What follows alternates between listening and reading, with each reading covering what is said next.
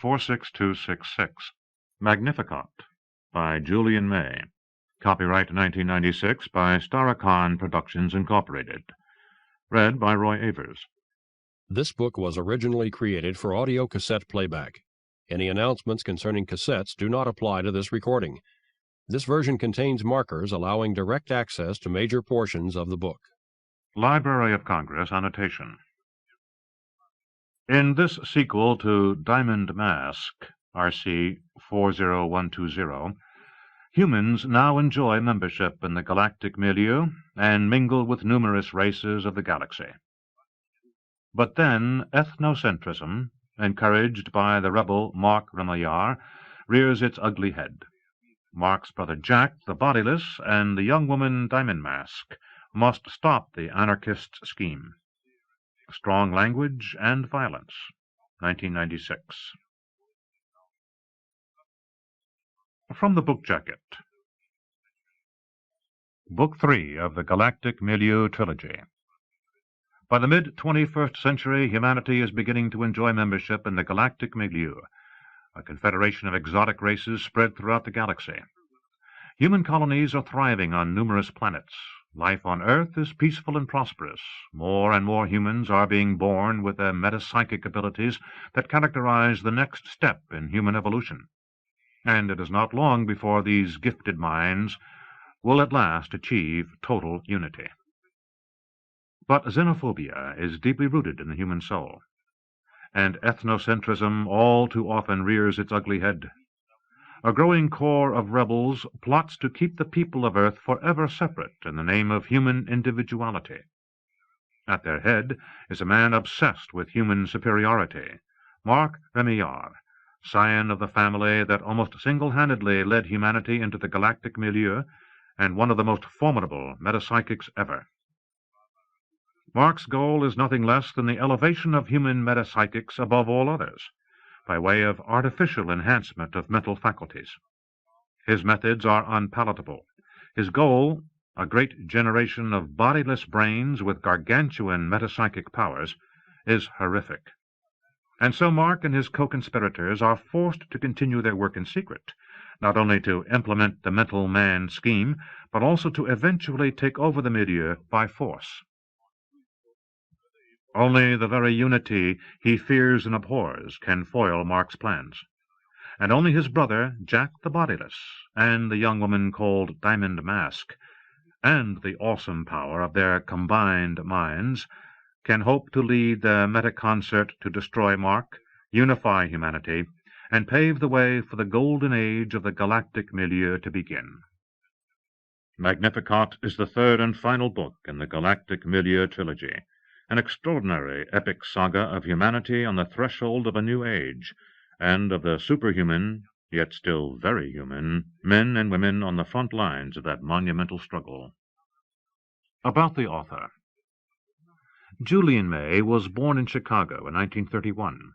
She has written numerous books, including The Many-Colored Land, The Golden Torque, The Non-Born King, The Adversary, and Intervention, Book 1, The Surveillance, and Book 2, The Meta-Concert.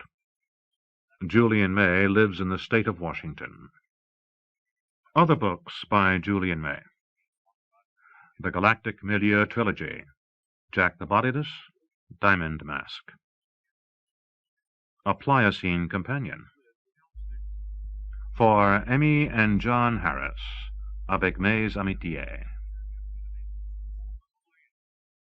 Magnificat anima mea dominum, ex exultavit spiritus meus in Deo salutare meo. Luke 1:46-47. God said, "It is necessary that sin should exist, but all will be well, and all will be well, and every manner of things will be well." Julian of Norwich. Love is the only thing that makes things one without destroying them. Pierre Teilhard de Chardin. Prologue. Kauai, Hawaii, Earth, 27 October 2113. It was dawn in the islands. In the ohia thickets of the highland forest, Apapani birds and thrushes gave a few drowsy chirps as they tuned up for their sunrise aubade. Inside a rustic house on the mountainside above Shark Rock, the old bookseller, called Uncle Roger Remillard, yawned and stopped dictating into his transcriber. He looked out of the big sitting-room window at the dark, choppy Pacific nearly 1,000 meters below, pinched the bridge of his long, broken nose, and squeezed his eyes shut for a moment while he gathered his thoughts. The adjacent isle of Niihau was just becoming visible against the rose-grey sky, and a few lights in Kekaha village sparkled down along the Kauai shore. Uncle Roger was a lanky man with a head of untidy, grizzled curls and a face that was deeply tanned after a 3-month stay in the islands. He wore a garish aloha shirt and rumpled chinos, and he was dead tired after an all-night session of work on his memoirs, so close to finishing this volume that he couldn't bear to break off and go to bed. Now, only the final page remained. He picked up the input microphone of the transcriber again, cleared his throat, and began to record. I stayed on the planet Caledonia with Jack and Dorothée for nearly 6 weeks, until they bowled me over, along with most of the rest of the milieu, by announcing that they would marry in the summer of 2078. Then I finally reclaimed the Great Carbuncle, which had done a damn fine job, went back to my home in New Hampshire, and tried to decide what kind of wedding present to give the improbable lovers. I was feeling wonderful. Le bon Dieu was in his heaven, and all was right with the galactic milieu. Roger studied the transcriber's display. Not bad. Not a bad wind-up at all. He yawned again. His 10-kilo Maine Coon cat, Marcel La Plume the Ninth, stalked into the room and uttered a faint, high-pitched meow. Roger acknowledged the animal's telepathic greeting with a weary nod. Eh bien, mon brave chaton. All done with this chunk of family history. Only the worst part left to tell. One more book. Shall we stay here on Kauai and do it, or go back to New Hampshire? Marcel levitated onto the desk and sat beside the transcriber, regarding his master with enormous gray-green eyes. He said, Hot here.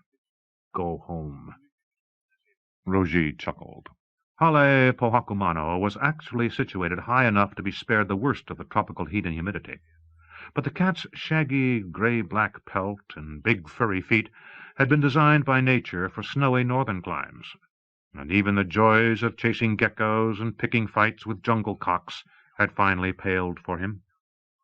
Home, Marcel said again, fixing Roger with an owl-like coercive stare. Bartege, maybe you're right. The bookseller picked up the silver correction stylo, tapped the display, and dictated a final word, changing the planet Caledonia on the last page to Cali. Then he hit the file and print pads of the transcriber. Yep, I guess it's time to get on back to Hanover. Make sure the bookshop's okay, enjoy the last of the autumn leaves, and put my goddamn stupid wishful thinking in the ash can where it belongs. There's no reason to stay here. I've got to stop acting like a sentimental sap. Marcel inclined his head in silent agreement. She's just not going to show up. Aonani and Tony must have let her know I was staying in her house. If she'd wanted to see me, she had plenty of chances to drop in casual-like. Roger looked out the window again, letting his inefficient seeker sense sift through the human auras glimmering far downslope.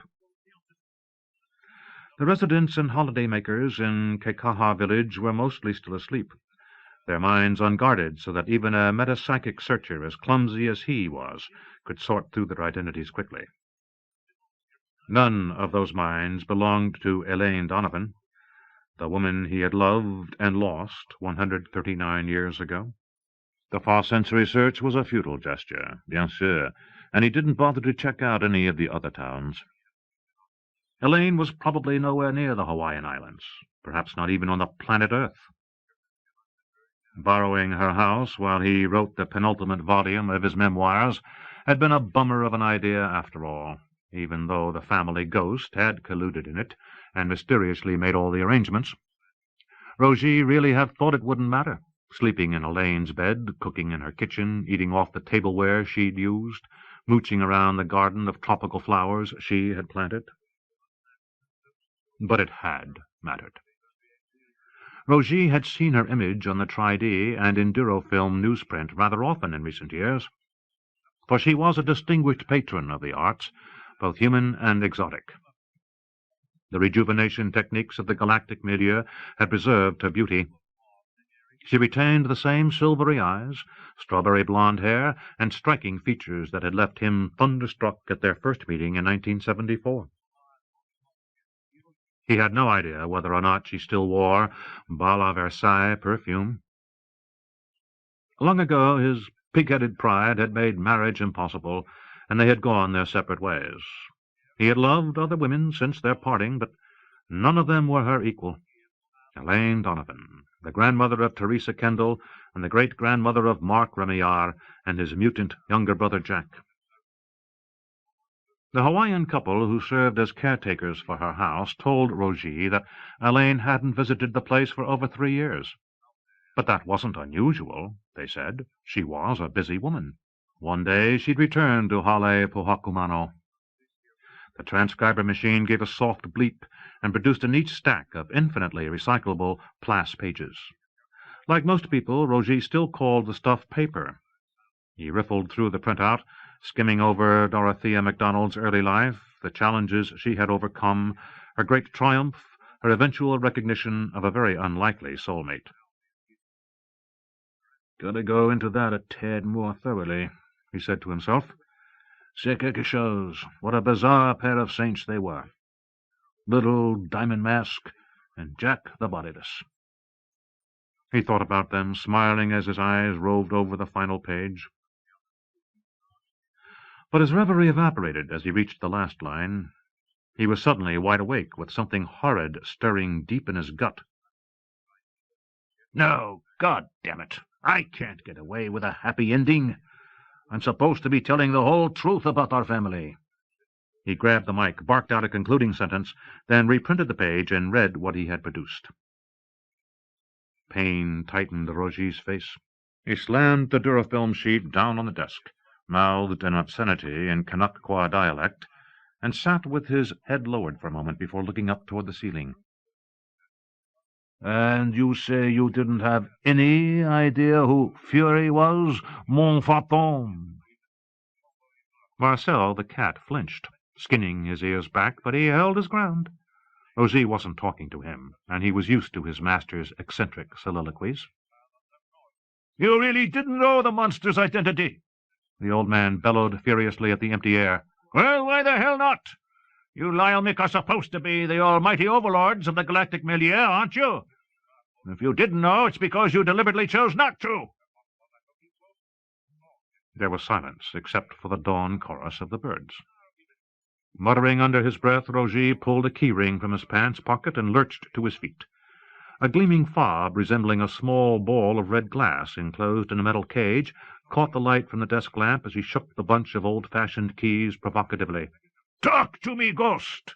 Answer the questions! If you want me to finish up these memoirs, you better get your invisible ass down to earth and start explaining why you didn't prevent all that bad shit. Not just the Fury thing, but the Mental Man fiasco and the war as well. Why did you let it happen? God knows you meddled and manipulated us enough earlier in the game." The family ghost remained silent. Rogie crumpled back into the chair and pressed his brow with the knuckles of his tightened fists. The cat jumped lightly into his lap and butted his head against his master's chest.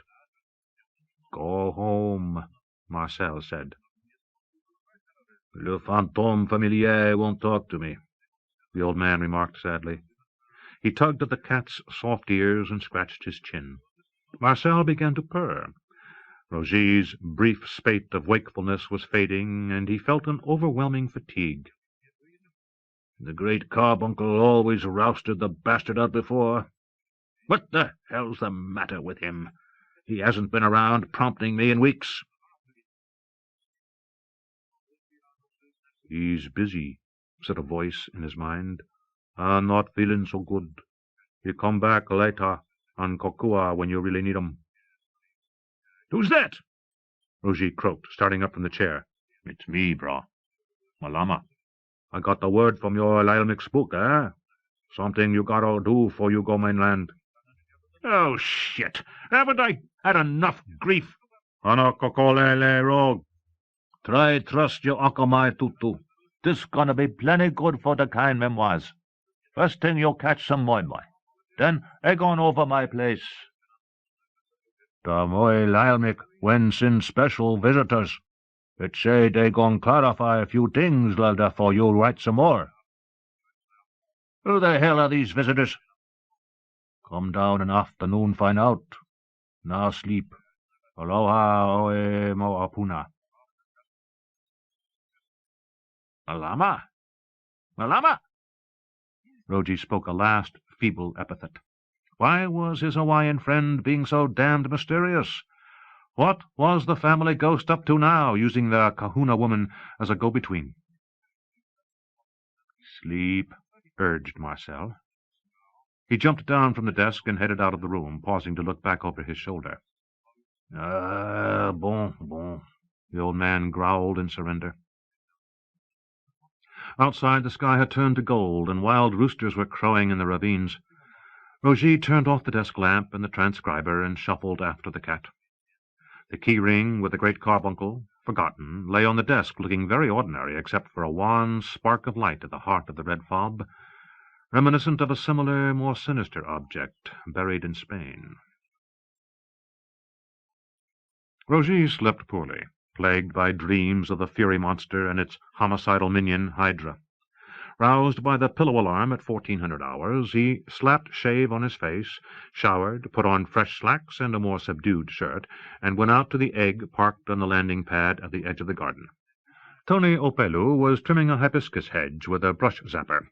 He waved. "How's it, Rogie? Going to town? Try bring back couple Esau's for the jeep, eh? She won't die on me this morning." "No trouble at all." "Thanks, eh?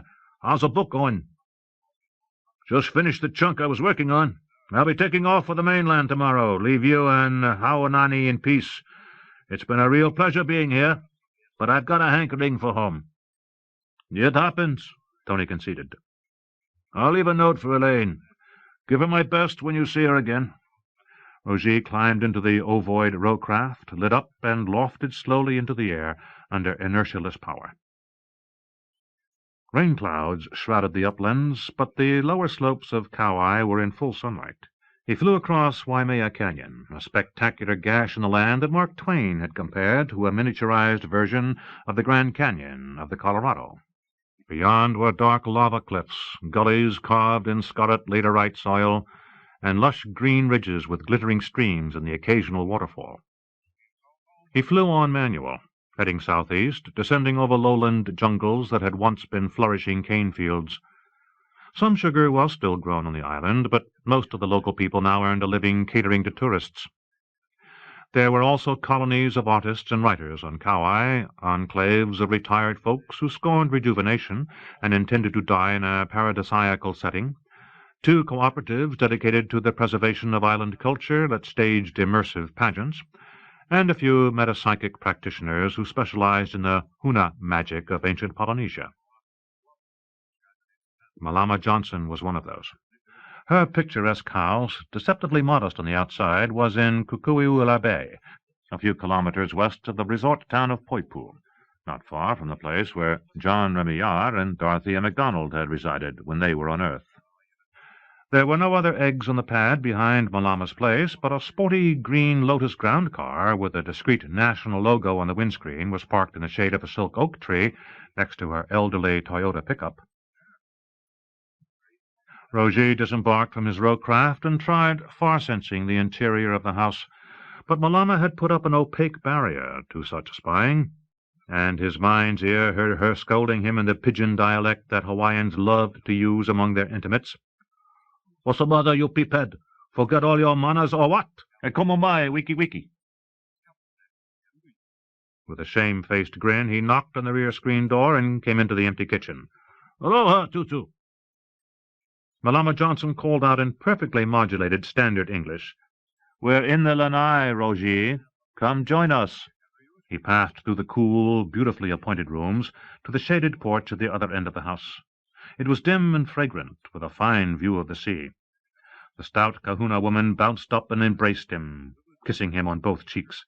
She wore a royal blue muumuu and several leis of rare tiny golden shells from Niihau. "Clyde and Hagen flew in last night from San Francisco," she said, indicating the two guests.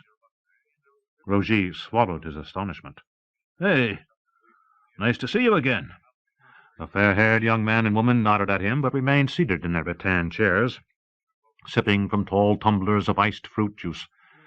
They were immaculately attired, she in a snowy cotton safari suit and high white buckskin moccasins, he in a white Lacoste shirt, white slacks, and white topsiders. Roger knew the visitors all right, but no better than any other members of the Remillard family did. They were still very reclusive and reticent about their early lives.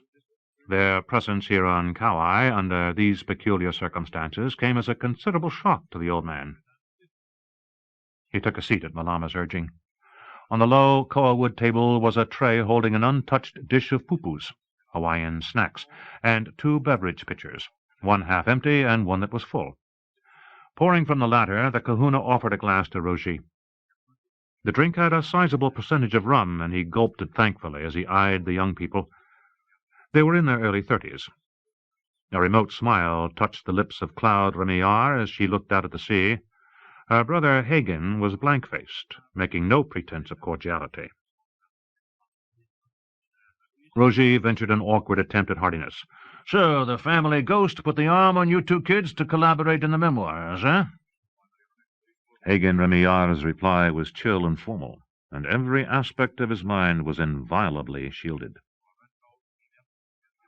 "We were bespoken by a Lilemic wearing the usual disembodied head manifestation. He ordered us to come here and talk to you about certain events that took place during our exile in the Pliocene epoch." "That should be mighty interesting." Roger's grin was wary. "You know that our entire group was debriefed by the Human Polity Science Directorate when we first came through the time gate." Hagen did not meet the old bookseller's eyes. "At that time we were instructed not to publicize details of our Pliocene experiences, and we complied scrupulously. Even now, very few people know that the two of us were among the returnees." "It was a relief, having an official excuse to keep quiet about our identities," Clyde said. "We knew that if the public was spared the more gaudy details of our prehistoric adventures, there would be less likelihood of our lives becoming a media circus. In most of the media, our group was just a 9 days wonder. You know, time travelers return, whoop-de-doo, then on to the next bit of fast-breaking news. My husband, Guhal, had a harder time of it, but at least he's humanoid, and so he adapted. We've been kept busy doing certain work connected with our conditional unification, and we've managed to live more or less in peace. Until now." Hagen said, "The entity who countermanded the Directorate's gag order told us that he was Atoning Unifex, the head of the media's supervisory body. Clyde and I were properly overawed at first, but as the Lilemic spoke to us, we both experienced a shocking sense of déjà vu. After Unifex vanished, we were confused. No, we were terrified, and we wondered if we had experienced some shared delusion, a waking nightmare. Not long afterward, the Lilemic's orders to us were reconfirmed by the first magnate of the Human Polity, and also by the Intendant General of Earth.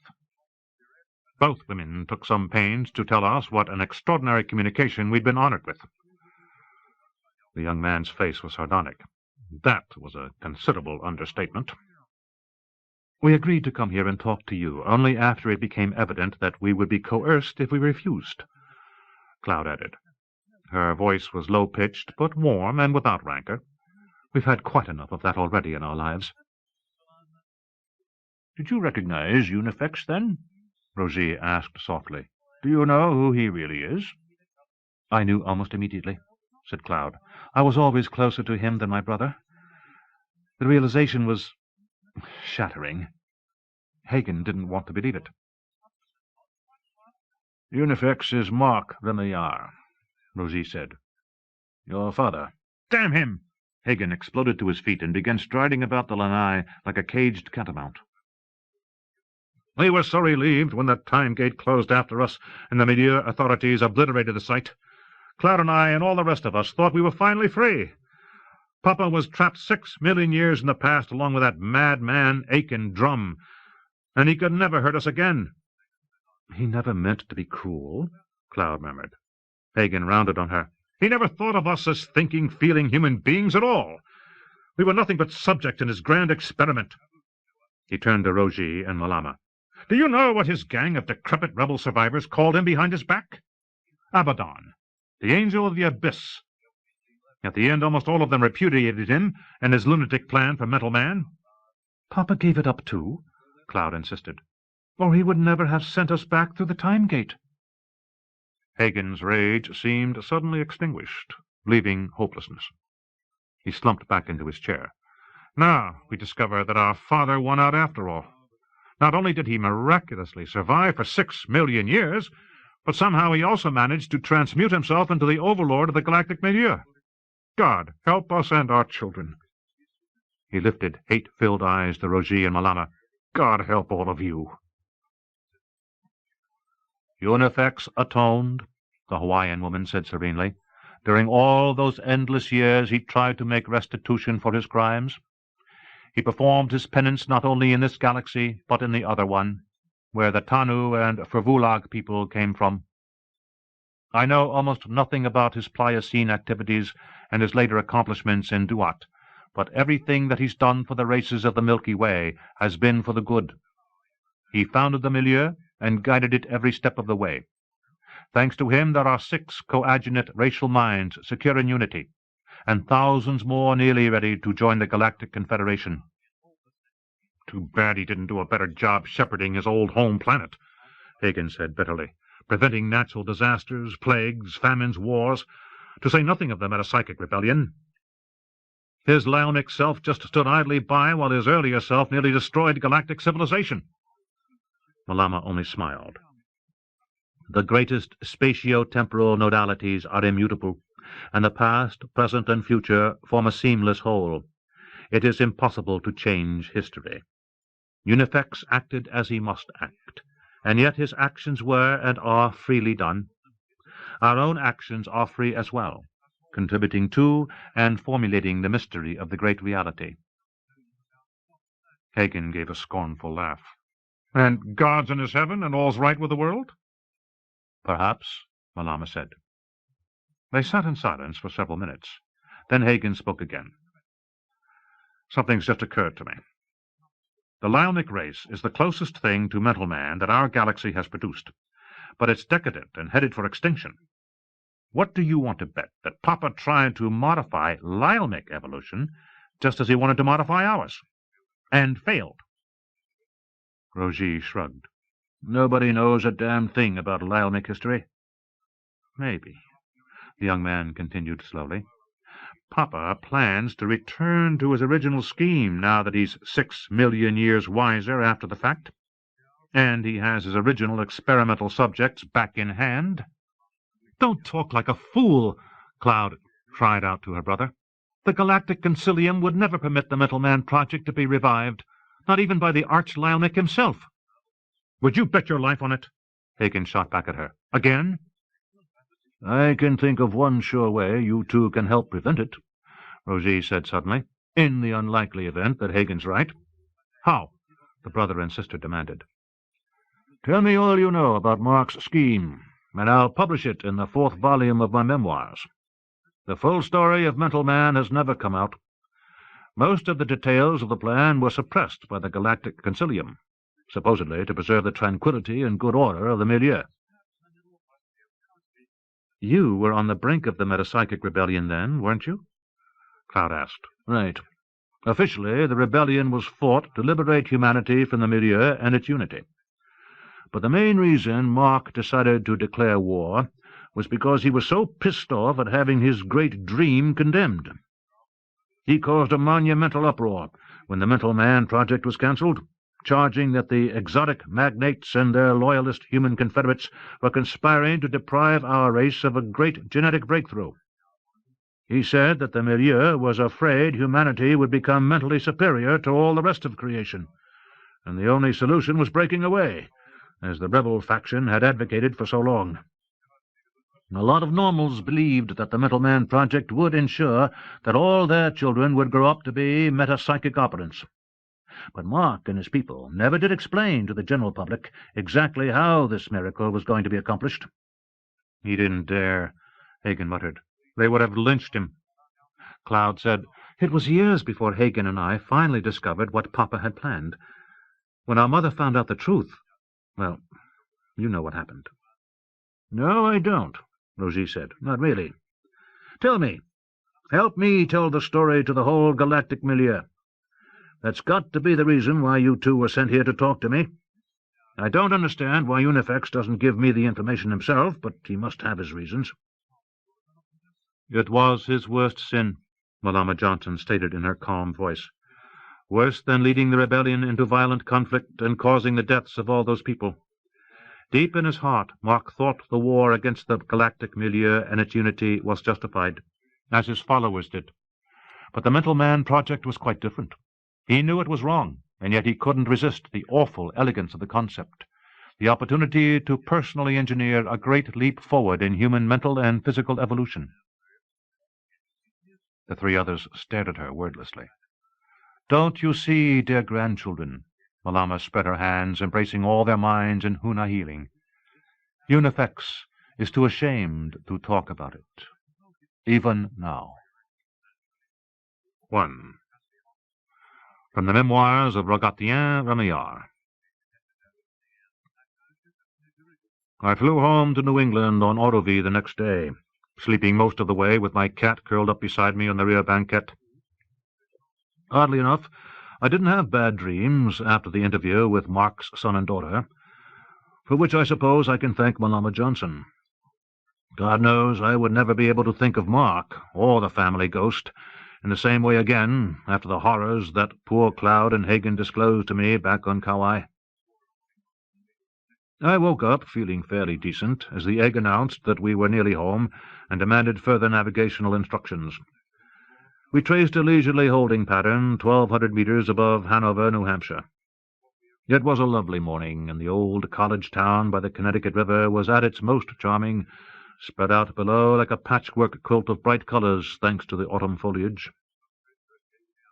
I discovered that I was ravenously hungry. Half a dozen congenial campus eateries lay within strolling distance of my apartment, and I had opened my mouth to give the command to descend, when suddenly a completely different notion on where to break my fast occurred to me. Sheer serendipity. Right. I programmed the aircraft for V-flight to Bretton Woods, and a few minutes later we'd whizzed 90 kilometers northeast and descended into the Egg Park area of the old White Mountain Resort Hotel. It crouched at the foot of Mount Washington, a gargantuan white wooden confection with bright red roofs on its gabled wings and quaint towers. As the rowcraft landed, I announced myself over the RF comm and confirmed that the establishment would be delighted to accommodate Citizen Remillard for breakfast. I opaqued the Egg's dome for decency's sake, used the facilities, freshened up with a beard wipe, combed my hair, and donned my old corduroy jacket. Then I opened a pouch of cat food for Marcel and thrust him into his carrier cage. He bespoke telepathic indignation as he realized I was about to go off and leave him behind. "Sorry, old boy. No companion animals allowed in the hotel dining room. Old Yankee custom." Marcel gave a bitter hiss of betrayal as I exited the rowcraft. Silly brute. When were the goddamn cats going to admit that the raison d'etre of the human race was not humble service to felinity? I came through the gardens where chrysanthemums and dahlias and winter pansies still bloomed, and ambled into the hotel's main entrance, giving my nostalgia free rein as I sopped up the familiar Edwardian ambience. I hadn't been here in 30 years, but the old place, beautifully restored, subtly tricked out now with high-tech innovations to allow year-round operation, and adapted to accommodate other races besides humankind, looked almost exactly as I remembered it. The lobby was crowded with tourists, both human and exotic, many of them preparing to ascend Mount Washington via the antique cog railway. I went out on the veranda, where there was a gorgeous view of the presidential range, not yet touched by snow. The lower slopes were a blazing mosaic of dark evergreens and gold and scarlet sugar maples. Memories overwhelmed me like a psychic avalanche. The wedding of Jack and Dorothée had been held here in 2078, and I'd been the ring-bearer and killed a man for the second time in my life. And in 2082, the last time I had stood on the mountain, my nephew Dennis had been with me. Dennis. And the other. But I dared not think of that yet. So I went in and had a fine breakfast, then returned to my egg, where Marcel had retaliated against my perfidy in the time-honored catty fashion. I didn't even bother to chide him, only turned on the aircraft's environmental deodorizer full blast and flew home. It was time to begin writing again, with or without the family ghost's help. It was more than happenstance that brought me back to the White Mountain Hotel. In my younger days, before opening the bookshop, I worked at the place as a convention manager. My nephew Dennis, who adopted me as his father figure when my twin brother Don let him down, first visited the hotel in 1974, when he was 7 years old.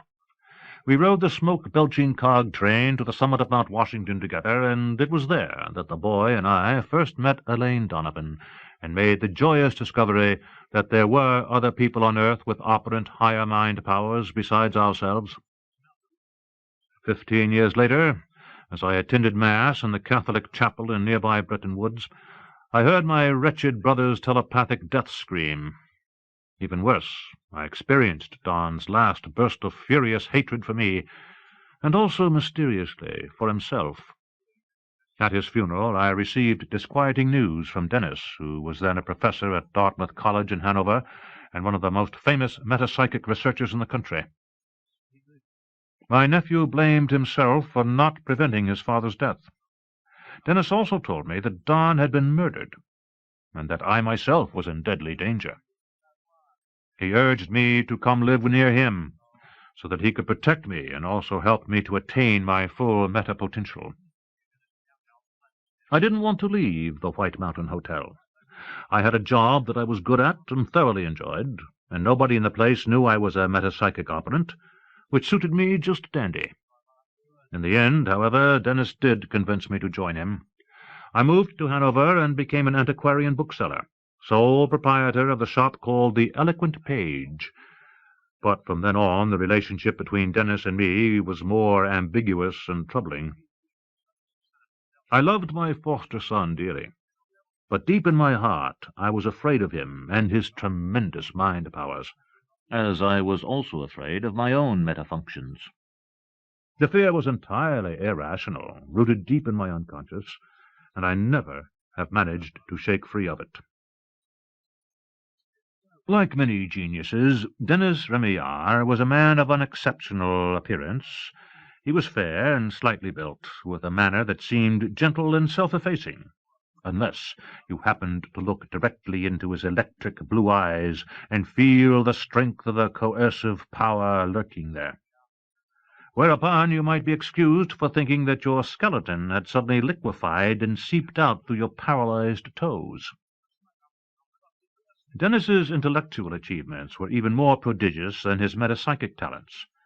His research earned him a Nobel Prize in psychiatric medicine, and his books and monographs are classics, still highly respected 30 years after his death, as is Dennis himself.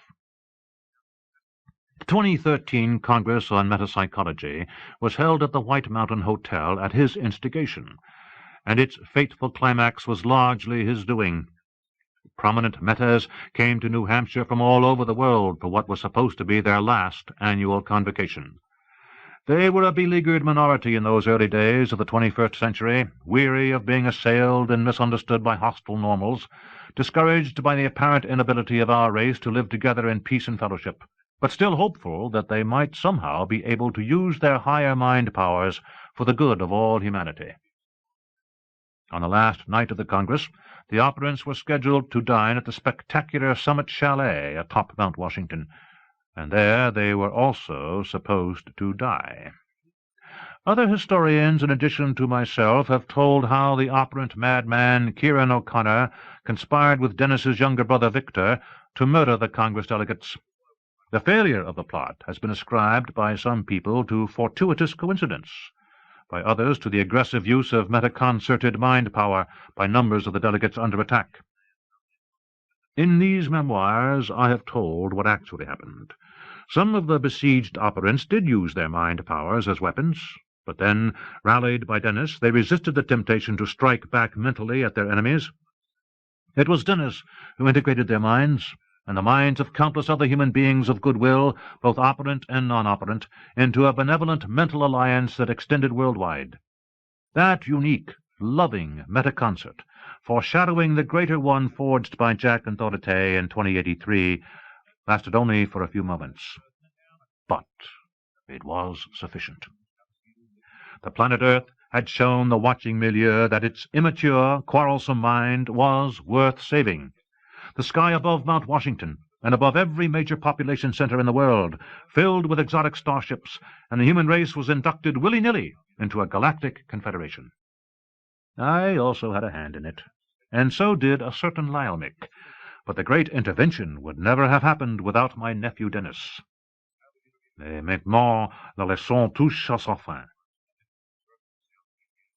2. Hanover, New Hampshire, Earth, 2 February, 2078. The Rudolph composer Mulmul landed its rowcraft across the street from the Eloquent Page bookshop, climbed out, and stood in the snow for some time, absorbing the local telluric aura and giggling in unashamed rapture at the heady stimulation of it all.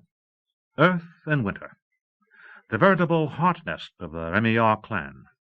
It was inimitable, sublime, very nearly inenarrable.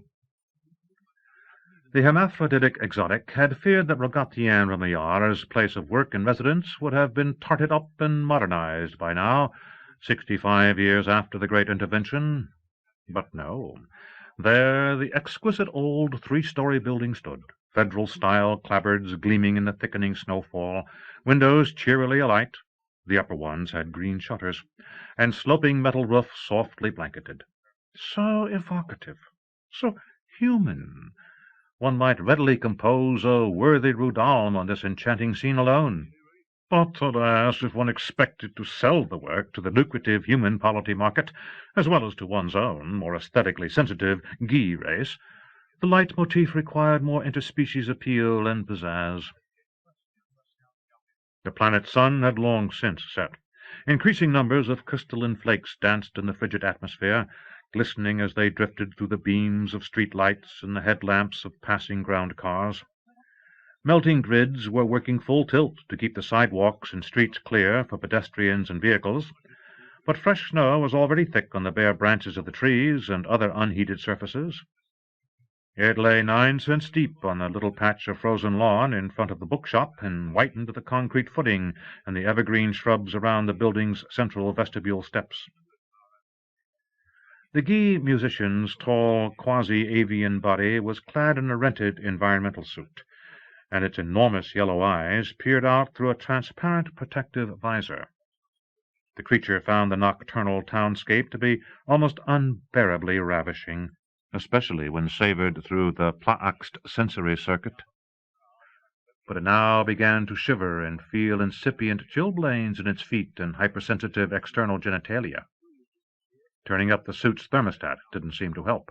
Reluctantly, the Guy decided it had accumulated enough outdoor imagery. It was time to get on with the interview and the full sensory extraction. Mulmul tripped off heedlessly across Main Street, only barely managing to dodge a scannerless, aged ground car full of Dartmouth students that skidded on the wet pavement trying to avoid it. The reversed turbine whined and a horn blared furiously. The near disaster had been entirely the Guy's own fault, and it prayed forgiveness from the cosmic all as it scrambled clumsily onto the opposite sidewalk. Fortunately, the human occupants of the vehicle weren't metapsychic operants, so Mulmul's excruciating telepathic cry of terror had not distressed them unnecessarily. The door of the bookshop opened, and an operant human male peered out, broadcasting emanations of anxiety. "Good. Are you all right?" Quite safe, the Guy fluted. How kind of you to inquire.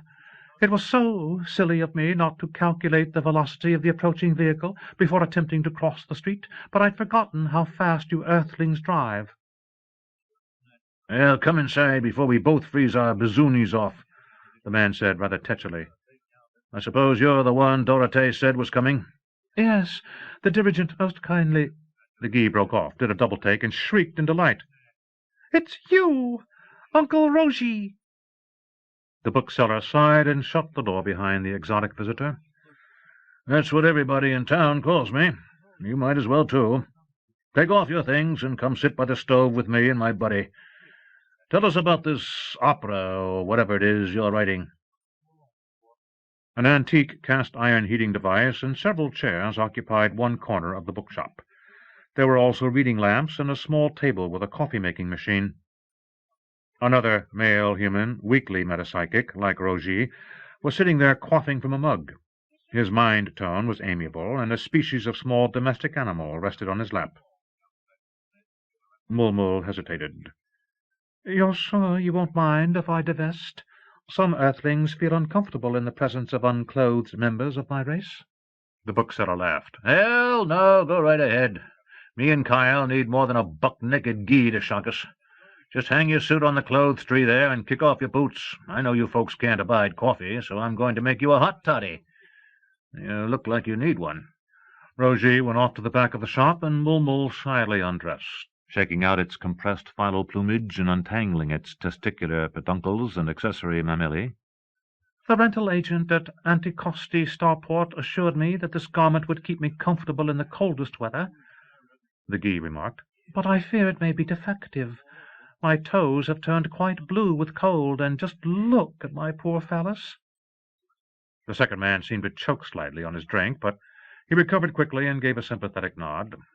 He was a robust specimen, with abundant brown hair and a ruddy complexion. "Oh, well now, citizen, that's truly a scandal. The stuff they hire out these days just can't be trusted. You be sure to raise a stink when you return it, and likely they'll cancel the fee." Oh, I'd never dream of complaining. "Right, of course you will," Rogie said, returning with a steaming cup, which he thrust into the Guy's elongated, near-humanoid hands. "What on earth you got to do as the locals do? Stick up for your rights. Sit down there now, and toast your tootsies, and let's get on with whatever it is you want from me. I'm planning to close the shop early because of the snow. Oh, by the way, this is my old friend Kyle MacDonald. You won't mind if he sits in?" Not at all, Mulmul burbled. The dirigent's grandfather. What a signal honor to make your acquaintance. The exotic flopped into the indicated chair and extended its large four-toed feet toward the stove. What a relief it was to be warm again. And the hot drink was truly delightful, its generous alcoholic content enhanced with butterfat and a large helping of maple sugar. The Guy expressed its gratitude after belatedly introducing itself. As Dirigent MacDonald may have explained, I am a composer. My specialty is the rudalm, a musical art form that some critics have called a cantata virtuale. Recently, rudalma have enjoyed considerable favor among human music lovers.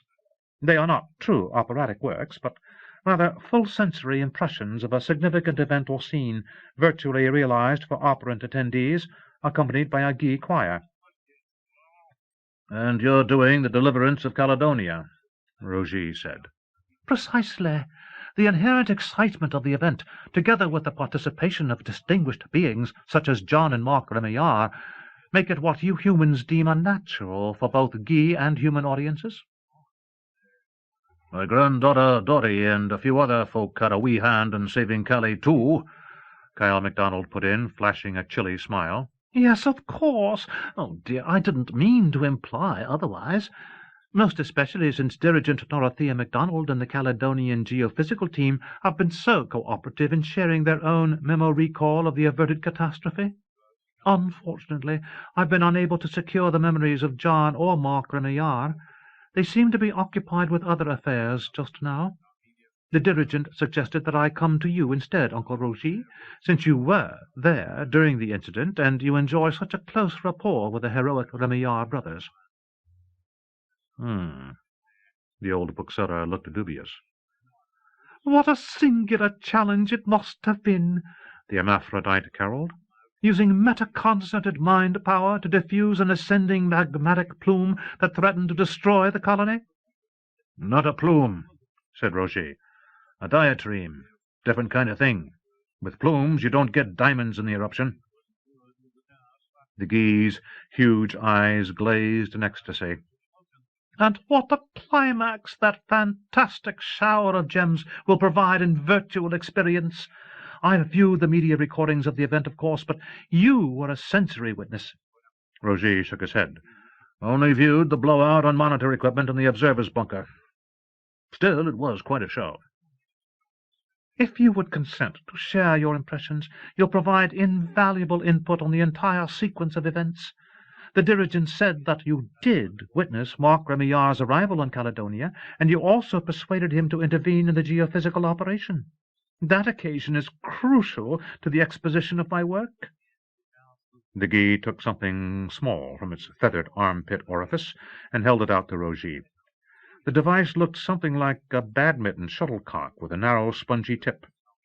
"This full-sensory extractor will absorb your perceptions of the entire episode in short order.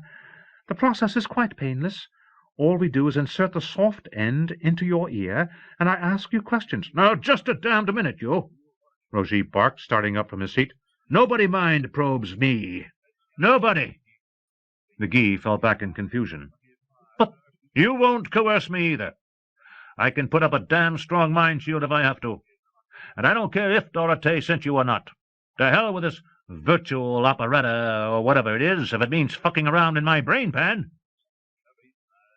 The hypersensitive exotic uttered a heart-wrenching soprano wail and sank slowly to the floor in a disheveled heap of plumage and quivering primary and secondary sexual organs. "I never intended.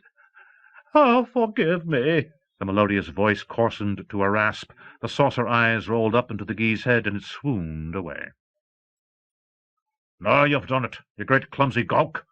Kyle MacDonald dumped the cat Marcel from his lap and knelt beside the collapsed exotic. Unable to locate any of the Guy's hearts in the mass of fluffy body feathers, nipples, and ovarian externalia, he felt for a pulse in its stringy neck. "Could you not have been more tactful? The big birdies are all delicate things. Sometimes they drop dead just to emphasize a point." "Ah, shit." The dismayed bookseller helped his Scottish friend lift the Guy into a chair. Its eyelids were beginning to flutter. "I didn't mean to hurt its feelings, but damn it all, I don't even let members of my own family past my mind screen nowadays.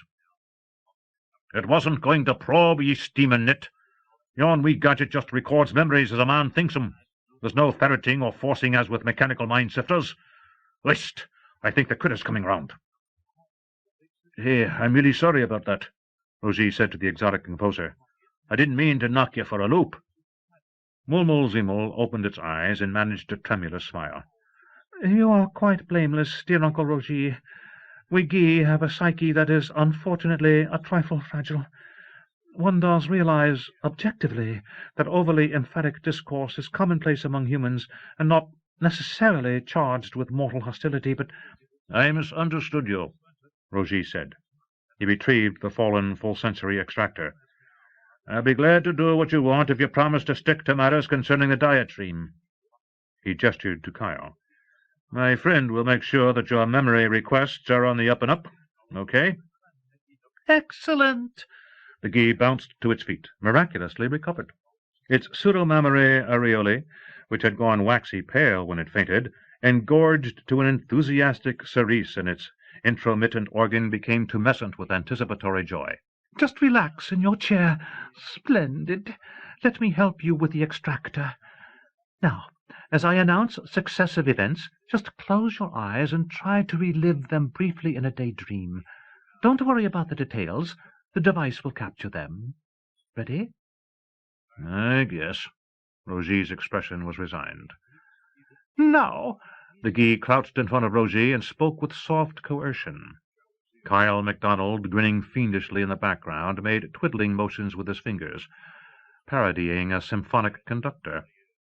Just think about when you and John Remillard first landed on Caledonia and learned details of the imminent seismic peril to that planet.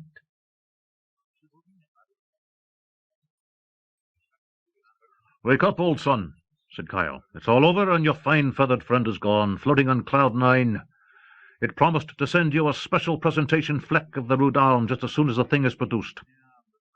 Roger groaned and stretched. "Putain! Wait till I get my hands on that chit Dorothée sicking that oversexed turkey on me. Look at that rug. It was just back from the cleaners. Och, don't be such a cranky old fart. So the gee did get a wee bit transported. The music the birdies make is glorious and their virtual visions unique. Fascinating the way they manage to put an erotic lustre on everything. I can hardly wait to see what they do with a Calais diamond shower." 3 guesses. Grumpily, Roger rolled up the rag rug with its fluorescent pink cum stain. "For God's sake, Kyle, grow up. Virtual reality porn was old hat before you were even born. The gee Rodama are nothing like that. No tickle suits or buzz hats or other paraphernalia. I caught a show once on Zugmipel with Masha. Very tasteful and all done through the unencumbered mind." Roger grunted dismissively and peered out the bookshop window at the thickening snow. "That gee didn't try anything funny with my other memories when it was rooting around in me, did it?" "Nary a bit. I stood by every minute guarding your mental integrity. The only memories it called up were the ones relevant to the diatribe. What are you fashed about, anyhow? Who'd give a rat's ass about the rubbish in your skull?" "You'd be surprised," Roger said darkly. "Nobody cares if you're a rebel, any more than anybody cares that I write my little fantasy novels pissing in the eye of the milieu. We're small fry, laddie, beneath the notice of the magistratum and the concilium. Or is it the fury thing that's got your knickers in a twist?"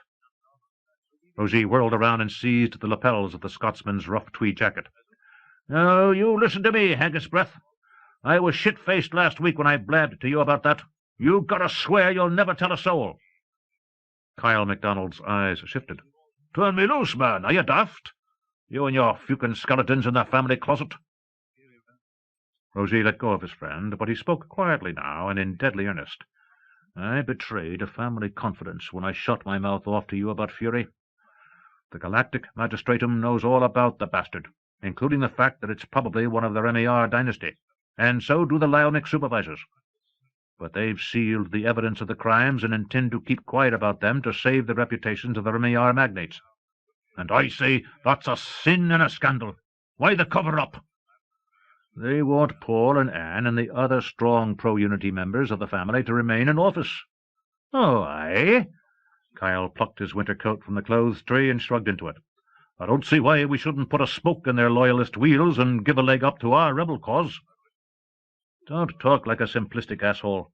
If word gets out that an unknown Remillard is a murdering nutcase, all the family will be discredited, rebels and loyalists alike, even Jack and Mark. There'd be the mother of all flaming flaps." Kyle leered. "And maybe that'd be all for the good, watching your hot shit relatives scatter like cockroaches when you turn the kitchen light on." "You know it wouldn't," Rosie said quietly. "A scandal of that magnitude touching the Remillards might turn the exotic races against humanity as a whole. They might kick us out of the concilium, or even out of the galactic milieu." "Speed the day," Kyle chortled. "Be serious. Throwing the human polity into turmoil over a Remillard scandal won't help our cause. The rebel magnates have to persuade other top human minds that the anti-unity position is morally valid and logical. We can't win this fight with only normals and low-powered heads like you and me. We need the real long brains on our side. The Remillards, goddammit, with their reputations intact. We need Mark, we need Jack, we need the first magnate and the loyalist members of the dynasty." "Some hope you have of converting that lot. Mark doesn't give a flying fuke about unity, and the loyalist members of your family are adamant in favour." "No, they are. But given time, who can say? We've got Adrian and Sevi already, and there's a strong chance that Catherine is leaning in our direction too. Just ask Masha." "Arr!" Kyle growled in disgust. "Her nibs and me aren't speaking this week." He pulled a heavy wool tam-o'-shanter down over his ears and hauled on a pair of gloves. You want to come along with me to the sap bucket for a wee dram, or 5 or 6? Kyle, this is important. Will you keep quiet about the Fury thing? The Scotsman flung up his arms. Oh, losh, I'll be keeping your bloody secret, I suppose. Not to save the skins of the high and mighty Remillarad dynasty, mind, but for my granddaughter Dorothea's sake. The poor lass has enough on her plate already, saying she'll marry that freak of a Jack the Bodiless. It's especially important that no whiff of this gets to Davy MacGregor. Kyle was nonplussed. Why? What's the Earth Dirigent got to do with the potential scandal in the Galactic Concilium? Davy has a personal vendetta against Fury and its creature Hydra. They killed his wife back in 2051. Her death seemed to be suicide, and the magistratum didn't disabuse the public, but MacGregor knew the truth, and he also knew that a Remillard was probably responsible. The Lylmic forced him to put out. He's only stayed off our case because he thinks Fury and Hydra have been dormant since then. But if he found out about the other killings and the attacks in Dorothea, there'd be the devil to pay. The family doesn't think the Lylmic would risk another grand-scale whitewash. Too many exotic members of the Concilium were opposed to Earth joining the milieu in the first place. Kyle gave a solemn wink. And they were quite right about us disreputable humans, weren't they? I'll bid you good evening, then, and be sure to keep a sharp eye out for things that go bump in the night. The bookshop's little door chime rang, and Kyle MacDonald slouched away into the storm. Shit the mad. Roger heaved a sigh. Kyle would probably keep his word, and in a few months, when Tejon and Dorothea tied the knot, the rejuvenated old Scotsman would be an honorary part of the Remillard clan, too, with a stronger motive for keeping his trap shut. Locking the door, Roger programmed its little sign to read closed. Marcel, the Maine Coon cat, came padding out from among the bookshelves and suggested telepathically that the two of them retire to their cozy upstairs apartment and eat. "Pretty soon, greedy guts," the bookseller said, flicking off the lights in the front of the shop. "I still have a little work to do, sorting out the last of the stuff that came in while I was off gallivanting on Caledonia." He went to the back room and worked for more than an hour, unpacking the newly arrived copies of rare old science fiction and fantasy books that were the stock in trade of the Eloquent Page bookshop. Some choice items had shown up in response to his circulated want list: several R.A. Lafferty paperbacks in good condition, a first of Hugo Gernsback's Ralph 124 C41+, a fine set of Michael Moorcock's Jerry Cornelius novels in the original British edition, and an excellent Flowers for Algernon by Daniel Keyes. He smiled and laid them out carefully on the work table. Best of all, a New York dealer had managed to find mint copies of the 1943 Knopf edition of Donovan's Brain by Kurt Siodmak, and the 1946 Viking edition of Franz Werfel's Star of the Unborn. Along with a pair of bookends of polished New Hampshire granite, those two evocative volumes would be his wedding presents to Tejon and Dorothea. Marcel uttered a chirping cry and projected urgent vibes, and at the same moment someone began to rap loudly on the front door. Roger looked up in annoyance and decided to ignore the interruption, but the caller, a powerful metapsychic operant, was not to be denied. "Uncle Roger, I know you're there. Let me in. I must talk to you." He reached out with his seeker sense, recognized the person standing outside in the blizzard, and said, "I'll be damned." With the cat galloping ahead, he hurried to the front of the shop and unlocked the door.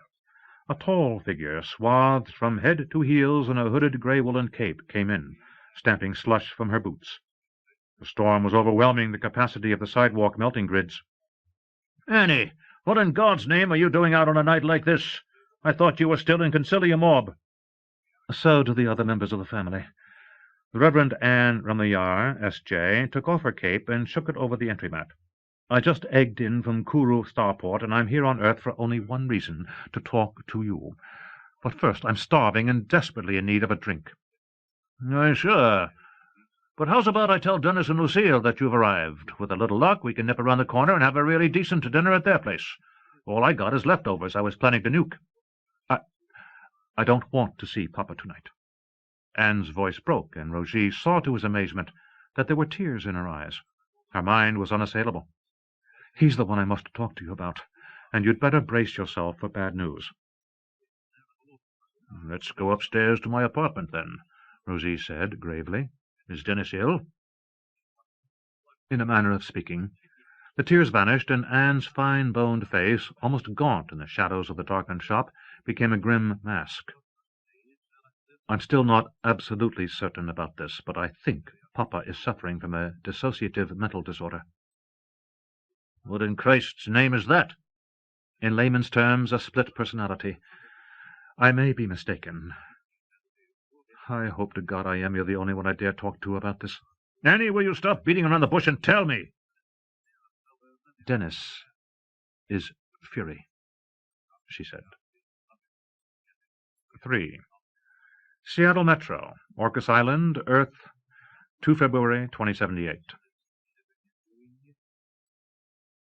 When he knew it was hopeless, when his sleep-deprived body was beyond meta-redaction, and his paramount mind stumbled and flagged despite the utmost self-coercive press, he reluctantly set the analysis aside and took off for home. The weather was terrible. A winter storm with near-hurricane-force winds pounded Puget Sound and the Strait of Juan de Fuca, raising mountainous waves, closing the submarine tubeways, suspending skim-ferry service, and clearing Seattle Metro's lower airways of all but the most powerful private roadcraft. His big black Lear Hawkins laughed at atmospheric turbulence, and ordinarily he would have enjoyed free-flying through the raging night. Instead, he programmed the Egg to fly to Orcas Island on full auto. He had labored for over 80 hours without a break in the crucial systems compatibility analysis, and he was exhausted to the point of collapse. Weakling, mortal immortal. Too tired to do the remaining 4 or 5 hours of work that would have completed the job. Too tired to pilot his roadcraft on manual a mere 170 kilometers from Siram to his home in the San Juan Islands. Too tired to keep vagrant thoughts and memories from plaguing and distracting him. Jack, the lucky bastard, wouldn't have succumbed to simple fatigue so readily. He could stay wide awake for weeks on end, if necessary, living on photons of light and the occasional PK condensate of atmospheric molecules and fucking dust bunnies. And to think that I once felt sorry for him, poor little brother, poor grotesque mutant genius. If Jack had been here to help, the knotty brainstem adaptation problem that had frustrated and infuriated him would already have been either validated or deep-sixed. The Keogh proposal judged go or no-go. But ever since the Science Directorate inquiry into the Caledonian incident, Jack had disclaimed interest in cerebro-energetic enhancement technology. All he seemed to care about was meddling in galactic politics, promoting unity, and mooning over his bizarre love affair with Dorothea MacDonald. Jack squandered his unique life on irrelevancies, while the important work he had once shared with his elder brother went begging. Jack is a fool. He doesn't appreciate how special he is, how lucky, how superior to ordinary humans. He has no drive, no fire, no elan. His vision is mediocre, puerile fribbling. It should have been me. God, why couldn't it have been me? The full-body CE rig would be a step in the right direction, if he could only build it. If he could verify that the E-18 C-COMEX system was compatible with the arcane cerebellar stem unit of the Keogh design.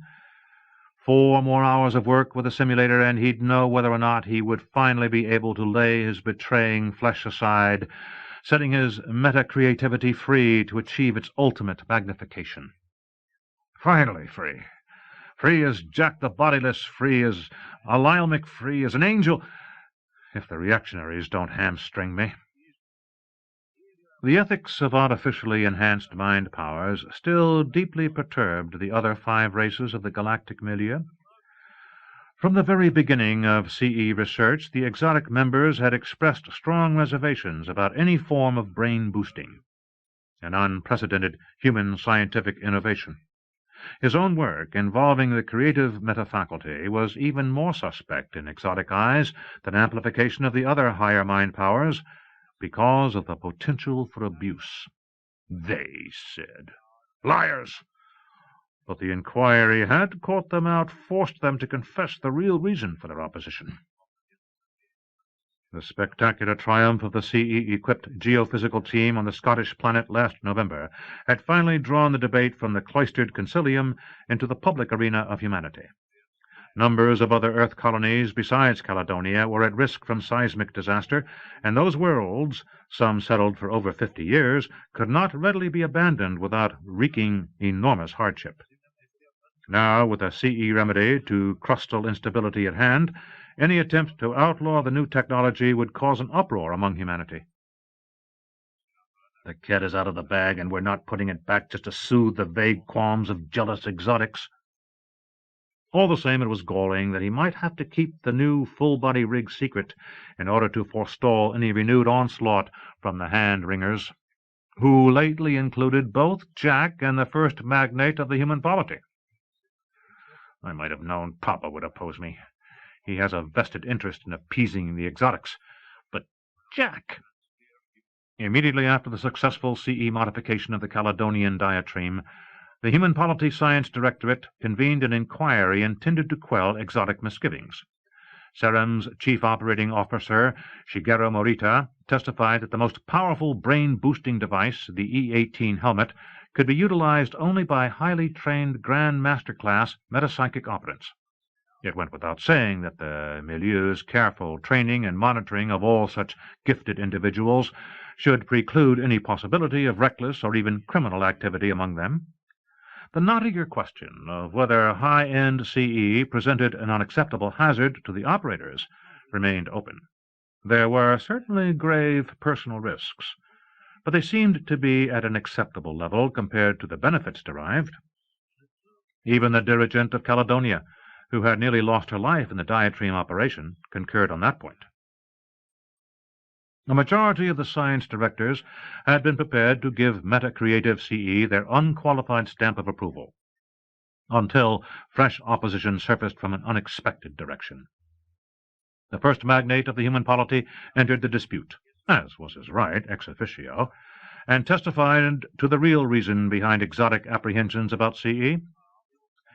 The non-human races of the galactic milieu feared that any kind of cerebro-energetic enhancement would skew the evolution of the human racial mind, making it incompatible with unity, the coadjunate mental state that formed the very foundation of the benevolent Galactic Confederation. Unity. That damned bête noire. The exotic's thesis was totally unprovable, but it had impressed many of the science directors, including Jack, who was also a member of the Pan-Polity Directorate for Unity.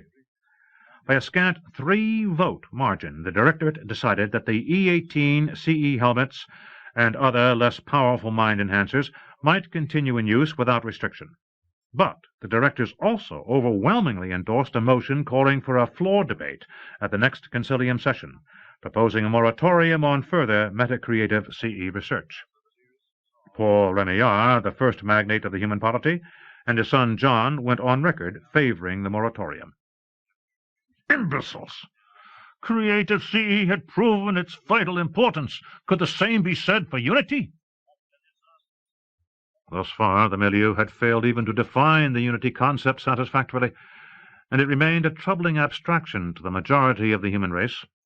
The non-human races had not yet made an outright declaration that an ununified humanity would be expelled from the Galactic Confederation, but milieu-loyalist humans feared that such an announcement would inevitably come as the human population attained its critical coadjunate number of 10 billion sometime in the mid-'80s. They can't expel us and put us in some galactic quarantine. It's too late. We're too strong for them. Why can't the damned exotics accept that? But they wouldn't. So while milieu scholars redoubled their efforts to demonstrate Unity's potential benefits to humanity, the rebel faction of the human polity viewed with alarm the potential loss of human mental autonomy Unity might entail, and spoke more and more openly of a draconian solution to the controversy. And pro-Unity human magnates at the concilium waffled and weaseled. A parliament of assholes! At this critical time, the human milieu loyalists would do anything to forestall a premature concilium debate on unity. His own CE research would merely be an incidental casualty in the unification battle. Damn them, damn them, damn them! I've got to find a way to shoot down the research moratorium. They can't be allowed to stop me now. Not now, when... Exotic opposition to CE had been somewhat ameliorated by the general belief that the E-18 helmet represented the upper limit of creative brain-boosting technology. Enhancement of the creative meta-faculty much beyond the 300X factor yielded by the E-18s was supposedly impossible because of natural constraints imposed by the human condition. Above 300X, the energized brain in creative mode was quite capable of incinerating the operator's body. But the milieu was wrong about 300X CE being the ultimate creative boost for metapsychic humanity. It was merely the upper limit for helmet-based CE design. The way to circumvent the barrier was obvious. Dissociate the energized brain during mental enhancement by freezing every body part except the self-fortified cerebral cortex to near absolute zero. A full-body CE rig would simultaneously protect the operator's extraneous flesh and bone and turn them into useful superconductors of mental energies. Jack-forming. It went without saying that this radical new concept, already in the planning stage at Serum when the Caledonian inquiry was convened, would be anathema in excelsis to the exotic magnates. They would pressure their human colleagues to vote the moratorium. Let them try. The notion that he should back off from this crucially important work in order to reassure exotic misgivings about human mental evolution was not only ridiculous, it was also contrary to the very philosophy of science. The human race had a right to achieve its maximum mental potential, and so do I. The artificial enhancement of creative brain power was no more immoral than the augmentation of human muscles by levers and other machines. When they were backed into a corner, the exotics would have to give in, or finally admit that their unified minds were afraid of human mental superiority. I'll continue research on the full-body rig, and in time I'll demonstrate its practicality in some overwhelming fashion, and they won't dare to suppress it. The radical new technology had had a difficult birth. His Serum organization included no workers who were expert in the advanced cryonics needed for the revolutionary design, and so Geoffrey Steinbrenner, his director of bionics, had suggested that they secretly approach Deirdre and Dermot Keogh, the shining lights of DuPont's cryotechnology division. Overcoming his personal distaste for the eccentric lifestyle of the talented pair, he had requested a private feasibility consultation at an astronomical fee.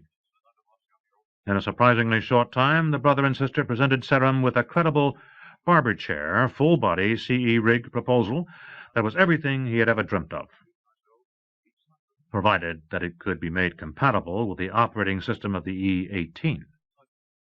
He thought it could. So did Jordan Kramer and Garrett Van Wyck, the hotshot psychophysicists he had lured away from Cambridge University, who had helped him to modify the C-COMEX system for the Ultra Brain Booster. Steinbrenner, a brilliant neurologist as well as a specialist in bionics, had been less certain of success. But I'm certain now. Because of the need for perfect security, he was doing the system's compatibility analysis himself. Shortly before fatigue cut short the marathon simulation session, his efforts finally seemed to be pointing to a positive resolution. The full-body CE rig would be built, and he would use it. And nobody is going to stop me. Not Jack, not the first magnate, not the science directorate, not the whole galactic milieu. He was home. The doors of the subterranean egg bay opened, a welcoming haven of light on Orcas Island's western flank. The rowcraft docked, and he hauled his aching frame out and trudged to the lift. Perhaps if my body wasn't so damned big, it would require less sleep. But he was 196 cents tall and weighed more than 100 kilos, having inherited the massive frame of some ancestral French-Canadian voyageur. In the North Woods of the 18th or 19th century, his powerful muscles, big hands, and bull neck would have given him a decided survival advantage. In the galactic milieu, A.D. 2078, a heroic body was very nearly an embarrassing anachronism. The elevator door opened on the second floor, and he stepped out. His imposing, multi-leveled house, built of cedar and native stone, was maintained by a single, non-operant houseman named Thierry Lachine, assisted by an extensive array of domestic robotics. Thierry had long since retired, and the premises were silent except for the muted tumult of the storm outside. There was a spectacular view of the San Juans and Vancouver Island from the glass-walled corridor leading to his bedroom, but he lacked the energy to exert his farsight and banish the darkness. Sleep. All I want to do is sleep. He was so fatigued that the thought of food was repellent, but he knew he required nourishment. Yielding to a nostalgic impulse, he called up from the bedroom snack unit a fortified version of Grandmère Lucille's favorite Franco-American comfort food, remembered from his early childhood, habitant pea soup, thick and golden and aromatic. He downed it unceremoniously, drinking from the bowl, then stripped off his clothes and fell into bed naked. Exhausted as he was, his mental and physical safeguards remained adamantly in place. No one could harm him while he slept. He had made certain of that. My dear Mark, so it's you again. I'm surprised that you remember me. I don't, when I'm awake. I thought you were long gone. Go away. Not yet. We must talk. No, you're full of the most incredible shit. You're a REM sleep dream. I don't want to listen to you. I don't have to. That's true. But I think that you will listen just as you always do. I have more suggestions that you'll find valuable. I doubt it, damned sex-obsessed dickhead. Ironic laughter. Now you're talking about yourself, not me. I've abolished my sexual urges. They're an irrational distraction. Useless. You still dream of her image. Allow her to enter your mind, and when you wake up... I can't help that. No one can control dreams, especially wet ones. It's nothing to be ashamed of. Your dreams are symptoms of your need. You think you've nullified your sexuality, but it's merely suppressed, ready to erupt when you least expect it. What you have done to yourself is psychologically damaging and dangerous. Bullshit! Human beings have practiced celibacy, sublimated sex in favor of a greater good for ages. You are not a man who can do so safely. You must accept this part of your nature and make creative use of it. Like Paul does? Plant my superior germ plasm in every other presentable Grandmaster class female in the sector? Revulsion. You are a different man from your father. But like him, you should engender children in order to propagate your extraordinary genetic heritage, your paramount operant mentality, and the self-rejuvenating gene complex you call immortality. The other members of my family have increased and multiplied enough to satisfy the most fanatical eugenicist. God, I've lost count of the number of cousins I have. None of your brothers and sisters have reproduced in spite of the fact that you are the genetic culmination of the most remarkable family humanity has ever known. And you yourself possess a supra-dominant mental heritage. Your paramount mind powers would be passed on to your children provided that you take the appropriate mate. Mademoiselle, go away! Your offspring would be the true Homo sumus, if you mate with this woman, Image, who already attracts you subconsciously. No, goddamn you, I won't look at her! Do you know why the two of you are so ideally suited? Why you feel an irresistible affinity of mind and body? Look. Genetic diagram. Jesus! You perverted swine! The prejudice against such a mating is a cultural artifact that is quite irrelevant now that the human genome is subject to analysis and manipulation.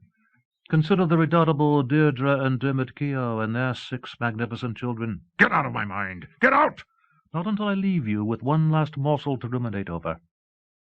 You are on the brink of succeeding in your personal goal of jack-forming.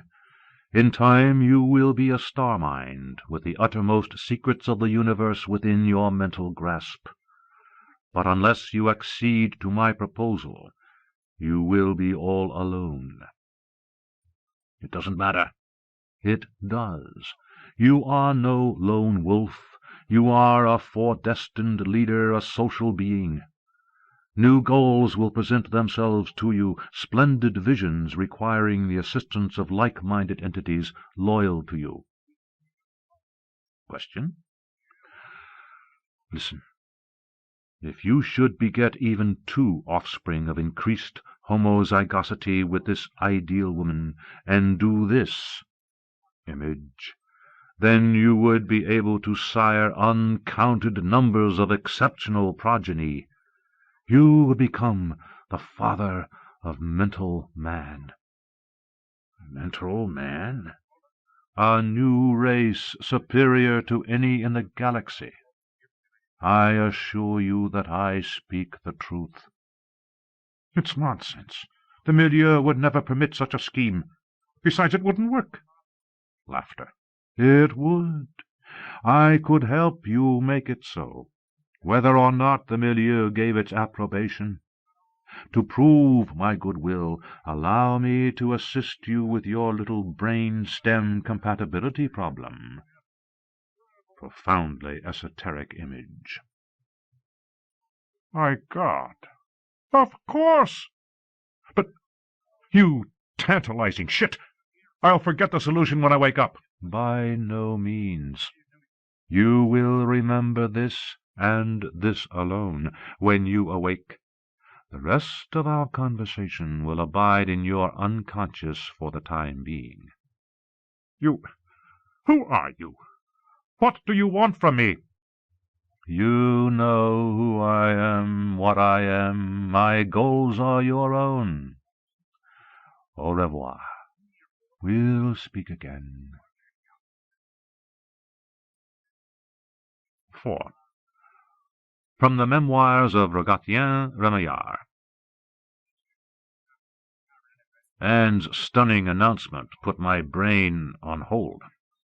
I rejected what she had said and ceased processing input, passing into a state that the shrinks call profound denial. I saw, I heard, I smelled, I felt every aspect of the pleasant old bookshop all about me. I even grinned idiotically at the grieving priest who had placed both her hands on my shoulders to steady me. I was no more capable of rational thought or response than a chunk of firewood. I stood there, sickened to the depths of my soul, while Marcel anxiously stropped my legs and Anne tried in vain to redact my barricaded mind.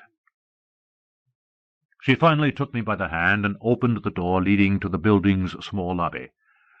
The little coffee shop opposite my place was dark, shut up early because of the snowstorm. Anne and I and the cat climbed the creaky old inner staircase, and I felt the carpeted treads under my feet and the age-smoothed wood of the banister beneath my fingers. The people in the insurance agency that occupied the second floor of the old Gates House building had all gone home, and the wind whipped around the dormers of my third-floor apartment. Outside, the great white cold walked abroad, and my heart was lost somewhere in the blizzard along with it. I didn't speak until we were in my kitchen, me sitting at the oak table with an untasted wild turkey triple before me, she, having checked out the leftovers and rejected them, scratching up the makings of a decent meal for us while she sipped a Scotch rocks made with bluich laddie. "Dennis can't be Fury," I said at last. "You're full of shit, Annie." She found a packet of Nova Scotia locks that I had been saving for a special occasion, a heel of Vermont cheddar, butter, and 6 eggs in the refrigerator. In the pantry was a flute of Gamma French bread and some ready-to-zap Turkish apricot pastries. Tying an apron over her chic black wool pantsuit, she began to grate the cheese.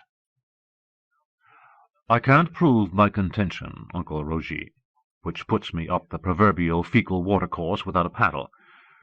But I am morally certain that my father is the malignant entity we call Fury. He doesn't realize it, of course. That's what's so abominable about this situation." "I don't believe it," said I. "I know Dennis better than any of you. He's like a son to me, pour l'amour de Dieu.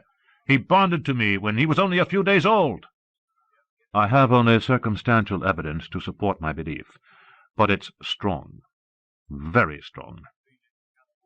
I took a tentative lap of the whiskey, found it good, and swallowed a sizable belt. Tell me. The first clue involves the single occasion when I'm positive that the Fury persona actually took over its host's physical body. That was in 2054, when someone went to baby Jack's room in Hitchcock Hospital at Dartmouth and started the fire that was intended to kill him. A living entity was truly there in the flesh. It wasn't merely a metacreative sending. The hospital security monitors proved that, even though the intruder creatively fuzzed his image so it was unrecognizable, and the operant guard of the scene had his mind wiped. But we thought one of the Hydras did it. They couldn't have. The timing is wrong. But I only proved it much later. Just before the fire, the 4 Hydra children were at Paul's house. They'd killed the housekeeper, poor Chewelah, and were trying to do a snuff job on you. You told me so yourself. It was kind of confusing, I mumbled, pouring myself another stiff snort. I was actually half sozzled at the time. I'm certain all 4 of the Hydras were there, ready to fry my brain. I'm still not too sure how I got away from the damn brats, but I did. Then they escaped in a red egg that looked like yours, and there was this sonic boom. They stole my roadcraft earlier in the evening. The time of their take-off at illegal velocity was precisely noted by a curious college student living in one of the houses nearby. Unfortunately, he never thought to notify the authorities. It took me a long time to track down that witness. The Hanover police and the Galactic Magistratum weren't especially interested in when Hydra decamped. They just wanted to know where the children had gone. No one bothered to compare the time of the sonic boom with the time code on the monitor recording of the intruder in Jack's room. When I finally found the witness, I discovered that it was impossible for the Hydra children to have started the fire. Ergo, Fury did it personally. And you're certain that it was Dennis? Every one of my siblings had a verifiable alibi for that time except me, and I know I'm innocent. There was no way you or Mark could have done it. Lucille had gone to comfort Catherine after visiting Mark in the other hospital south of town, but Dennis went home alone after dropping off Lucille at Kat's house. You remember how my sister collapsed after her son Gordo's death? Mama was going to spend the night with Kat and the other children. Papa has no alibi from the time he left Mama until nearly an hour later, when he came to the hospital after the fire was put out. Why didn't anyone else think of Dennis? The dynasty never seriously considered him to be a Fury suspect. I didn't myself. We thought the monster was one of ourselves, or perhaps Mark. That our own father could be the controller of Hydra was inconceivable. You must remember that all of the Remillards, including Dennis, passed the test on the Cambridge lie detector machine after Jack's rescue. The mind probe reaffirmed that none of us was Fury. We knew about the possibility of Fury being an aspect of a multiple personality disorder in one of us, which wouldn't register on the machine, but there was also the faint hope that the monster might not be a family member after all. My head ached for a week after the Cambridge ream job. I poured myself some more booze on the general principles. What are you going to do about this mess? Tell the Lyalmic? I went to the 4 supervisors in Concilium Orb and asked for their help. They said they could do nothing, and justified themselves with the usual mystical gobbledygook. They further declined to put the matter to Atoning Unifex, their chief. Apparently, since we Remillards produced this family demon, we're the ones who will have to exorcise it. So, the family ghost had washed its invisible hands of us. Even as I was cursing the thing inside my skull, a useful idea obtruded, no doubt spawned by the liquor's lowering of my misery quotient. We can count on help from Jack and from Dorothée, too. She'll be part of the family soon. Anne considered this without much enthusiasm. At least it's worthwhile taking both of them into our confidence. Fury can never probe their paramount minds and learn we're on its tail. But I'm not at all sure about the other members of the dynasty. Or Mark. "He's told me he's had dreams," I admitted, "and not harmless ones like mine, unless I misunderstood him. Furies trying to tempt him into joining it, like it once tempted Dorothée." "And me," Anne confessed. "Toi aussi? Ah, merde! Ça, c'est le comble!" And the first hint that Anne might be lying came tiptoeing into my mind on icy little pygmy crampons. That was when I first started to suspect Dennis, when Fury tried to convert me to its cause in a series of elaborate dreams. She replenished her drink. It happened late in 2054, right after humanity was finally enfranchised in the galactic milieu. "That's 18 years before Dorothée had her encounter," I said. Perhaps she and I share some attribute that made us suitable candidates for Fury's scheme. In my case, Fury took the form of the goddess Athene and tried to recruit me. I was going to be far superior to Hydra, it said, a kind of sacred vessel of election, but a mind-slave all the same. At the culmination of my dream temptation, I had this sudden devastating insight that my tempter was Fury, not Athene. I rejected the goddess and her plan for a second galactic milieu, but I nearly lost my mind as a consequence. Later, when I had recovered, I recalled that the goddess was Zeus's favorite, his daughter, who had sprung full-grown and fully armed from his own brow, the wise, powerful virgin who sat at his right hand and even used his sacred shield and lightning bolts to administer justice. "You used to have a little statue of that goddess on your desk," I recalled. Quite right. In my conscious life I had always seen myself as an Athene figure. And my Zeus, the beloved father-god whose mind I most admired, was Dennis, I concluded. There's a certain Jungian plausibility. And no logic. But it was then I first became convinced that Papa was the only possible candidate for Fury. "Do you have any other evidence?" I was staring into my empty glass, trying to make sense out of all this unwelcome data. It derives from Dennis's psychology. The disease that laymen call multiple personality disorder is brought on by some hideous trauma that probably occurred very early in the patient's life. The instigating mental injury or injuries are often painfully sexual and involve someone very close to the victim. A person he wanted to love, who betrayed his natural childish trust and devotion. The trauma would have been reinforced later by other damaging experiences associated with this evil person and by intense guilt, eventually resulting in the emergence of the dyscrasic persona. The only living Remillarad who can possibly fit this scenario is Dennis, and his victimizer. The awful light dawned. I looked up, and our eyes met. "Donny!" I blurted. "Oh, God, my own twin brother! From the time Dennis was born, Don was afraid of him and resented him. But Don could never have, not to his own little boy." I broke off, too appalled to put the accusation into words. Anne's face was bleak. Don probably would have been drunk the first time it happened, perhaps half out of his mind with frustration and anger because of his wife's inaccessibility during the later months of her pregnancy with Victor and the postpartum recovery.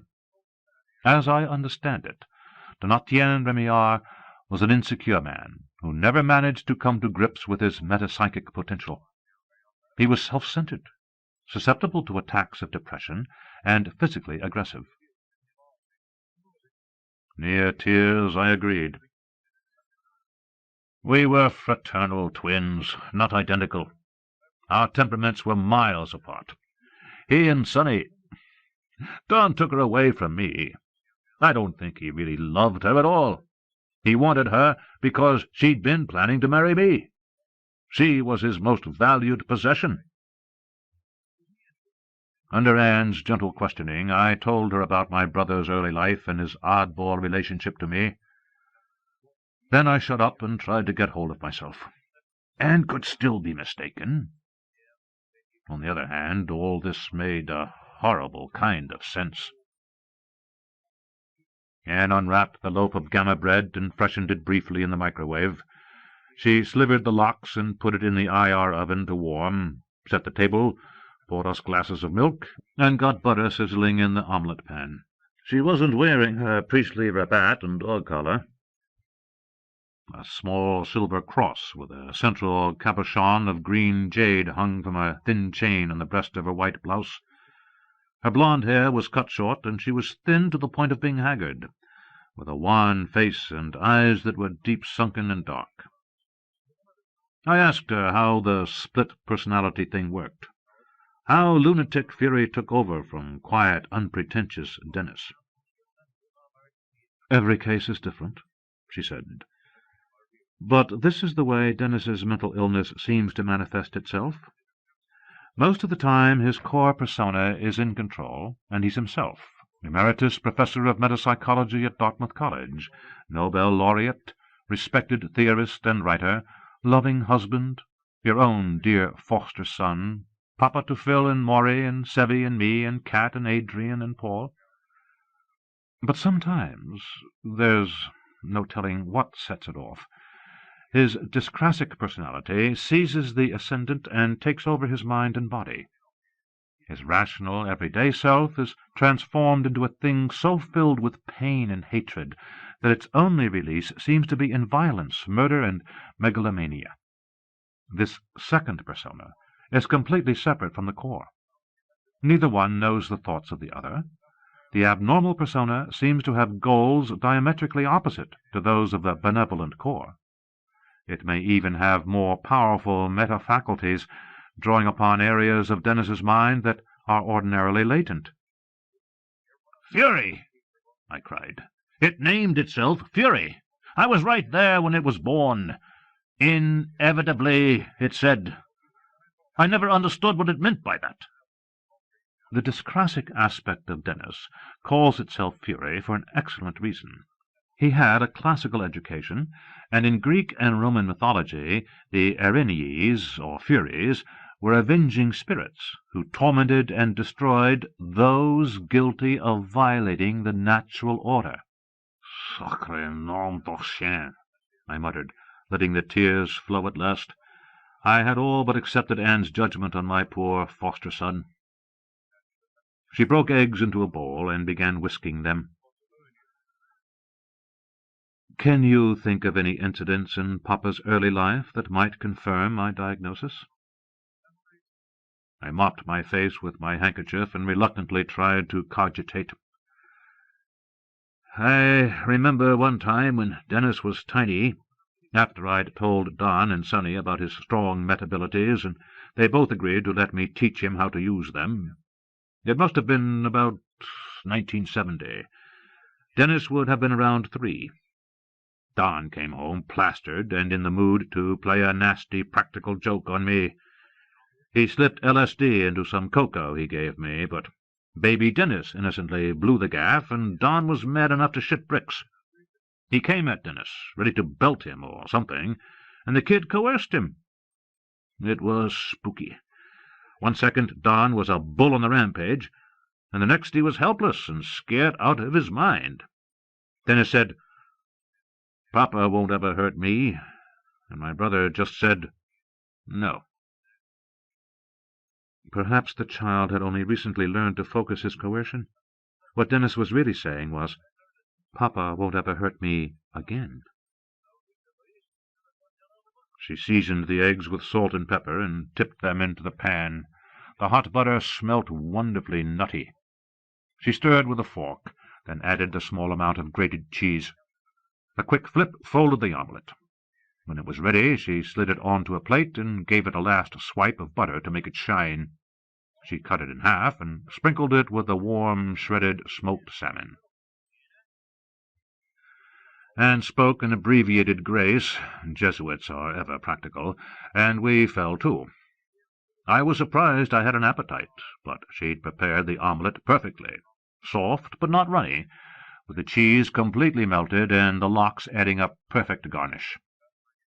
For a time we concentrated on the food. Marcel came to the table, plume waving, and I spared him a hunk with plenty of fish.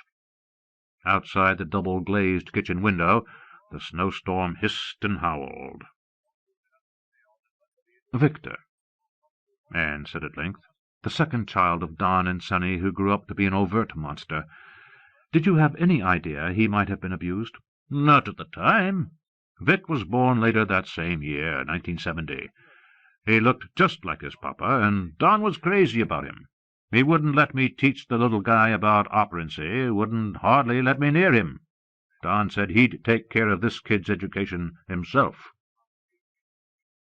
And evidently he did just that. Anne looked away for a moment, her lips tight. "You know, there was a passage in the Gospels that always struck me as particularly apposite, where Jesus uses a little child as an exemplar for his followers, and then says, 'But whoever scandalizes one of these little ones, it would be better for him that a millstone should be hung around his neck, and he should be drowned in the sea.' Psychologists know now that Jesus was speaking a profound truth. When young children are badly injured by those who should love them, their minds are almost always irreparably damaged. Victor became a sociopath, and I can recall Dennis himself conjecturing that Don might have been the source of his son's viciousness. But Dennis never seems to have considered that he might also have been one of Don's victims." "Don was eaten up with self-hatred," I whispered. "As he died, he told me I should have hated him too. But I thought he was talking about his alcoholism and shiftlessness, the way he'd failed Sonny and the kids." "Did you ever have hints that something might be seriously wrong with Dennis himself?" I thought about it. Maybe. For one thing, I was always afraid to let Dennis into my mind. I love him so much, but it always terrified me to put myself in his power. After a couple of experiences, I wouldn't permit it at all, and he was unable to force his way in." Anne nodded. "It's a thing operant parents and their children seem to agree on unconsciously. The child is almost always incapable of coercing the parent." She reached across the table and took my hand, a glint of excitement in her eyes. "And you stand in loco parentis to Dennis. That's the reason why I came to you, Uncle Roger, rather than to any of the other older members of the family. Fury can never forcibly read your mind or coerce you." "I think Dennis did coerce me a few times," I said. "There may have been an unconscious element of permissiveness on your part then. But now, when your opposition is firm, it would probably be impossible." I mulled over my recollections of our early relationship. In hindsight, I can see other things about Dennis that troubled me. He blamed himself when Vic killed Don. He also knew that Vic deliberately suppressed the operant mind powers of their younger brothers and sisters, but Dennis never did anything about it, not even when Vic murdered 3 of the girls who defied him. And their mother, poor Sonny. When Dennis finally did get her out of Vic's clutches, it was too late. She'd gone out of her mind with grief, and she died not long afterward. I broke up again, knuckling my eyes.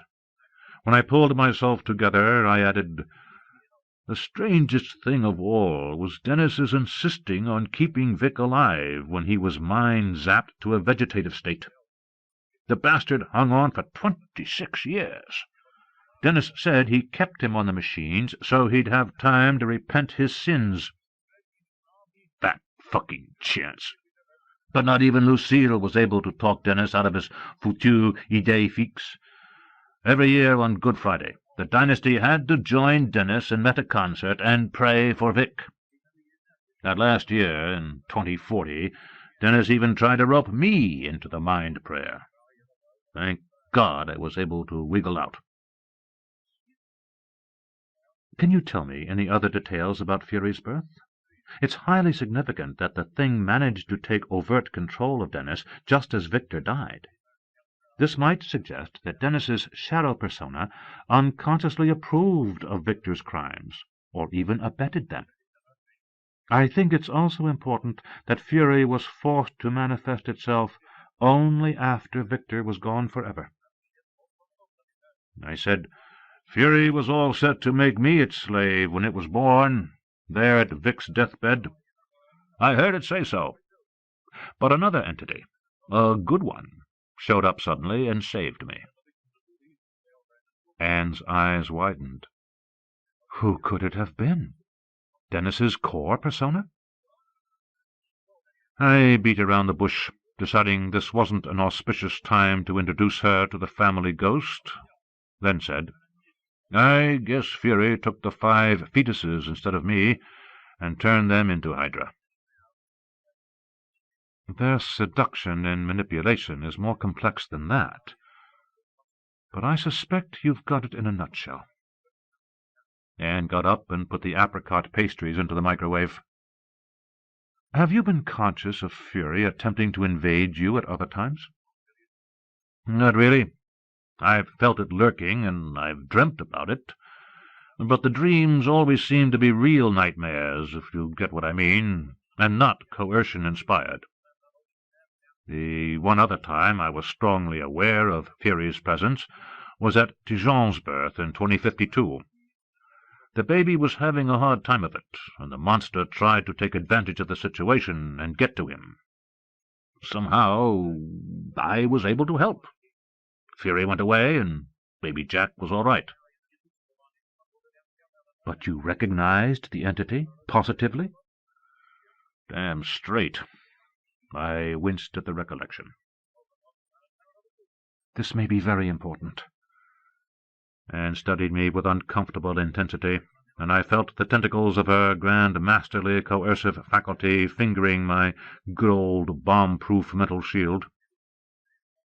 You're an untrained head, Uncle Rogie, but I've always suspected there were depths to you that the rest of the family might not have appreciated.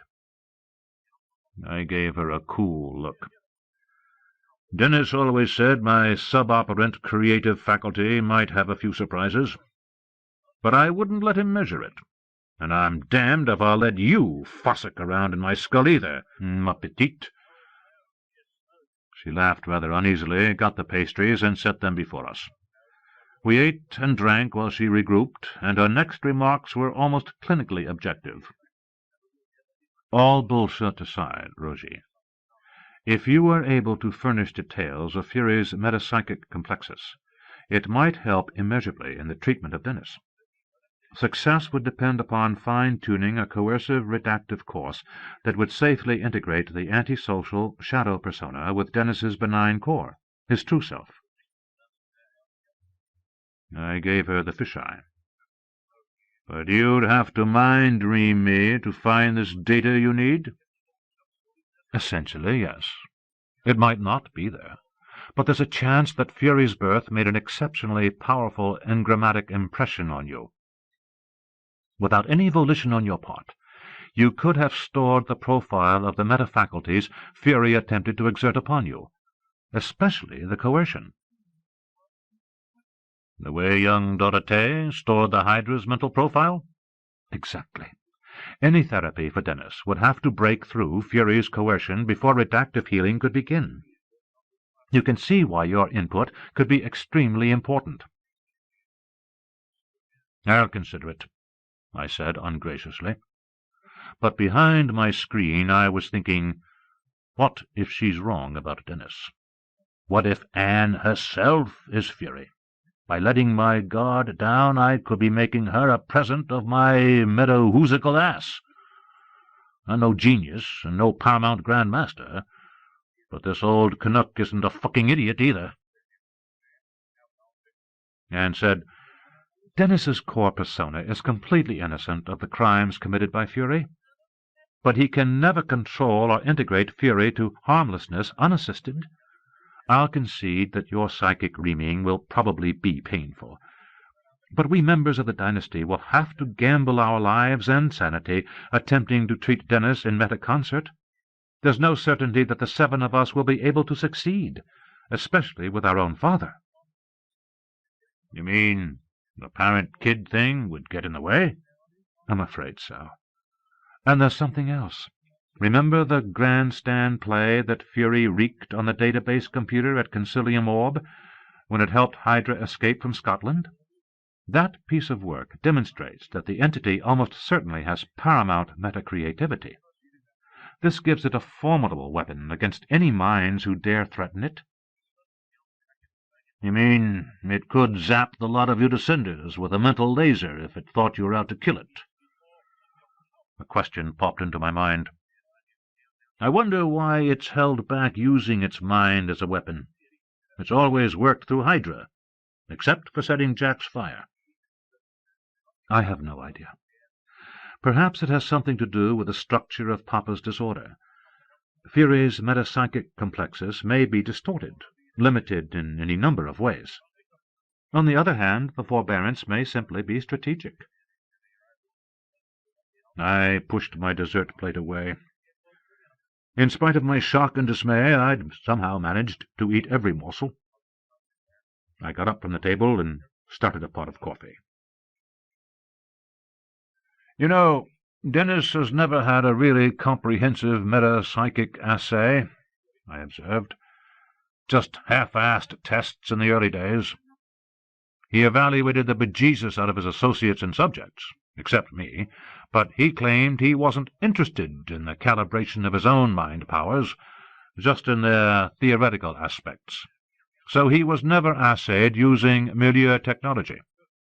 And who'd ever give the grand old man of metapsychology a hard time about it?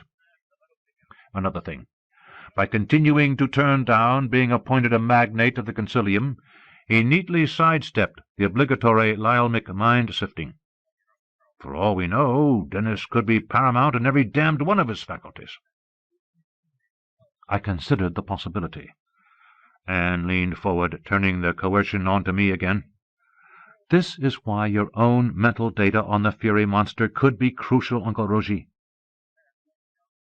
"How about you and Dorothée? Would memories of your Fury dreams provide better dope?" "We'll try to obtain those data too, of course, but forgive my frankness. The dirigent and I have minds that are enormously more complex than yours. Once you open up that bloody invulnerable mind-screen, your repressed memories should be rather easy to get at. The stuff Dorothea and I have stored may not be." She paused and delivered the zinger. "If you really love Dennis, I don't see how you can refuse." I gave the sly Jesuit female a twisted smile, but said nothing. When the coffee was ready, I suggested we take it to the living-room. Outside the windows was a weird, luminous glow, New Hampshire's winter answer to the grey limbo of hyperspace. The blowing snow was so thick that you couldn't eyeball a thing aside from fuzzy street lamps and the creeping twin blobs of light indicating cautious ground cars navigating on full auto. We settled down, me in my old armchair, and Anne on the couch with Marcel, who was now purring from a surfeit of cat food and table scraps.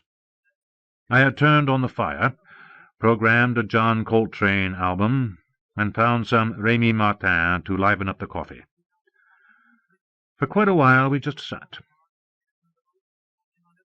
"There's something I might as well confess to you, Roger," she said eventually.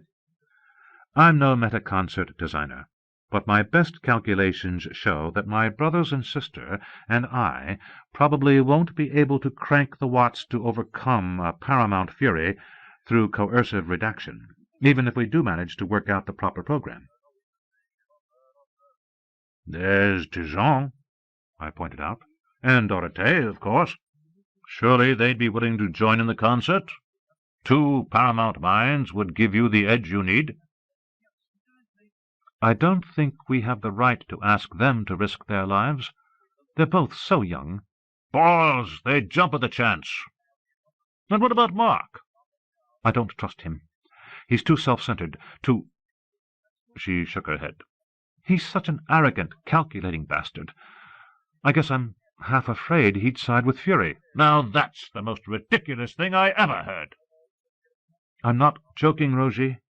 I know Mark very well, better than any other member of the dynasty does, even better than Paul, his father.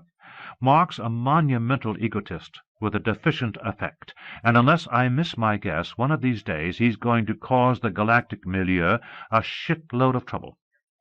There's no way I'd let him participate in the treatment of Dennis. Well, you may have a point, I conceded, but you don't really have to use Mark in the meta-concert. Just get him to lend you some of his E18 CE brain buckets. Solve your mind wattage problem in one swell foop. Anne frowned, but understanding was gleaming in her eyes.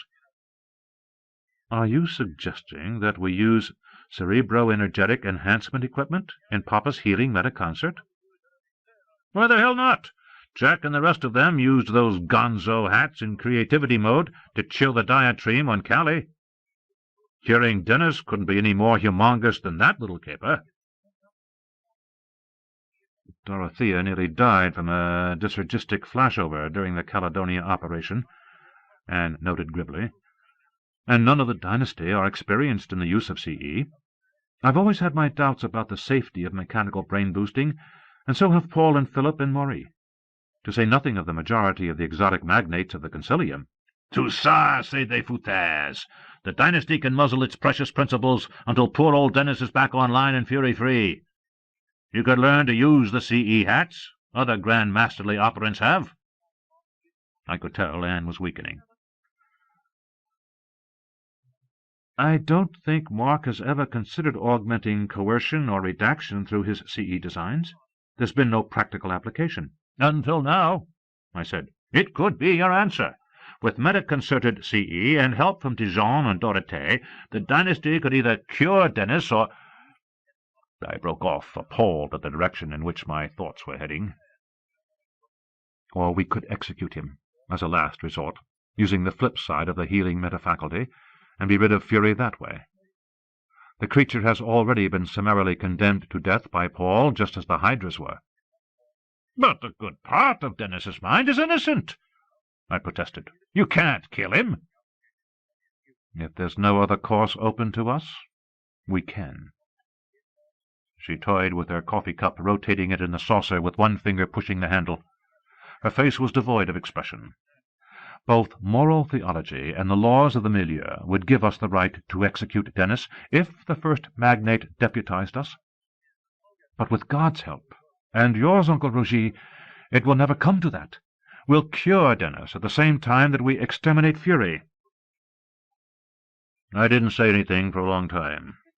Anne was bound and determined to go ahead with the redactive exorcism, and I was going to have to cooperate. But I was damned if I'd give her free rein to rummage in my brain, even to save Dennis. Then a notion occurred to me, a perfect way to do my bit without laying myself open to her. I took a deep breath. Okay, let's get started as soon as possible. I'm willing to let Dorothée, no one else, probe my mind for repressed Fury memories any time you like. I should have thought of that myself, Anne said approvingly. She's the most talented redactor in the human polity, even better than Jack. Very well. This will all take some organizing, Uncle Roger, and we're going to have to be very careful not to tip our hand to Fury. We know the thing's far-sensory faculties are extraordinary. I shrugged and quoted an old metapsychic cliché. The whole operant world could be spying on us this very minute, but it probably isn't. That was true for as far as it went. Unfortunately, it didn't go far enough. We drank our cognac and coffee and listened to the music. Anne may have been checking the ether for metapsychic snooping, but there wasn't a hope in hell she'd detect anything if the eavesdropper was a paramount. I finally said, "How in blazes do you plan to get Dennis to submit to your therapy? I can't see Fury lying meekly doggo while a squad of CE-equipped Remillards politely asks for permission to unbutton its host's mind." I'll talk the matter over with Jack and Dorothea, but I suspect we've got no choice but to take Dennis by surprise. I mulled that over. If Mark builds coercive redactive brain boards for your therapy session at the Serum facility, word of it will almost certainly leak out. There are too many rebels in his corporation who'd really prick up their ears about something as outré as CE redaction. Before you knew it, they'd spread the news all over the Orion Arm. I think you're exaggerating. Listen to me. The one person who could build the hats in secret is Tijan. The crafty little bugger's got unlimited resources. Jack! Anne exclaimed. What a great idea! And he could do the meta-concert design, too. You're brilliant, Uncle Roger. I flapped one hand modestly. My greatest fear, Anne went on in a low voice, is that an alerted Fury might find some way to subjugate Dennis's core persona before we're ready to attempt the therapy. If Fury took over Dennis's body and then went into hiding, we'd never be able to track him down, any more than we've been able to trace the 2 surviving Hydra units. I was aghast. Do you really think Fury might snatch Dennis's body permanently if it gets the wind up? I think it's distinctly possible. That's why I'm going to stay away from Earth until we're ready to roll. I'll work out of my office in Concilium Orb, so Fury has no chance to probe me. It can't do it at a distance. Fortunately, Dennis hates star-hopping. But you'll miss the wedding, I exclaimed. It will break my heart not to be able to marry Jack and Dorothea, but I'll survive. I'll brief the newlyweds on the entire situation when they attend the next Concilium session in Orb. That'll be late July, Earth time. We'll get things started then.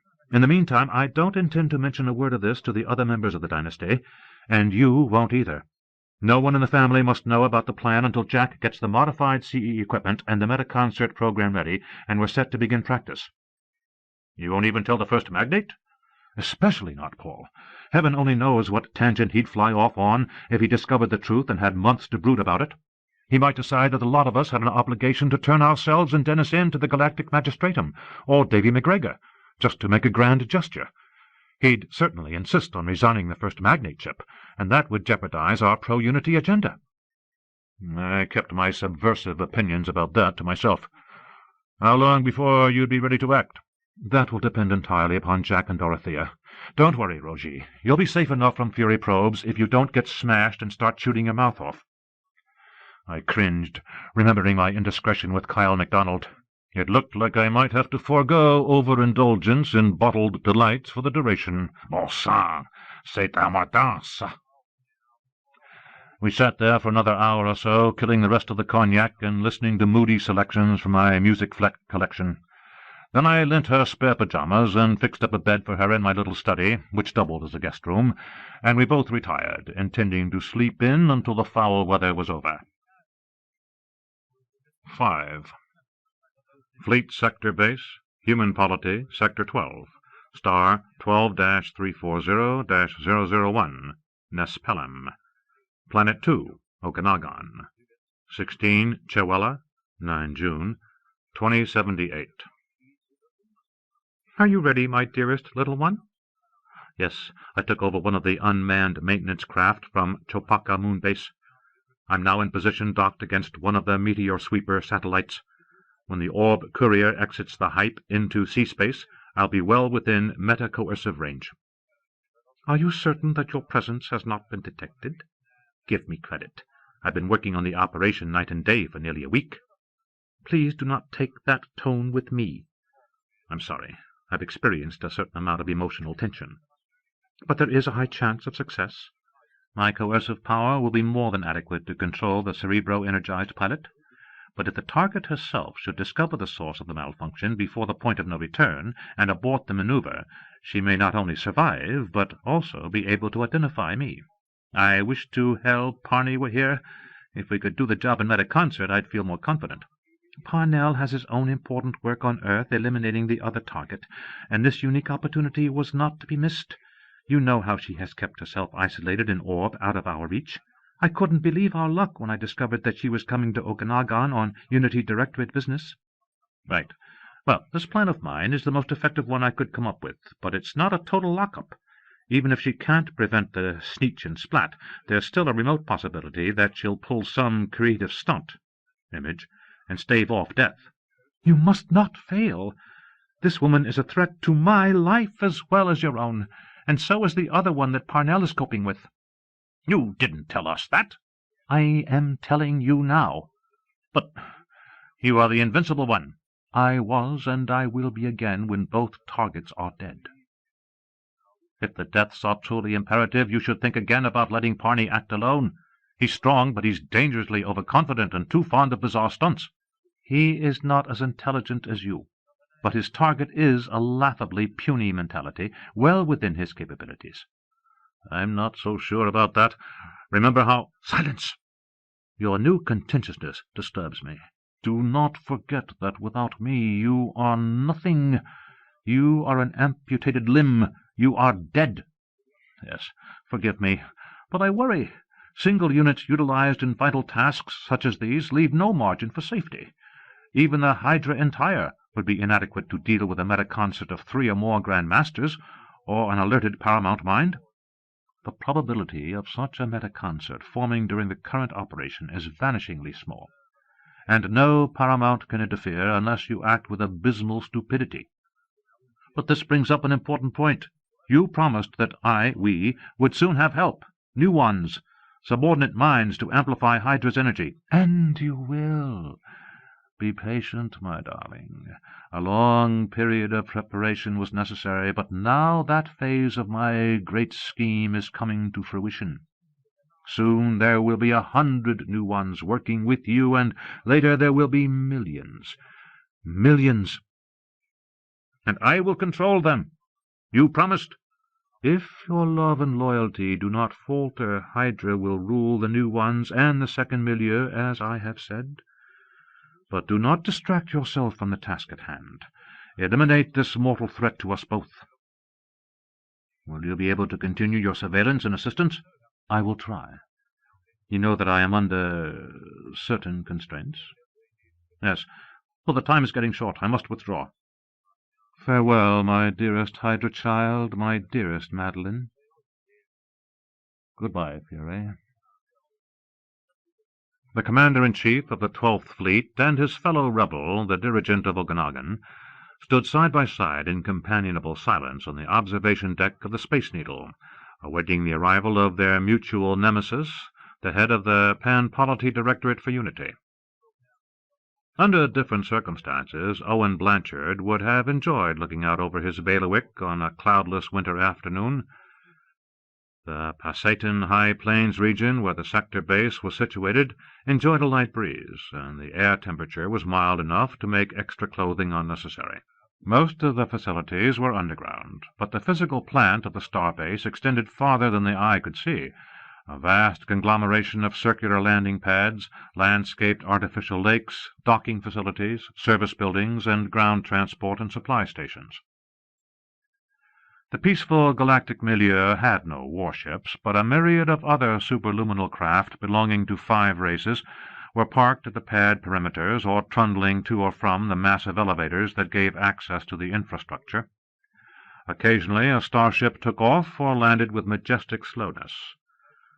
Among the human polity vessels were small, high-DF government couriers, research and survey ships of every description, cruisers equipped with modest photon weaponry that policed the human star systems within Sector 12 and succored vessels in distress, and even enormous colonization transports serving pioneer planets. Owen Blanchard's idiosyncratic variant of the Starfleet uniform reflected his non-military mindset and was so simple as to be virtually indistinguishable from civilian garb. He wore a blouson of classic midnight blue worsted with 6 pencil-thin golden stripes circling the lower sleeves. A small badge with a 12th's insignia was fastened above his breast pocket. His shirt was white, and his cravat an old-fashioned dark four-in-hand. Although he had reluctantly accepted rejuvenation, the fleet commander had chosen to retain the snowy hair and weathered countenance he felt he had earned.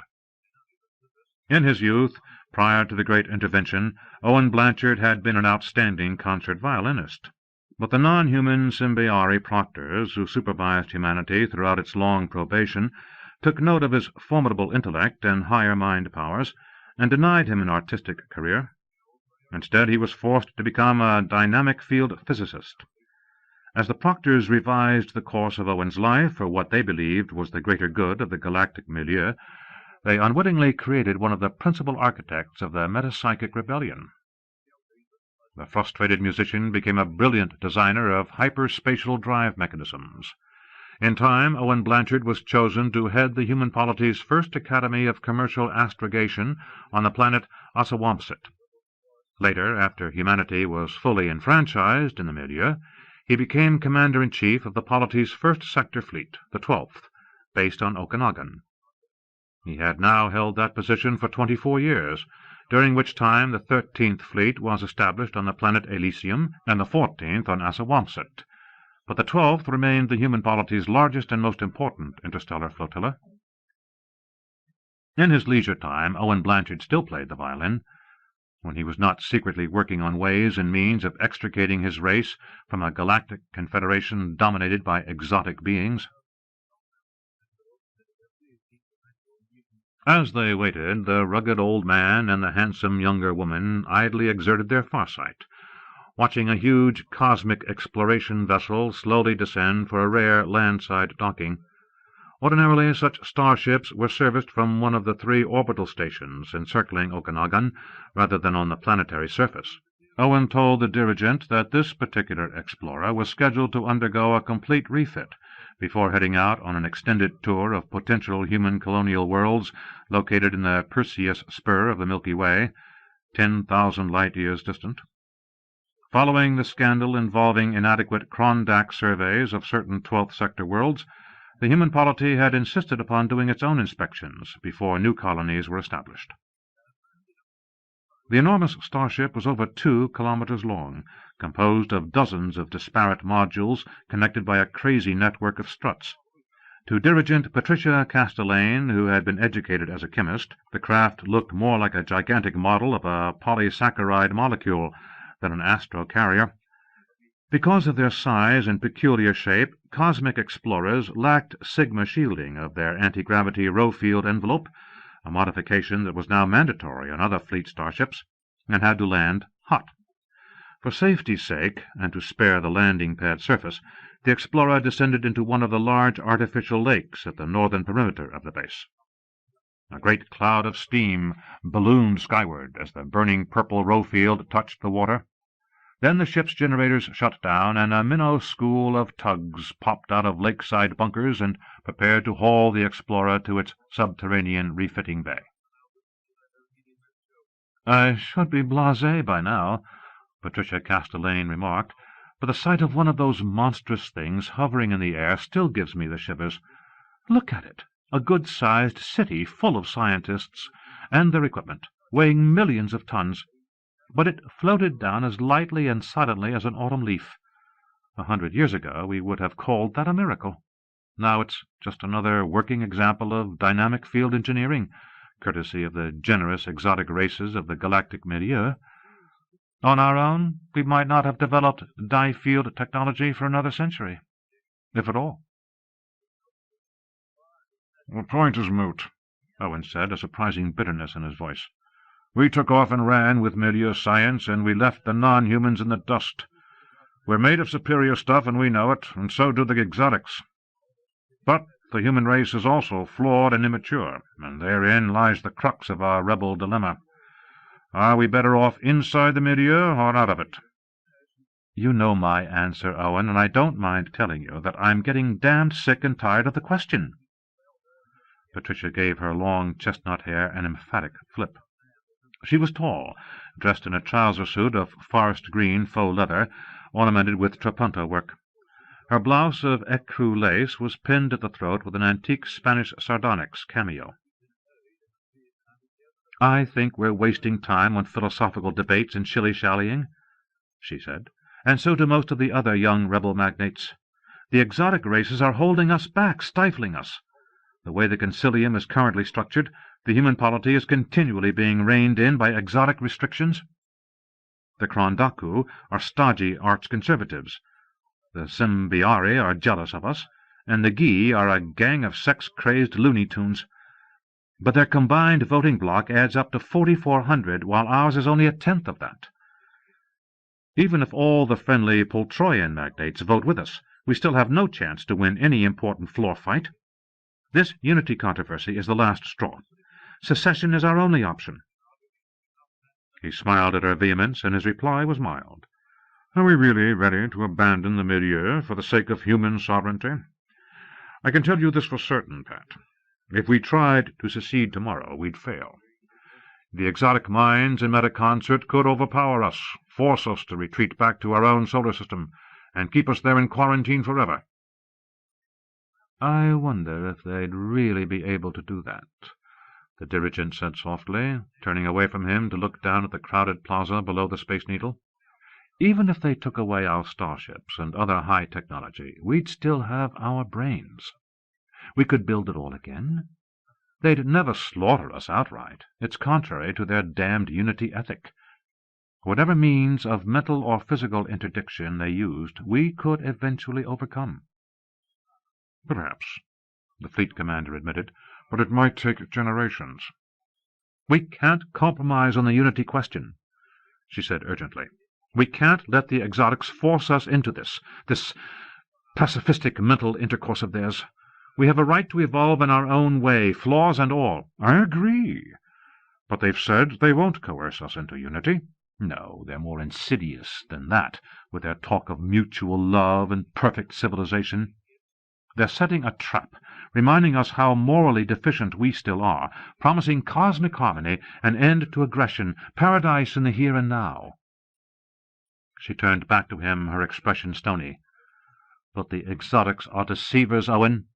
They'd make us docile slaves of the milieu, destroy human individuality, and subordinate our superior minds to their own stunted view of reality.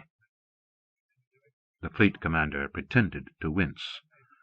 I hope you won't make the point too emphatically with Director Anne Remillard and her people when they haul me on the carpet for neglecting to suppress disloyalty.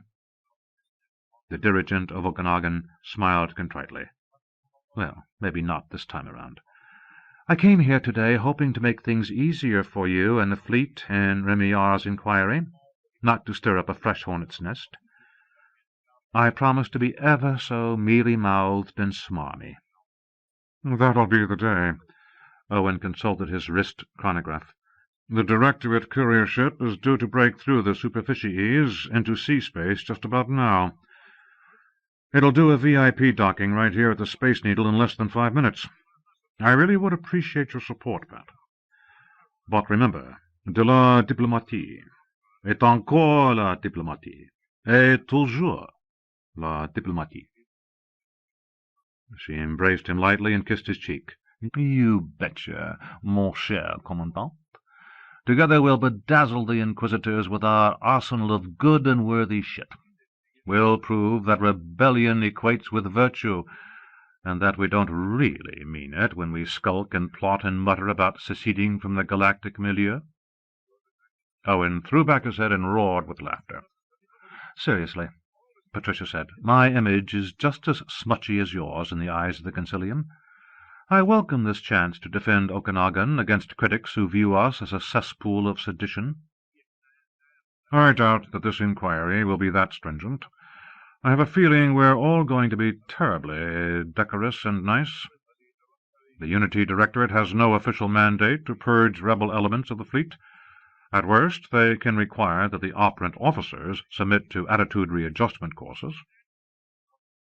Patricia rolled her eyes and began to chant in a mocking falsetto. Thou shalt not mistrust, nor despise thy inhuman neighbour. Thou shalt not impute that Teilhardian unanimization is a crock of shit. Thou shalt not worry thy silly little head about getting into a permanent mind meld with exotics when sweet unity eventually prevails. And thou especially shalt not contemplate the inconvenient fact that humanity has greater mental potential than the coadjunate races, and would be better off outside their damned confederation. Time is on our side, Pat. The Concilium backed off on outlawing us rebels for a very good reason. The action would have alienated most of non-operant humanity and a fairish proportion of the metas. But the day will come when we can compel the milieu to let us go our own way. Maybe. But you'd still better pray that we manage to get the CE hats built without getting caught. She turned away from him, took out a small compact, and touched up her lip gloss. Well, I'm as lovely as I'll ever be. Bring on the Inspector General, and we'll— The external annunciator said, Vessel emergency, Space Needle personnel prepare for Sigma cover. Oh, shit, Owen muttered. His mind far spoke ground navigation control. This is Commander. What emergency? A laconic telepathic reply came from the Chief Controller. Incoming courier HU-0-652 ex-NavCon in uncontrolled, full-power, inertialess descent. Severe atmospheric ablation precludes RF comm or mental hail. NavCon unable trigger emergency upsilon translation and tractor beam retrieval of impacting craft unfeasible. Deploying ground defense Sigma. Frozen with horror, Patricia asked Owen, Is it Anne Remillard's ship? Yes. Abruptly, the sky above the headquarters strato tower darkened to ultramarine blue, and the structures and landing pads surrounding it faded into ghostly insubstantiality. The Space Needle and everything within a radius of 3 kilometers of it had been enclosed within the protective hemisphere of an enormous Sigma field. A moment later, smaller Sigmas, dimly visible to Owen and Patricia as mirrored half-bubbles, shielded every building and parked spacecraft within the estimated impact area. Can you foresee the ship, Pat? I'm damned if I can make it out through the Sigma. She nodded grimly, her face tilted toward the sky. It's vectoring in vertically, a flaming broad arrow. No tumbling, straight down like it's on rails. Then the situation must involve more than row-field generator malfunction. It could be that the pilot is deliberately auguring in, overriding the approach control backups. Come on! He seized her hand and pulled her into the observation platform's lift. As they whisked down to ground level, the car vibrated to a faint ground tremor. That's it, Patricia murmured. Her eyes were unfocused, her ultra-senses concentrated on the accident site.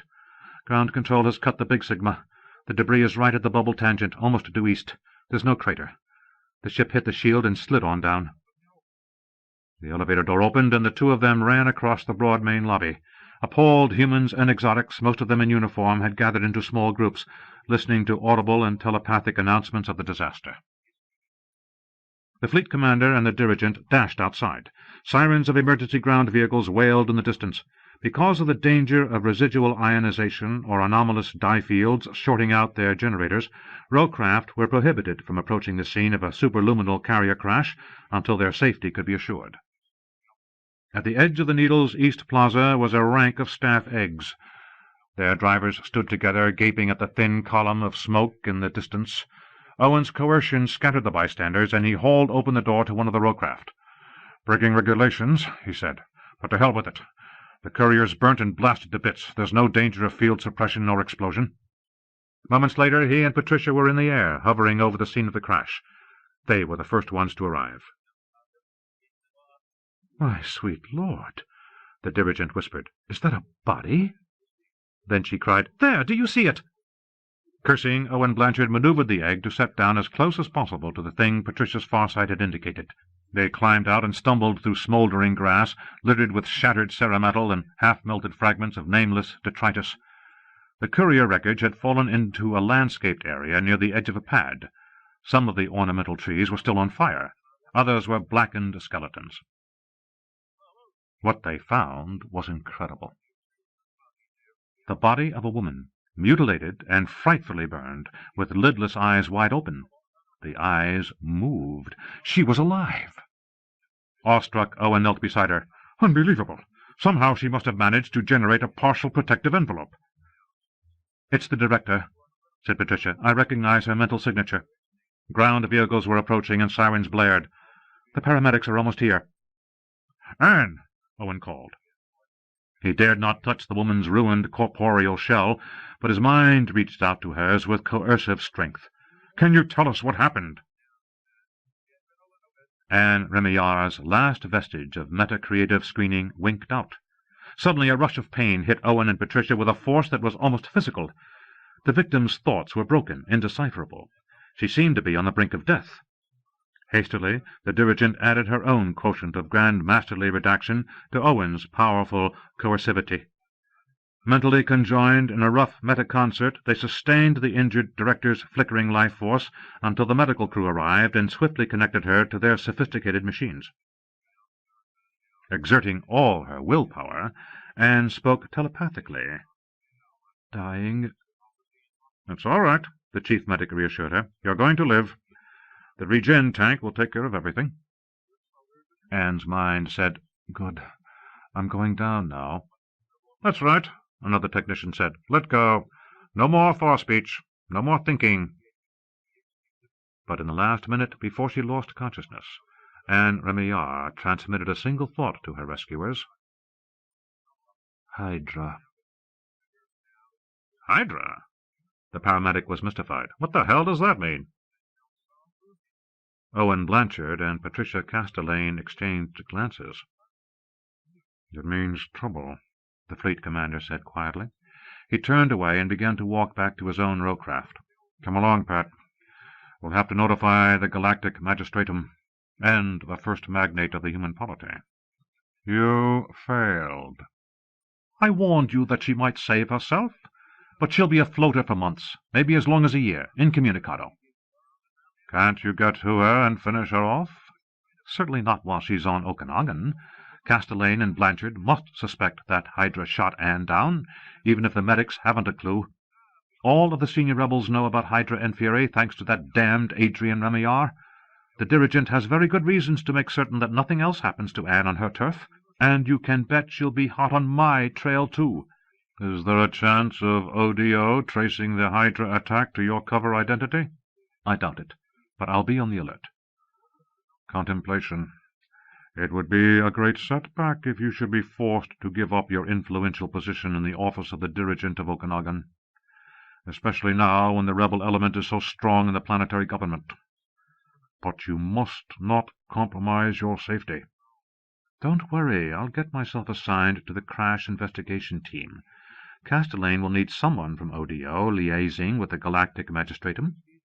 I'll muddy the waters when I can, and if it looks like my cover's blown, I'll flit. But I'm confident no one can tie Hydra to me. Just you make certain that bloody idiot Parney doesn't screw up his assignment. If any members of the dynasty get on to him, old Parn's toast. He does well enough when you need mental muscle, but he can't think his way out of a plas baggie. Has he told you his plan for eliminating the old man?" "Fury?" Damn. Offline again. Damn! 6.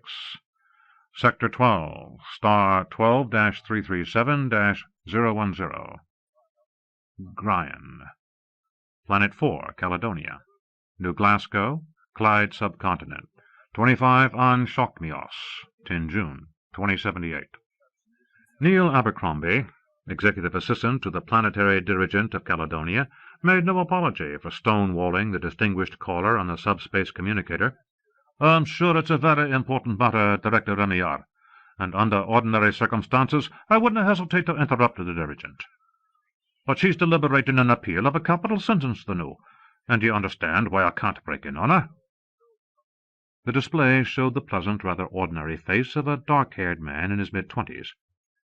Jack and his fiancée customarily alerted each other on the SS Com when intending to project a telepathic message on the intimate mode over interstellar distances. The ultra-senses were not easily focused across the light years.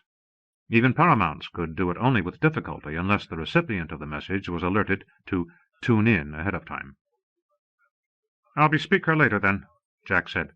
"When do you think she might be free?" "Let me take a wee keek at her skid." The assistant consulted a plaque on his desk. "She has a simple adjudication following this, and some trade quotas for avisandum and other special export-import documents to ratify and seal. We're very careful about such things on Cali.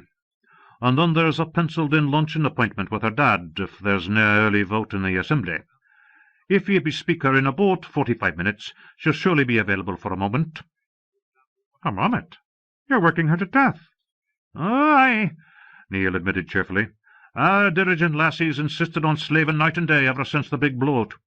And this week ODC's been in a rare kerfuffle with her trying to get urgent matters taken care of afore she takes the regular flight to the old world for the wedding. On Dion, that'd be your Friday, 2 days from now." "Thanks for telling me. I think I'd better fly her to Earth myself in my own starship.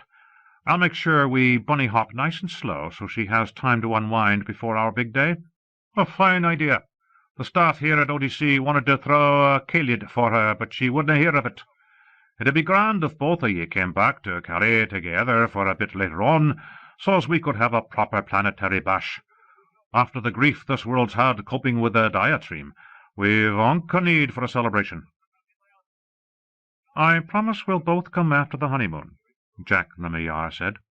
If you'll pardon my saying so, Director, don't let the lass haver on about having to cut the honeymoon short because she's indispensable. She is, of course, but Calais has a perfectly competent deputy dirigent, Horatio Morrison, to deal with things whilst she's away. Take a good long holiday. Lad knows you both deserve it. Jack laughed. We'll try, if the media vultures leave us in peace. And now, goodbye to you, Neil. The screen of the subspace communicator went dark. Abercrombie sighed and flicked the instrument onto standby. He scanned the outer reception room with his farsight and was relieved to see that no unscheduled petitioners had arrived. Only the two magistratum agents who had brought in the recidivist felon and his wife were there, patiently awaiting the outcome of the clemency hearing. It was time to see how matters were progressing. Neil pulled up the garters of his socks, tucked his shandu into the right one, put on his tweed jacket, and smoothed the fake fur of his sporran. Then he slipped into Dorothea MacDonald's office from a side door and stood where the petitioners could not see him. The room was simply furnished with a broad desk and armless chairs of local daragwood, so deeply violet in colour that it was almost black. Matching wall units contained communication and data reference equipment. One entire wall was a polarized window overlooking the city of New Glasgow and the surrounding countryside. On another wall, directly behind the dirigent's desk, hung a golden representation of the 9-pointed star and cross saltire of the Great Seal of Caledonia, with its motto, Isabalta Mochalad, safe is my haven. The condemned man, one Geordie Doig, was a former hop lorry driver and a non-operant. He was below average in height, but broad across the shoulders and well-muscled. Dressed in orange prison garb, he sat before the dirigent's desk with his young wife, Emma Ross, who was also a normal. As he spoke his last plea for commutation of his sentence, his strong, restless hands kept straying to his temples, fingering the freshly shaved places where the dosilator electrodes had been fastened to his scalp. Since his legal representatives had exhausted all other avenues of appeal, Geordie Doig's only hope now was to have his sentence commuted by Caledonia's highest executive, who represented the central authority of the galactic milieu. The clemency hearing involved both a personal interview and a mandatory mental examination of the prisoner. Most planetary dirigents had the ream job done in advance by redactive specialists, but Dorothea MacDonald was unique in performing the probing herself. Her paramount metafaculties gave her the ability to work with a virtuoso swiftness and subtlety that spared examinees the usual pain caused by the procedure. The dirigent of Caledonia stood casually before the two petitioners, leaning against the desk, listening with her head deeply bowed and her arms folded. As usual, she conducted the hearing without having any guards or legal advocates present. She wore a loose-fitting, cowled coverall of azure metallic fabric that was belted tightly at her slender waist. Panels of gauzy midnight blue silk dotted with tiny sparkling gems hung from a deep collar intricately adorned with faceted blue and white stones. "So you cooperated in rehabilitation therapy?" she prompted the prisoner. "I did what all the damned shrinks wanted," Geordie replied in a querulous voice. "They blittered on at me for months, analysing me mind, they said. Then there was the aversion therapy. They zapped me till I screeched and even passed out from the pain of it. But I didn't miss a session. Is it my fault that the bloody treatments didn't work?" Emma Ross dabbed at her eyes with a pocket kerchief. "The therapist said Geordie was doing good. Even let him take off the wristband 8 months ago, they did. He was just fine, kind to me and the two bairns and staying off the liquor. I let him do me a bed as often as he said he had to, and he didn't hurt me like before, but then after the big blowout, things were so wild in Rambaliak, with our building crashing down and the car smashed and fires all around and people so scared and the looting and all, and and Geordie just lost it. I tried to stop him, but he wouldn't attack telling. He went out stravaging with the mob, and that's when it happened. But he really couldn't help it, ma'am. I couldna, Dirigent, the prisoner said. I just come over strange. It happened in spite of myself, and that's God's ain truth. It wasna my fault. It truly was not, the wife reiterated. Dorothea MacDonald lifted her head and regarded the pair steadily. She was a woman of small stature, only 21 years old. Wavy brown hair framed her face within the gleaming blue hood. Her eyes were hazel, rather closely set, and below them her face was covered to the chin by a half-mask entirely encrusted with diamonds, some star-white, others a more brilliant blue than any sapphire. Ever since her participation, 5 planetary months earlier, in the mitigation of the potentially world-wrecking diatreme that had ruined her face and nearly cost her her life, Dorothea MacDonald had insisted upon wearing diamonds produced by the great eruption. For reasons she refused to explain, she declined to spend months in a regeneration tank having her facial injuries healed, and wore a prosthetic mask instead. Her eyes, above the glittering facade, seemed to look into the soul of the man before her. He flushed and averted his gaze. "I've examined your record carefully," the dirigent said. "You've done over 8,000 hours of public service as punishment for battering your wife and children. After your first aggravated rape conviction, you served 3 years of hard labor, followed by 3 more years of work release with intensive counseling and behavior modification therapy. In spite of this, you committed a second aggravated rape in the aftermath of the diatreme eruption, for which you were duly tried and convicted. Psychologists of the Caledonian magistratum have declared you mentally competent." "He couldn't have helped it," Emma cried, and she would have continued, but the dirigent's meta-coercion silenced her. "To withstand my redactive examination of your mind. Do you freely consent to the procedure, and do you agree to abide by my decision based upon it?" "Aye," Geordie said. He clenched his big fists and stiffened in his chair. The dirigent came close to the prisoner and put one hand on the crown of his head. "Please sit still. It won't hurt." He braced himself, screwing his eyes shut, and then gave a galvanic start. His head lolled and his body went limp. His wife uttered a whimper of apprehension and watched curiously during an interval of silence. It was not necessary for the dirigent to probe deeply into the mind of Geordie Doig to find what she needed to know. Her eyes above the mask narrowed, and she withdrew her hand. A moment later the prisoner was fully alert. "Is that all?" he asked. "Yes." What you say, then?" "After examining your mind redactively, I regret that I can find no reason to commute the sentence passed upon you." "But I swear I wouldn't do it again, I swear." The dirigent only said, "But you would."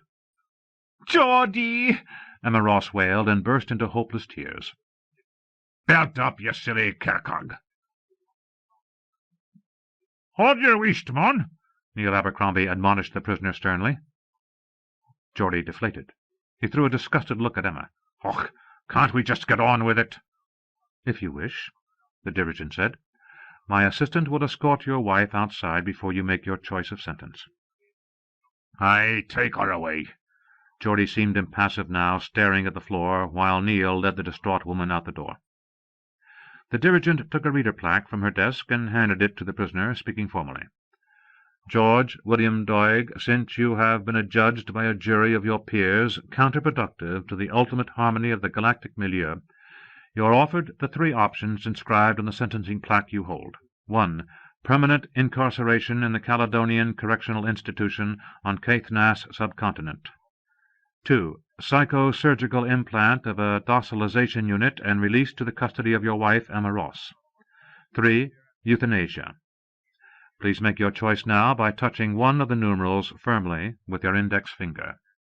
"This implant," Geordie said. "It's the same as yon headset thing they clamped on before they brought me here?" "Not quite. You would have a smaller device placed permanently within the limbic system of your brain.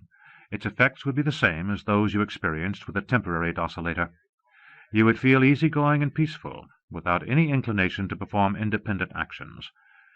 You would obey any legitimate command given to you without question. You would be capable of coherent speech, but it would be slow and labored. I'd be a bloody zombie, right? I've seen those poor dossy sods picking up highway litter and restocking supermarket bins.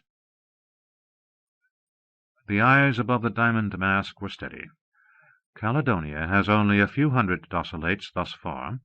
The program is still somewhat experimental, but you should give it serious consideration. With the implant you would remain free, do useful work, live at home, and help to support your family. You would no longer pose a danger to the community because of your inability to control your anger and sexual aggression. Instead, you would feel a quiet contentment. You would still be able to experience love. You mean sex with my wife? The dirigent shook her head. The docilator modifies the brain's hormonal output, making erection and orgasm impossible, as well as suppressing other strong emotions such as anger and fear. Sweat had broken out on the prisoner's brow. He stared at the options listed on the plaque. Jesus God, some bloody choices. Turn me into a no-ball retard, lock me up for life in the chokey, or feed me to the worms. Dorothea MacDonald said nothing. She was standing straight now, with her arms at her sides, a shining, seemingly aloof figure. A fiery rage welled up in Geordie Doig, and he sprang from his chair. He would have flung himself at her, bludgeoned her with his big fists, torn off her fancy clothes, and fucked her senseless. But he was paralyzed. Stiff as a plank, he overbalanced and crashed to the floor. The dirigent's coercion forced him to climb to his feet and stand still, trembling in every limb with impotent wrath. "Choose," she said. He gave a hysterical giggle. "Aye, Diamond Mask, is it true what they say about you, that your face is such a god-awful mess it'd make a maggot puke to look at it?" "Choose." "Eat shit, you rotten cunt." She only stared at him. "Okay, right, then." He jabbed his finger at option number 1. "I choose the goddamn fucking Devil's Island Slammer. Caithness. At least I'll still be a man out there." Neil Abercrombie reopened the office door to admit the uniformed agents of the magistratum. As they led Geordie Doig away, he cursed the dirigent at the top of his voice, piling obscenity on obscenity until they clamped the docilator on him again. Dorothea MacDonald went back to her desk and sat down. She took up a refreshment flask with a drinking tube and drank some water. Neil handed her a sheaf of durofilm documents and the official seal. "A rough one, lassie?" "A rough one," she agreed, and for a moment her artificial voice, generated by psychokinetic manipulation of air molecules, wavered. "But then they all are." "That scunner's some swine. 'Twas all I could do not to fetch him a good belt in the gob, hearing him smash ye like that." Neil was a holdover from the administration of the late Graham Hamilton, as invaluable as he was over-familiar. In spite of this, and his incorrigible addiction to trite Scots dialect, the dirigent was extremely fond of him. She took the papers without commenting on his indignant outburst, and swiftly read the first one. "I'm denying this descent and distribution appeal from the Cairngorm probate court. Even if the man died intestate, the inheritance rights of non-born second-degree kin clearly supersede those of the state." She scribbled a few words and added her initials. "When are those Cairneys going to concede that non-borns have exactly the same rights in law as biological offspring? This is the galactic milieu, for heaven's sake, not 19th-century Aberdeen." "They're a dour and conservative ilk out there in Cairngorm," Neil observed with a shrug. She frowned as she read the next document. What's this? An import quota extension request for 200 C-240 mind interface units? What in the world are these people building that requires premium brain boards like that? Who owns this company, this muckle, scary bionics, anyway? I've never heard of them. "I can find out. Could be there's some adult amusement outfit with a hot new line in expensive erotic pajinkities." She set the document aside. With boards like this in their tickle suits, the customers would risk gonad meltdown. Have an ODC interstellar commerce agent go to Benvorak and do a quiet investigation. This is the second shipment of sophisticated glom components somebody's tried to import ex quota within the past 3 months. It may be perfectly innocent, but I've heard a rumor about offensive metacreative CE equipment, mental lasers, being built on Satsuma. I want to be certain it's not happening here. Neil nodded. Will do, and I'll bid our lad gang warily. By the by, there was a subspace call from Director John Remillard. Came in whilst ye were dealing with sweet Geordie. He'll be giving ye a far shout in 10 minutes or so. I shall be finished with these soon. Check with the Sergeant-at-Arms at the Assembly, will you? See if there's any likelihood of a vote delaying, Dad. Aye, that'll do. Abercrombie left the room, closing the door. All of the other documents were routine, and she initialed those that were ratified and zapped them with a small laser seal. When the work was done, she rose from the desk and went to look out the window at the capital city. There was a fine view of the Firth of Clyde from her office on the 300th floor of the Dirigent House Strato Tower. Vessels crowded the waters, container ships bringing goods from the outlying small continents, tugboats hauling barges filled with grain, produce, and forest products from upriver, skim ferries zipping between the suburban islands, smaller watercraft of every description. It was too overcast to see the V-ways overhead, but her ultra-senses perceived the intricate computer-controlled streams of commercial and private row-craft moving in dozens of different vectors above New Glasgow. For a moment she concentrated, savouring the deeper aura of Caledonia itself. It was a world having precious little dry land, with jagged mountains, strings of volcanic islands, and forests that were as bravely multicoloured as the tartans of old Scotland. Its population was only just over 1 million, even though it was one of the earliest settled of the ethnic planets. An earthling didn't earn a living easily on Calais, but the stubborn colonists had persevered in their safe haven. The Scottish world had been both self-sufficient and prosperous until the blowout of the diatribe. New Glasgow was heavily damaged by earthquakes and fires following the eruption, as were many other cities and towns on the populous Clyde subcontinent.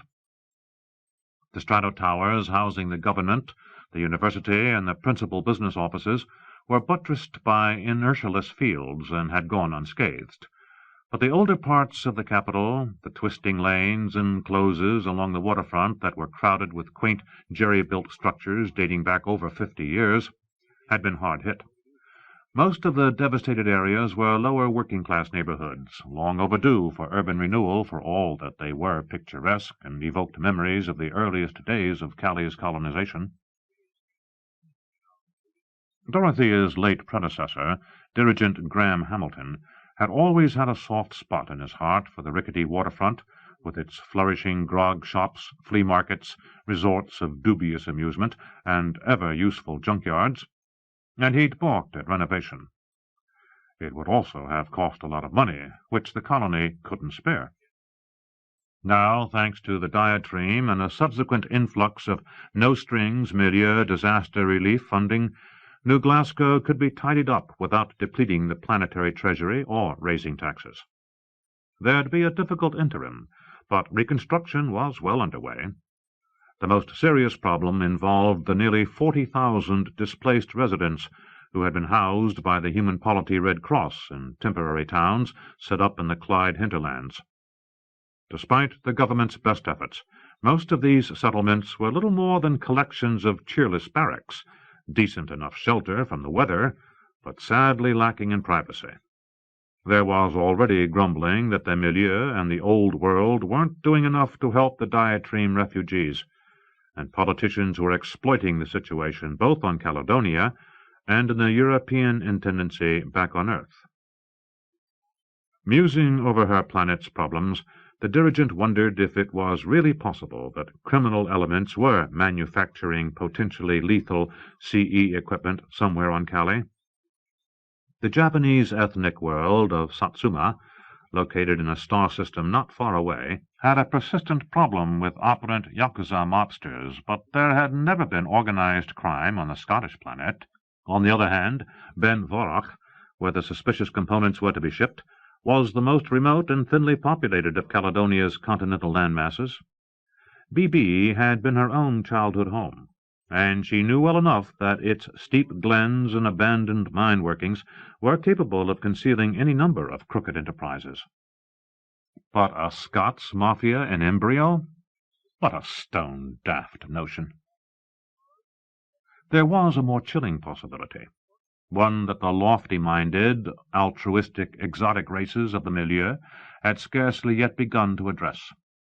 What if the illicit cerebro-energetic equipment wasn't intended for criminals at all? What if the faction of anti-unity humans, the so-called rebels, were arming themselves in order to secede from the Galactic Confederation by force? It was a far-fetched idea that had come into her mind out of nowhere, perhaps because of the upcoming lunch with her father, about which she was feeling qualmish, and she gave it small credence. Calais wasn't yet a hotbed of anti-milieu sentiment, as Cosmop Okanagon and some of the planets of color were, but its Celtic heritage denizens were prickly and anti-establishment by nature, and hardship caused by the diatreme eruption had exacerbated the groundswell of political discontent that had long flourished among the Pleiade Hills. One of the most vocal of Caledonia's rebel stalwarts was Ian MacDonald, Ben Vorach's sole intendant associate and the dirigent's own father. Diamond. Jack. Her troubled mood vanished as she responded to his telepathic hail. For a few minutes they shared special thoughts on the intimate mode of far speech. Persons other than young lovers would doubtless have found their mental conversation cloying and sentimental, to say nothing of hackneyed. But to Jack and Dorothea the ideas were new and precious and important, dealing as they did with the wonder of each other. At last, however, his mental nuances reluctantly revealed that he had another reason for bespeaking her. "There's bad news, sweetheart. I'm on Okanagon. My Aunt Anne was involved in a serious accident here. Her starship crashed." "Oh, no. How is she?" "Anne's alive, but badly hurt. Unfortunately, her 3 exotic companions and the human pilot died." "I'm so sorry, Jack." "The worst part is, we think the crash was no accident." "Oh, God." "And it happened on Okanagon?" "Yes. Anne and some of her associates from the Polity Directorate for Unity had come from Orb to confer with the Commander-in-Chief of the 12th Fleet, Owen Blanchard. There have been recent allegations by loyalist magnates of the Concilium that the 12th is top-heavy with officers belonging to the rebel party." "Yes, I know.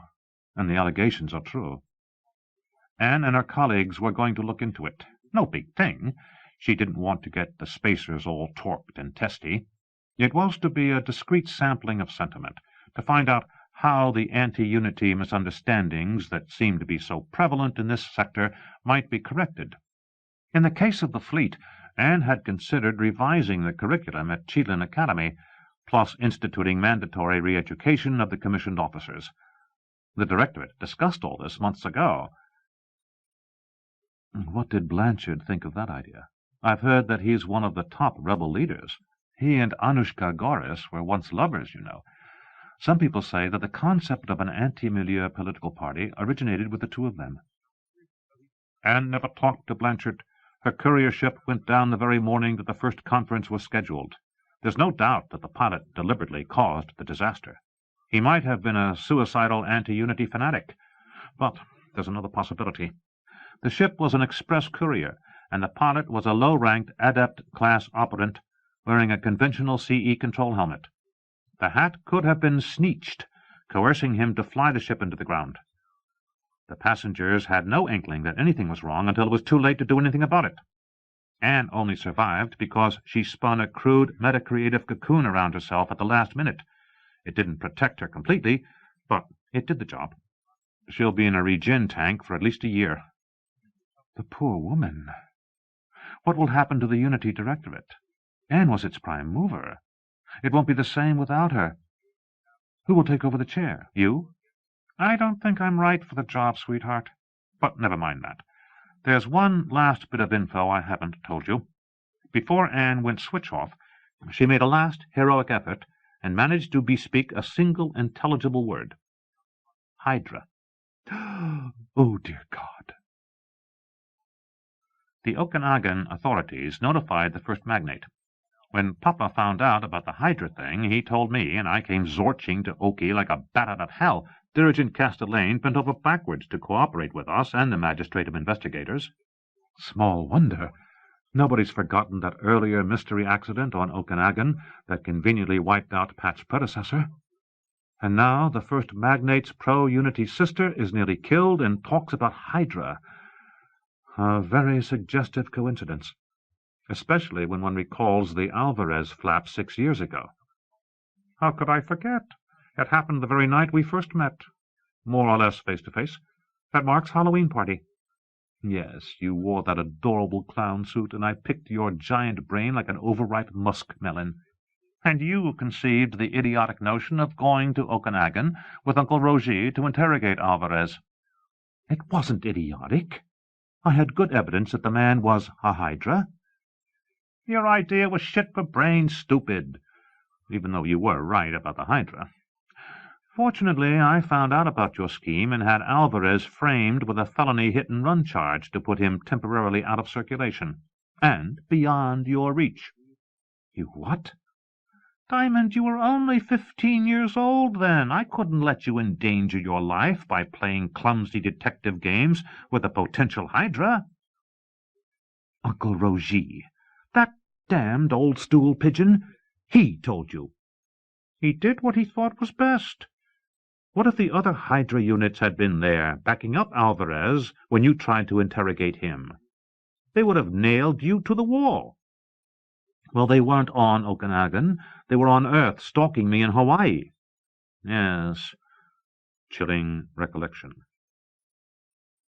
I presume that the Remillard dynasty snuffed Alvarez? They had nothing whatsoever to do with his death. Actually, it was a very nasty surprise.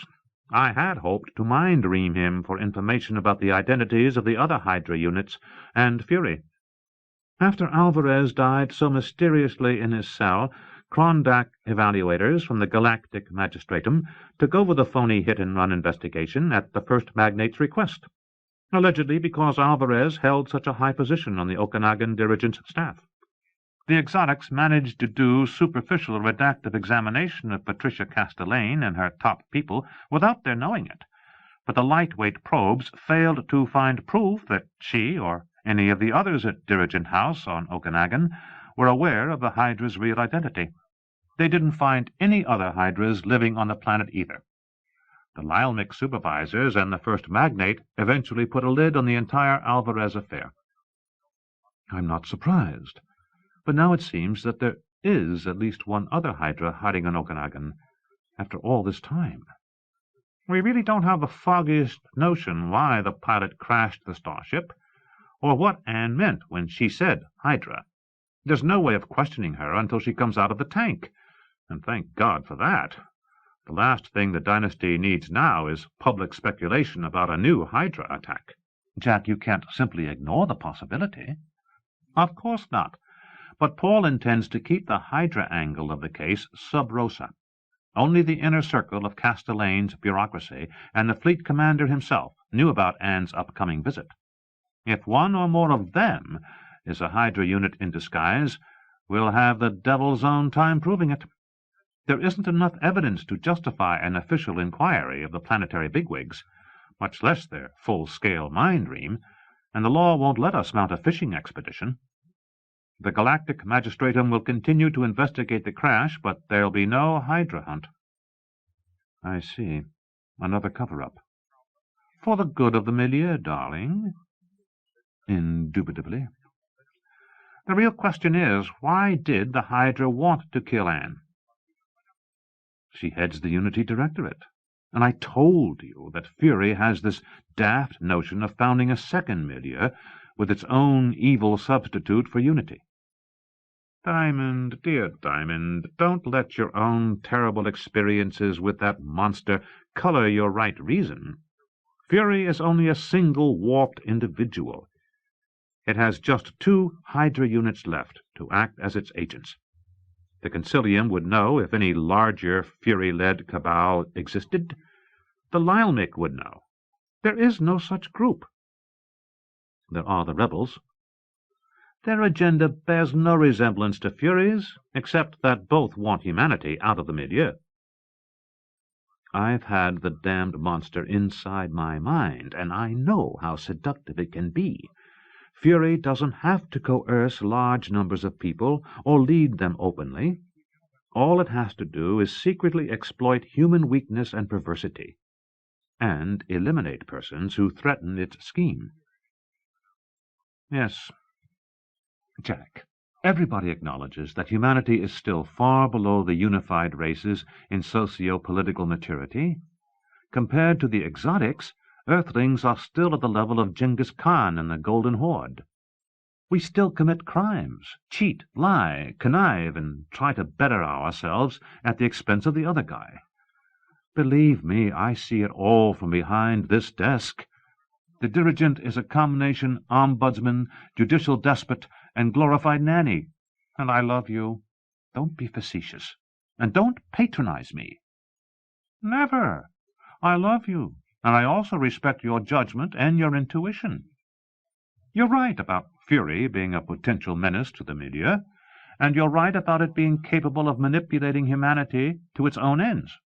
You do know the monster better than I do, and the human condition as well.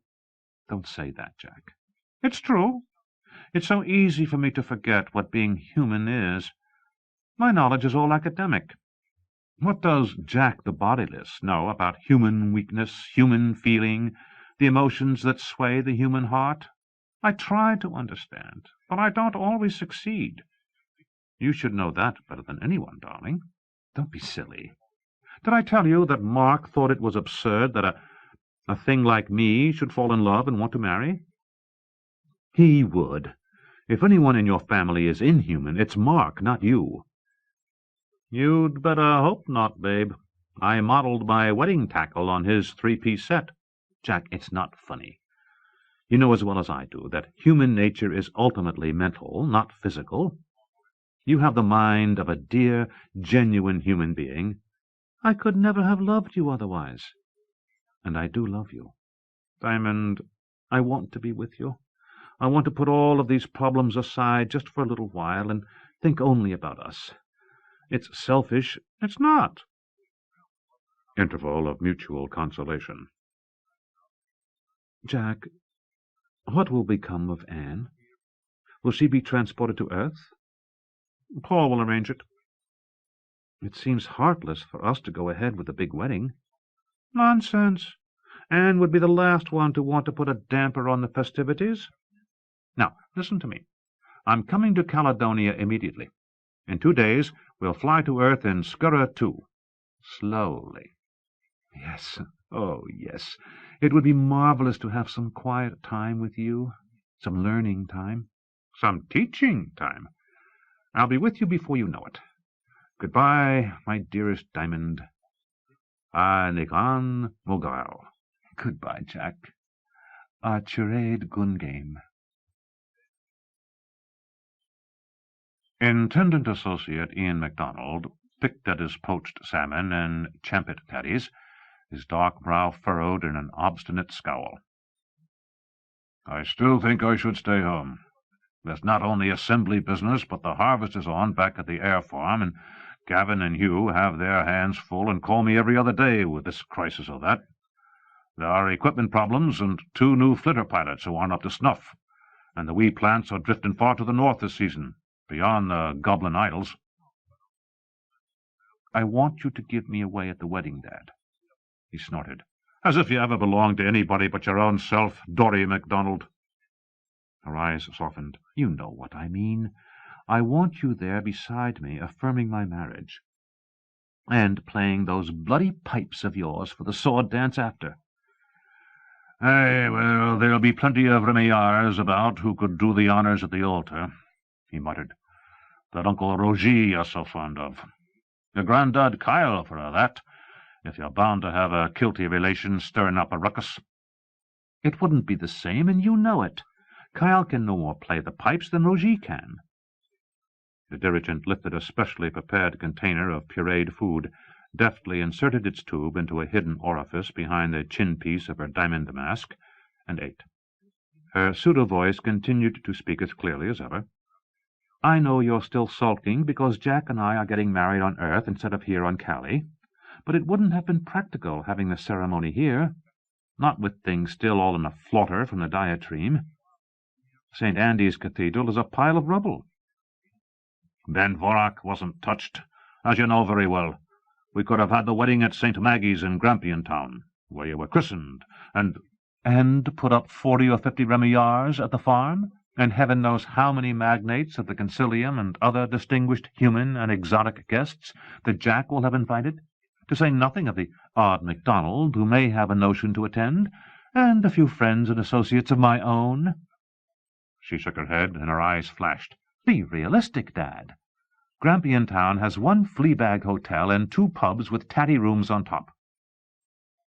Ian MacDonald banged his fork down. His massive brow was like thunder. "And perish the thought that the high mucky-muck Remillard dynasty and their swank friends should have to demean themselves staying in low Caledonian dives.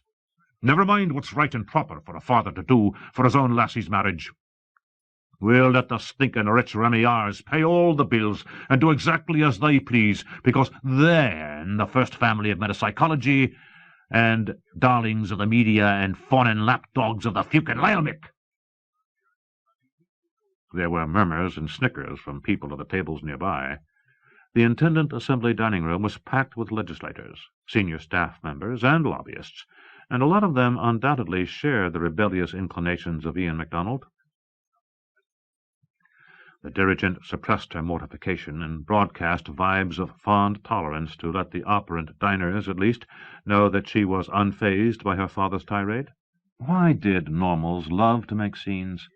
If Ian had been operant, the two of them could have quarrelled decently, mind to mind, on the intimate telepathic mode. When his daughter ignored his explosion, Ian MacDonald took a long pull from his glass of McEwen's ale, and continued in a much lower tone. "That's not the whole of the matter, either. What about yourself, Dory? It's as though the diatribe blew away your good sense, for I swear I don't understand what's come over you since then. A dirigent of Caledonia, dressing like a carnival queen. Graham Hamilton must be spinning in his grave.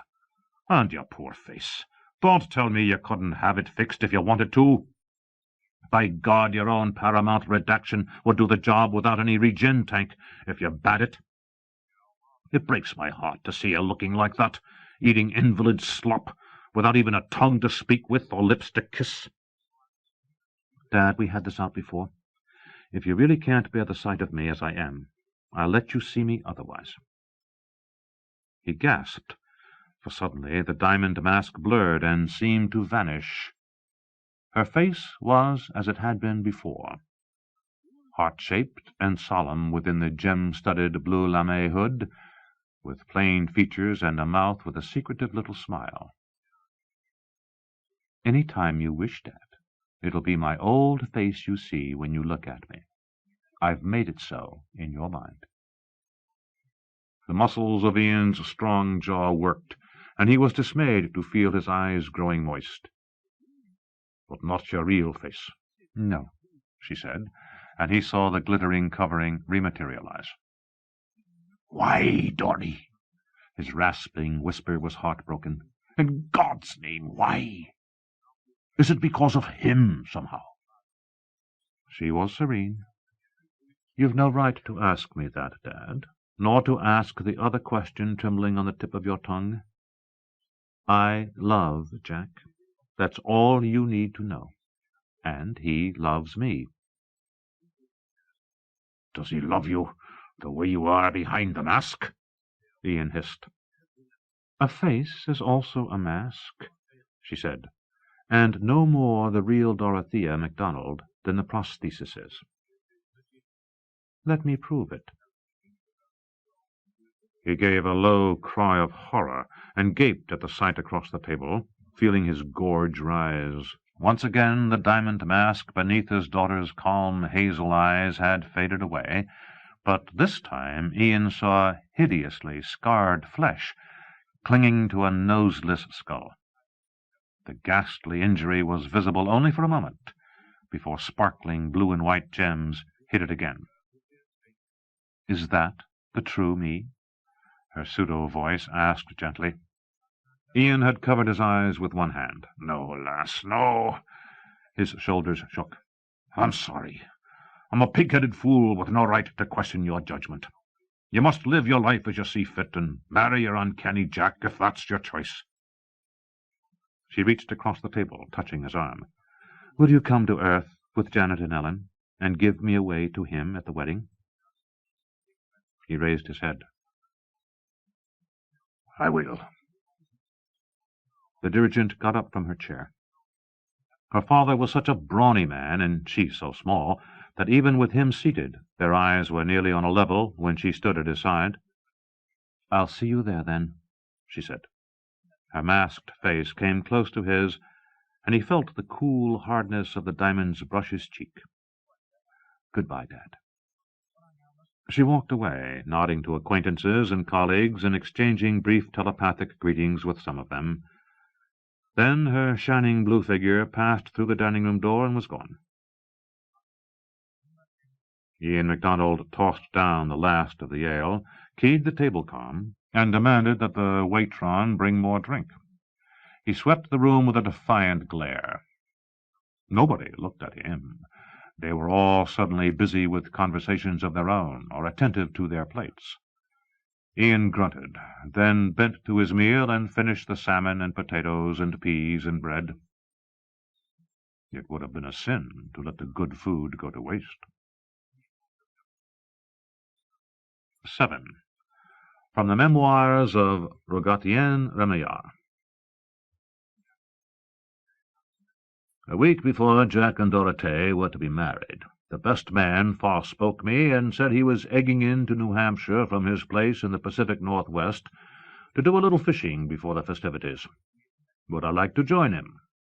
His childhood friends, Alex Mannion, Boom Boom LaRoche, and Arkady Petrovich O'Malley, might also show up. I was delighted by the notion of taking a few days off with Mark. The tabloid vampires were getting bolder as the date of the ceremony approached. Stonewalled by the wedding principals, they'd besieged my bookshop in Hanover, clogging the com link and scaring paying customers away.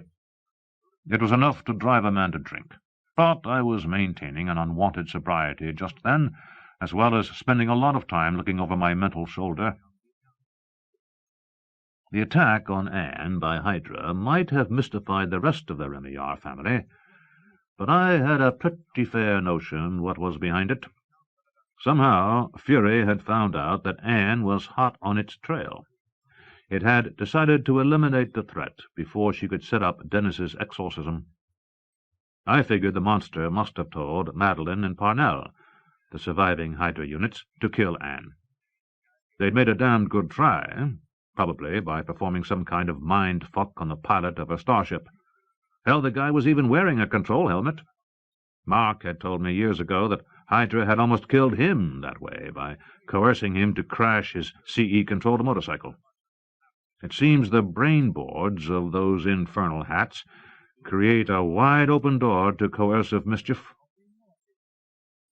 So far, there had been no attempts on my own life.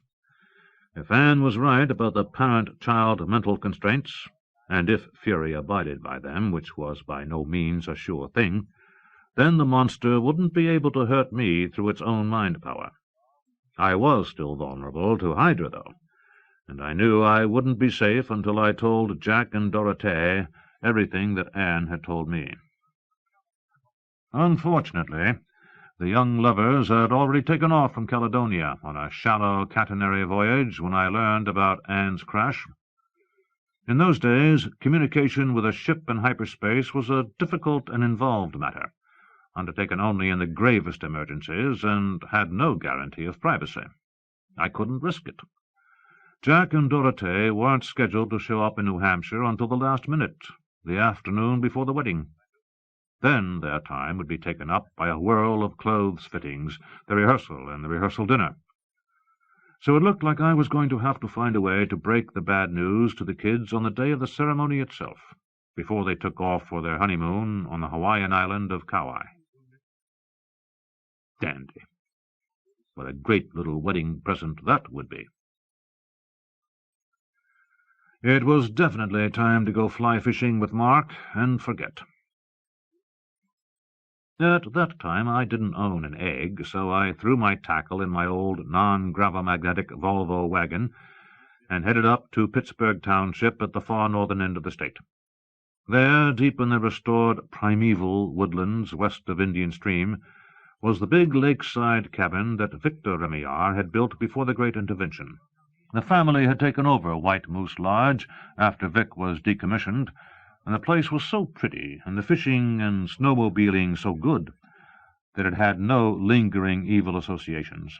Live-in caretakers kept the lodge open all year round, and the Remillard clan felt free to drop in with their friends and recreate any time they felt like it. It was early evening on June 11th when I arrived. To my mind, the North Woods in mid-June are about as idyllic as New England gets. The no-see-um gnats are about finished.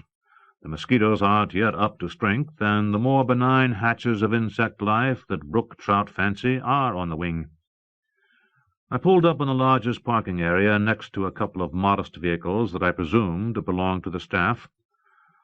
Over on the dirt landing pad stood a jet-black performance egg with a Serum corporate logo on its door.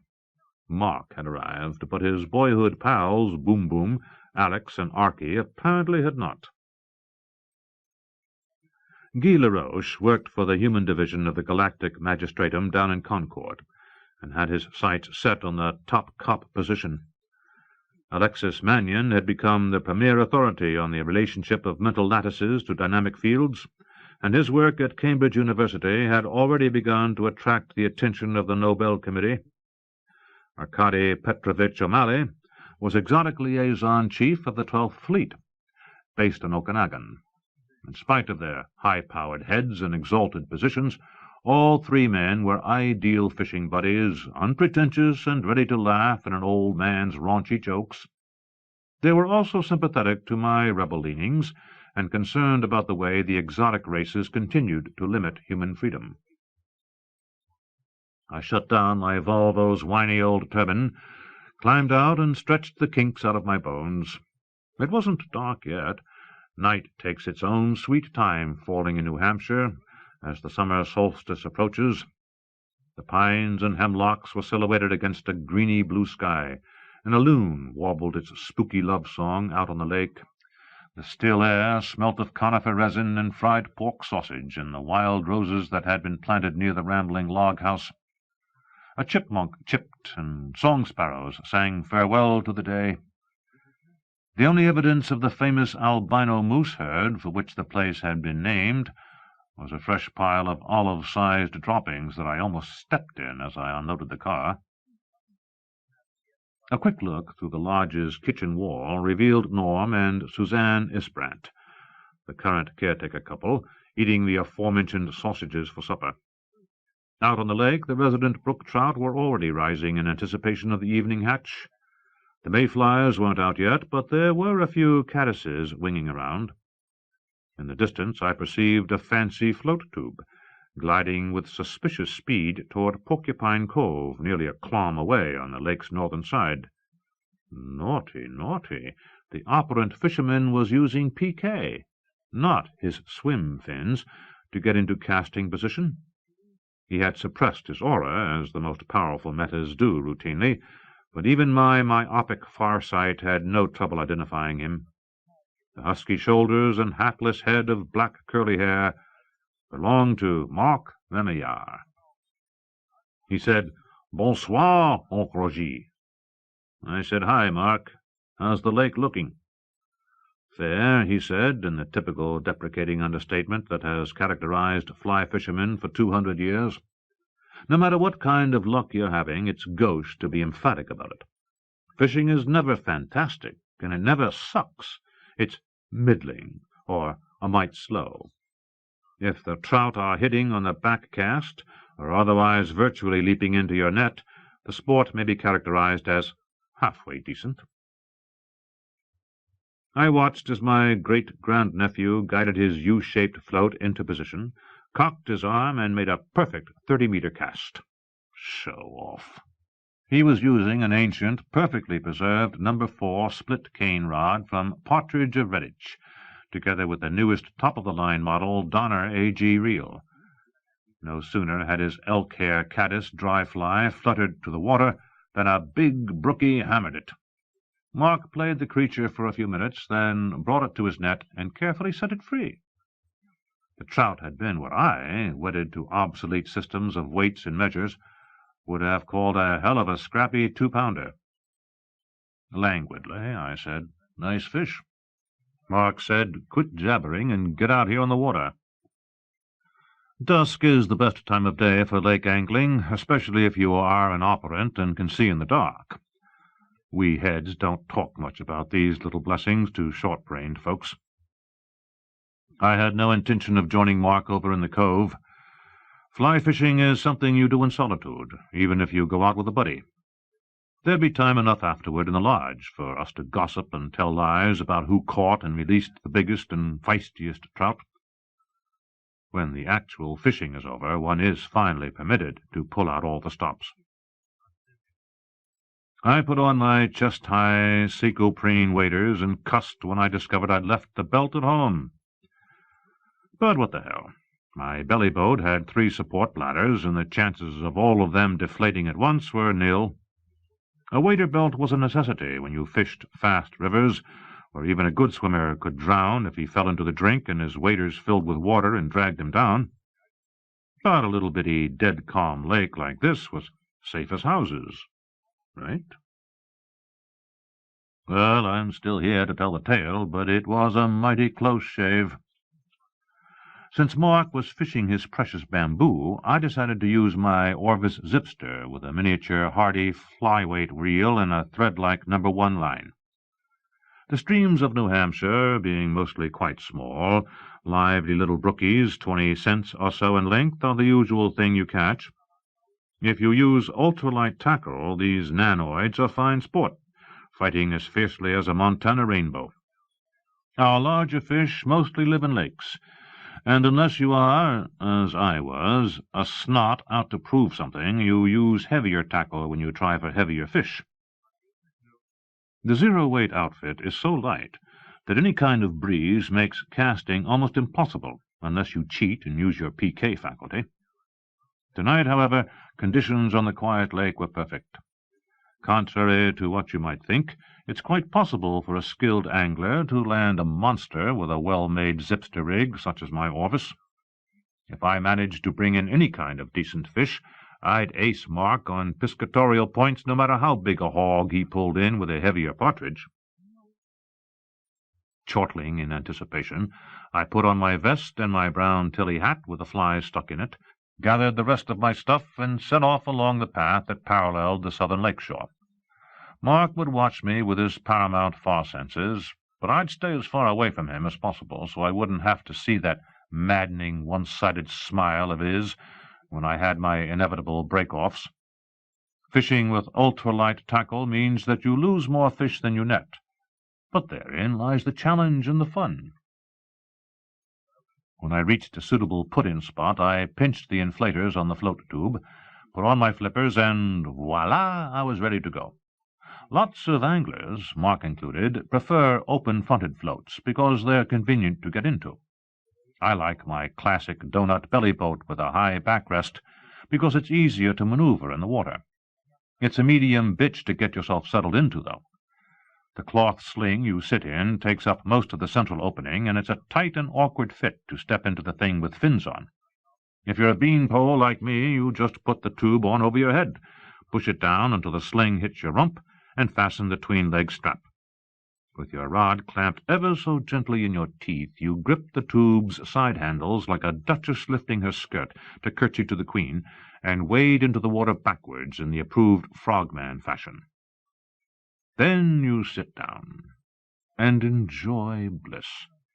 The float tube is somehow more aesthetically satisfying than a regular boat, which your dedicated fly fisher tries to avoid using.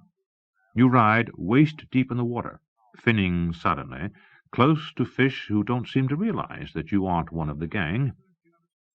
All of your tackle is near at hand, organized in zipper pouches. Your rain jacket and snacks are in the backrest. I knew a little bay with an outflow stream and an interesting drop-off to a spring hole where sizable fish often lurked. I headed for it at a brisk rate of knots, moving backwards, of course. As it got darker, the lake turned to a sheet of polished onyx, with a sinking moon and the lights of the lodge reflected in it. The loons gibbered, a duck splashed in the weeds, and the little outflow stream chuckled merrily over its rocks. Tiny wisps were beginning to rise to the water's surface, floating like elfin sailboats. They were newly hatched mayfly duns drying off their first wings. I gently scooped one up, studied it, and then found a dry fly that resembled it and began to tie it on to the leader. An incisive telepathic thought zinged my brain. "How's it looking over there?" I said to Mark, "The hatch is on. I'm using a number 12 yellow paradrake on a 7X tippet and the naught-weight rod. Eat your heart out, flogger." "Big fly for toy tackle." Smile. "Crazy old salapar. Did you come alone?" "Damn right." "Then it's just you and me and the fishies tonight. Alex and Archie said they probably wouldn't be able to make it until tomorrow, and Boone is trapped in Concord indefinitely. Talk to you later," I said. "Tight lines, mon fils." Then I forgot Mark and concentrated on my aquatic prey. You have to understand that fly fishing is a deliberately inefficient sport. Any blockhead can catch a fish with a pole, a hank of string, and a hook with a worm or marshmallow or some other organic bait. But to deceive the wily trout into striking at a pinch of fiber, feathers, or tinsel tied to a barbless hook requires a carefully conceived strategy and artful tactics. If you're a metapsychic operant, you have to handicap yourself even further to make it a fair fight. You dasn't use your ultra-senses to find the fish underwater. You can't meta-coerce the critter into sampling the fly. And, of course, you must never use your creative faculty to conceal your presence or enhance the fly's illusion of edibility. Sometimes I cheat. But I didn't this night, except in harmless ways, like PKing the nearly invisible tippet into clinch knots tying on the fly, and using the same homely metafaculty to resolve tangles. In the space of 2 hours I caught and released a couple dozen valiant tiddlers, too small to snap the half-kilo test leader. I fairly hooked, and broke off because I made various mistakes in playing them, 5 fish of respectable size. The brook trout took my flies away with them, but eventually the special alloy barbless hooks would fall off or dissolve, leaving the critters unharmed. The moon vanished, the loon serenade continued, and I was a happy man.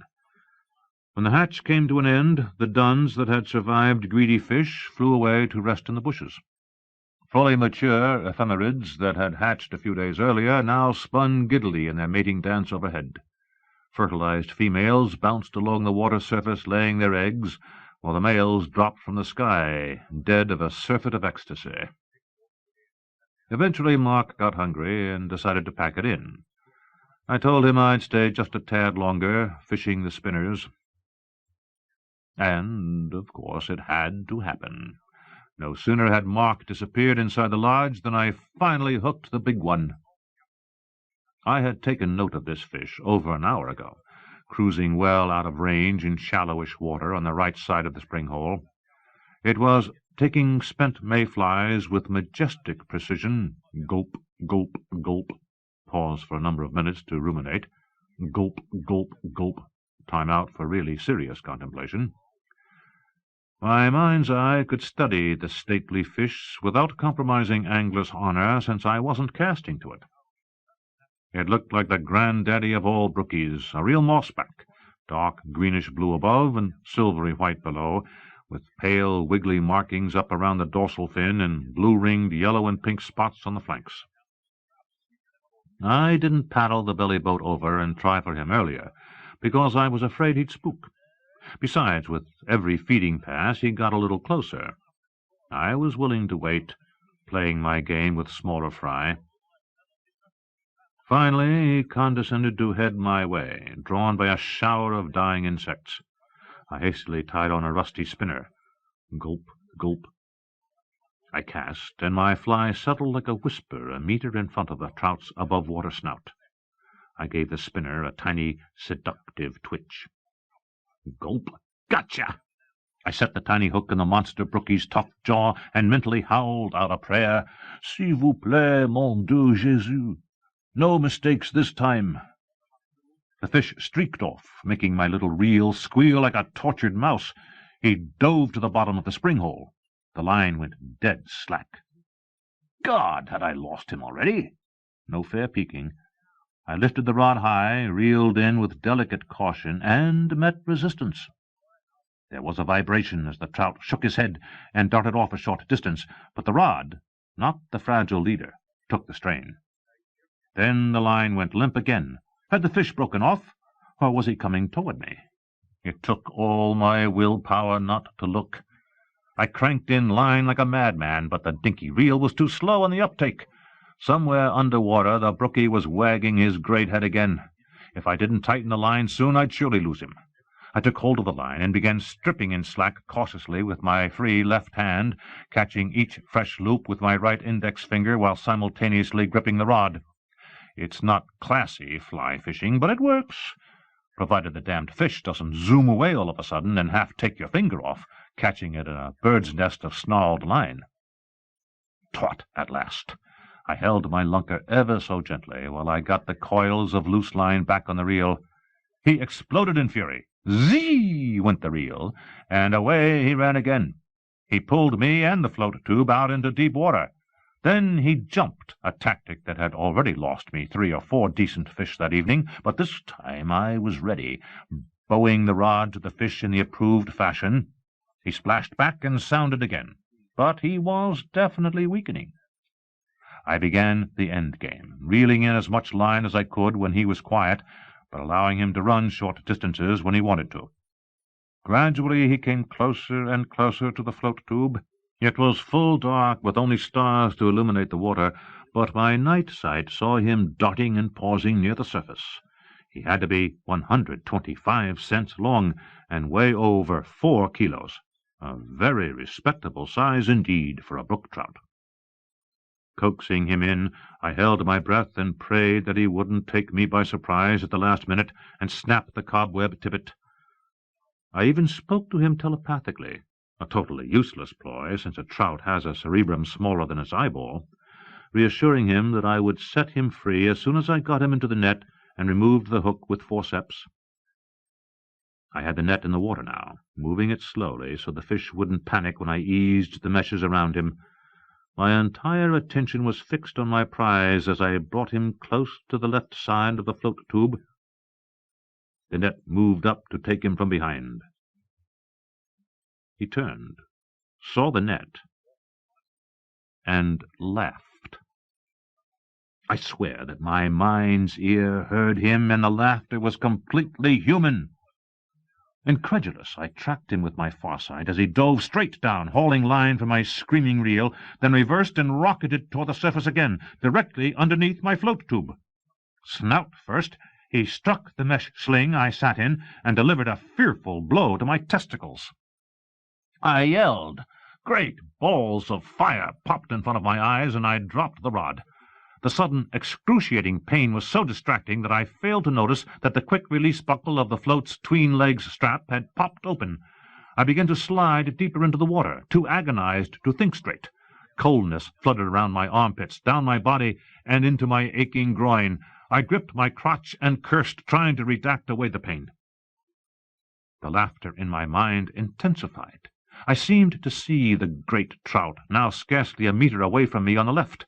His head was out of the water, his eyes glowed a spectral green, and my fly was still affixed in the corner of his grinning mouth. The fish dove and struck me a second terrible blow in the privates. When I screamed again, my mouth filled with water. It was then I realized that my waders were rapidly filling and dragging me down. I thrashed like a gaffed shark, trying to grab the belly-boat seat and haul myself up before my head went under again, but I was being pulled down too fast. Ordinarily, I'm a pretty decent swimmer, and I hadn't really started to panic yet. Underwater, I pulled my fishing vest loose from the dangling float-tube strap that had snagged it, opened it, unfastened the buckles of my waders, then tried to push them down and free my legs of both waders and swim pins. I couldn't. Something bound my ankles tightly together, and I knew what it was. Not the easily broken nylon leader, but WF-1F fly line, as strong as steel wire. More of the stuff floated around me, writhing in the water as though it were alive. The goddamn fish was circling me with unbelievable speed, and I was being trussed like a rolled rib roast. I felt my knees suddenly constrained as more line wound around them. My left wrist became entangled, and that arm was yanked tightly against my body. My bursting lungs now hurt more than my wounded nuts.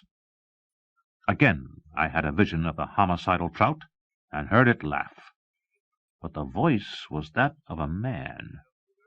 An imbecilic notion came into my oxygen-starved brain. Didn't I know this fish? Wasn't it Parnell Remillard, Adrienne and Sherry's wayward son, one of the 2 surviving Hydra units? It was at that point that I panicked. The bizarre attack had left me so muddle-headed that it had not occurred to me until then to send out a telepathic shout for help. I tried to far-speak Mark, but the effort was pathetically weak. Precious air escaped from my nostrils. I sank deeper and deeper, and my ultra-senses faded to extinction. I was enveloped in pain, darkness, and a growing lethal chill. Dream-like visions dredged from my memories began to explode before my blind eyes. I was dying, and the sadistic Parnell was greatly amused. I refused to surrender to the Hydra. With the last of my strength I drew up my knees, then abruptly straightened my bound legs, flapping the swim fins. Again and again I performed this maneuver, trying to propel myself toward the water's surface. But something was holding me down. The fly line had snagged on the bottom. My free right hand fumbled at a pocket of my fishing vest. I had a small Swiss jackknife. If I could just get hold of it.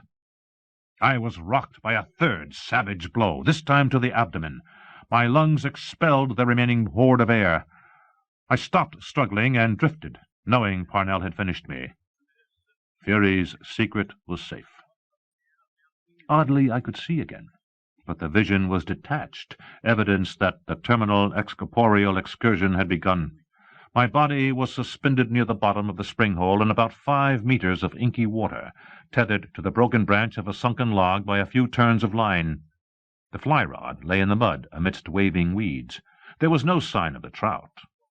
I felt warm again. The pain had vanished, and I was moving slowly away from my mortal hulk, up to the surface, into marvelous, shining air. Without emotion, I watched a swimming human figure descend and approach my dead body. This was an uninteresting development, and so I turned away and smiled into the fascinating light. I began to speed toward it. The light went out. After a blank interval, I realized I was breathing. My lungs were on fire, and my brain was a throbbing clot of agonized jelly. 2 men were talking.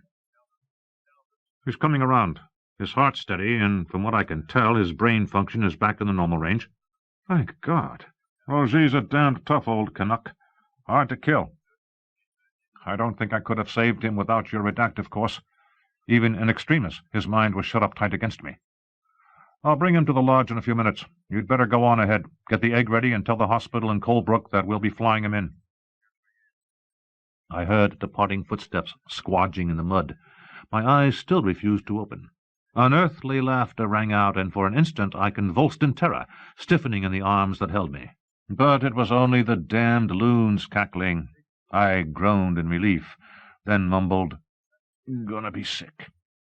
Strong hands turned my body and held my head while I vomited lake water. Then a dazzling dart seemed to impale my brain, and I instantly felt better, zapped by redaction. My eyes opened and focused. more or less, and I processed optical input. A starry sky framed by conifer trees, branches of underbrush up close, and a face looking down at me. Deep-socketed eyes with winged brows, the aquiline Remillard nose, a cleft chin, a thin-lipped mouth smiling a lopsided smile. "Feeling better?" Mark asked. He wiped my mouth with a bandana handkerchief and lifted me into a sitting position. "It was Parnell, Adrian's kid, that tried to kill me," I wheezed feebly. "Hydra disguised as a killer trout. You gotta believe me, Marco." "We'll talk about it later." He scooped me into his arms like a child and carried me toward the lodge. I could hear excited voices. A maudlin tear trickled down my cheek. "Thanks for saving my life. Stupid old fart. I didn't think to call till it was almost too late. But you heard me after all." "I didn't hear your mind calling," Mark said, "and I didn't really save you. I came running after you were out of the water and helped with the mental first aid." We had reached the parking area of the lodge. The caretaker couple were there with blankets and pillows, leaking anxious vibes. Mark's big black egg was open, and he put me onto the rear banquette and covered me up. Somebody was already in the pilot seat. Mark climbed in beside me. The other guy slammed the hatch and started the row generator. The egg shot up, inertialess, into the night sky. Mark said, "Here's the one who heard your far squeak, dived into the lake, cut you loose from the mess on the bottom, and pulled you ashore." The man in the pilot seat turned around and smiled. I goggled at him, so blitzed that I couldn't utter a word. Like Mark and I, he was sopping wet. His damp blonde hair straggled over a youthful brow, and his eyes were the same vivid, coercer blue as Dijon's. But it wasn't Jack the Bodiless who had saved me. It was Dennis. 8. Bretton Woods, New Hampshire, Earth, 18 June, 2078. The first magnate of the human polity of the galactic milieu smoothed his striped silk tie, checked his spats, put on his pearl-grey stroller, tugged down his waistcoat, shot his cuffs just a trifle, and surveyed himself in the hotel suite's full-length mirror. He liked what he saw. Paul Remillard was a slender, striking man with a palpable air of command. The self-rejuvenating gene complex of his famous family made him appear half his actual age of 64, and the archaic formal wear looked notably spiffy with his silver-streaked hair and well-trimmed beard. All he lacked was the finishing touch of a boutonniere. Who had charge of the damned things, anyway? He decided to forespeak Lucille. It had been her idea that the attire of the wedding party should reflect the romantic Edwardian era when the White Mountain Resort Hotel was new. Jack and Dorothea, amused by the incongruity of the matriarch's conceit, had acceded willingly. Period clothing was optional for the guests, but strongly encouraged. Even the attending Krondaku had insisted upon assuming human form and coming in fancy dress, so that their normally monstrous appearance would not clash with their mise-en-scène.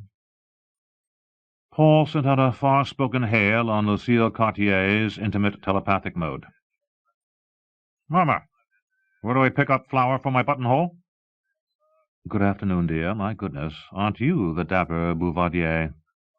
"The posies where?"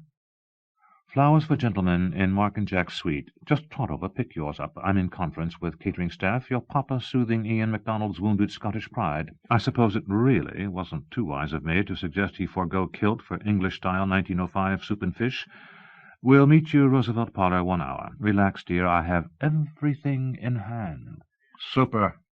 Passionate gratitude. Lucille laughed indulgently and withdrew her mind.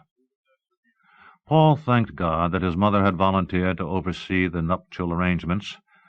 Who would have thought that the logistics would be so complicated, or that the popular media would take such an inordinate interest?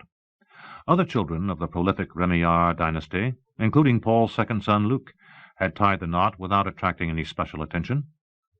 "Why," the first magnate had grumped earlier to Lucille, are the sensation-mongers getting into such a pucker over these two?" His mother's response had been dry, but she charitably refrained from chiding him for his insensitivity.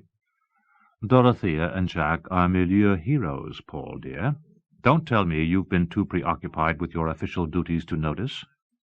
And they're also quelque peu bizarre. There's the inevitable vulgar speculation about how in the world they'll ever manage to do it." Paul had frowned quizzically as comprehension dawned. "That's a good question. But, damn it, it's nobody's business but the newlyweds. I don't often take advantage of my perks of office, but I'm going to do my utmost this time to make certain that our family privacy is respected." "Good luck," Lucille had wished him tartly. "I'm sure you're a whiz at keeping great matters of state secret, but the marriage of Jack the Bodiless and Diamond Damask is something else altogether." Carrying his top hat and gloves, the first magnate went out into the sunny corridor. Windows at either end of the long hallway were wide open, and their lace curtains flapped in the lilac-scented afternoon breeze. He looked down into the back garden from the elevator alcove and saw neat rows of folding chairs, a red carpet leading to a flower-banked altar area, with florists still fussing over it, and a giant marquee with tables all formally set for the wedding dinner. A small ensemble of musicians was playing Mozart's string quintet in E-flat for a group of appreciative listeners. Most of the 400 guests had been ensconced in rooms in the hotel overnight, and numbers of them were already strolling about the lawn or seated in the chairs, humans in old-fashioned finery, and exotics in their own version of traditional formal attire. Paul could not help chuckling. The place was starting to look like a fantasy adaptation of the Ascot opening day scene in My Fair Lady.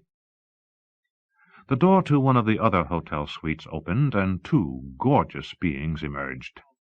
They were members of the diminutive Poltroyan race, less than a meter in height, and humanoid in appearance, except for their violet-tinted skin and ruby eyes. Their bald heads were gold-painted in elaborate designs, and they wore robes heavily embroidered with precious metal thread and edged with rich green fish fur. Following Poltroyan custom, both were decked in the extravagant pearl jewelry they had worn during their own espousal celebration years ago. The first magnate was so taken aback by their splendor that he hardly recognized his two old friends. "Paul!" they exclaimed in happy unison, and came bounding over to seize both his hands. Paul embraced them in turn. "Minnie! Fred! High thoughts!" "What a beautiful day for your youngling's mate affirmation," said the female Poltroyan, Minatipa Pinacrodon. "And do let me compliment you on your handsome costume," said the male, Fritiso Prontonalin. "It's a bit different from the human nuptial garb we're familiar with." Paul gave a humorous shrug. "Clothes like this were the height of fashion in this part of Earth about 180 orbits ago, when this hotel was new. But my outfit won't be complete until I find a certain little bunch of flowers I'm supposed to wear right here." He thumbed his lapel. "I hope your rooms are comfortable." "Our accommodation has a lovely view of the mountains," Minnie said. She added playfully, "The furnishings are just the least bit lackluster, but perfectly adequate to our needs." Paul affected to be shocked. The sumptuous lifestyle of the Poltroyan race was legendary in the galactic milieu. "No emerald-studded bathtub? No solid gold clothes hangers or platinum doorknobs? I'll complain to the management." Minnie giggled. Fred said, "It was very extravagant of you to have rented this entire huge establishment, but I suppose it was the only way to insure against an invasion by unwelcome news-gatherers." The first magnate let his exasperation show. "We've blocked the entry roads and set up sky barriers, and the hotel perimeter is cordoned with stun fencing. In spite of all that, reporters in disguise have already been detected and ejected from the kitchen staff, the corps of waitrons, and the groundskeeping crew. One brazen gentlewoman of the tabloid Tri-D even tried to substitute herself for a viola player in the orchestra. Her AV recorder was hidden in the fiddle." Both Poltroyans laughed. Then Fred's kindly face turned sober. "How is your sister, Anne? We understand you personally saw to her safe transport to Earth." "I got in from Okanagon late last night and took her directly to the Polity Genetic Research Institute in Concord. They say she's doing well, and her complete recovery is only a matter of time. But having Anne out of the picture for nearly a year will play merry hell with the Unity Directorate, and it's going to have to contend with a tricky matter of moment during the next concilium session. You probably haven't heard the news yet, but metapsychologists from the Sorbonne in Paris are going to announce officially that they've detected the initial stages of emergent coadjunation of the human racial mind. I'm not familiar enough with autocatalytic set theory to understand the details, but it seems that a distinct phase transition is taking place." "But that's wonderful," Minnie exclaimed. "What is the difficulty? I should think you Earthlings would be overjoyed." "There are certain human magnates who'll use the announcement as an excuse to inflame anti-unity sentiment among our people. Anne was a past master at dealing with these loose cannons. But, unfortunately, the other directors aren't nearly as handy in a brawl. Theoreticians, most of them." "There's your son Jack," Fred suggested. "Wouldn't he be the logical chairman pro tem? His paramount mind—" "Is only 25 years old," Paul said dismissively. "It's true that the majority of the Unity directors are prepared to approve his interim appointment, but I'm afraid that he lacks the experience and the authority to deal with this impending crisis. The top guns among the rebel magnates, people like Anushka Goris and Hiroshi Kodama and Cordelia Warshaw, would eat the boy for breakfast during a no-holds-barred debate over the protocols of unification. It's not that Jack isn't brilliant. I'm just afraid he's not tough enough to be our principal spokesman on this issue." "He might surprise you," Minnie said. Fred asked, "If not Jack, then who?" "I was thinking," Paul said, "of appointing Davy McGregor." The two Poltroians were shocked into silence. "I believe that the Lyelnick supervisors would agree, if Davy would." Paul flashed an ironic smile. "You have to admit that McGregor is tough enough to take on the entire rebel contingent with both hands tied behind his back." "Indubitably," Minnie agreed. "But it surprises us that you would consider a person who is so conspicuously uncongenial in his relationship to yourself and the other members of your family." The first magnate lifted his beautifully tailored shoulders. "Davy is the perfect one for the job, not only because of his temperament and superior mind power, but also because of his great prestige as Earth's planetary dirigent. He's here at the ceremony, you know, a distant relation of the bride. I plan to sound him out later today. He may tell me to take a flying leap, but I hope not." "If this plan of yours is for the best," Fred murmured, "then may the all-in-all speed its happening."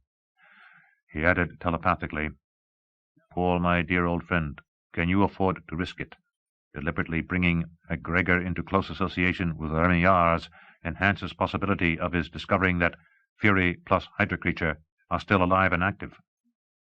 Minnie's mind said, "Davy has it in him to destroy you plus your family in order to avenge his wife." Paul said, "He's just a man. If he takes the job, he'll give it everything he's got. And to hell with the risk to my family. The human polity needs Davy McGregor for the Unity debate. This issue is going to be crucial to the future of our race. If the rebel faction ever gains the upper hand in the human polity, you know as well as I do that the exotic members of the concilium will write us off as a bad job and rescind the great intervention." The two little purple people nodded their gold-painted heads solemnly. "The amalgam of Poltroy would cast its vote against you with the greatest reluctance," Fred said, "but we would have no other option. An ununified humanity, intent on cutting itself off from our confederation, would present an unacceptable risk to the survival of the milieu." "Oh, please," Minnie pleaded, "let's not talk of such things on this day of joy for Dorothea and Jack." Paul agreed, and they said goodbye. The Poltroian couple took the elevator down to the garden level, while the first magnate continued along the corridor and knocked on a door. "Come in, Papa," said Mark. Paul entered the suite occupied by the groom and the best man, and found 4 gilded-age dandies lounging about drinking champagne amidst the scattered remains of a lavish lunch. Uncle Roger was still sitting at the table, clearly feeling no pain. Paul's sons Mark and Luke's spouse Kenneth MacDonald stood near the window, checking out the scene below. All of them were dressed in the same elegant grey formal wear as the first magnate. "I've come for my boutonniere," Paul said. "Where's the bashful bridegroom?" Roger hauled himself up. Swaying a little, he declaimed, "Waiting for his dear papa to arrive and impart a few last words of paternal wisdom before he marches down the aisle." "Tigeon, tire ton coup de là." The inner bedroom door opened. The 4 gallants tried to keep straight faces as a disembodied brain sailed slowly out, suspended in mid-air. It was wearing a pearl-grey top-hat. "Good God!" said Paul. Mark kept his composure, but the others fell about laughing. Uncle Roger thrust a glass of champagne into the first magnate's hand and helped himself to more. "I couldn't resist it," said Jack the Bodiless, wreathed in mental smiles. "Can you believe that Uncle Roger tried to talk me into going down to the ceremony like this?" "Wrong," Roger declared in ringing tones. "I said Tigeon should go on his honeymoon like that." He went into a fresh fit of laughter, delivering salacious toasts to the floating brain in broken Kanakwa. "Uncle Roger," Luke Remillard observed redundantly, "is as sozzled as a boiled owl." "You lie, mon cher Fagot," the old bookseller said sweetly. "I am as drunk as a skunk in a trunk." Paul grimaced in distaste. "Couldn't you boys have kept an eye on him?" Luke shrugged. "It's a wedding, Papa. Roger has a right to celebrate." "I guess somebody'd better redact him sober," Ken MacDonald said. "Can't allow a swacked ring-bearer, can we? My sister, the exalted planetary dirigent, would have our balls for bidet swabbers." He turned to Luke. "What say we 2 give it a try, love?" "Nobody touches my mind," Roger yelled. He dodged nimbly away from both men, simultaneously tossing down the last of his bubbly, and headed for the outer door. Mark Remillard casually reached out and touched his fleeing great-granduncle's shoulder. Roger froze in mid-skitter, paralyzed by coercion. Without effort, Mark frog-marched the skinny old man toward the bathroom. "We won't have to redact him. Black coffee and a modicum of simple emetic therapy will do the trick." "Don't mess up his clothes," Jack said. Luke and Ken cackled heartlessly and followed along to watch the fun. The levitating brain doffed its topper and said, "Will you help me get ready, Papa?" Paul slammed his strongest mental shield into place. "If you like."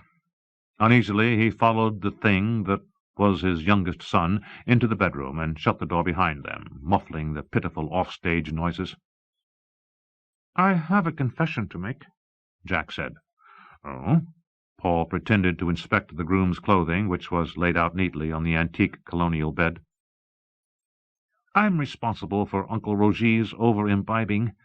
I coerced the poor old guy into guzzling too much champagne in order to distract him. You see, he'd got it into his head that it was his solemn duty to give me my prenuptial sex instruction. He's been trying to get me alone ever since he arrived." Paul barely suppressed a snort. "You know how close we've always been, Papa. I didn't want to deliberately hurt Roger's feelings, and I confess that I do need certain information, but not the kind of thing he had in mind. I hoped to get the data from you." "I see." The first magnate smiled tightly at the hovering mass of cerebral tissue. "Well, I'll certainly do the best I can, under the circumstances." Jack's psychokinesis opened the cherrywood wardrobe door, and a considerable quantity of thick, greyish-pink liquid matter flowed out like a colossal, glistening amoeba. Paul stood motionless, and his eyes widened as the amorphous blob moved across the fine oriental rug without leaving a trace, and gathered into a large spheroid directly beneath the suspended brain. Didn't you know, Papa? Jack's pseudo-voice was good-humored in the face of his father's evident repugnance. I usually keep the artificial plasm now when I disincarnate. It saves a lot of time if I don't have to regenerate a new body from scratch, to say nothing of averting wear and tear on my surroundings from molecular scavenging.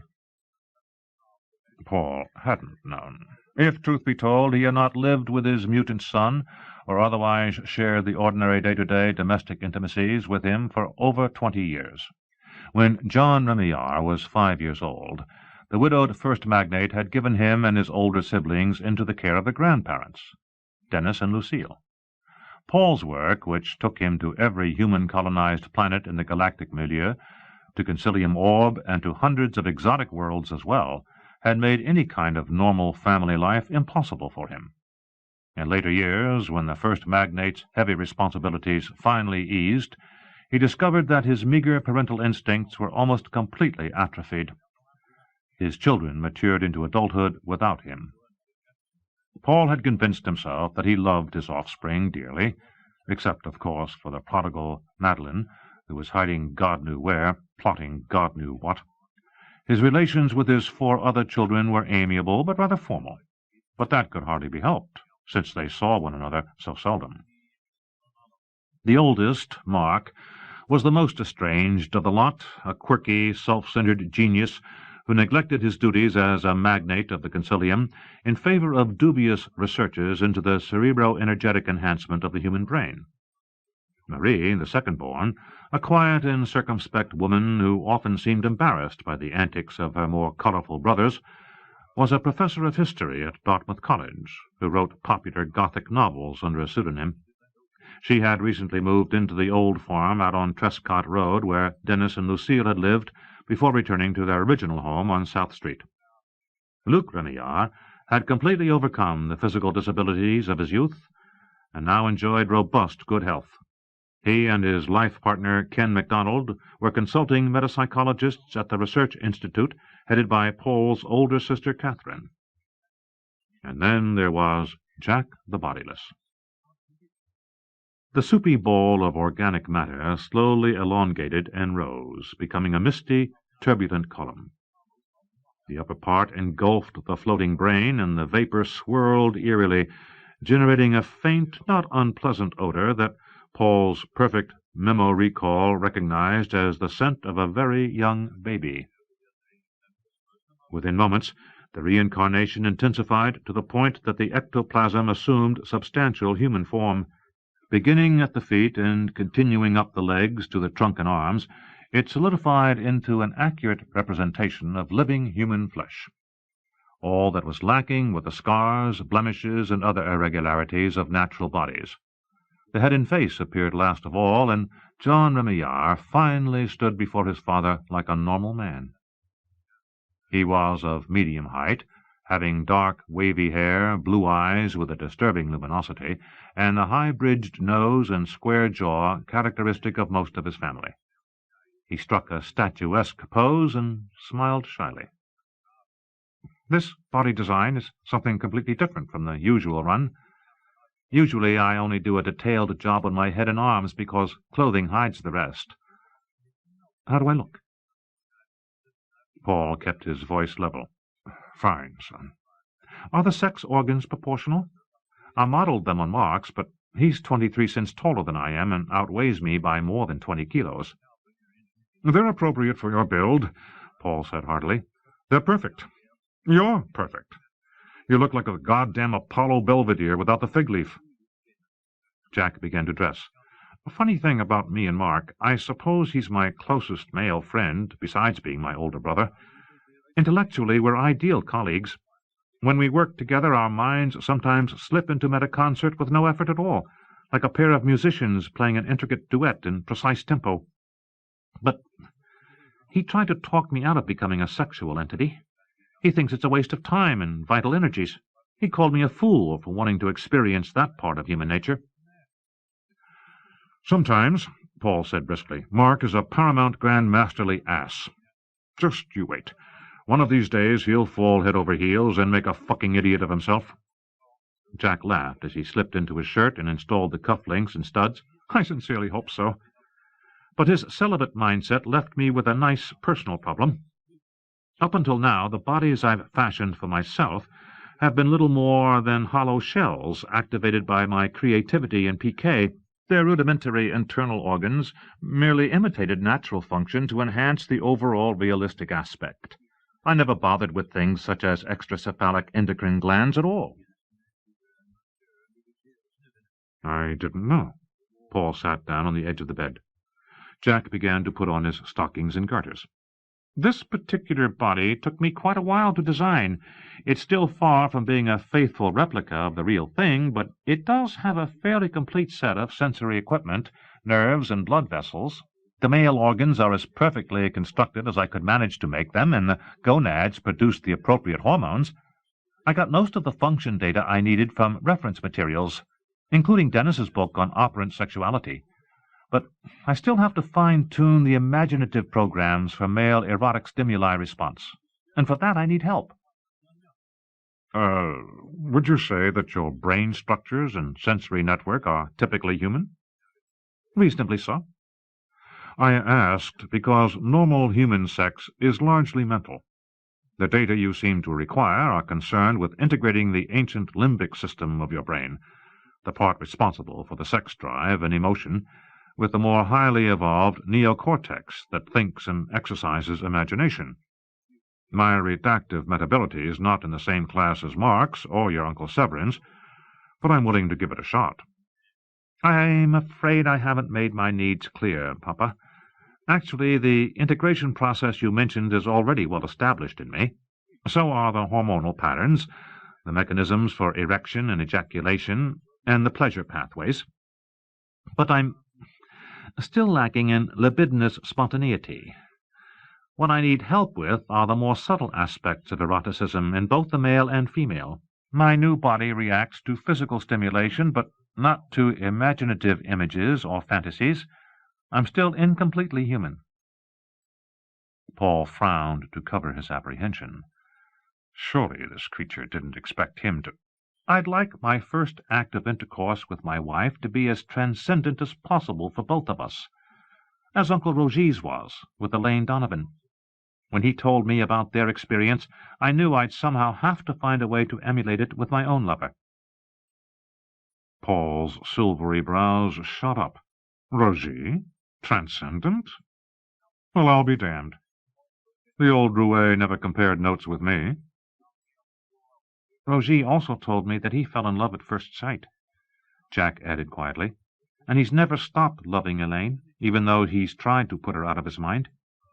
My own experience with Diamond was nearly instantaneous, too, except that the initial attraction was cerebral in nature, an immediate apprehension of spiritual affinity. Rogier says that his falling in love with Elaine Donovan was irrational. That seems to be a common phenomenon. But I understand that other natural human beings, such as Grand-Père Dennis, have experienced intellectual love first, then achieved mutual sexual passion later. It can work that way.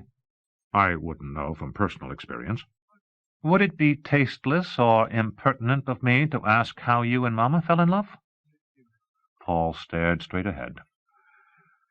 As a young man, I was rather inhibited sexually, much like Mark, although I had an occasional unsatisfying adolescent affair, while he seems to have kept himself pure for science.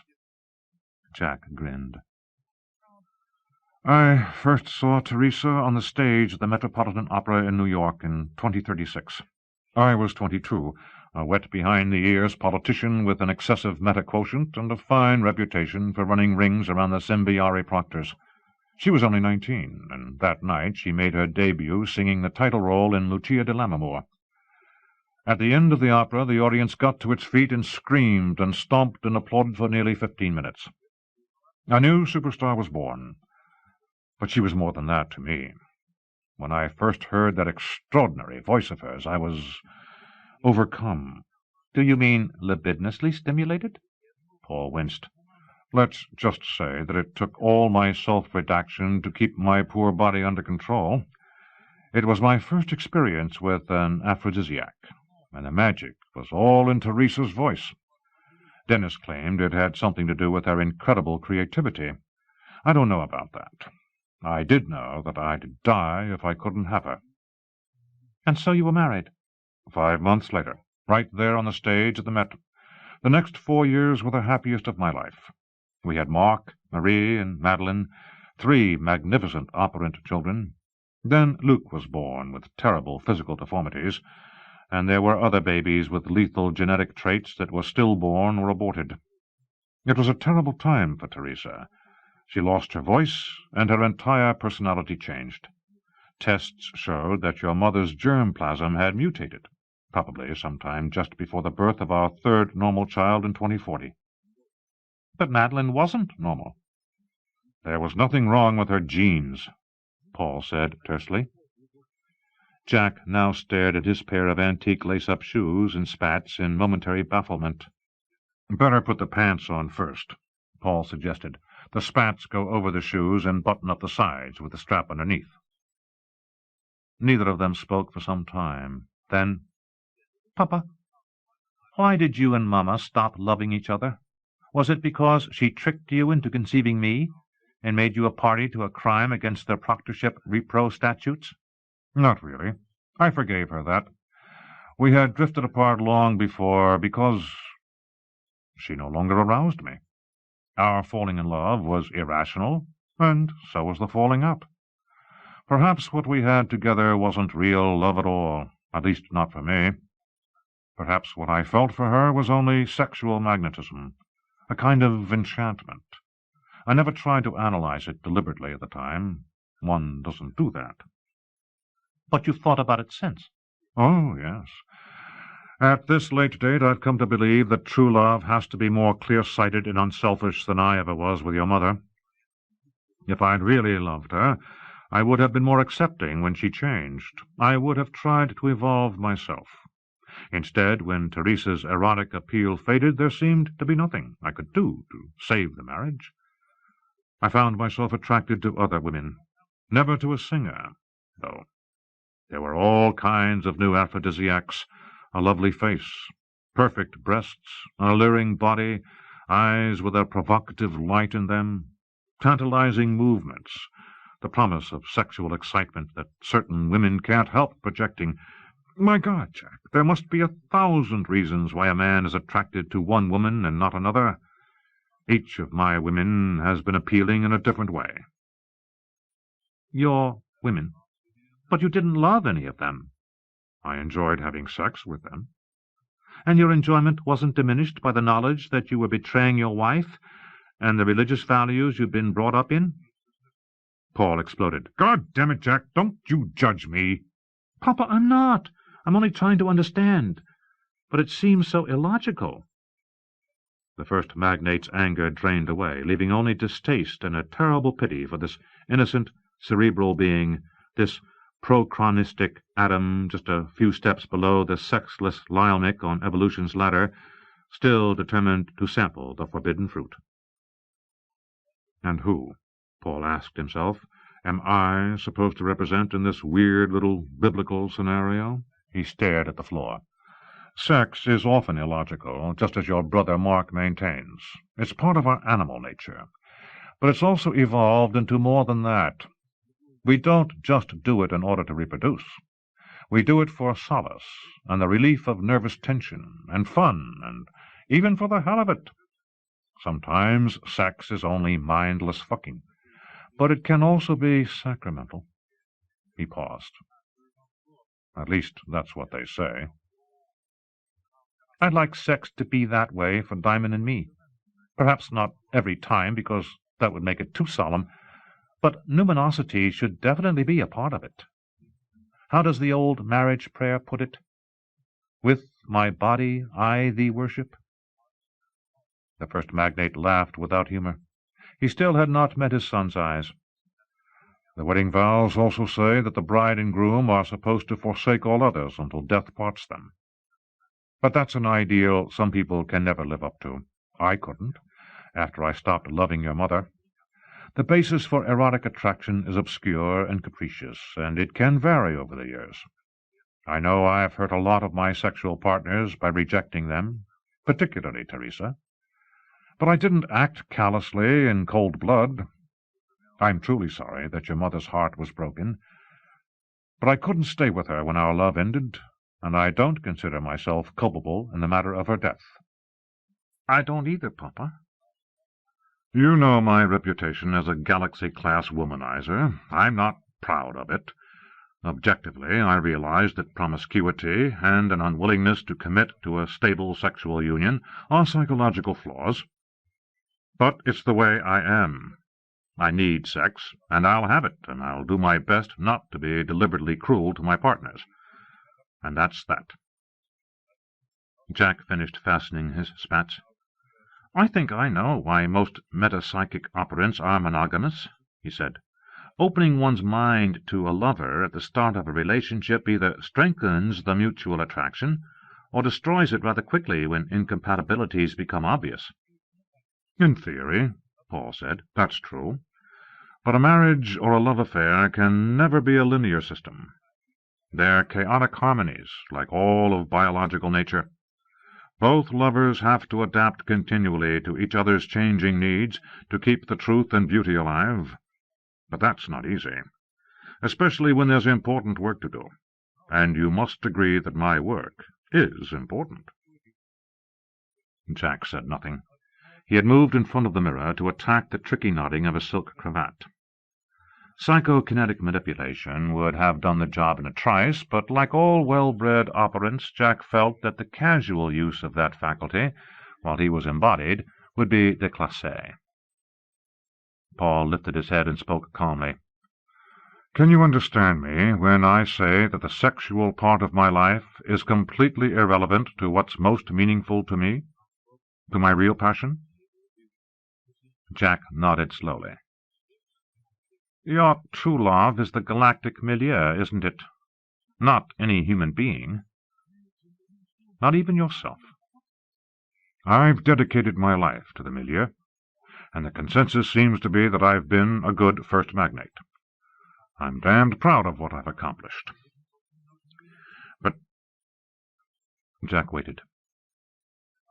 Finally his father said in a low voice, but sometimes I wonder if I'm not the biggest fool in the galaxy. You see, Jack, I've never known the kind of sexual transcendence Uncle Roger talked to you about. I'm the last person you should take as your role model and adviser. Find someone who knows what real love is. I have. Jack's voice was gentle. But I want to have a genuine sexual relationship in my love life, too. You could make it possible. How? Paul asked warily. I need your memories of sexual arousal. With them, I'd have a truly human male paradigm, a foundation to build my own sex life on. The first magnate was stunned to speechlessness. Share the most intimate aspects of his sexual fantasies with this grotesque mutant? But he's human, Paul told himself, perhaps more human than I, because he has the capacity to love a woman without reservation. This creature, this son of his. Jack eyed Paul obliquely as he put on his waistcoat of silver brocade. I know it's asking a great deal. The sexual part of a parent's life is an intensely private thing. Leviticus even says, Thou shalt not uncover the nakedness of thy father or mother. Paul's mind cried out, It's not Old Testament morality or inhibition or squeamishness that makes me deny you. God help me, I begat you by accident without love. I would have prevented your birth. I was revolted to the depths of my being at what you became. I failed you even when you conquered the mutation, rejecting you, avoiding you, letting Dennis and Lucille and Rogie and Mark raise you. I know I owe you reparation, but... No, Papa, no. I don't need that. I don't want to defeat or humiliate you. It would be all wrong if what you gave me was only recompense for your guilt. The first magnate stood up. After a moment he regained his poise, but his face was ashen. Jack was entirely dressed now, except for his formal suit coat. Paul took up the garment and held it so that Jack could slip his arms into it. Paul said, "Can you show me a mental précis of exactly what you'd require?" I could try, but the problem is I really don't know what data I'm lacking. All my theoretical knowledge of erotic response is virtually meaningless without the mnemonic and imaginative framework that would enable me to personalize it. A normal human formulates his individual style of sexuality all throughout life, beginning in early childhood. I wasn't able to do that. I have the pieces of the jigsaw puzzle, but no hope of putting them together without help from a generous, thoroughly experienced man, one that I respect and trust, one that I love. "Your Uncle Roger," Paul began. He'd tell me anything I asked. What he won't do is lower his mind screen of his own free will so that I can absorb the body of specialized data that I must have. And, of course, it would be unthinkable for me to invade him and steal his memories, even though I could do it without leaving a trace. "Your brothers?" Mark was willing to open that part of his mind to me, but he told me quite frankly that his libido is anomalous, and I believe him. Luke said he'd gladly volunteer if I thought Diamond would be happy with a homosexual husband. Jack inserted a tiny spray of white miniature roses and baby's breath into his lapel, then reached into the flower box and held out another boutonniere to Paul. "Please, Papa, help me know what it is to be a sexual being." The first magnate stared at the flowers, then at his son. "If you can't," said Jack the bodiless, smiling, "I'll understand." "Give me that." Paul took the small bunch of roses and poked it into his buttonhole. Then he surveyed the young bridegroom with a critical scowl and made a minute adjustment to Jack's tie. "There. You look pretty damned good, if I do say so myself." "Shall we go?" Jack was calm. He picked up his top hat and gloves and began to move toward the door. In the shadowed room, his aura was visible to Paul's mind's eye, a halo of gold and blue, with 12 flame-like interior petals of star-white. It was more intense than any other vital energy field the first magnate had ever seen. "Wait," Paul said. Unaccountably, his eyes were stinging. Jack turned. His father took a tentative step toward him, then enfolded him in a sudden crushing embrace. "All right, son," he whispered. "Go for it. Your wedding gift." 9. From the Memoirs of Rogatien, Remillarad. I had 2 good reasons to be crocked on the day of the wedding. I was scared out of my wits, and at the same time dizzy with new-found hope. Frightened because Hydra had attempted to do me in, and would undoubtedly try again. Giddy because Dennis had saved me from the monster, and there really seemed to be a chance that he wasn't Fury after all. Anne might have been wrong, or she might have been lying. A niggling notion had already prompted me to briefly consider the latter contingency during the course of her revelations back in February. I began to think about it a lot more seriously as I recuperated from the attack of the homicidal brook trout. By Anne's own admission, the only 2 members of the family without alibis on the night of the Hitchcock Hospital fire that nearly killed baby Jack were Dennis and herself. And she had admitted being tempted by Fury. I'm no psychologist, but it doesn't take Sigmund Freud to figure out that Anne's Athene temptation might not have had an external source at all. She said she had identified with the goddess. What if her own submerged Fury persona had tried to seduce her good core personality, hoping to integrate the dissociated duo into a single, more efficient mind? But why would an Anne Fury order Hydra to kill its host body? But she hadn't died in the starship crash. She'd just been put on hold for a year or so, and eventually she'd emerge from the regen tank as good as new. The accident might have served Fury's evil purposes in a number of ways. This was my reasoning. If the dynasty, sans Anne, performed their exorcism of Dennis and discovered that he was innocent, they'd be thrown back to square one, clueless except for my hysterical babbling. But if Anne were there on the scene, and Dennis was proved not to be Fury, her good core persona would surely tell the other Remillards that Fury therefore had to be part of her, and she'd demand that they nail it, whatever the cost to herself. Anne's crash could have been arranged in order to preserve Fury from this threat of detection. Fury might even have figured out some way to take over Anne completely before her healing was completed. I could take scant comfort now in the fact that Anne was switch-off down in Concord, guarded day and night by the operant security personnel Paul had arranged for. If Fury did reside in her brain, it might not be sunk in the usual state of tank-induced oblivion. It might still be fully aware and able to use its far senses, or even other metafaculties, actively egging on its slave Hydra to perpetrate assorted nefarious schemes, including the engineering of my demise, before I managed to blow the gaff.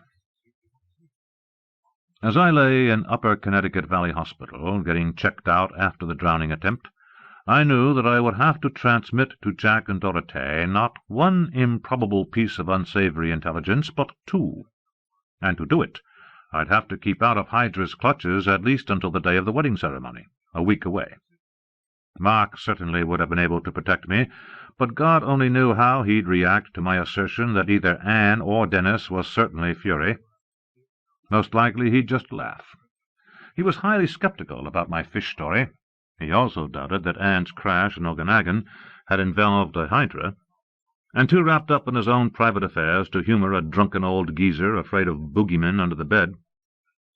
That left me with only one other surefire refuge from Hydra. When the doctors decided I would survive the dunking, I got Mark to put me on an express flight to Kauai in the Hawaiian Islands. The egg bus didn't crash en route, although I expected it to momentarily, and dear old Malama Johnson met me at Lehue Skyport as I'd requested. She asked me no questions, but just took me home with her. "Don't worry, Rogue," she said, hugging me. "I gonna spin a kahuna cocoon round you, make you kapu to Aihamu Akuamano, and a kind monster so long as you here. Nothing gonna off you kokole while I'm around." Even top metapsychic researchers concede that certain kinds of ancient magic are mysteriously efficacious. Whatever. No Hydra came prowling while I stayed in Malama's house.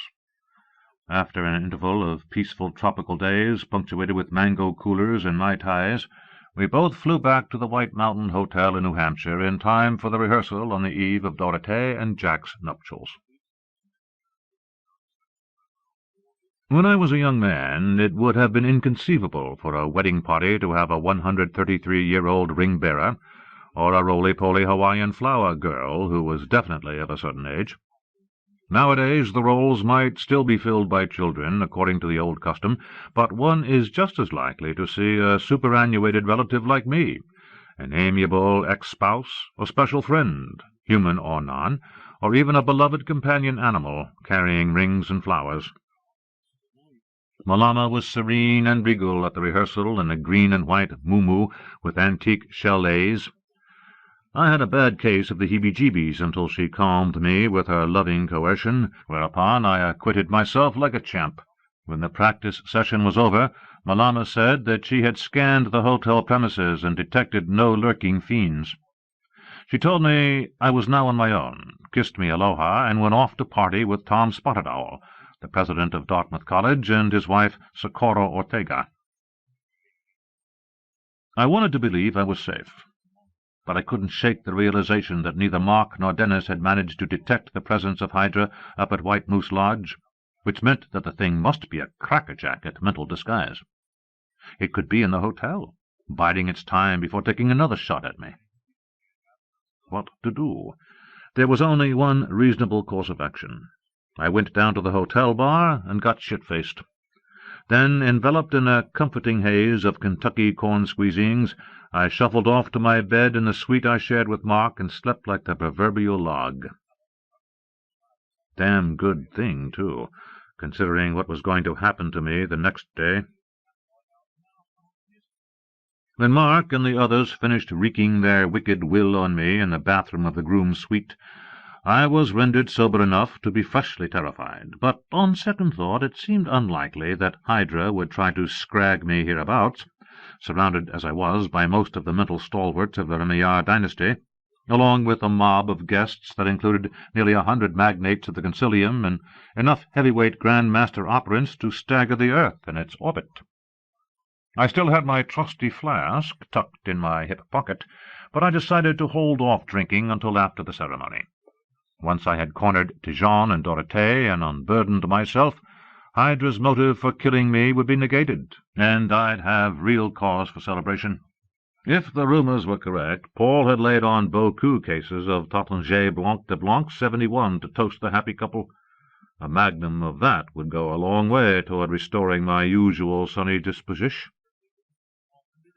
Toting the little lace-trimmed cushion upon which the wedding rings would rest during the procession, I descended in the elevator with Jack, Paul, and the groomsmen, and went to the Roosevelt parlor on the garden level, where Dennis and Lucia were waiting with the priest and the rest of the bridal party.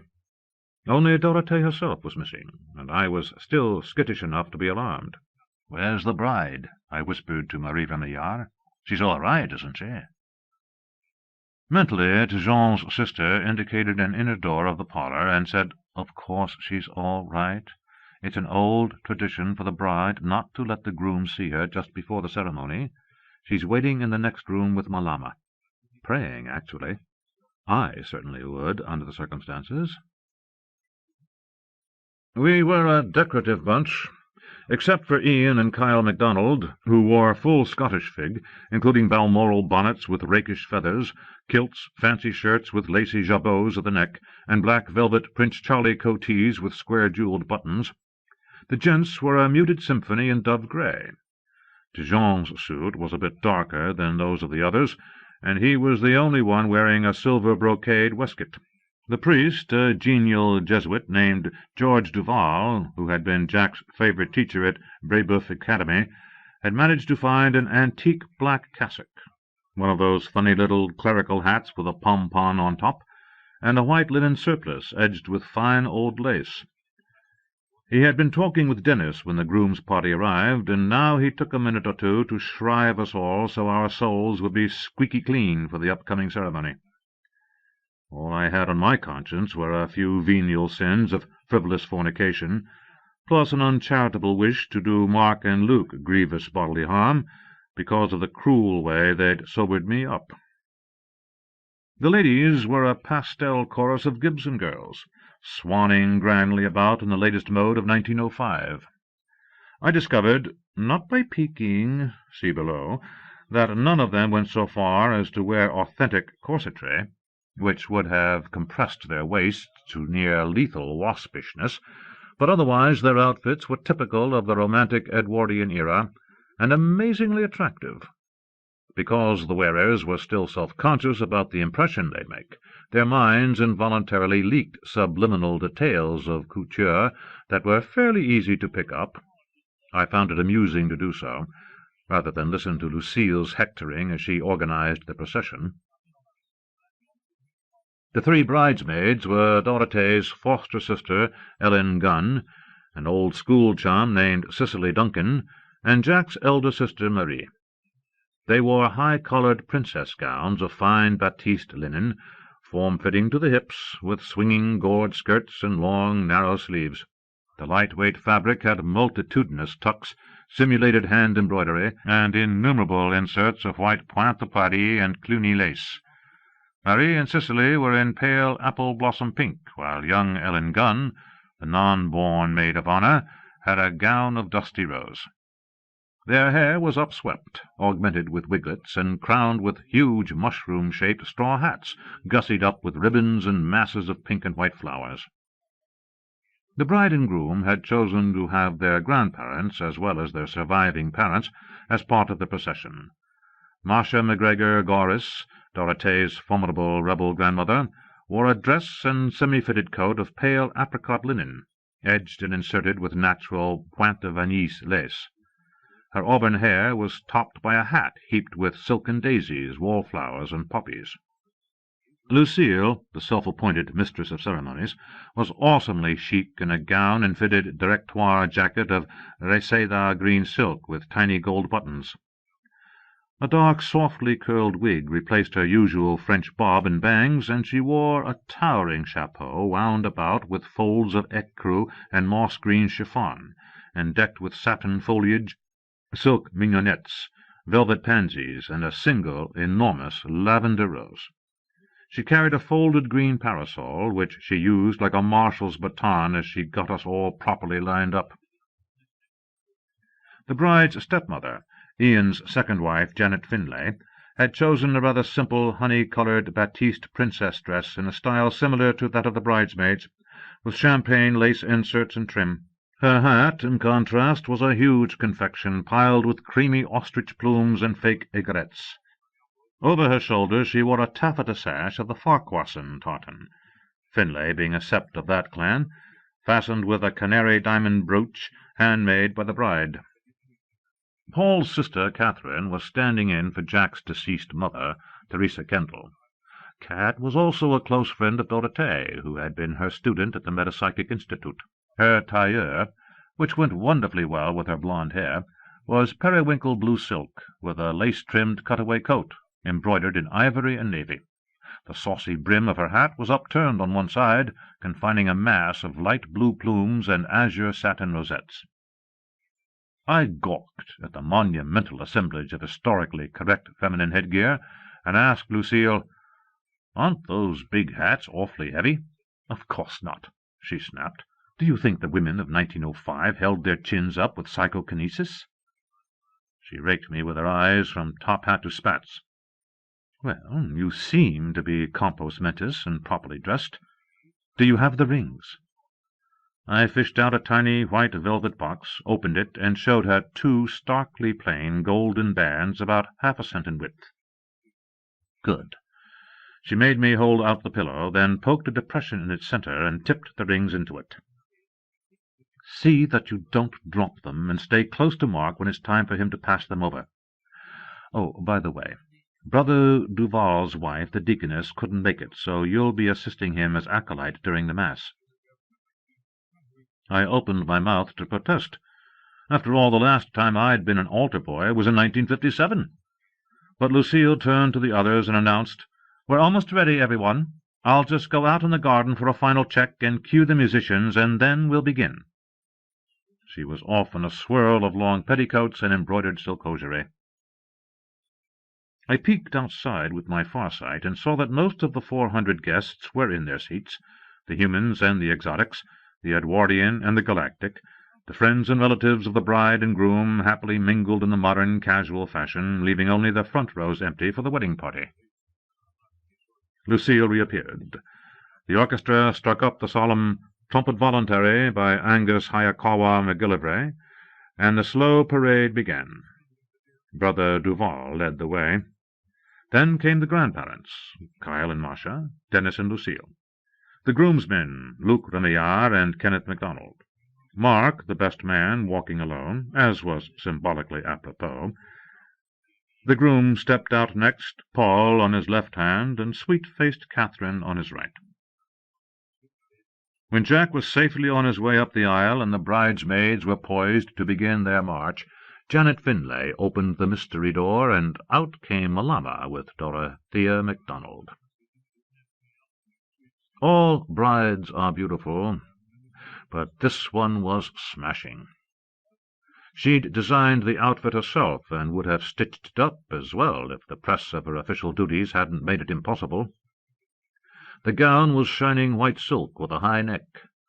The skirt had no train, but it clung to her narrow hips and flared widely at the bottom like a calla lily, making her petite form seem taller.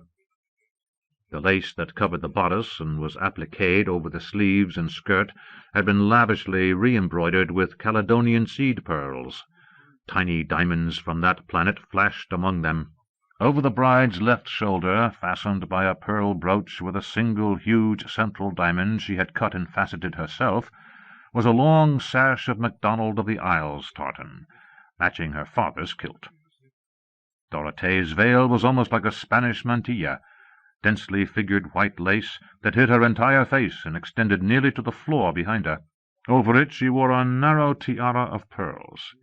Her bouquet was small white roses with satin ribbons. Ian, stiff and sullen, offered his right arm to his daughter, and Janet took her place on Dorothea's other side. The bridesmaids, walking single file, had already gone out, followed by Malama with a bridal lace of maile leaves. Then it was my turn. I ceased my mental eavesdropping, settled my top hat, and hurried into the late afternoon sunshine. Jack and his best man were already standing in front of the little table-altar with the priest, toppers doffed. An enormous bank of multi-hued blossoms was behind them, and beyond that loomed the profile of the White Mountains. I marched down the aisle, bearing my cushion before me. The ether brimmed with amiable vibrations, and the air was filled with music and the perfume of flowers. Hardly anyone looked at me. All eyes, except my own, were on the gorgeously dressed bride and her father and stepmother following behind me. Surreptitiously, I searched the grounds for Hydra.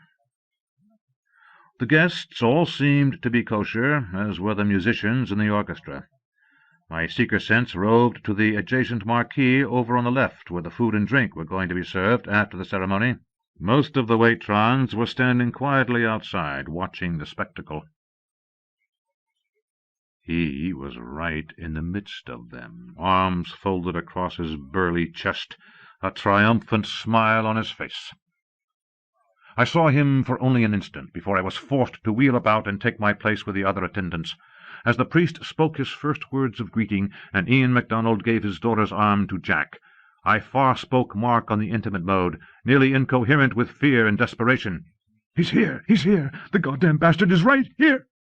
"Rosie, you silly old fool." "No, Marco, listen, it's Parnell. Hydra, he's here, one of the waiters over there by the tents. Look for yourself, look!" "I've scanned a lot. None of them have Hydra-sig. You're batshit. If you fuck up Jack's wedding, I'll wring your scrawny neck. Now pull yourself together." "I'm not drunk. I'm not imagining things. He's there." "Image. The big guy right in the middle of pack."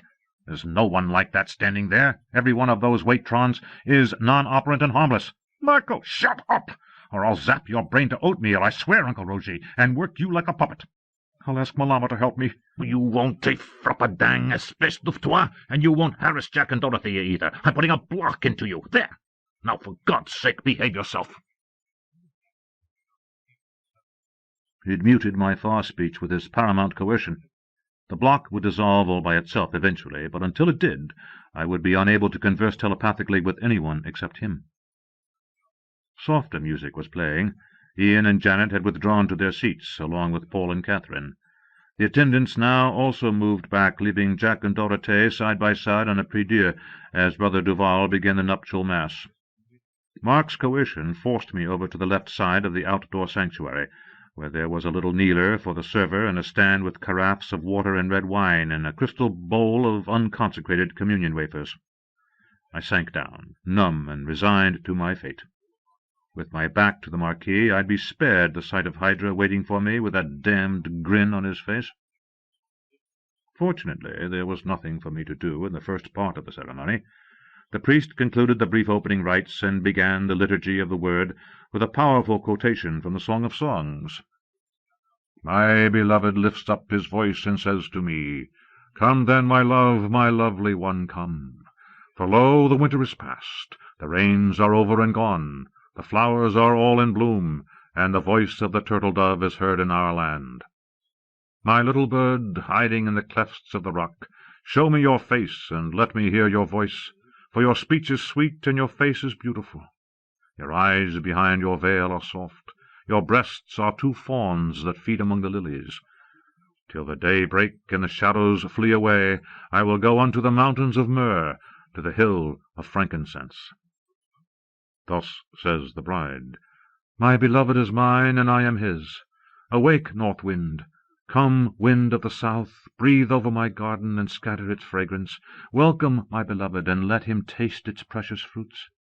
My beloved is radiant and bright. He stands out among thousands.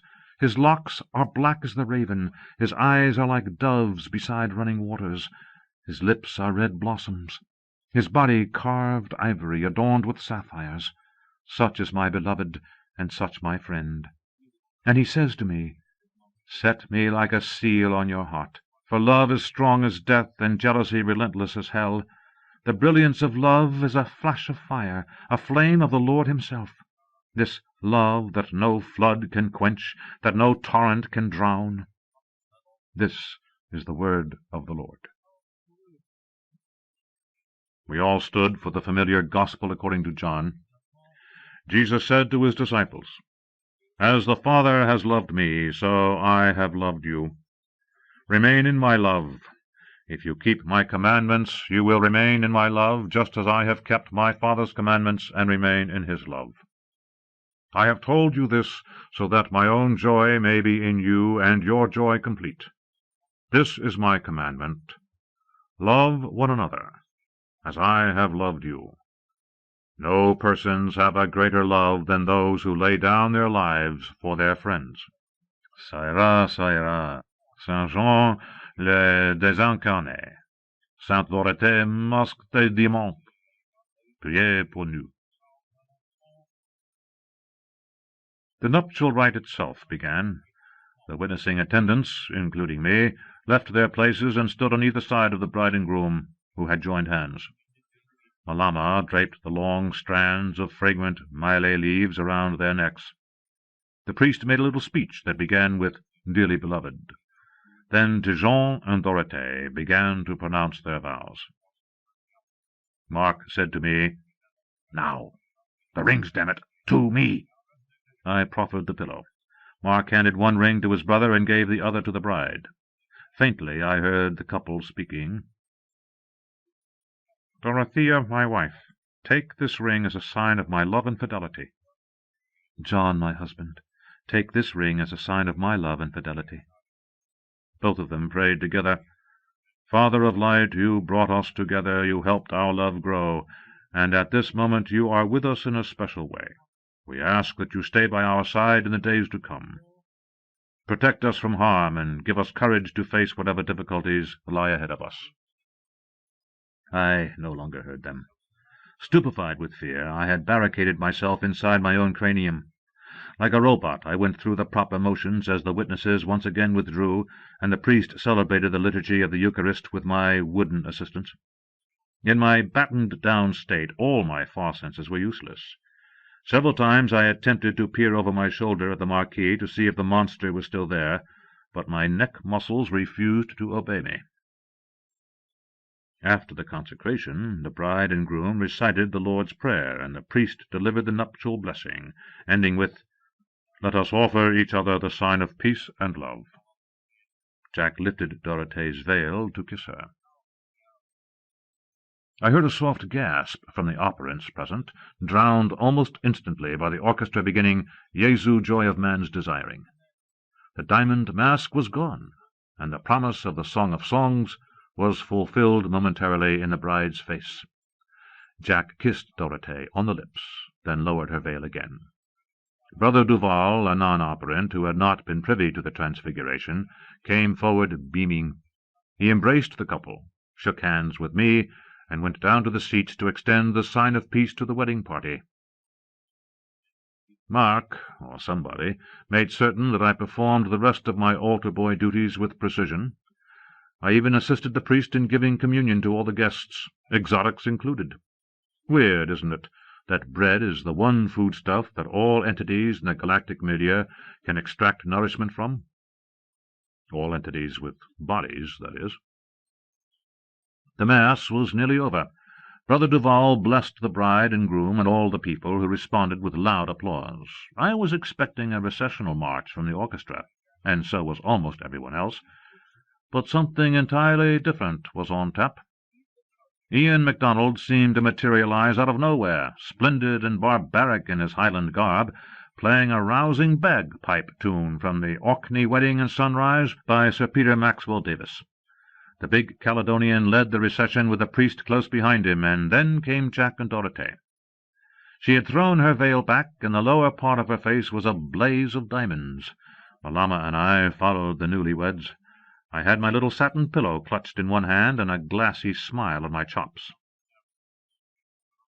Mark said, "That wasn't so bad, was it, Uncle Roger? I've far-scanned the entire hotel grounds, and there's no hydra here. I know its mental signature, and I'm absolutely positive." I said, "Did you try scanning out your cousin Parnell?" "No, but fact is you don't even know Parney's adult sig, nor your sister Maddie's, for that matter. Last time you touched minds with them, they were little kids. Now they're both grand masters, maybe even paramount in some of their faculties, like you. And they're safe even from Dorothée or Tijon. None of you can do an MP ident unless they combine in hydra-meta concert, and they're not stupid enough to do that any more." Mark said, "Roger, you're acting like a nutcase. There's no danger." I laughed out loud. We'd reached the big terrace behind the chairs, just outside the door of the Roosevelt parlour. Guests were already leaving their seats and surging toward us. Lucille bustled about trying to organize a receiving line, an effort that wasn't helped at all by Ian continuing to play the bagpipes at a lusty fortissimo. The bride and groom were right in front of him, doing some kind of stately Scottish minuet, while Janet and Kyle and Marcia and Davy McGregor and a bunch of others clapped in rhythm. Mark was nearly 10 meters away from me, still encumbered with his recession partner, Ellen Gunn. The young maid of honor clutched his arm in a steely grip and gazed up at him in adoration. Having the human polity's most eligible bachelor in hand, even momentarily, she was not about to give him up meekly. My one chance had come. I said to Malama, "I've got to have a quick word with Jack and Diamond." In a trice I seized the dancing newlyweds by their free hands. While Lucille spluttered furiously and the pipes skirled, I waltzed the couple back inside the hotel and slammed and locked the double doors of the parlor.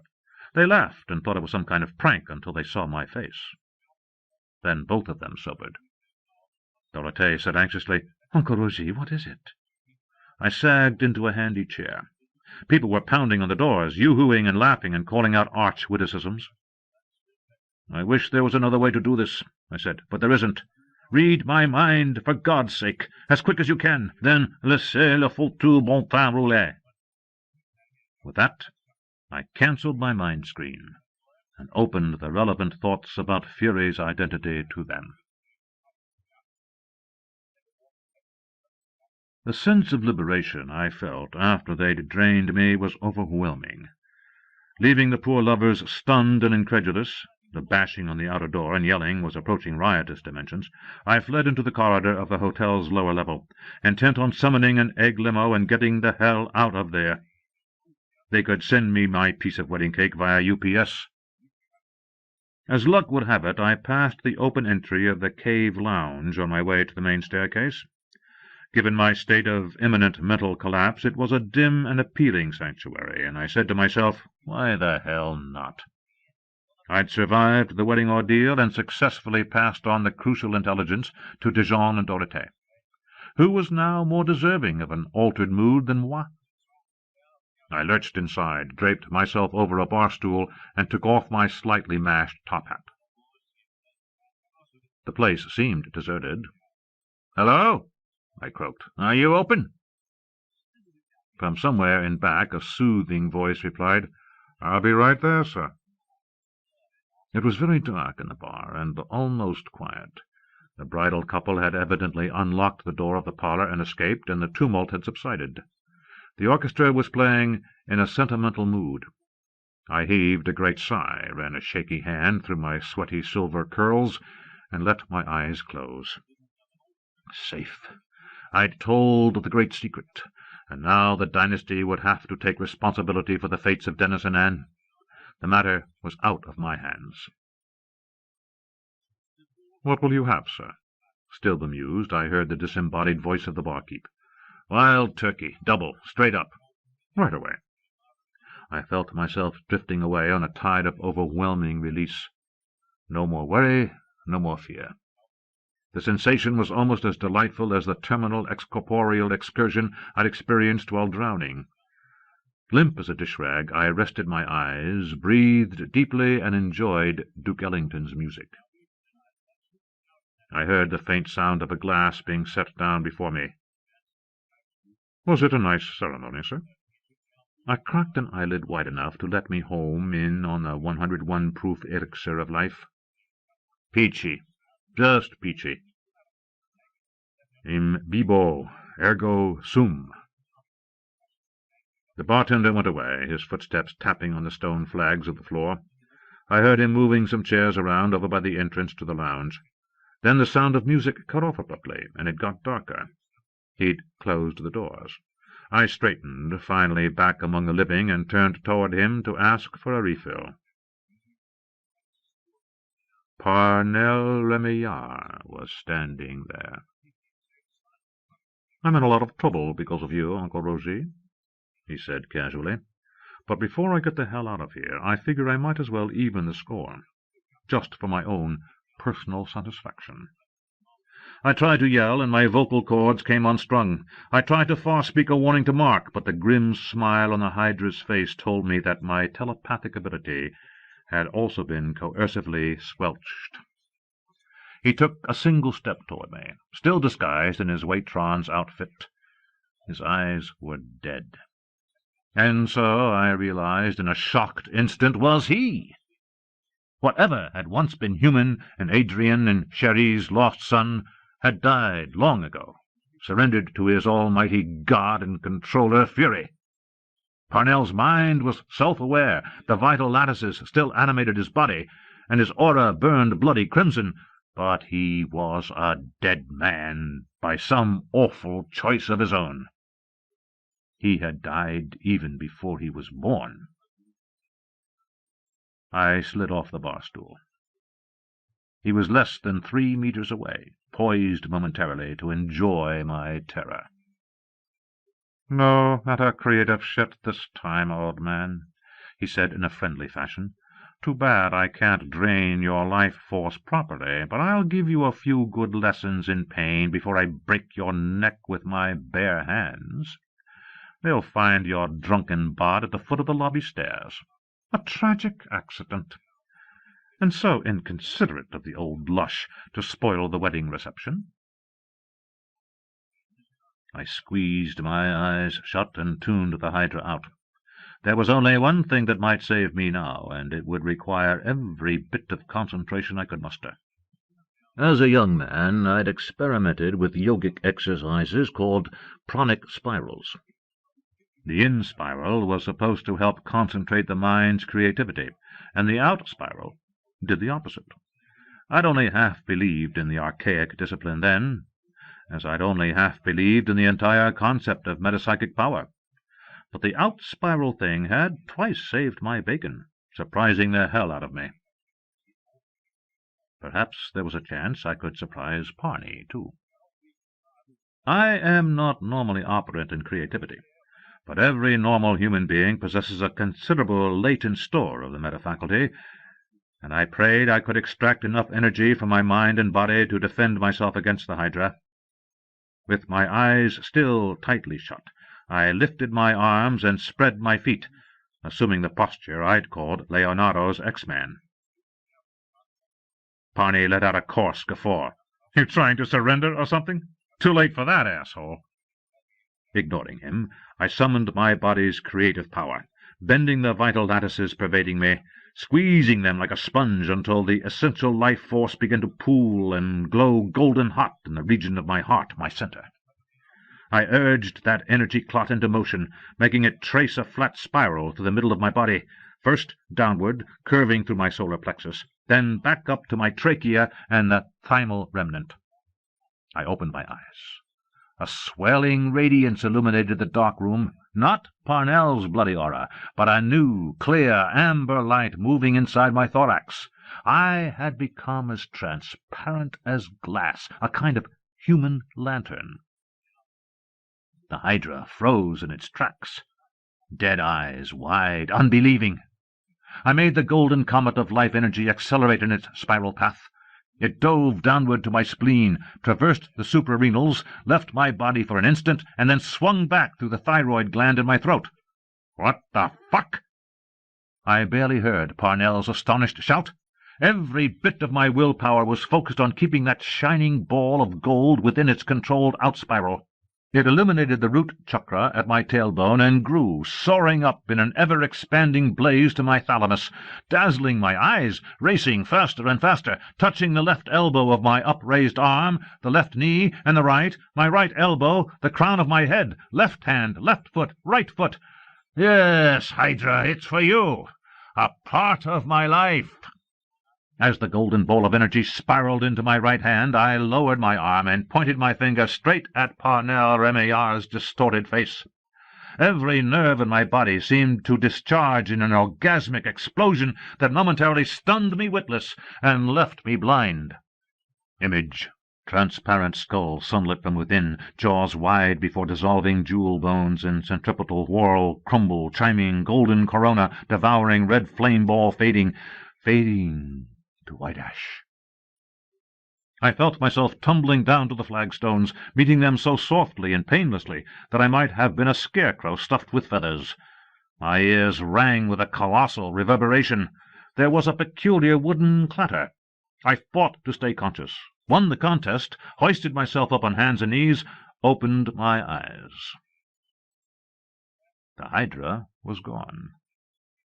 So was approximately half of a stout oaken tavern stool that had been close to him when my meta-creative bolt hit. Where Parnell Remillard had stood was a scattering of gritty stuff that looked more like spilled white sand than ashes. The truncated stool lay in the middle of it. No steam, no smoke, no charring, no other evidence of any incinerating heat. Except for the ruined stool, the lounge was undamaged. I seemed to know instinctively that the gong tone, still echoing faintly in my ears, had been heard by no one but me. The end of my nose, the tips of my fingers, my toes, and another cherished portion of my anatomy experienced an odd, lingering warmth, but otherwise I felt righteous, fit, and chipper, better than I had in weeks. I'd killed a man for the second time in my life, and I really hadn't the least notion how I'd managed it. I experienced not a shred of remorse. Both Hydra and Fury had been condemned to death in camera by the first magnate of the human polity, and I had simply acted as his terrible swift sword. On one of the tables lay a discarded durofilm printout of the Boston Globe. I knelt and carefully scraped Parney's mortal remains onto a sheet of the newspaper and folded it up. He measured less than 3 cups full, and some of that had to be oak ashes. Coming along with Duke Ellington, I took the small package into the handsomely appointed gentleman's restroom adjacent to the lounge. Fortunately, there was no one there. I dumped Parney into one of the old-fashioned water closets, made the sign of the cross just in case, and flushed. Then I spruced myself up, retrieved my top hat, and went off to get some champagne and dance at the wedding. 10. Kauai, Hawaii. Earth, 18 June, 2078. Let me try, please, let me try. Look at them silly, besotted young idiots. They'll be so distracted at the moment that their defenses will be down. I'm so close, it would be easy. No. I cannot risk your life, my darling. You are the last until the new ones are engendered, and I must keep you safe until then. Not a mental attack, no, something purely physical, laser weapon, or firearm long range, or obliterate with micro-nuke, or even puree them with sonic disruptor. Imbecile! The great enemy cannot be killed that way. I have not yet discovered any sure means to destroy him. It might require heliogenetic energies, and now that they are one, he will share the defensive secrets with her. Despair. If I had only arrived in time to assist that fucking idiot Parney. If only you had helped him kill Rogie before the secret was passed on. I was not able to do so. I do not even know exactly how Parnell perished, except that the old man was somehow responsible. I underestimated Rogie badly. He is an enigma, a buffoon, a coward, a bungler, but possessed of formidable latent mental power. You must promise me that you will stay away from him, my only darling, my last sweet living hydra." "I will do whatever you command. But how will you avoid detection now? How will you avoid extinction?" "I have thought of a way, but it can be implemented only as a last resort. Do not concern yourself, my dearest little one. I shall not die, but triumph, and you, my hydra, will be with me, ruling the second milieu." "Beloved Fury, I put my trust in you. Shall I return to Okanagon, then, and resume my work among the rebel leadership there?" "Not yet. Mark must now be drawn actively into my plan for the new ones. I laid the groundwork for it in his unconscious years ago, but the concept must now be reified. He will return to his home in the Pacific Northwest tomorrow. You must visit him again in a dream, but while provoking him in the usual fashion, you must also be sure he assimilates and remembers. Image. "Fury, is this the great plan?" "Yes, and not only for the new ones. Mark thinks he is invulnerable because his mind and body are guarded from conventional forms of assault, but in time he will be ours, one way or another." "I want him, not as another hydra, but as a slave."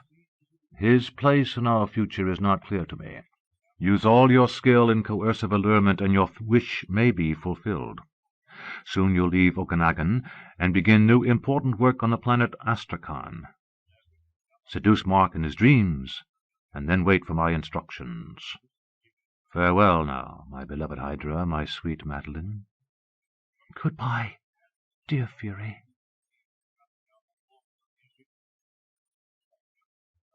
They timed it to perfection, reaching the Hawaiian Islands just as the sun touched the sea in the west, descending in a cloudless sky, hovering just above the light-painted water until the dazzling solar globe slipped down, down into the horizon's coin-slot.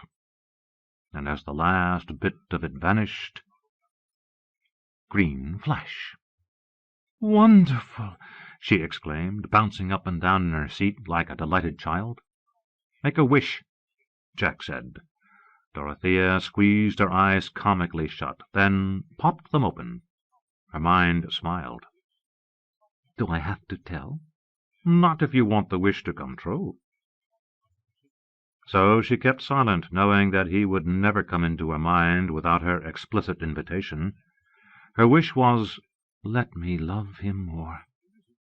For in every nuptial pairing, one of the partners has a passion greater than that of the other, placing a heavier burden of love-sustenance on the one less engaged. They were silent for a time, side by side in the cabin of the little starship, hands joined. He had changed into plain khaki pants and a loose puananala shirt for the honeymoon flight, and she wore denim shorts, sandals, and a blouse of soie argentée, with the sleeves rolled up. "I'm glad we saw the green flash together," she said.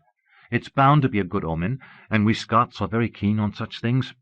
I've heard about the sunset colour-flash phenomenon, but on Caledonia the atmosphere is too full of moisture and volcanic dust for them to occur.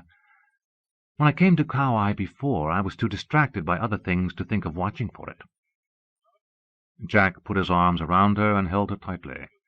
"You'll never have to worry about Fury and the Hydra again. One of the things I'm going to teach you is the way to create an invincible shield, the kind that protects me from every type of physical and mental harm. It'll take a little while, but you'll find that I'm a pretty good kumu." Shyly she probed the vestibulum of his inviting mind to find the meaning of the Hawaiian word. It meant not only teacher, but lover. She lifted one of his hands to her masked face, and he felt a kiss. "I'm glad this island will be our home on earth," she said. "New Hampshire is beautiful, but it's a little too much like Cali, stern and rugged and indomitable.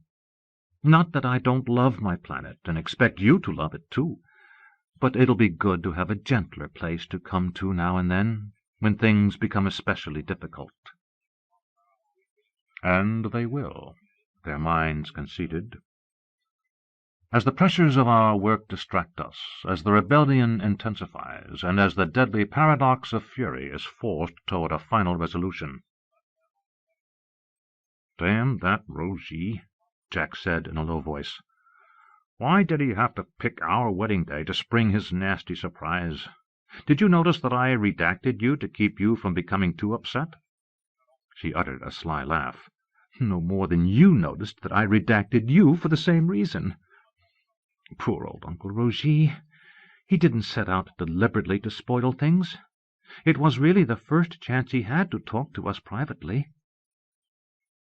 Her tone became somber. "Do you think his mind was recalling actual events in the case of the Hydra attacks?" Jack hesitated. "He believed in the murderous fish just as he believed in Anne's story about Dennis being Fury. There's no easy way that you and I can determine whether or not Roger psycho-zapped Parnell in the hotel bar, as he said he did. But I've told Paul about it, and left it to him to investigate the matter or ignore it." "And the Dennis-Fury theory?" "It could very well be true. I'm afraid we'll have to proceed as though it is true." "Roger could be suffering from delusions." "No. He's a strange old duck, but he's far from delusional. He does possess extremely strong latent creativity, so it's perfectly plausible that he might have zorched Parnell. And there's something else about Roger that you should know. He believes he has some sort of peculiar relationship with the Lyelmik.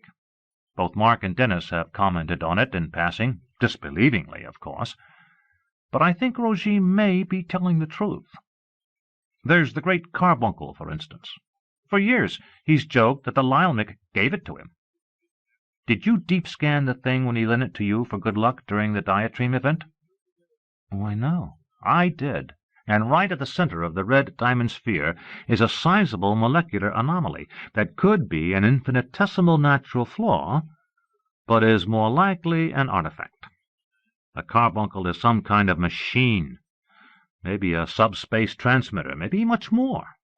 No conventional milieu science I know anything about could have produced it, but the Lyelmik could have." "Jack, this all seems incredible. I've rooted around in Roger's mind myself, you know. He's a borderline neurotic, uncomfortable with his operancy. His habitual overindulgence in alcohol is certainly a symptom of personality imbalance." "Roger's not a true alcoholic. He abuses the booze when it suits him, and lets it alone when he's of a mind to. The man is an atavism diamond, an old-fangled type we don't see very often in the galactic age." "He's a gumless old whup." But her Scots insult was overlaid with grudging fondness. "And I don't see how we can commit ourselves to this Fury integration project solely on his unsupported mnemonic data. I really think we should wait until Anne comes out of the tank. Then you and I can deep probe her in meta-concert. We not only corroborate or refute Roger's picture of the situation, but we might even be able to determine whether or not Anne herself is Fury." "It would mean waiting at least a year," Jack said, shaking his head. "Could we complete the preliminaries for Dennis's healing operation in less time? I've got to ream the Fury sig out of Roger without damaging his dilapidated psyche. You've got to design a brand-new kind of CE brainboard and a self-contained power supply for the E-18 helmet. And both of us have to work out a unique and untried meta-concert involving both coercion and redaction." "We could do all that in less than 6 months. The only tricky part is roping the Dynasty into the project and training them to use the CE hats." Her eyes, fixed on the fading sunset glow, were full of misgiving. "The procedure with Dennis will be extremely dangerous. Some of the meta-concert participants could be killed unless we build special safeguards into the program." "All the more reason for dealing with this thing as soon as possible, before the other troubles the milieu is facing come to a head, and are aggravated by Fury. Weren't you the one who told me that the monster might exploit the rebels, or foment God knows what other kind of mischief?" "Jack, we're proposing to endanger the lives of 9 important magnates of the Concilium, including the first magnate himself, all on the say-so of a bibulous old gaffer." "I've known Roger since I was in the womb. I still can't predict when he'll play the fuddle-headed eccentric and when he'll do something noble and unselfish. But I do know that he's dead honest. He loves me, and I love him. Mark feels nearly the same way about Uncle Roger as I do, and I suspect that Dennis does, too." "So do I," she admitted, turning away from him most of the time. They sat side by side in silence. Dusk was falling with tropical suddenness, and both Venus and Jupiter were visible as evening stars. It was going to be a clear, moonless night. "We must go ahead on this, sweetheart," Jack said quietly. "I suppose you're right." Her pseudo-voice took on a resigned tone. "And Rogier's probably right, too. About all of it. Except, what do you think about his notion that Dennis saving his life proves he's not Fury?" "A complete non sequitur. Dennis's legitimate core persona would have no knowledge of its homicidal alter ego." She sighed. "That's what I thought, too." She paused. "An interesting thing, the theory that Uncle Rogier might be immune to Dennis Fury's coercion because he's Dennis's foster father. The flip side, that Dennis Fury might be immune to coercive redaction by his own children, could pose a serious problem in any healing metaconcert design." "We'll have to try to work around it. Your probe of Rogier might help us to understand and counter the parent-child coercive constraint. We might also find a useful clue studying the love that sometimes must condone pain in the beloved. The dynasty does love Dennis, thank God, and I doubt that that love would be diminished if they knew their father harbored the Fury persona within him. No, their prime concern would be to heal him. The only one of Dennis's children who would definitely be unsuited to the metaconcert is Anne. If she's Fury, her dyscrasic persona could conceivably emerge during the operation and kill all the rest of the concert participants through the CE helmets. But with luck, we'll have everything taken care of long before Anne gets out of regeneration." "And if Dennis turns out not to be Fury?" she said. "We can redact Anne when her body has healed, while she's still in the tank and her mind powers are below par." "Dennis or Anne?" Dorothea spoke the names softly. "Which one do you think is the monster?" "I don't know," he admitted. "I've never tried to deep probe either of them. Unlike a certain nervy female with a titanic redactive faculty whom I could mention." She was visibly troubled. "When I did my mind-sifting investigation of the dynasty 6 years ago, my methods were pretty crude, and I didn't obtain irrefutable data, only a probability analysis based on temperament and overall metapsychic potential. Based upon my limited criteria, Mark was the one most likely to be Fury, a probability of 74%. "Darling, that's utter codswallop." "He has the most alien mindset of the lot," she insisted, "and the strongest metapsychic complexus." "Well, I won't disagree with that." "Anne was the second most plausible Fury at 68%. Then came Paul at 64. The others were all much lower in probability. I was able to obtain only incomplete data on Dennis and Lucille. The only time that I really got into Dennis's mind was at Mark's Halloween party when Dennis and I danced." "And?" Jack prompted her. "Of all the Remillards I examined, Dennis was the most complex and surprising. I couldn't begin to analyze him in the brief time I was inside. His mind was vast. Do you know he's a sub-functional paramount in every metafaculty?" "I was afraid he might be." "I'm sure he doesn't realize it himself. He seems to be a fully integrated personality, without any of the obvious quirks and defects of Paul, Anne, and Mark. But the intricacies of Dennis's mind are so profound that they actually terrified me. When I tried to dig deeper to illuminate them, pow!" "Dennis found you out?" She nodded. "He was very kind and forgiving of my intrusion, and very firm in booting me out and slamming the screen door behind me. So my analysis was inconclusive. I had no impression of a resident second persona, however." "You haven't tried to probe any Remillards since then?" Mark knew what I'd been up to at the Halloween party, just as Dennis did. Rogier also found out that I had probed his mind. I presume one of those three told the others about my prying. At any rate, Mark and the dynasty all set up alarm barriers, specifically designed to counter my brand of imperceptible redaction. I was never able to sneak inside any of them unawares again. The little starship free flew toward the southern Kauai shore, coming in only a few dozen meters above the calm, darkening water. Dorothea watched the approach with interest. She had never seen Jack's house. Their decision to marry had been sudden, a notable shock to their relatives and associates, arrived at back on Caledonia in the aftermath of the diatreme eruption. He had stayed with her for several weeks after the blowout, not only helping to heal her injuries, but also assisting her as she personally inspected the disaster sites, coordinated relief efforts, and supervised plans for rebuilding. Their relationship had been warm, but not over-intimate. The fervent moments in the deep driller following her injury, when he had declared his love, were never mentioned. Finally, when he told her that he was overdue in Orb, where the Unity Directorate was in session, she simply agreed to his going, apparently still distracted by her planet's troubles. They had gone to Killiecrankie Stopport together, and it was there, in the entryway of the departure concourse, that she seemed to realize at last that he was actually leaving her. An inexplicable panic seized her, an emotion totally alien to her normal grave competence. "But what am I going to do without you?" her pseudo-voice had cried. She was wearing the diamond-encrusted flying suit, without its helmet. Her brown hair flew wild in the blustery wind, and her eyes above the jeweled mask were suddenly wide, fearful, and unbelieving. "I need you. I don't know why. It's not the disaster or anything to do with my injuries. It's me. It's you. Oh, Jack, I don't understand what's happening to me." "I do. It happened to me a long time ago." He took her hands, standing close to her to shelter her slight figure from the rain that had begun to pelt down. Other travellers entering the building recognized the illustrious couple, and with typical Scots reticence and courtesy gave them a wide berth. "But what are we going to do?"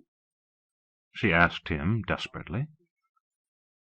On that amazing day he had laughed and told her. The burdens of her duties as dirigent had prevented her from visiting Earth before the wedding. Jack said that he was having his house on Kauai prepared for their honeymoon, and she had looked forward to being surprised. "There's Lawai Kai, between those two headlands." He pointed ahead to a small bay. A beautiful crescent beach lay inside, bordered by coconut, pandanus, and umbrella-shaped tahinu trees. Further inland they flew slowly over a lush little river valley, encompassing a string of picturesque lagoons and extensive groves of tall palms and flowering tropical trees. 200 years ago, Jack said, Lawai Kai belonged to Queen Emma, the wife of Kamehameha IV. Later on it became a private estate and a botanical preserve, until Hurricane Palapala devastated it early in the 21st century. The valley reverted to jungle after the population exodus to the colonial planets. The Remillard Family Trust bought the place in 2073 and deeded it to me when I decided I wanted to have my permanent Earth residence on Kauai. I built a house and started restoring the ornamental plantings and the Lawai River pools. You'll find that the place is quite modest, except for a rather snazzy lab in the basement that I use for special projects. Is that where you intend to work on the special CE equipment? Yes, here and in Orb. The prototype for the coercive redactive brainboard will be easy enough to carry around with me, but I'll keep the modified CE helmets here. After we break the news to the Dynasty, this will be a convenient and secure place for the practice sessions. He landed the ship on a small pad near one of the lagoons, and they climbed out. Stars were beginning to spangle the deep blue sky. A mass of water lilies floated in the black waters, including an enormous species with pads over a meter in diameter and fragrant flowers nearly half as wide. Along the banks were plantings of bamboo and wide-leaved shrubs with curiously shaped blooms. "How lovely," she said. "Everything looks so natural. But I suppose you had to work very hard to make it that way." "Well, yes. I have more spectacular things to show you in the gardens than this, but it's part of my big surprise. First, let's go up to the house." Their bags, sustained by his PK, floated along after them as they followed a stone walk. On either hand grew gorgeous heliconias, arthuriums, red ginger, bird-of-paradise plants, and proteas, mingled with many varieties of ferns. The house, framed in flowering poinciana trees, crepe myrtles, and silk oaks, at first seemed to be little more than a quaint old wooden plantation residence with a screened porch and a couple of rambling extra wings. It stood on rising ground overlooking the lagoons. "Why, Jack," she exclaimed as the realization struck her, "you're a romantic. I never would have suspected it." "Few people do," he admitted, making a wry face. "And imagine my surprise when I finally figured out the awful truth." The porch was full of potted orchid plants. "Those are mostly gifts from Dennis," he said, keying the state-of-the-art thought lock and opening the front door. "Would you like to be carried over the threshold? I don't want to spoil my surprise, but you might care to postpone the tradition for just a bit." All right." The door closed behind them with a faint hiss, shutting out the perfume of the gardens, and she suddenly realized that the rustic appearance of Jack's house was a sham. The place was a stronghold, made not of wood, glass, and stone, but of artfully textured cerametal, clear sheets of laser-proof boron perboride, and indestructible high molecular plas.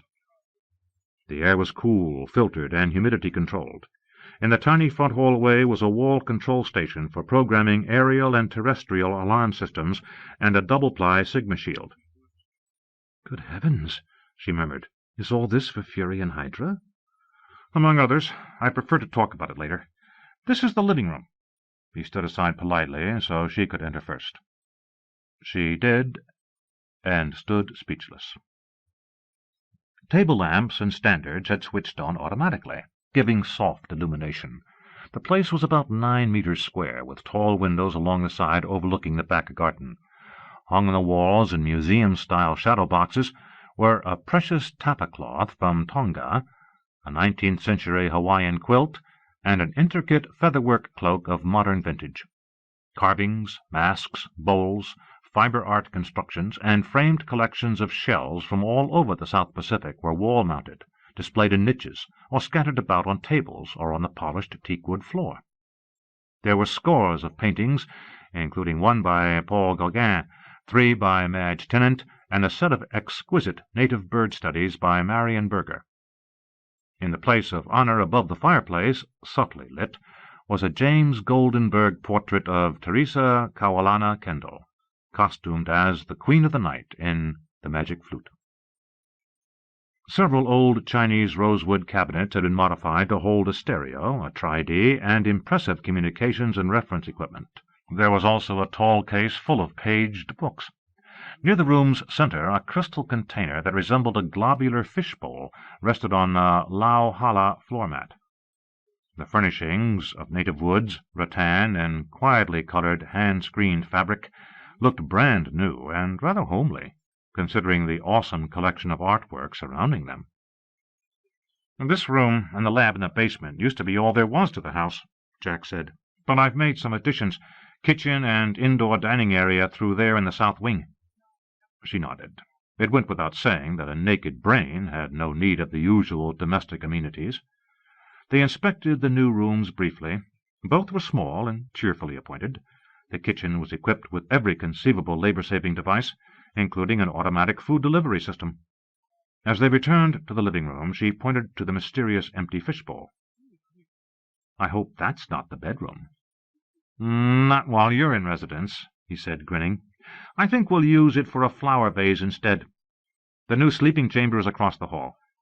Let's see if it meets Madame Dirigent's requirements." The room was large, with an adjoining lanai and bathroom. The walls were white-painted, adorned with a few pieces of artwork. In one corner hung a little old crucifix carved of koa wood. At its foot was a bracket with a tiny red light.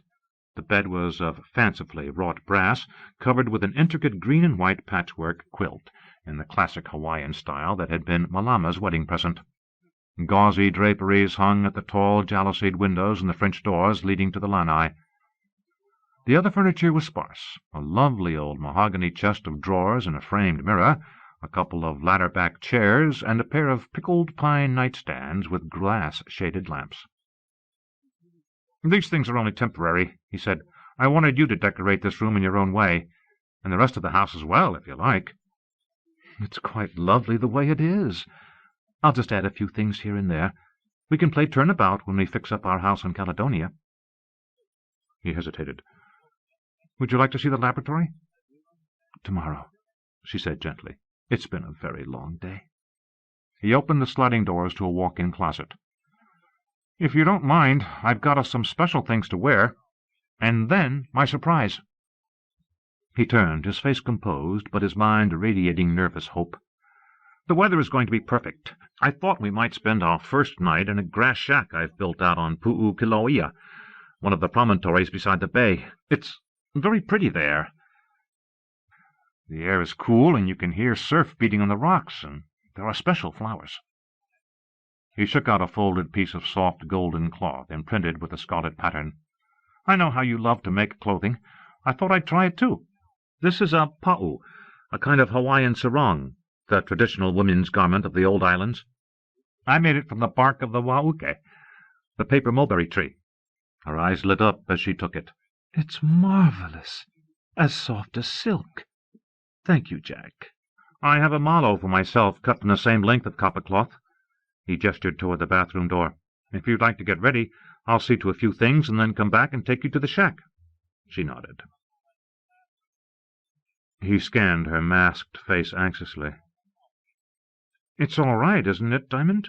I mean, in traditional human sex, the male is the initiator, but if you'd rather—" She placed 2 fingers against his lips to silence him, and her mind suffused him with warm approval. "I'd like to be a traditional bride. I think your idea of spending our honeymoon night in a grass shack is incredibly romantic, and I love you." He smiled his relief. "I'll be right back." She went into the bathroom, taking both the native garment and her wedding lei of Maile. They had brought the garlands of sacred Hawaiian leaves with them from New Hampshire. She stripped off her travelling clothes, took a quick shower, and prepared her body. There were many jewel-bright flagons of tropical oils lined up on a tiled shelf, but she seemed irresistibly drawn to the delicately scented pikake jasmine.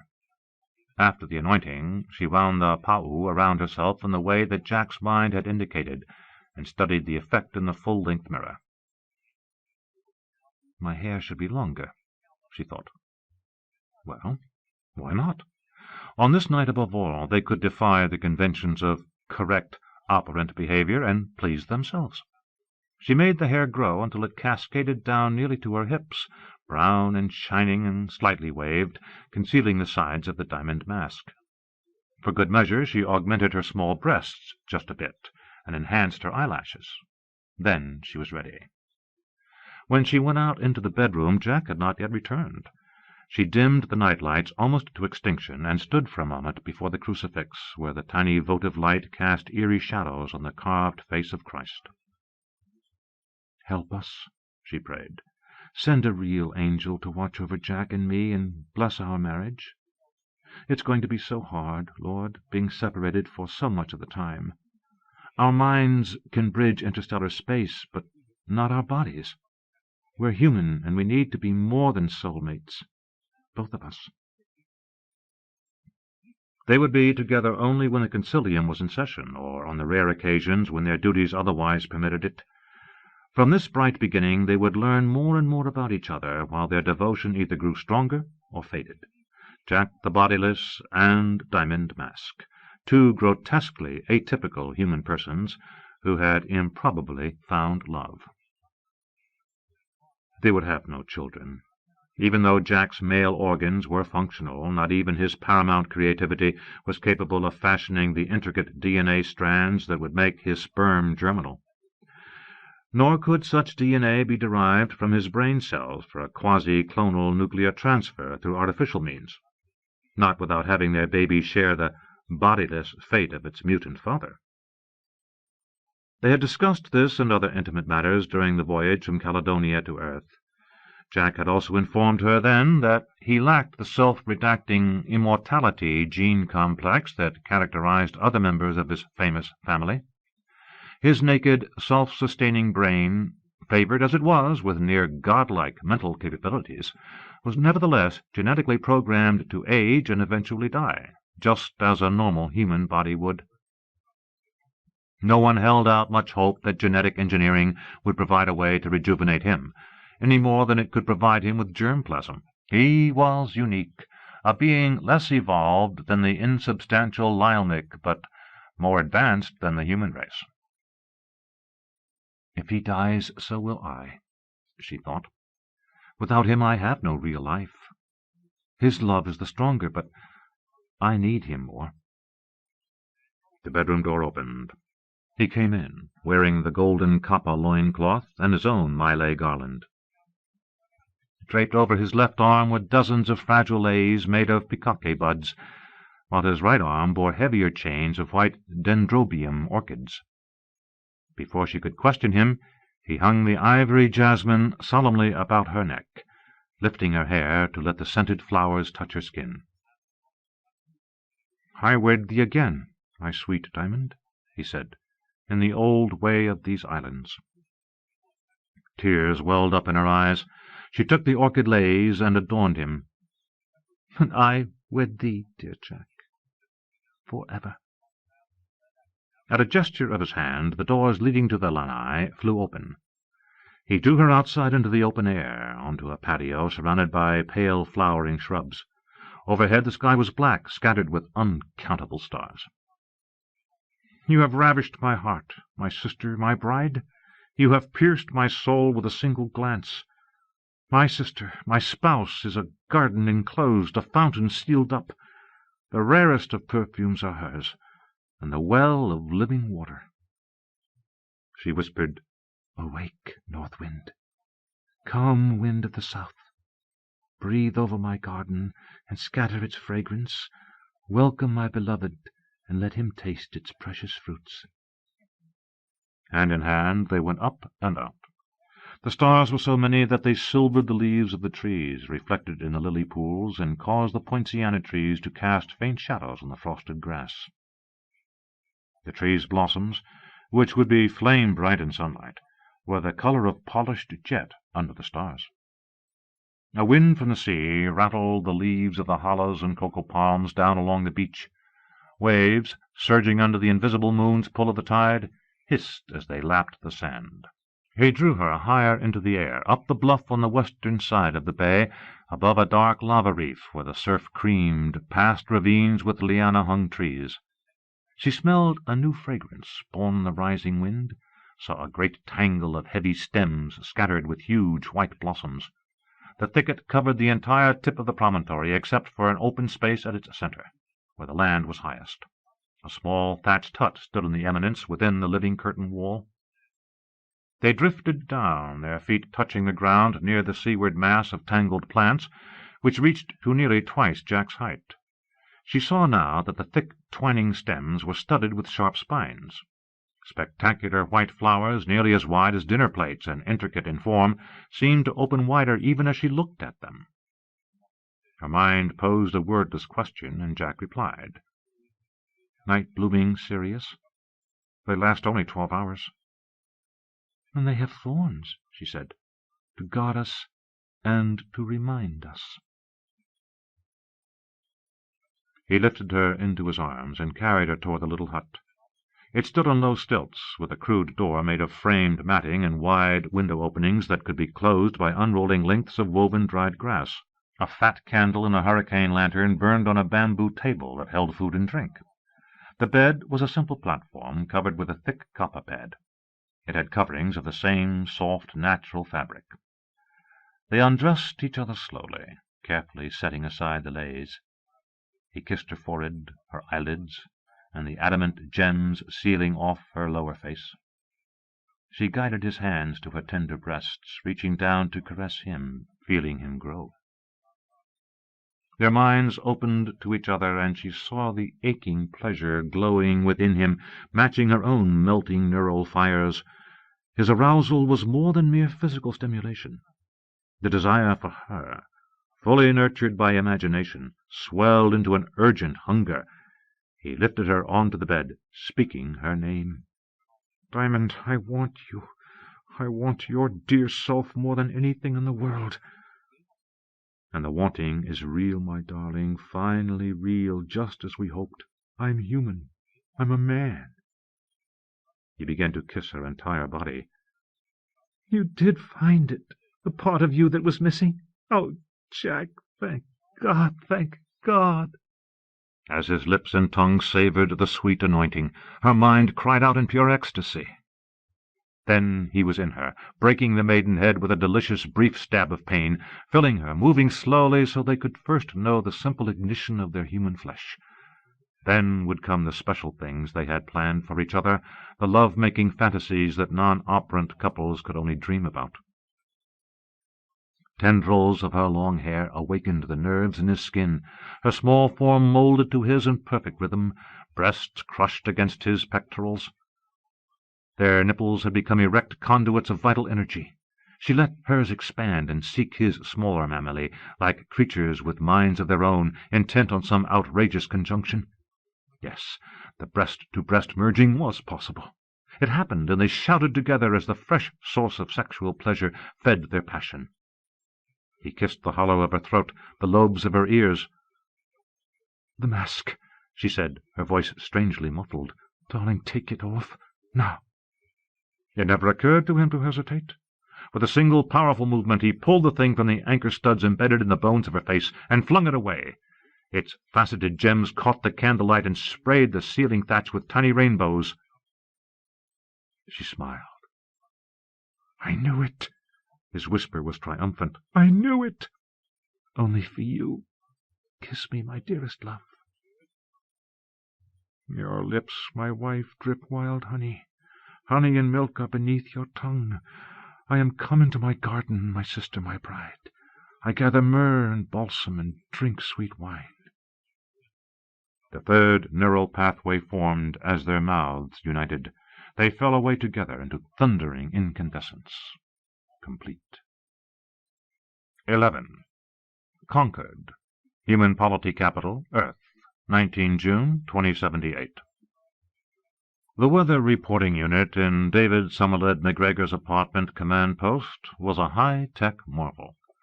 On request, it would provide an instant précis of meteorological conditions anywhere on Earth, or a forecast for the major population centers of every inhabited planet of the galactic milieu. Ignoring it as usual, Davy drew the drapes, cracked open the balcony door, and ascertained that this particular Sunday morning in New Hampshire was muggy, and already pushing 30 Celsius. Right. Forget the stroll along the Merrimack River bottoms. It was down to the promenade for the two of them. He ordered up a Durafilm copy of the New York Times, sans Sunday bump, and scanned it briefly. Aye, there it was. Yesterday's wedding of the century hadn't made the front page, but his turn-down of Paul's offer to head the Unity Directorate had. The first magnate was quoted as being very disappointed. There was no mention of Jack as second choice. Davy McGregor chuckled. No political mileage for Paul when another Remillarad acceded to high office. Just the reverse, actually.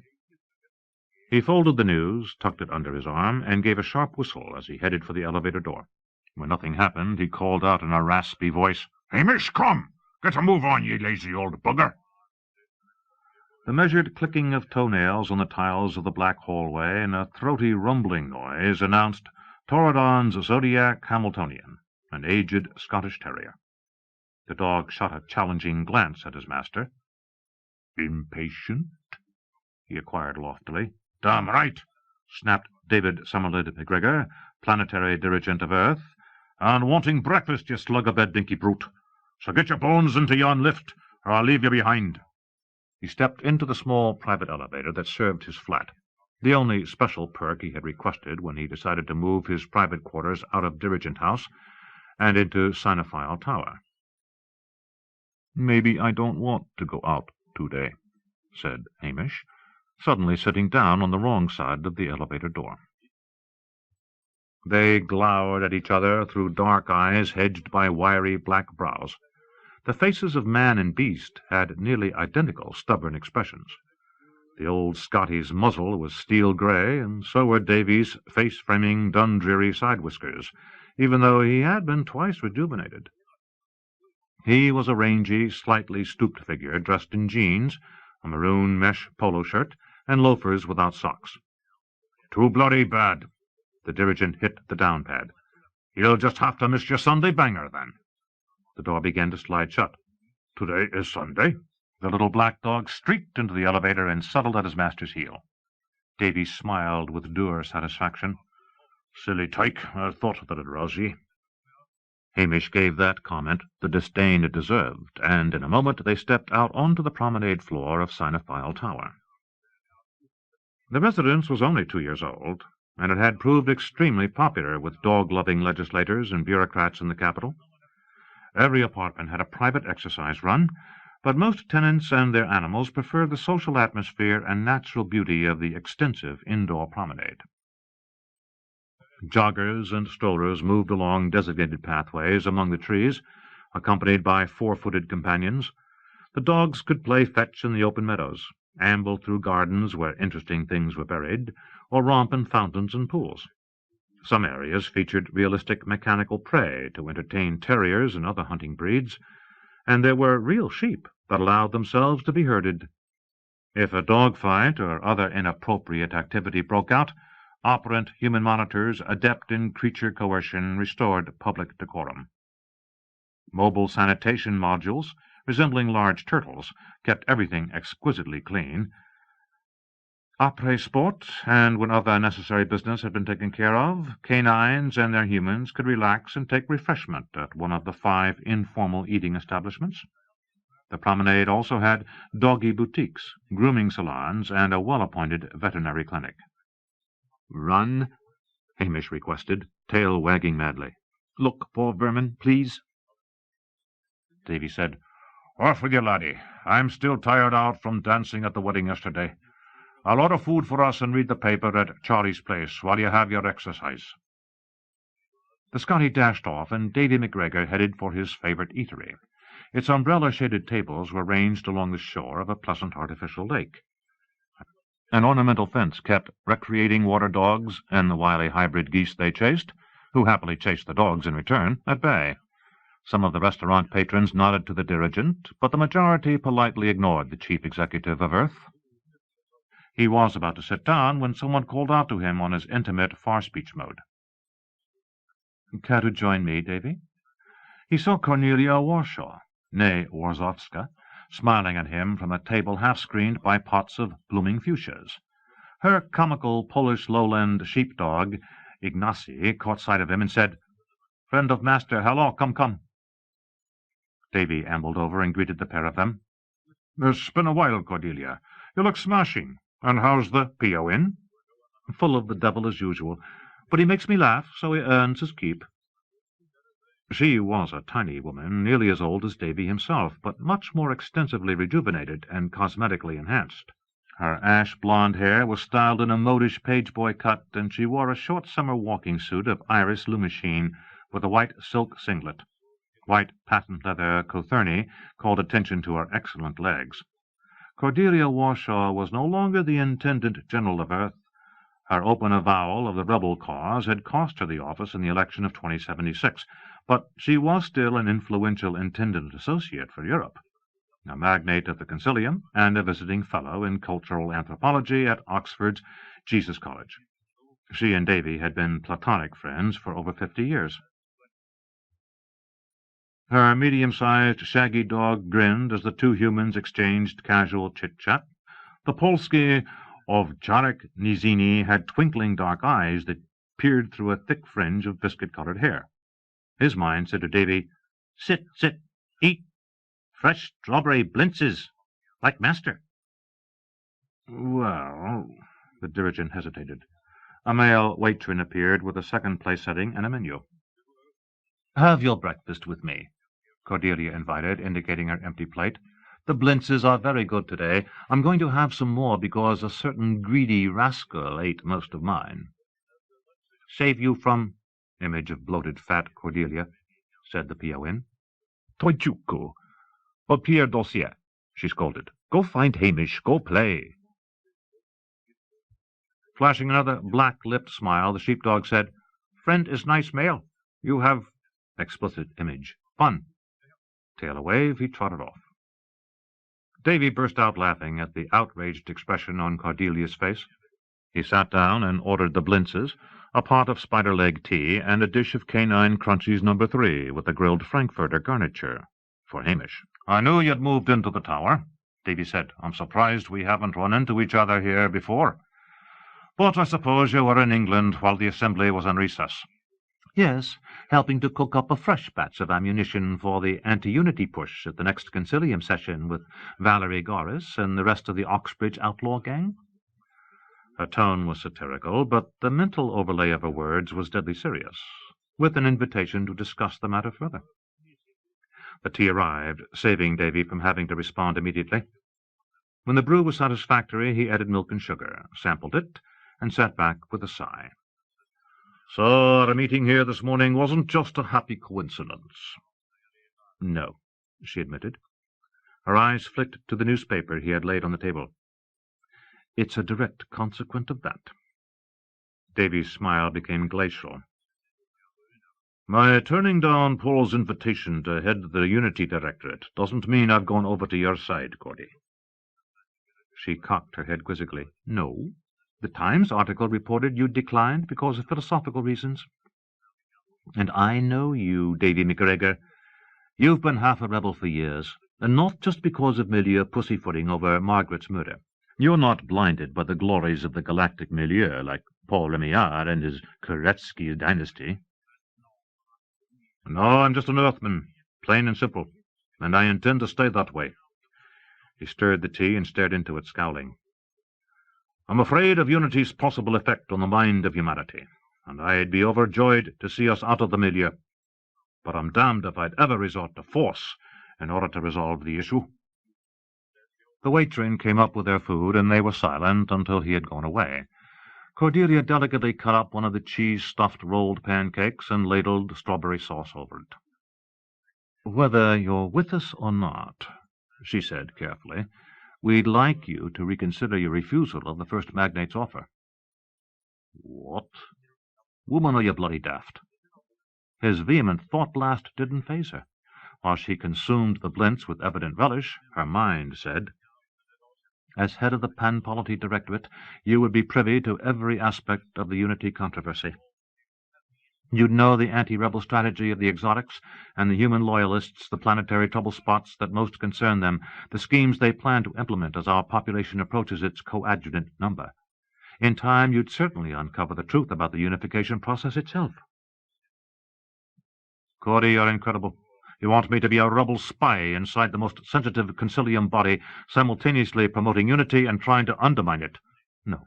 I want you to be the only member of the Directorate who is still objective, who still puts the needs of the human race ahead of the needs of the milieu. Whether or not you chose to share the data you uncover is entirely a matter for your own conscience." "Ha!" said Davy McGregor out loud. "You're so confident, aren't you? Which way I'll lean?" "Your food's getting cold. Eat." "Of course I'm confident, because I know where your sympathies lie. The reason you're not wholeheartedly with us now is because you still have honest doubts about the validity of the unity concept. You're also afraid that we rebels wouldn't scruple at destroying the milieu if it tried to impose unity on us by fiat, or if it threatened humanity with severe sanctions for rejecting unification." "Yes, damn it, yes." "Then reconsider the appointment," she said. "Dithering and brooding won't help the human polity decide what's best for its future. But your objective scrutiny inside the Polity Directorate might." "How the hell can I head the Directorate, pretend to be in favor of unity when I'm not? Would you have me violate my moral principles?" "Poor Remillard doesn't expect you to be a yes-man." "No, but he was counting on me to steamroll the opposition, taking the place of his sainted sister Anne in the skirmishes. He thought I'd have my doubts resolved in favor of unity. You say I should retain my objectivity, but you expect me to be a pipeline of intelligence to the rebel cabal. And my answer to you both is no. No!"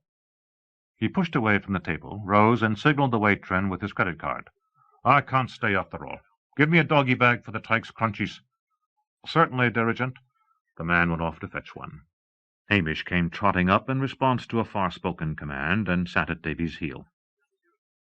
Cordelia regarded her old friend calmly. "Will you report this conversation to the first magnate?" Davy leaned down, hands on the tabletop, and spoke softly. "The hell with the first magnate. No, I've no intention of discussing your ploy with Paul. Let him do his own spying.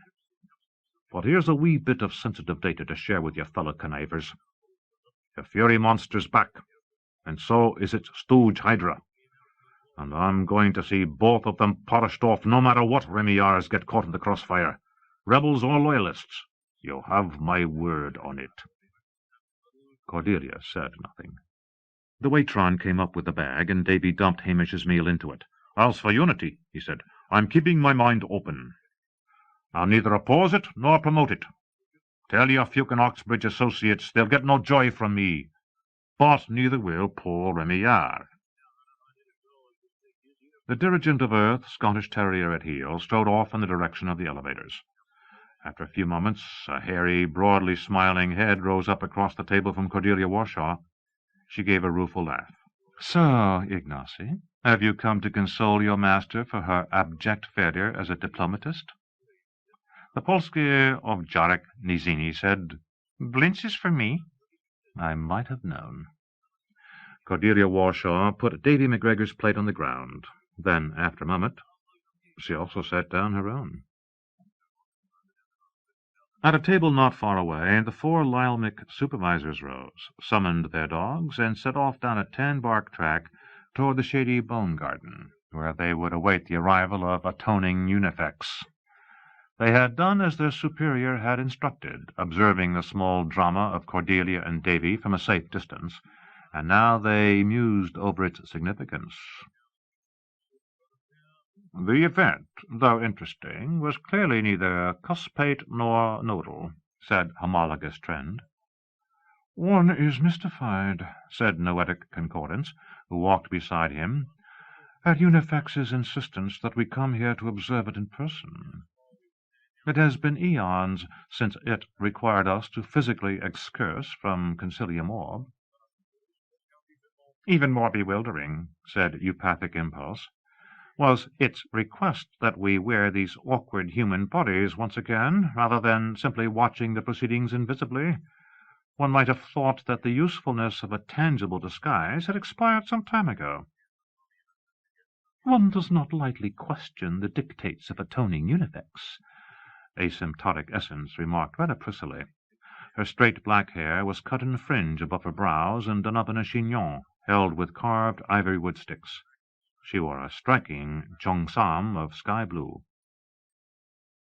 "One must demur," said Noetic Concordance reluctantly, "for intuition seems to adumbrate the challenge is not only permissible in the current situation, but perhaps even required." The other 3 entities pondered this uncomfortable notion in silence. "It is to be hoped that there will be an eventual clarification," Concordance said. "And that it comes some time before Omega," Impulse muttered.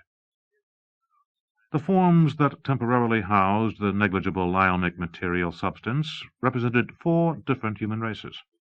Except for their unusual eyes, which had the appearance of backlit aquamarines, and their mind screens, which were wondrously opaque, the supervisors seemed to be youngish men and women dressed, except for the gorgeous asymptotic essence, in unobtrusive, casual clothing. Arriving at the bone garden, they sat down on wooden benches beneath a chestnut tree while their dogs explored the little glade. "Whatever else may be going on, one is simultaneously gratified and made apprehensive by Davy McGregor's reaffirmation," Homologous Trend remarked with ponderous gravity. He was incarnate as a hawk-nosed, physically impressive Native American. His dog, a standard Solo Itzquinkli, hairless and attractively spotted, began digging zealously beneath a bridal wreath bush. Trend's fellow male, Eupathic Impulse, repressed a snort of impatience. Would one care to explain one's emotional dichotomy? McGregor's refusal to cooperate with the rebels is praiseworthy, Trend said. while his persistent doubts about the future of the human polity within the milieu provoke serious worry. How have we failed in our explication of the unity prospect that an intelligent being such as MacGregor cannot see its overarching merits? Humans are funny that way, said Impulse. He wore a pink-skinned, blue-eyed body with dishwater-brown hair. His canine companion was a Kavkazskaya ovcharka, a massive fawn-colored guard dog of the Caucasian mountains that set about marking every tree trunk in the vicinity. In their present immature stage of development, many humans place an inordinate value upon rugged individuality and absolute mental autonomy. Unfortunately for us, this recalcitrant segment of the human population includes some of their finest minds. Noetic Concordance, the gentle poet, said, "It's a pity that unity, like love, cannot be casually sampled, analyzed, or demonstrated.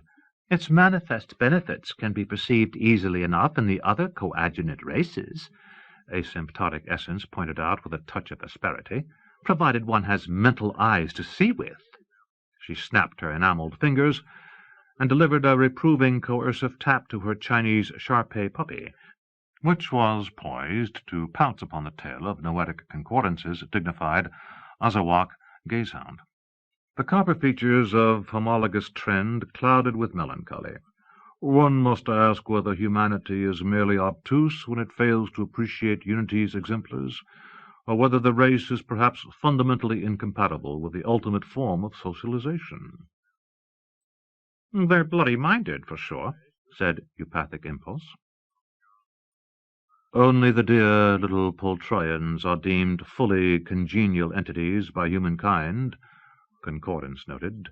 Her tall African body, elegant even in simple white levis and a red bandana print shirt, was complemented by the regal hound that now reposed beside her, resting its narrow head on her knee. Humans think of our earnest Symbiari friends as cold, cloddish, and lacking in humor. "It's hard to appreciate your ex-proctors," Impulse put in, "especially when they're prone to drip green on the carpets and furniture." "Humans do appreciate ghee aesthetics," Concordance continued, "but they tend to deplore the giddiness and flamboyant sexuality of that race. And the estimable Krondaku, for all their mental brilliance, are viewed by humanity as alien and fearsome merely because their invertebrate bodies and tentacular appendages fail to meet human standards of beauty. As for ourselves," she gave a wry, expressive shrug, and the other entities laughed appreciatively. "Humans are paradoxical," Eupathic Impulse insisted, "and when one resides in a human body, reality takes on unfamiliar and even disturbing nuances. Haven't you felt it, colleagues?" "Certainly not," Asymptotic Essence retorted, with suspicious vehemence. The skirt of her cheongsam was slit nearly to the thigh, and she had arranged her slender legs in a graceful pose. Unfortunately, the effect was marred by her puppy's insistence upon chewing on her shoes. The Shar-Pei, a droll little creature with loose folded skin that seemed much too large for its body, had an obstinate nature. Essence was having a hard time controlling it without coercing it to the point of stupefaction. "Davy MacGregor has proved to be an exceptional earth dirigent," said Homologous Trend, returning to the original matter under discussion. "He is possessed of both wisdom and empathy, although he often hides the latter beneath a curmudgeonly facade. One must respect his motive for declining the position, but one still feels he would have made an outstanding head of the Pan-Polity Directorate for Unity. One is quite certain that in time he would have modified his present skeptical views and become a doughty apologist for the unification of the human mind." "MacGregor would certainly have kept the Directorate on its toes," Asymptotic Essence said. She firmly bespoke her Shar-Pei to divert it from an over-enthusiastic inspection of another dog's droppings. "He is even more incisive than Anne Remillard. One might have hoped he would lead the non-human members of the Directorate to do a better job defining the unity concept, thus encouraging human acceptance." Noetic Concordance was surprised. Does not one feel that John Remillard will also pursue this goal when he heads the Directorate? One suspects, said Essence, that Jack the Bodiless already partakes of the unified state, at least in spirit, and thus he fails to understand why humans of a less exalted mindset would find the prospect unappealing. She uttered a small sound of disgust and firmly coerced her wrinkle-skinned puppy to abandon its fascinating find. "Where are the mobile sanitation modules when one needs them?" she complained. "I'll get a poop robo right away," Impulse said. "Don't be distressed, colleague." There was a soundless flash of light. One of the turtle-shaped MSMs materialized in the glade and set about its business. Asymptotic Essence gave a fastidious sigh. "These canine creatures are appealing companions, but one might wish they were not quite so animalistic." Homologous Trend chuckled. "They are animals, after all." His hairless Soloitzcuintli had dug up a bone and proudly brought the treasure to be admired. "Good boy," said the Lyalmik absent-mindedly. The Mexican dog looked slightly disappointed, but settled down at its master's feet and began chewing. The Shar-Pei puppy suddenly became tired and whimpered to be taken up by Asymptotic Essence. "Poor baby," she said, lifting it into her silken lap, where it promptly fell asleep. Only Impulse's huge Caucasian mountain dog continued to pace about the glade restlessly, sniffing every rock and shrub. Then suddenly it stiffened and gave a soft growl. A very tall man with curling white hair and a short beard, wearing Cazal sunglasses and dressed in a crisp, pale tan seersucker suit, came strolling into the bone garden. He was accompanied by a foxy-looking reddish dog. "High thoughts, colleagues," said atoning Unifex. The other Lyalmik supervisors greeted the overlord solemnly. Impulse hastily compelled his animal to stop growling and lie down. "I hope you found the dogs entertaining," Unifex said, seating himself. "Mine is a New Guinea singer. The breed is alleged to be very close to the Canine Foundation stock. I call him Caruso. He doesn't bark. His voice is a kind of yodel." The little animal had its eye on the much larger Caucasian dog.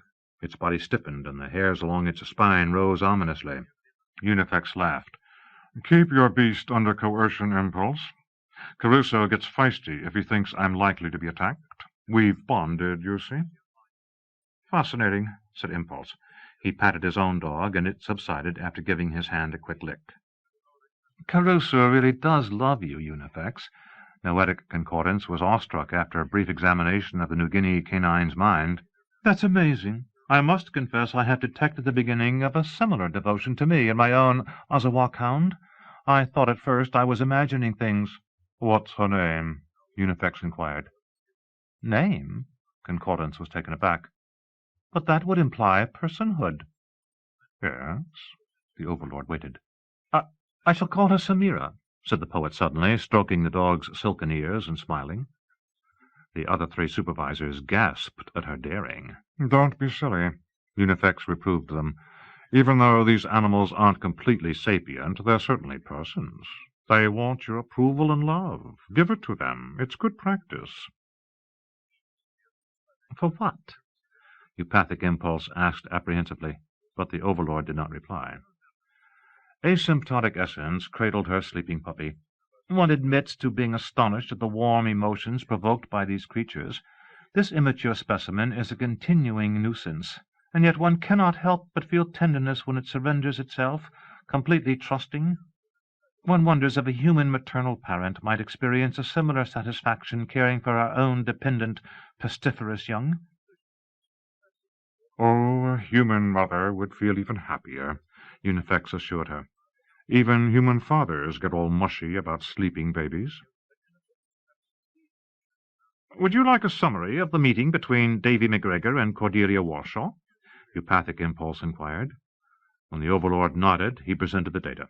"We had been discussing McGregor as an example of a highly intelligent entity who still has serious reservations about unity with the galactic mind." "The unspoken question," said Homologous Trend, "involves McGregor's suitability to continue as dirigent of Earth during the perilous future, given his demonstrated lack of wholehearted loyalty." Oh, he must certainly remain in office, Unifex declared. Davy's the only man for the job. He bent down to scratch the small triangular ears of his dog. Caruso appeared to smile adoringly. He wagged his bushy white-tipped tail and uttered an odd musical cry.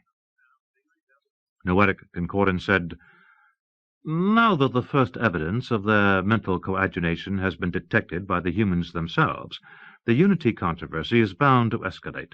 The probability lattices show a truly dreadful prognosis unless the quincunx undertakes stringent preventative measures." Yes, Unifex said. Awful things will happen because we will not intervene to prevent them. He took off his sunglasses, folded them, and tucked them into an inside pocket. The four supervisors looked into his cavernous gray eyes, aghast. After a moment of silence, Trend spoke.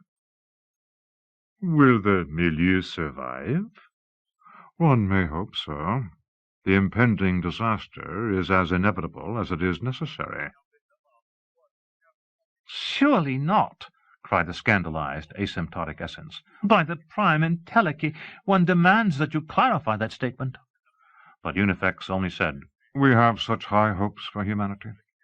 The Lyalmic race is moribund, and humans are the only ones fit to succeed us as guides and guardians of galactic mental evolution."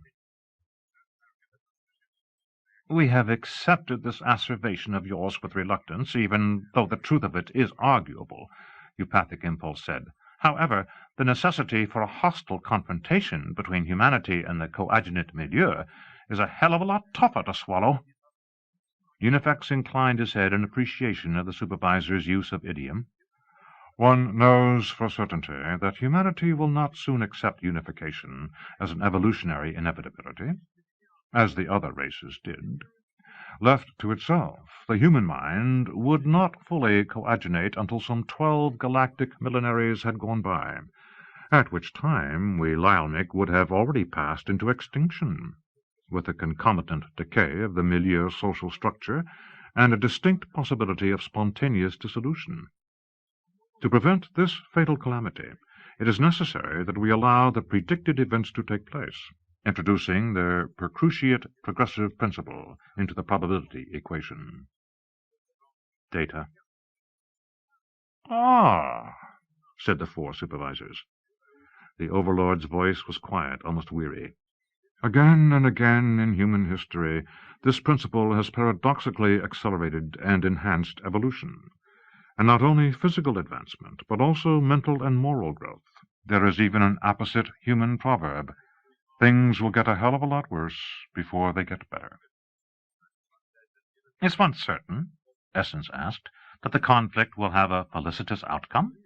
"No," Unifex admitted. "The past, present, and future are, but my own prolepsis, or what I might call my prolepsis, is imperfect, just as my atonement is still imperfect. What I do know is that this confrontation is fast approaching, and we of the supervisory body must stand aloof from it, giving no warning, vouchsafing no aid to either side. We may only coerce the all-in-all, praying for a happy denouement." "And if it is not forthcoming?" Noetic Concordance inquired. "Then, given your gracious consent, we fall back on Plan B." The Overlord smiled his mysterious smile. "Tell me, how are you getting along in your bodies?" "Fairly well," said homologous Trend, not bothering to conceal his perplexity. "Good. Do you think you could wear them from now until the next plenary concilium session begins? Could you live quietly here on Earth, in this place with your canine companions?" "For 32 days?" Impulse murmured in horror. "That'll do for starters," Unifex said. Noetic Concordance kept her eyes downcast. Of all the supervisors, only the poet had begun to suspect what Unifex was up to. Does one truly believe that mere residence of the psyche in a corporeal envelope has the potential to reinstate atavistic behavioral patterns? "Yes, and the pets will help too." "What are you talking about?" Eupathic impulse demanded. Everything in your bodies works, Unifex said to Concordance. I'm a much better creator than Jack. You're under no compulsion, of course, and one doesn't expect instantaneous success. Still, if you don't find incarnation totally repugnant, it's worth trying. As I said, it might provide the first step toward a backup if the worst should happen during the metapsychic rebellion. Comprehension was also dawning in asymptotic Essence's almond eyes. She held her puppy close. But is such a thing possible? Ensoulment is ensoulment, Unifex observed airily. Trend and Concordance did manage it once before, way back in far time. Yes, the two of them agreed, but they still exuded doubt and incredulity. I'll be going now, Unifex said. There are things I must see to. He got up from the bench. Carusa came to heel, and the two of them disappeared among the trees. Will anyone condescend to tell one what's going on? Eupathic impulse demanded with some heat. Noetic concordance explained. Impulse stared at her, open-mouthed, his expression of consternation only partially mirroring a mental turmoil so profound that it perturbed the very mental lattices in the immediate vicinity. The etheric warpage was beyond human perception, but suddenly all of the canines in the promenade began to howl, including those temporarily assigned to the 4 Lyalmic. Concordance damped the inharmonious vibrations. The dogs fell silent. Perspiration had broken out on Impulse's pale forehead. "It's unseemly," he muttered. "Grossly indecorous. This time Unifex has gone too far. Surely you can see that, colleagues. Surely—" Asymptotic Essence smiled at him enigmatically. The other 2 Lyalmic studied the grassy ground. After a time, homologous Trend looked up at Noetic Concordance. Unifex did say that everything works. Yes, she said. Her startling eyes shone in her ebony face like inset jewels. One could take the word of Unifex, Trend went on, since it has never evinced demonstrably false data. On the other hand, it would be prudent to check matters out personally. I agree, said Concordance. The 2 of them arose, nodded to their colleagues, and strolled off with their dogs. This is madness. Eupathic Impulse's voice was a husky whisper. His breathing had accelerated, and the human heart within his rib-cage thudded at an elevated tempo. Asymptotic Essence put her puppy down onto the ground and stared at her colleague wordlessly. She was really very beautiful, according to limited human criteria, of course. The curve of her cheek was harmonious, and her lips were moist and soft. Her breasts swelled the blue silk dress in piquant contrast to her narrow waist. The slit skirt hinted at delicious hidden attributes that Impulse recalled from the first occasion when they had donned their bodies, before Unifex had given them clothes. Madness, he said less confidently. His human body, which had embarrassed him once before, showed fresh signs of willfulness. That's the spirit, said Asymptotic Essence. She pulled him to his feet and threw her arms around him. One has observed certain precoital maneuvers among humans that might prove pleasurable. Shall we experiment? I shall submit, Impulse said faintly. Submit to the per cruciate progressive principle. Under protest. Essence's laughter bubbled up as she moulded herself against him and drew his face down to hers. Whatever it takes, she said, and kissed him, probing with her tongue. Again, all the dogs began to bark. 12. From the Memoirs of Rogatien, Remillarad. I didn't quite get off scot-free in my eradication of the Hydra. Around noon on the day after the wedding, Mark shook me awake in our suite at the White Mountain Resort Hotel and ordered me to get dressed. I had a hangover clanging like the bells of hell, but I was damned if I'd ask Mark to cure it, and he didn't volunteer. Creeping out into the sitting room in search of caffeine and stronger analgesics, I discovered that we had company. The fuzz had arrived in the person of Guy Boom Boom Laroche, who was at that time a chief inspector for the Galactic Magistratum, based in Concord. Official business had kept Laroche from attending the wedding ceremony. I was too wretched and woolly-headed to wonder why he had shown up now. The two bruisers sat at the table eating lunch, neither one offering a femtorg of sympathy for a poor suffering old man. Funny thing, though, the looks they gave me were neither condescending nor pitying.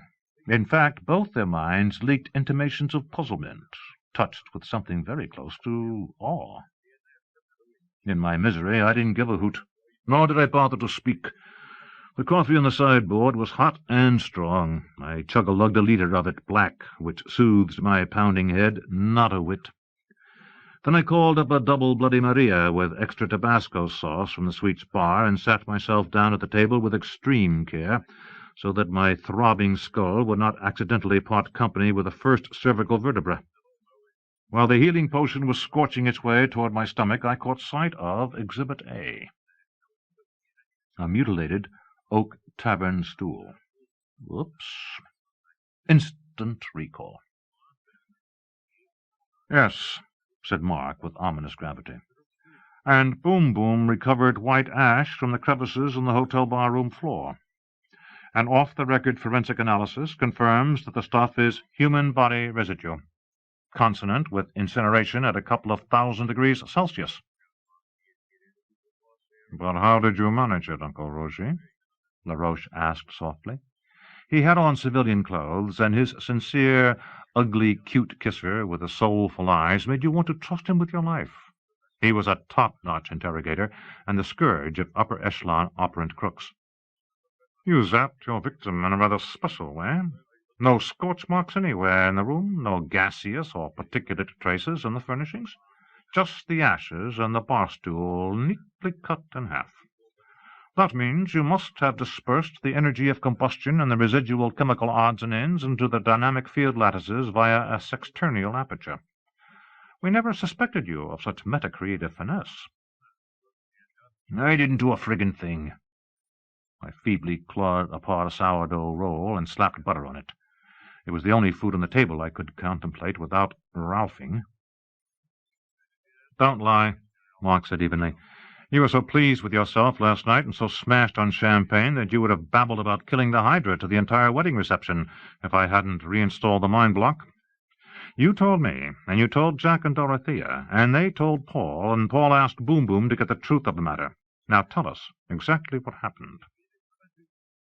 "Why don't you just use your paramount redaction and screw it out of me?" I snibbled. "I would, if I could," Mark assured me. "But there's some kind of new barrier in place that I'm unable to penetrate. You're just chock full of surprises this morning, Uncle Roger." Well.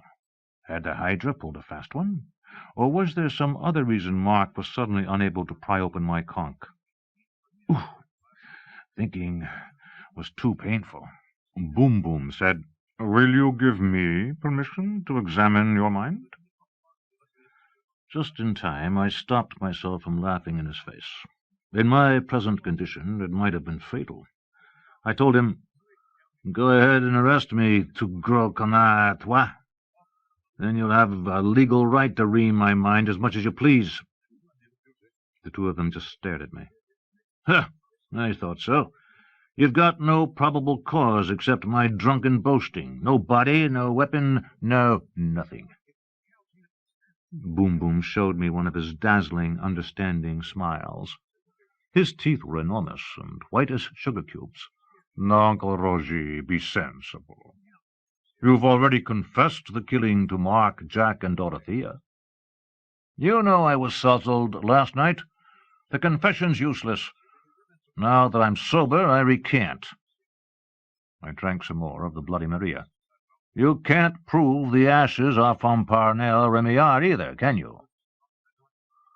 "True," the galactic cop admitted. "And the zapped chair, c'est une situation bizarre à l'extrême. But it's hardly evidence of homicide." He heaved a great sigh, then suddenly speared me with his dark and compelling eye. "But let me tell you what we do know for certain. One of the hotel's resident watrons reported for work this morning, thinking that today is yesterday. He apparently has perfect 24-hour amnesia. Somebody else substituted for him during the wedding reception. Of course, the interloper might have been just another determined tabloid reporter, but if we knew for certain that the fake Waitrin was a hydra, and that you killed it, it would help the first magnate's continuing inquiry into the Fury affair. Why do you think Parney was trying to murder you? Slick, but I didn't fall for it. My lip remained zipped, as did my mind screen. On the intimate mode, I told Boom Boom, "Fous-moi la paix, flicaillon." But he continued his cajolery. You have nothing to lose by talking to me, Rosie. The Lilmic have sealed the Fury files and made them accessible only to the highest level of the magistratum. Absolutely nothing will happen to you if you confess to killing Parnell Remillard. Hell, if we could, we'd give you a medal. But if you have evidence of recent activity by a hydra, we have to know about it. Shaking my head, I snarled another denial and started up from my seat to get more coffee. Mark's piquet took hold of me and slammed me back down with a force that rocked the table and exploded stars of agony behind my swollen eyeballs. Stop acting like an old fool. No one's interested in charging you with murder. Talk, damn you! All we want to do is confirm that it was really a hydra that you zapped, Boom Boom said, his coercion as sweet as maple syrup. It was the old game of good cop, bad cop. They'd played until my head cracked like a peanut shell. Oh, what the hell. All right, I cried. I killed Parnell Remillard. It was self-defense. Ah, boy, LaRoche bestowed an encouraging smile. Tell us more. I eyed Mark apprehensively, but he was making no effort to breach my mind screen and confirm the truth of what I was saying. When Parney came after me in the bar, it was his second attempt to put out my lights. I have no idea why. He'd already tried a week earlier up at White Moose Lodge and nearly drowned me. Mark was a witness, but he didn't want to believe me. Then Parney showed up here at the hotel, wearing the waiter outfit. I told Mark about it, and he still didn't believe me. Mark scanned the man you were suspicious of, Boom Boom said. He detected no anomalous mental pattern. Hydras are talented. You should have caught Parney's Lunker Brook trout gig. I closed my eyes, chewed the bread very slowly, and tried not to groan. Even my teeth hurt. This was definitely one Lulu of a crown fire. Either of you boys got any Aldatox? Mark went into the bathroom and called some up from the hotel shop, then clapped the mini-doser against my temple with unnecessary firmness. The ghastly headache began to abate almost immediately. Why didn't you use your mental laser on the fake fish? Boom Boom persisted. I was too flummoxed to get my brain in gear. The zap isn't something I can conjure up instantly. Most of the time I can't do it at all. I have to be scared shitless.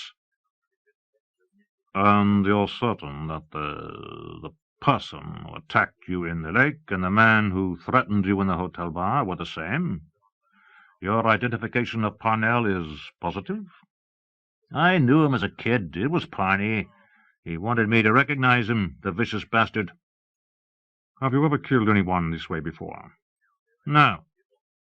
But I nearly wasted Vic Remillard the night of the Great Intervention when he tried to blow up the chalet on Mount Washington with the delegates of the last Metapsychic Congress in sight.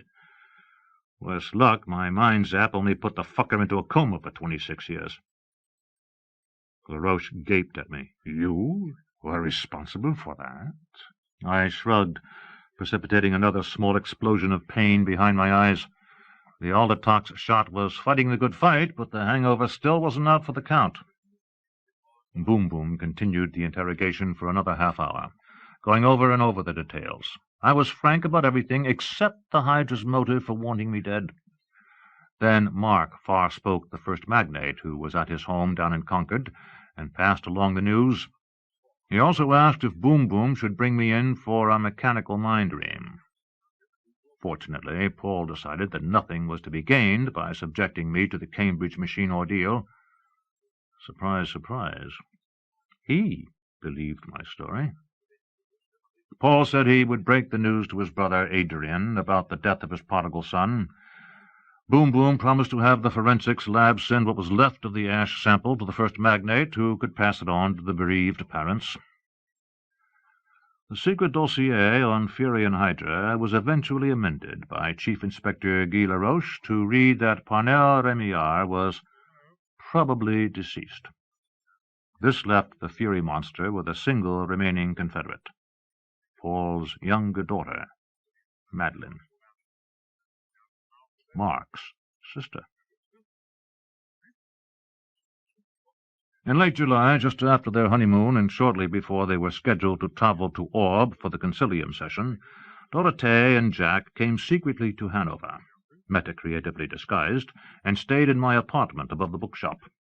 An attempt by me to demonstrate the out-spiral mind laser to them failed utterly, but they were fascinated by my unorthodox chakra revving technique and decided to experiment with it themselves later. Then, with Jack's assistance, Dorothée sifted my mind for mnemonic data that might be useful in designing the meta-concert program for Dennis's exorcism. The redactive process was horrendous, just as the young folks warned me it would be. I was in bed for a week afterward, more or less numb from the neck up, and they cared for me like I was an infant. Marcel wouldn't come near me. My discombobulated mental vibes must have convinced the cat I was one of the living dead. When I was finally on the mend, the newlyweds prepared to leave Earth. They told me that my Reen job had provided valuable data on Fury's mental signature, among other things. While she was inside my head, Dorothée had also done a careful assay of my creative metafaculty, and found it almost normally puny. If I did possess a talent for mind-zapping, it was so deeply latent that it was damned near extra-dimensional. I was instructed to take it easy for the next couple of months until my violated memory bank's NMDA receptors got back up to snuff. They ordered me to lay off alcohol entirely, because booze would further insult the little wounded brain cell thingies. A mild post-coercive suggestion, planted in me by Dijon, would subtly prompt me to shut up in case I was inclined to say anything imprudent about the upcoming exorcism. Jack and Dorothée were particularly emphatic about me not spilling the beans to Mark. That reminded me of the puzzling thing that had happened during my grilling by Mark and Boom Boom. I asked Jack if either he or Dorothée had meddled with my mind screen, making it impossible for Mark to ream me. They said they hadn't. Then why? I asked. Couldn't he break into my head? He's done it before. Jack thought for a moment. Mark was very close to you during his early childhood, wasn't he, Uncle Rosie? Well, I suppose so. He was always hanging around the bookshop when he was real small, not saying much, except now and then coming up with a zinger of a question that had rocked me back on my heels. He was proud as the devil even then, pretending that he didn't really care when Teresa didn't have time for him. He and Paul never did get along, so I guess he kind of latched onto me by default. It was easy with the family house on South Street just around the corner from my shop. That might explain Mark's inability to probe you, Dorothée said. He could have an inhibition based upon his view of you as a quasi-parental figure, similar to the one Dennis must have. But Mark's drilled my brain in the past, I reiterated. The inhibition could come and go, influenced by any number of psychological factors, Jack said, such as the continuing integration of Mark's deep unconscious with his conscious mind, the current state of his metapsychic complexus, and particularly his changing emotional orientation in relation to you. Emotional orientation? How he feels about you, Dorothée said gently. The intensity and tenor of one's feelings toward an authority figure can and often do change as a person gets older. Mark may not consciously realize that he loves you more in his maturity than he did as a young man distracted by the struggle to master his paramount mind powers. When you nearly drowned, his repressed feeling for you might have been shocked into full realization. Oh, I said. Mark, the quintessential cold fish, capable of love? Pas de danger. Emotional factors like these will also complicate the dynasty's attempt to heal Dennis, said Jack. It won't be easy for them to get into their father's head. The data that we gleaned from you provided useful details of Fury's mindset, but we hope the information will also help us to analyze the parent-child coercive relationship as it appertains to Dennis and the dynasty. Anne talked about that, too. I hesitated, then asked, when are you going to do it? The exorcism. We should have the meta-concert design finished sometime in September, Jack said. We'll work on it during our spare time at the Concilium session. I'll also be able to complete most of the brainboard design for the new CE helmets while we're in orb. Once I get back to Earth and build the hats, we come to the really dicey part, practicing the energized meta-concert with the dynasty. Do they know yet? I asked. We informed the first magnate, Dorothée told me. It's up to him to break the news to his brothers and sister. We'll require at least a solid month of meta-concert practice for safety's sake, Jack said. In order to keep the operation secure, we'll do the prep work at my place on Kauai. The dynasty should have no trouble coming there incognito. I've asked Papa to arrange it. Will you do it to Dennis on the island? I asked. No. He almost never leaves home these days, and we can't afford to arouse his suspicions by insisting that he come to Kauai. Diamond and I have already decided on an ideal place for the procedure. My sister Marie's farm, just outside Hanover. She'll be taken into our confidence when everything is ready. We can set up the equipment out there without attracting any attention. Marie's farm? I repeated numbly. Where Dennis and Lucille used to live? The place is perfect for another reason, Jack said. This year, Marie will be hosting the Réveillon after midnight mass for the first time. We'll do the coercive redactive procedure then, when Dennis, and his Fury alter ego, will be least likely to suspect that anything unusual is in the air. They were going to do it on Christmas. 13. Seattle Metro, Earth, 27 September 2078. Rory Muldowney, dirigent of the Irish ethnic planet of Hibernia, shifted uncomfortably in his seat in Mannion's antiquated old beater of a rowcraft and thought black rebellious thoughts about the rebellion. The others on the executive council of the movement, God blast them, had committed themselves firmly to this new disturbing course. Now, barring a miracle, they were stuck with it. His own opposition had been half-hearted because it was irrational, and he knew it, just as he knew why most of the others were so enthusiastically in favor.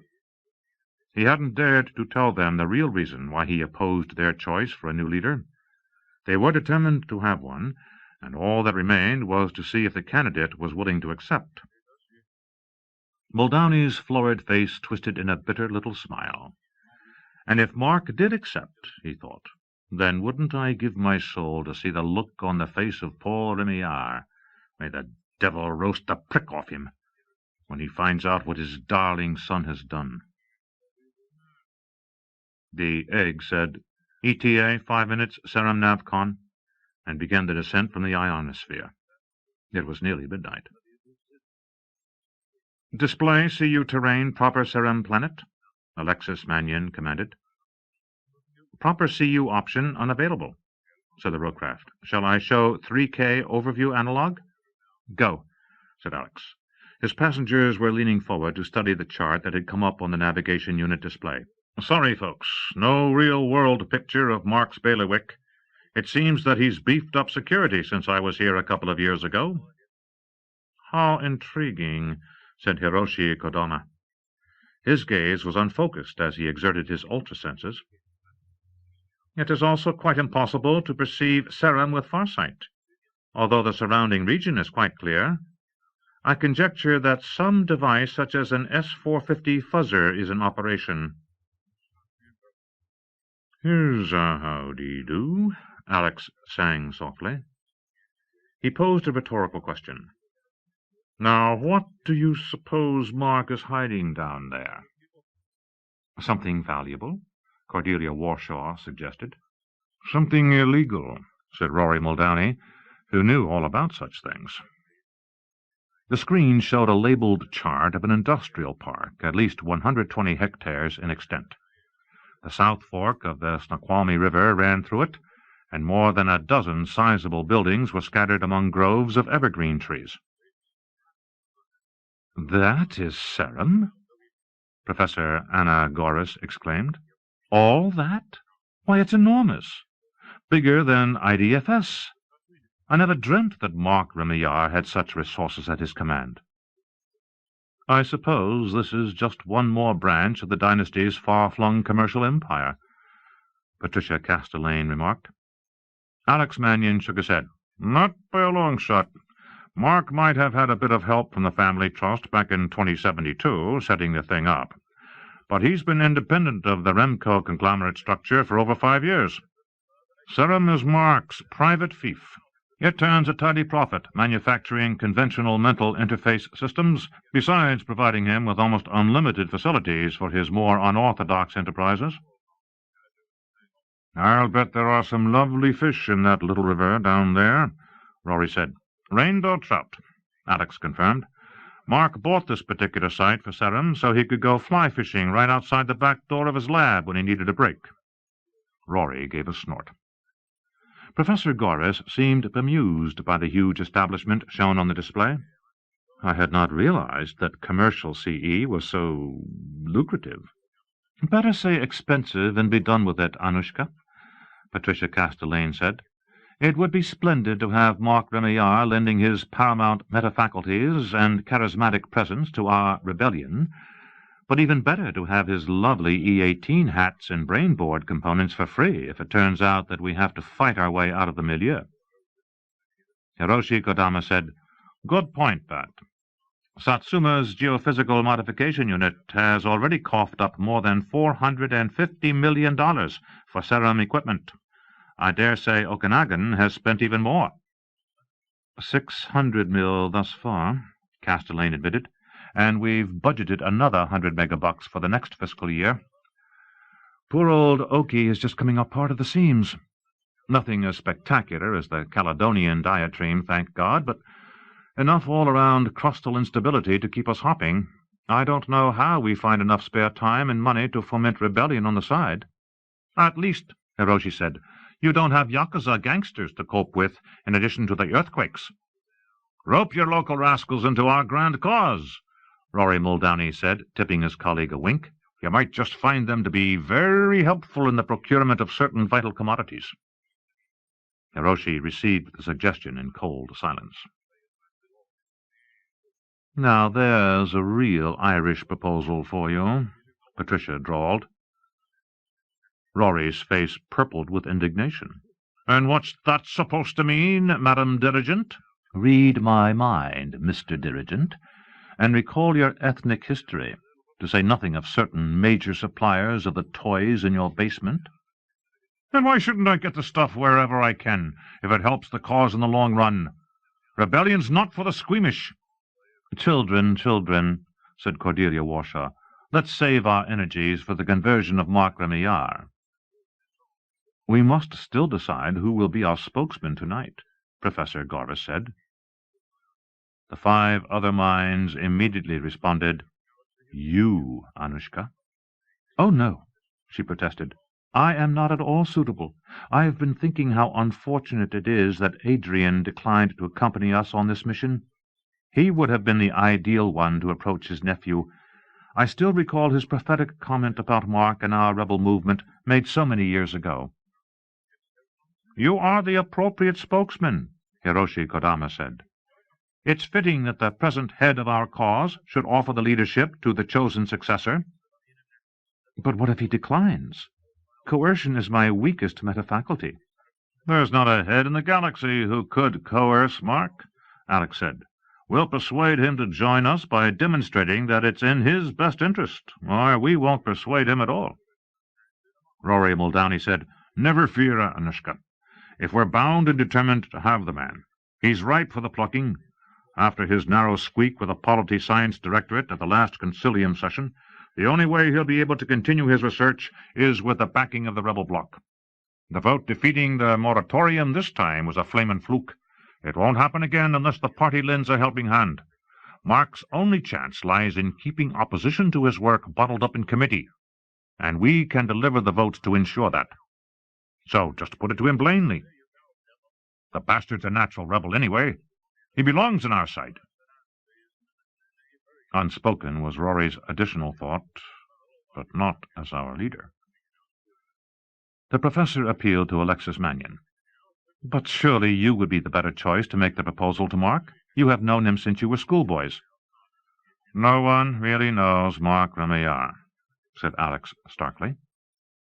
There was an uncomfortable silence. Then Hiroshi Kodama said, Even so, Alex, do you think he would have bothered to meet with us at all if he were not sympathetically inclined to the rebel viewpoint? Beats me, said Mannion. I was surprised all to hell when he invited us to come and make our pitch, and to Serum at that. The egg continued its descent through the clear night sky. At lower altitudes, the lights of Seattle Metro delineated every island and coastal feature of Puget Sound, spreading short, glittering tentacles of habitation westward into the Olympic Peninsula and longer, shining arms up the river valleys toward the eastern Cascade foothills. I must tell you, said Professor Goris in a quiet but firm voice, that I still have deep misgivings about this mission. You agreed with the rest of the Executive Council that the movement needed more forceful leadership, Cordelia said sharply, and that Mark Remillard was the one who could give it to us. Yes, that's true. Nevertheless, I am obliged to tell you what I feel in my heart. This man that we will meet tonight has the potential to transform our rebel cause, for better or for worse. I will admit that he seems sympathetic to the principles of human freedom that we have dedicated our lives to. But as I listened to his brilliant rebuttal during the concilium session, staving off the attempt to stifle his research, I was deeply disturbed. In the concilium, all minds are supposed to be transparent and free of any trace of artifice or duplicity. But we humans, being ununified, still veil the innermost secrets of our hearts from each other and from the exotic magnates. We do it, Patricia Castellane said, because we must. Yes, because we rebels have sincere doubts about humanity's role in the galactic milieu, the professor agreed. But it seems to me that Mark Remillard's mental reservations differ from our own in an important respect. I fear that his primary concern is not humanity's right to mental freedom, but rather the defense of his own sovereign ego. The two things aren't incompatible, Alex said mildly. Perhaps not, the professor conceded. You know Mark much better than I. Nevertheless, I wish that we had not come here. At least, not yet. Cordelia Warshaw rolled her eyes in exasperation. The timing is perfect, Anushka. We've needed the man on our team for years, and now we finally have an opportunity to offer him quid pro quo by forestalling any future moratorium on creative CE. If we invite Mark Remillard to lead us, the professor said, I am afraid that we renounce any hope of a non-violent solution to our rebel dilemma. You can't be certain of that, Hiroshi said. No, it is only a feeling I have, an intuition. Most of us, said Patricia Castellane, her steel-colored eyes dangerously narrowed, believe that a peaceful withdrawal of humanity from the milieu is impossible under any circumstances. Given that, Mark and his resources are— Attention! Attention! With shocking abruptness, a computerized voice blared from the speaker of their EGG's navigation unit. The console display began blinking a cautionary icon. Attention, Rowcraft UK LPZD 44926. You have breached the restricted airspace of Serum Limited, a privately held corporation with citizenship status in the North American Intendancy. Your vehicle has been inserted into a holding pattern. If you are not authorized to land, you are herewith ordered to exit this airspace within 1 minute. If you have access authorization, enter the appropriate code now. Their inertialess egg had come to a complete stop in midair, 3,000 meters above an area of dead black ground impenetrable to the mind's eye. Alex Mannion began to fumble in an inner pocket of his jacket. He had put on his best outfit for the great occasion, a natty dark green Nebulin town suit, a high-collared sark, and shoes with chased silver buckles. Unfortunately, since he had felt a chill in his chest when he, Anushka and Cordelia flew from Cambridge University to the Shetlands to collect the other rebel leaders at Unst Starport, he had augmented the finery with an extremely long and slightly grubby striped woolen scarf that he had wound several times around his neck. "Now, what did I do with that key fleck Mark sent?" he muttered. "Attention, LPZD 44926. Failure to exit airspace or failure to enter access authorization code will result in your vehicle being enveloped in a Sigma field and taken in tow by a Serum Security Force tractor. Enter access code now." Alex squinted at the handful of little transparent plas squares he had pulled out. "Damn, I should have sent this paper to Nature last week. Attention, LPZD 44926. You are cautioned that the Serum corporate entity is licensed by Area 360 Air Traffic Control and the Cascadia Zone Magistratum to repel trespassers with deadly force, if necessary. Enter code now." "Boyja moi!" exclaimed the professor. "For Christ's sake, Alex," Rory Muldowney said, "feed the friggin' fleck. Here it is." Alex delicately inserted one of the little squares into a slot on the navigation console and touched a data transfer pad. No doubt about it, Mark's yanked the old welcome mat to the general public. The computerized voice dropped its belligerent tone. "Authorization code accepted. Entering Serum Navcon auto-landing option. Please do not attempt to take manual control of your aircraft." The egg resumed its smooth descent. As they passed through the attenuated dynamic field barrier, the featureless area below was suddenly transformed into a spangled expanse of lights in a narrow valley. A network of driveways and walks spread among crowded car parks, rowcraft pads, and more than 20 sprawling buildings with windows blazing. In a few minutes they hung above an opening iris door in the ground immediately adjacent to one of the smaller structures in the industrial campus.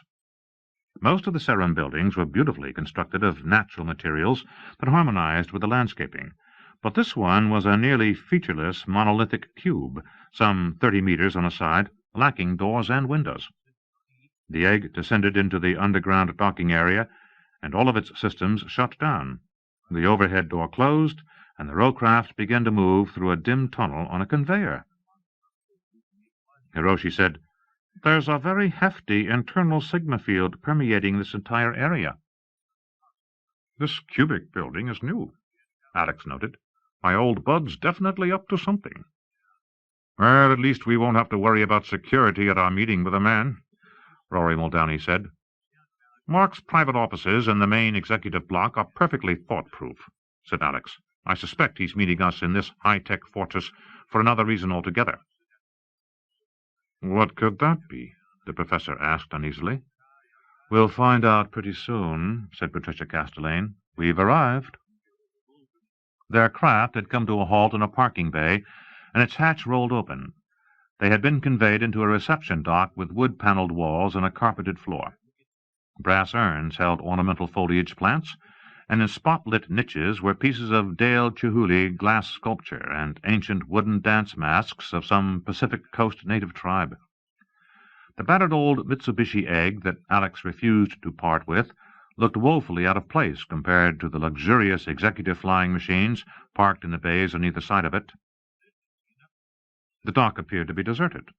As they climbed out of the rowcraft, Anushka Goris looked about with a touch of apprehension and said, "The etheric vibrations in this building are most peculiar." "Now don't stop fretting again," Cordelia said. She had on a maroon zenil skirt suit with matching thigh-high boots and a pert white beret. "I am a very old woman," the professor told her curtly, "and I've earned the right to fret when the situation warrants it." But then she gave a wry shrug, took a small mirror from her handbag, and began to tuck a few wayward strands of hair back into place. Anna Yuryevna Goris Sakvadze, youngest child of the metapsychic pioneers Tamara Sakvadze and Yuri Goris, had been born in 1980. Thanks to 2 courses of rejuvenation, she appeared to be in her mid-40s, a near contemporary of her younger companions.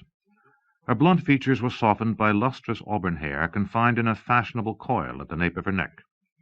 She wore a classic Chanel costume, a pleated navy-blue skirt, and a jacket trimmed in white braid. At her smooth throat was a strand of lapis lazuli beads. The council members from off-world were more casually attired. Patricia Castelaine was dressed in a sombre, narrow poncho and leggings of black crushed velvet, and a grey cashmere turtleneck sweater. Hiroshi Kodama and Rory Muldowney, who had arrived on separate starships that morning from their home planets, had on simple warm-up gear and Romeo shoes. "Mark's not an ogre," Alex Mannion said to the professor. "You have nothing to worry about." Anushka switched to declamatory mind-speech. "I know Remillarad is not an ogre. He is worse. He is a charming enigma, and I have learned through long experience that such life forms can be dangerous." Alex said, "A lot of that Byronic facade is compensatory. It's not easy being a paramount, and it's even tougher being a member of a family that's pressured you to do things their way from the time you were a little kid." "Oh, no," Rory murmured in mock sympathy. "A poor lad. I suppose it was his mean old dad, the devil hoist him, made him what he is today." Alex threw the Irishman a glance of pity and said, "Mark's feelings toward Paul are probably an echo of your own, and for a similar reason." Rory seemed taken aback by the idea. Then he frowned and said aloud, "You know, I never thought about it quite like that before." "Start thinking, then," Patricia Castelaine suggested, "for a change of pace." "Please," Anushka begged, before Rory could deliver a furious riposte. "We must not wrangle. I insist that we present a united mind to Mark Remillard. If there is anyone who cannot do that, then I entreat that person to withdraw from the delegation." Alexis Mannion smiled coolly at the dirigent of Hibernia and said, "You can take the egg back to Seattle and wait for us at Jazz Alley, if you prefer." "Ah, shite," muttered Rory Muldowney. "You know damn well I'm with you. I'll kiss the spalepin's bum if you want me to." Hiroshi Kodama said, "One hopes that will not be necessary, but if it is, we should certainly make a video for posterity." Everyone else, including Muldowney, roared with laughter. Then Cordelia said, "I wonder how much longer Remillard is going to keep us waiting here?" With the closing of the conveyor tunnel gate, there seemed to be no way out of the subterranean reception area, and no indication that they were expected. "Alex, don't you think you'd better give a far shout and let these people know we're here?" "Hang on," said a telepathic voice. "I'm on my way." Before any of them had a chance to trace the communication, which had certainly not come from Mark Remillard, a nearly invisible door in the far wall slid open, and a dapper individual of small stature, exuding surplus creativity and hyperkinesis, bounded out. "Alex!" he cried. "God, it's been too long, mon bonhomme!"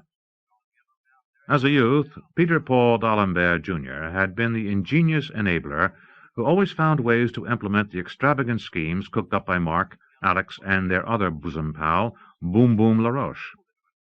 In maturity, clever and indefatigable as ever, Peter had become the chief executive officer of Serum, and Mark Remillard's right-hand man.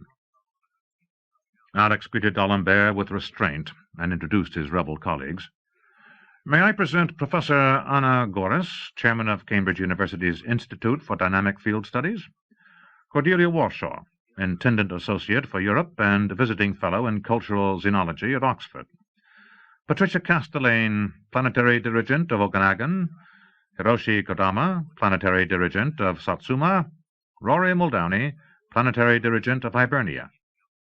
"Wonderful to have you here at Serum," d'Alembert said. Foregoing the more discreet open-palm operant greeting, he vigorously pumped the hands of the visitors. Alex rated a fond punch in the biceps. "You folks sure picked the perfect time to drop in on us. The new CE rig shell was about ready for its preliminary run, and Mark decided to push the test up a couple of days so you could see it." Alex looked startled. "He's got the new brain booster working already?" "Not quite. We're only testing the cryogenic shell components, and they're still in a much bulkier proto-config than the ultimate design called for in the Keo specs." Peter d'Alembert paused significantly. "Mark hired them away from DuPont, you know." "The Keos?" Alex's amazement was frank. "That must have put a nice dent in the corporate dividend." D'Alembert chuckled. "We can afford it.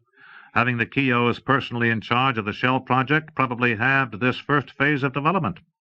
Of course, they're cosmic-class wackadoos, but Mark manages to cope. This way, everybody." The Serum executive led them through the doorway and into a fully enclosed transport capsule. In less than 30 seconds they reached their destination, a glassed-in observation chamber overlooking a hangar-like area crowded with a confusing array of equipment. Dozens of technicians were in attendance. In the center of the big room, brightly spotlit, was an elevated platform holding a hulking, matte black piece of apparatus attended by acolytes in white coveralls. "Please sit down," D'Alembert urged his guests. "The test will begin in just a few minutes. Mark timed it to your arrival." "How very thoughtful of the dear man," murmured Rory Muldowney. Immediately adjacent to their balcony chamber, and clearly visible through a transparent wall, was an elaborate command center. Inside, 4 men and a woman, wearing comm sets, were busily speaking to computers and studying expanses of monitoring equipment. "The guy nearest to us is Dr. Jeffrey Steinbrenner, our new bionics chief." As D'Alembert spoke, Steinbrenner looked up and regarded them coolly. His gaunt frame had not a gram of excess flesh on it. They felt his ultrasenses flick over them in a brief, disdainful inspection before he turned back to his work. "Lovely, congenial sort of chap," said Rory Muldowney. D'Alembert grinned. "And talented. Next to Jeff are Jordan Kramer and Gerrit von Wick, Professor Gorris's former colleagues, inventors of the mechanical mind probe." They were also prominent rebels, which D'Alembert forbore to mention. "I know them well," Anushka said, "although they were not exactly my academic associates. The Department of Psychophysics is not part of IDFS. It was a considerable surprise to me when Jordan and Gary left Cambridge University to work in the private sector." "We made them an offer they couldn't refuse," Peter D'Alembert said. Completely absorbed, neither of the psychophysicists in the command center favored the guests with telepathic greetings. Kramer was a pleasant-looking man with large features and sandy hair. Von Wick, scuttling from one bank of diagnostic monitors to another as he muttered into his comset, bore an unfortunate resemblance to an irritable, flaxen-headed frog.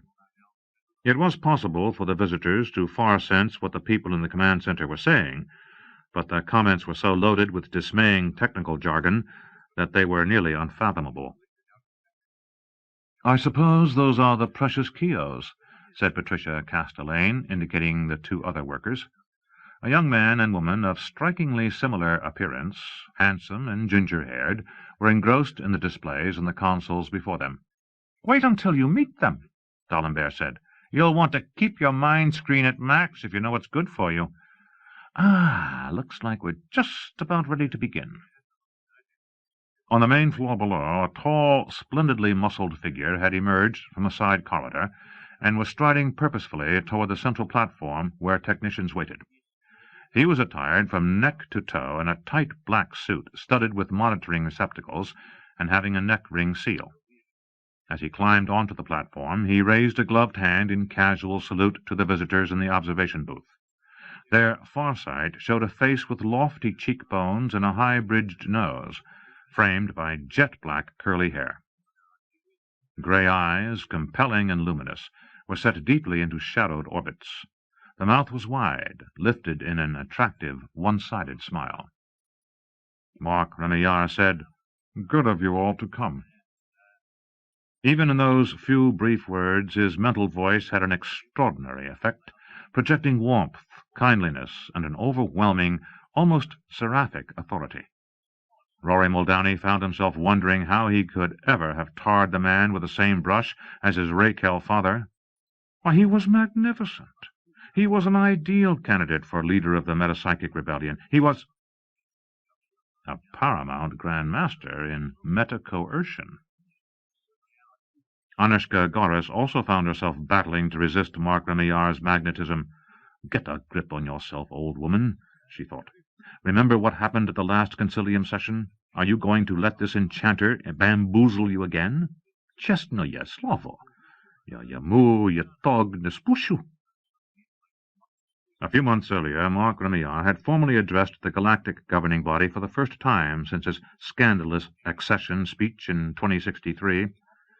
As he defended his right to continue his CE research, both the human and the exotic magnates of the concilium had been utterly mesmerized by him. Objectively, they suspected that they were being swayed by the wiles of a paramount coercer, rather than by the logic of his argument. But they could not help responding positively to him in spite of it. The moratorium on meta-creative CE research was voted down and returned to the Human Science Directorate for further study in committee. Mark was left free to continue his work, at least until the next concilium session. Mark's rebuttal speech had been a stunning ploy that was especially effective because it had been so unexpected. In the 15 years since his nomination to the concilium, he had served unobtrusively, almost negligently, as a simple magnate at large. His superlative metafunctions were common knowledge, but he had been careful not to parade them. After the upset vote on the moratorium, the buzz among the magnates in the corridors of Concilium Orb contained equal amounts of fervent approval and an appalled sense of having been well and truly flim-flammed. But Mark would not be able to play his coercive trick twice. Unless those science directors with rebel leanings voted en bloc to avert it, the directorate would try to shoot him down again, and next time it would probably succeed. That mask of dark ceremetal machinery on the central platform is the prototype of our new cerebro-energetic enhancer, Peter D'Alembert said. We call it the clamshell. It's still rather bulky, but we'll pare the mass down in time. The techs will help Mark get into it, then— Patricia Castellane interrupted, astonished. Surely he's not going to act as his own guinea pig in this experiment? He always has, D'Alembert replied matter-of-factly. Every CE device Serum has produced had its initial human test on our glorious leader. Mark says it's a great incentive for the engineers to get things right the first time around. And, of course, his paramount faculties give him a safety edge no other test subject would have. This particular run-up won't involve boosting cerebral output per se. It's only a test of the refrigerated full-body armor for the rig. Full body? Rory Muldowney's brow creased in bafflement. I don't understand. You mean this new brain rever involves more than a CE hat? Helmet-style cerebro-energetic enhancement has an upper limit of about 300 times normal metapsychic output, said Alex Mannion. If you try to energize much beyond that, the brain's hyped creativity burns up the operator's body. It's a variant of the flashover effect that almost killed Dorothea MacDonald during the Caledonian diatribe. And to prevent this infelicitous outcome, Hiroshi Kodama said, the body is refrigerated. Frozen to near absolute zero, said D'Alembert cheerfully. Below, Mark had reclined on the lower half of the fantastic clamshell, and the technicians were hooking up his suit connections. Then the hinged upper portion swung closed, leaving his bare head still exposed and resting on a broad shelf-like protrusion. The apparatus was nearly as bulky as a standard ground car. Innumerable cables and lines sheathed in shiny metal flecks connected it to several other pieces of equipment surrounding it. Here comes the headpiece, D'Alembert said. At this stage of the rig's development, it's a much modified E18 bucket with a brain board in creative mode. There's the usual crown of thorns, plus cerebellar and stem electrodes to integrate the brain with the cryonics system. Auxiliary life support and backup AV communications gear keep the op alive and in touch until the big freeze isolates his pre-energized cerebrum from the rest of the body. A traveling hoist trundled up, poising a massive cask directly above Mark's head. The minds of the guests heard him issue a far-spoken order that was computerized and rebroadcast over the observation chamber speaker. Helm operator. In the command center, Jeffrey Steinbrenner was whispering into the mic of his comset. The headpiece lowered into place, mating with the rest of the apparatus and enclosing Mark Remillard in more than 4 tons of ceremetal armor. Engage auxiliary cerebro-energetics. Now, the little photon beams in the crown of thorns are drilling his skull, D'Alembert said. Cerebral electrodes will sprout inside his brain in preparation for the CE phase-in. His own Grand Master class auto-redaction will retain the vitals of the gray matter once the auxiliary CE kicks in. Energize cryonics. Initiate metabolic reprogramming. More needles into his cerebellum and medulla. Circulatory shunts in his carotid and femoral arteries draw off the blood and replace it with a cryogenic fluid. A dermal lavage formula fills the clamshell and helmet. He'd drown if he hadn't already stopped breathing. In another minute, his body will be frozen to minus 260 degrees Celsius. Engage primary cerebroenergetics. Energize CCOMX to level 300. Hello, D'Alembert said in surprise. That's not in the test sked. Some far-spoken communication passed between him and Steinbrenner. In the command center, the gaunt bionics director eyed the CEO and shrugged. Then Steinbrenner, Kramer, and Von Wick left their own consoles and went to stand behind the kiosks. The lighted screens before the pair cast eerie shadows on their intent faces. Deirdre Keogh's hands danced over an old-fashioned input keyboard. She was smiling. Her brother Dermid addressed the controlling computer verbally through his comset, calling up situation analyses completely incomprehensible to the eavesdropping observers. "What is happening?" Anushka Goris asked anxiously. They waited. Then delighted relief flooded out of Peter D'Alembert's mind. "The test is a success! We didn't expect Mark to actually enhance, but he did it anyway. The diagnostics indicate augmented creativity function at the 300 output level, the usual ceiling for the E-18 helmet configuration. Now Mark will begin shutdown and energize to level 400. The people in the command center exchanged glances. Dermid Keogh said, "Operator, say again." "I say energize to level 400. Go." "But is that possible?" Cordelia Warshaw whispered. Alex Mannion's face was grim. "Yes, theoretically, the E-18 has an almost open-ended augmentation potential. The upper limit is in the operator's brain, not the equipment. Energize to level 500. "We're not ready for this," D'Alembert muttered. He called out on the declamatory mode, "Negative, Dermid, negative! Do not energize!" Dermid Keogh looked up from his control console with a sardonic expression. He said, "His vitals are bang on the money, and he's the boss, and he gets what he wants when he wants it." "Activate platform area SR-45 Sigma safety shield." Down on the main floor, the technicians retreated, and a mirrored hemisphere 8 meters in diameter popped into existence, engulfing the platform and the machinery on it.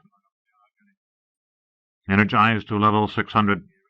Under his breath, D'Alembert said, "Oh, God, if he backflares, he'll vaporize the rig. And himself." He leaned forward and turned on a small display screen. An image of the apparatus inside the shield appeared. "Jesus, Mary and Joseph," breathed Rory Muldowney. "Will you look at that?" The monstrous clamshell apparatus, still tethered by its multitude of umbilicals, was slowly levitating, unsupported above the platform, tilting until the cask enclosing Mark Remillard's energized brain was fully upright. "He's doing it with his mind," Cordelia whispered. Patricia Castelaine said, "The Sigma bubbles breaching at the top." Sweat had broken out on Peter D'Alembert's brow. "It's impossible. That platform Sigma shield is state-of-the-art. You couldn't punch through it with a battery of X-lasers." "Try the creative energy of a paramount metapsychic mind," Alex Mannion said quietly, "magnified 600 times. The massive CE rig floated up through the breached force field, hovering on a level with a balcony containing the observation chamber and the command center. The rebel visitors, the serum supervisors, and the floor technicians watched, transfixed, as the cerametal cask shimmered, brightened, and seemed to become as tenuous as mist. Their farsight perceived a ghostly simulacrum of Mark Remillard's smiling face, superimposed upon an incandescent brain. A mind voice echoed in the skulls of Alex Mannion, Anushka Goris, Cordelia Warshaw, Patricia Castelaine, Hiroshi Kodama, and Rory Muldowney. "The answer to the question you wanted to ask is yes, but only if you're willing to do it my way." They said, "We are. All of us are." "Explicit," said the brain. "We'll talk more about it in a little while." 14. From the Memoirs of Rogatien, Remillard. Late summer is ordinarily a very slow time for the antiquarian fantasy book business. The wares that I peddle are best savoured in cosy rooms, when bad weather and too long nights provoke a need for escapism and whet the contemplation of the outrageous. During the dwindling bright sunny days, most people prefer to be out under the open sky, rather than poking around in musty old bookstores. A good thing, too. I was in no shape to deal with customers. I fixed my door sign to read "Gone Fishing," and kept the place locked up all through August 2078, while my brain healed from Dorothee's painful excavation. When I wasn't off fly angling or bird watching, I puttered around the shop, putting together a new e-catalogue and reorganizing the stock. Early in September I took a class in bookbinding from a woman over in Lime Center. With that under my belt, I set about repairing some battered old fantasy press and Shasta Publishers science fiction titles with badly stained covers, rebinding them in Morocco leather. I crafted durofilm repros of the original dust jackets, and marbled the end papers, and put in cutesy-poo satin ribbons for bookmarks. The restored volumes were pretentious but appealing, and I sold them for a hefty sum to a wealthy fish factory owner in Vladivostok. Solvency is cheering. I reopened the shop just in time for the fall term at Dartmouth College. My regular customers returned, and I tried to get on with my life. Unfortunately, as October began to put a nip in the New Hampshire air, I found myself becoming increasingly depressed and insomniac, gripped by a feeling of impending disaster that I was unable to shake. Thinking about Dennis. Thinking about Fury. Dennis simply could not be the monster. Not that quiet man I'd known from infancy. Not the loving husband and father who patiently coped with his mercurial wife, Lucille, and his brilliant, bewildering offspring. Not the orchid hobbyist or the lover of peaceful hikes in the New England countryside. Most certainly not the introspective scholar who often wandered into the eloquent page on pleasant autumn afternoons after his seminars were finished, and took me out for an espresso and Danish. He and I would sit together under the Starbucks umbrella of the little coffee shop next door to my place, sharing college gossip. Dennis would smile tolerantly as I made risque cracks about the physical attributes of comely young females passing by, and I'd pretend that I understood his learned disquisitions on the latest book he had just finished writing, an ontological interpretation of unity. Fury as Dennis's alter ego? The idea was idiotic on the face of it. He was too kind, too guileless, too genuine. It was true that his prodigious mind powers frightened me, but that was even more true of Paul, Mark, and Jack. And I knew none of them could possibly be the monster. No. Anne had made a tragic mistake in judgment, or else she herself was Fury, as I'd suspected earlier, with the evil twin of her multiple personality setting up a diabolical smokescreen to confuse the good twin. Or had Anne's Fury persona planned something even more sinister, that the starship crash had conveniently foiled? I pondered a completely new scenario.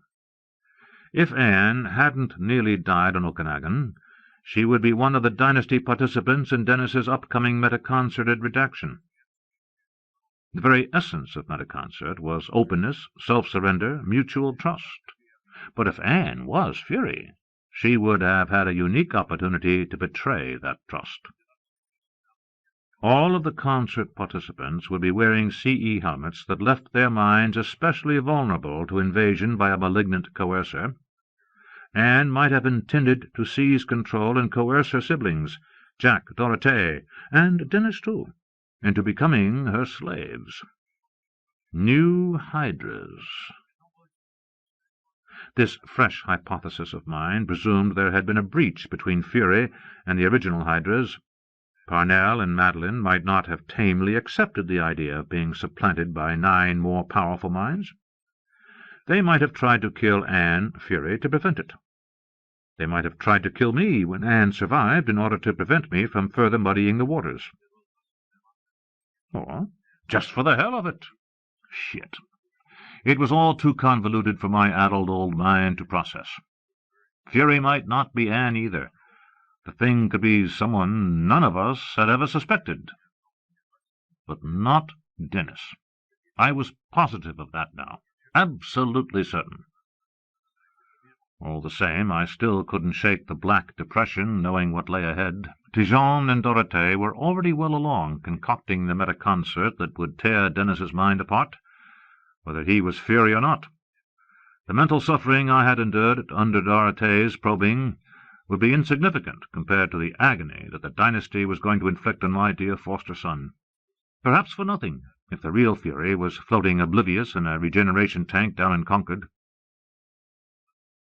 I had no illusions that I would be able to stave off the terrible redaction procedure by attacking Anne's theory and substituting new ideas of my own. Jack and Dorothée had accepted Anne's deduction. It was all too plausible. The metapsychic exorcism of Dennis would proceed as planned. What's more, I was going to have to take an active part in it. Jack had agreed with Anne's original notion that I was the only one whose mind Dennis would never be able to read. So I was the designated Judas goat, the one who would somehow have to lead Dennis to his fate. While the metaconcert worked him over, I'd have to wait, like any anguished parent pacing the floor outside the sick room of a gravely ill child, together with Lucille and the other unsuspecting Remillard family members, who would have come to the Christmas réveillon, our traditional Franco-American supper and gift-giving session. God rest ye merry, gentlefolk. Let nothing you dismay. Dennis's gift from us would be life or death. By November, my continual brooding, made worse by the enforced period of teetotality, had made me such a mental basket case that even my old buddy, the seditious fantasy writer Kyle MacDonald, began to wonder what was wrong. I told him it was a busted love affair, even though I'd been celibate for nearly 8 months.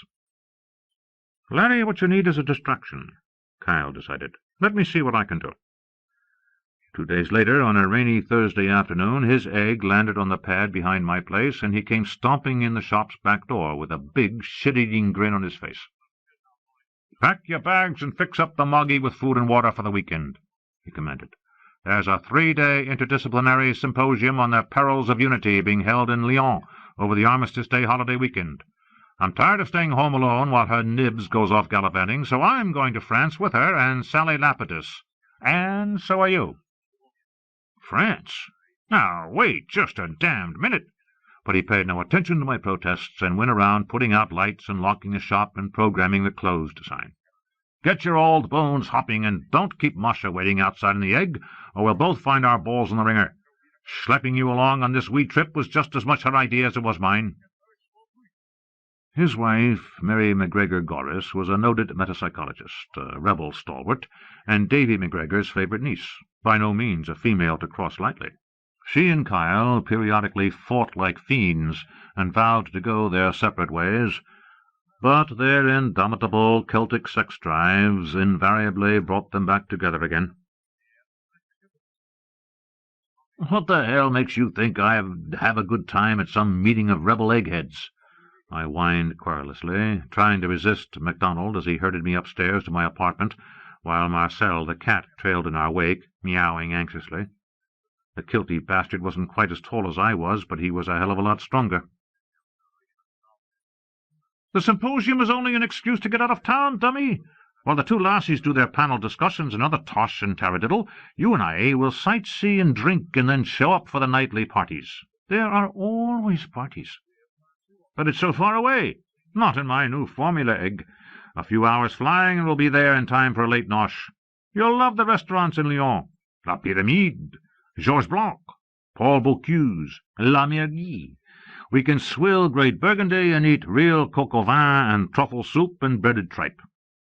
And I'll pick up your entire tab." I unlocked the apartment door. "Tripe? Quel puke!" "Fake frog. So eat the pig's feet, Remillarad." He hustled me into my bedroom and hauled a garment bag out of the closet. "You'll need a decent suit. And some sexy underwear. Dear little Sally broke up with that economics bloke from the Amos Tuck school she was going with, and you might get lucky. Sally Lapidus? I'd seen her around Catherine Remillard's Metapsychic Preceptorial Institute, a clinical psychologist who had been one of Dorothee's early operant mentors. Sally wasn't drop-dead gorgeous like Marcia. Few women were, but she was a well-rejuvenated brunette with a vivacious manner, fine dark eyes, and an exquisite set of knockers. I, on the other hand, was feeling about as dashing as a pile of dog barf, and I feared that Kyle was overly optimistic about my chances with the lady. As I stood in front of the open armoire in my bedroom, still vacillating, Kyle put his hand on my shoulder and said quietly, "Come along, man. What have you got to lose?" The freeloading part didn't bother me.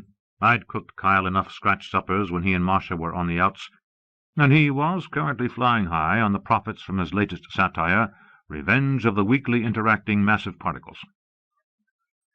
I said, "Oh, hell, why not?" Anything was better than moping around the bookshop, watching the cats snooze in the front window, while the last dead leaves dropped off the trees along Main Street. I gathered up my things, belted on the nifty leather storm coat Dennis and Lucille had given me for my 133rd birthday, and followed Kyle down the stairs and out into the murky backyard. His new rowcraft was a screaming orange Lamborghini. As we climbed in, Marcia snapped, "About time! I'd bloody well given up on you two bozos." But Sally Lapidus gave me a sweet, welcoming smile and made room for me on the rear banquette. I began to feel better already. We took off, and 3 hours later we landed in La Belle France. I'd had a nice nap. Kyle and the two ladies had jollied me out of my blue funk, and they'd filled me in on the latest poop in the rebel community, including the mind-blowing information that Mark was preparing to announce his affiliation with the rebel cause at the next plenary session of the Concilium. As we were checking into our hotel off the Place Bellecour, we met a group of 6 fellow conferees from Edinburgh, former colleagues of Marcia's, who insisted that we accompany them to supper at the legendary Bistrot de Lyon. The venerable eatery was crowded and noisy, full of happy people speaking heavily accented standard English and even genuine French. The oysters, tartare de boeuf, and bouillon de pour au raviol were delicious. I passed on the gras double, and the pose of young wine, light and therapeutic, just what the doctor ordered for a recuperating old head case. I ate and drank judiciously, and listened to the shop talk of the rebel theoreticians with mild interest. Up until a year or so ago, I hadn't paid a whole lot of attention to the deeper anti-unity aspects of the rebel cause. But then some milieu-loyalist metapsychologists in Paris caused a furor in the media by claiming to have detected outbreaks of something called spontaneous coagulation, a sort of prelude to unity that exotic scientists had predicted would occur when the human population in the galaxy reached a certain critical number, provoking what physicists call a phase change. Rebel theorists pooh-poohed the great news and immediately set out to prove that spontaneous coagulation didn't exist, and even if it didn't necessarily mean that Earthlings were on a sure downhill slide to unity. Dennis, who looked forward to human unification as though it were the second coming of Christ, had tried to explain the coagulation thing to me as a superior kind of mental harmony brought about by intensive interactive communication among multiple minds. He compared it to the evolution of single-cell organisms into complex, multi-celled creatures, and the evolution of human society from little family-based clans into global or even galactic civilizations. He told me that Pierre Teilhard de Chardin, the canonized French Jesuit paleontologist, had discussed the possibility of this kind of global consciousness as far back as the 1930s. Mental coagulation, whatever it was, supposedly jibed nicely with what Dennis called systems theory. When he had tried to explain that to me, my eyes glazed over. Neither coagulation nor unity appealed to me on a philosophical level, despite Dennis's best efforts to explain them. Frankly, they scared me. I couldn't help being dubious about a phenomenon that might threaten the sanctity of my own thoughts. Well, all right. Maybe my thoughts weren't all that sacred, but they were mine, and I wasn't keen on promiscuous sharing, not even to advance the evolution of the transcendental mind of humanity. I also had a suspicion that coagination was nothing but a rehash of the romantic old notion of the perfectibility of human nature. You know, if we all just think together and strive together and achieve true mental siblinghood together, voila! Human selfishness, contrariety, and original sin will disappear, and peace and love will rule the stars. Sure. Maybe the racial minds of the Gi and the Krondaku and the Symbiari and the Poltroyans and the Lyelnik had evolved along those lines, but humanity was something else altogether. We were still blatant ethical primitives, and a whole lot of folks like me still clung to our individuality with bloody-minded fervor. It seemed to me that we weren't ready for unity, and maybe unity wasn't ready for us either. Sitting there in the French restaurant, listening to the rebel academics affirm in their elegant jargon the same basic conclusions my crude old mind had reached all on its own, I felt vindicated. I also felt depressed all over again, because it was plain that these people, and a whole lot of others just like them, intended to do more than debate the issue politely in sessions of the Galactic Concilium. They were going to fight for what they believed in. And they had chosen Marc Remillard for their new leader, which meant that no matter how scintillating their theorizing was, where practical matters were concerned, they were nothing but half-assed innocents. It was 2 a.m. when we got back to the hotel. Dark-eyed Sally did not invite me to her room. It was just as well. "There's this village a little west of the city," Kyle told me the next day. We had just finished a chilly and strenuous exploration of the ancient subterranean tunnels in Lyon's Croix-Rousse district, and I was ready for something different. "It's called Saint-Antoine-des-Vignes. Supposed to have a great spot for lunch, and then I'd like to check out an unusual kind of country inn near it that Johnny Ludlam told me about. I'm thinking of using it in my next novel." I was game, so we drove westward out of Lyon Metro toward a small range of mountains. The cheap ground car that my novelist friend had rented lacked satellite navigation aids, and before long we were lost. It began to rain. Rags of mist draped themselves over the hills and obscured the inadequate directional signs. Almost by accident, we finally found ourselves in Saint-Antoine, an obvious tourist trap with most of the boutiques and trumpery shops closed for the season. But the café cum pub, chez Lalage, was open, and its car parked was jammed. Inside was a wonderful surprise, for the menu included both ordinary fare and a single plat du jour of the highest gourmet quality, with wines to match. The proprietor, a handsome young fellow named Louis, proudly told us that his wife, the chef, had headed a 4-star establishment in Paris before succumbing to his charms and burying herself in Les Boondocks du Lyonnais. Kyle and I lunched on the awesome blue plate special, pigeonneau à la Aristide Briand, fat squabs stuffed with foie gras and truffles. Then we had langoustine salad, and finished up with tiny dessert soufflés flavored with parfait d'amour. The bill was staggering, and so was I, since we had downed a couple of bottles of splendid 75 Le Fleuve Pucelle Punini Montrachet along with the meal, and my alcohol capacity still wasn't quite back up to snuff. I was ready to curl up and go to sleep after that memorable lunch, but Kyle had other ideas. Following an earnest conversation with Louis, he drove us out of the village and turned onto a twisting, forest-bordered track that led into the cloud-shrouded mountains. Just when I became convinced that we were lost again, we pulled up at an open iron gate. On one of the gate-posts was a polished brass sign, L'Auberge du Portail. "This is it," Kyle said, and turned in. The Inn of the Portal. Tall shrub roses with scarlet hips, nearly leafless now with the approach of winter, lined the gravelled driveway.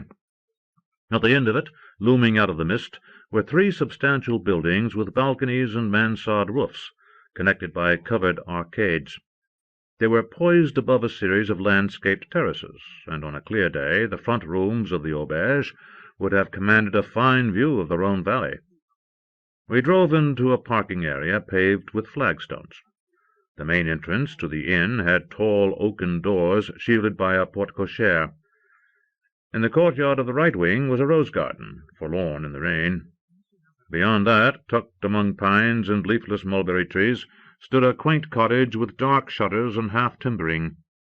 In spite of the lousy weather, a group of tourist types stood reverently in front of the little building, listening to the spiel of a guide. "That's where the time gate is," Kyle said. He grabbed his camcorder, got out of the car, and began to make a video. "The equipment is set up in the basement of that cottage. The inventor was a chap named Théophile Guderian.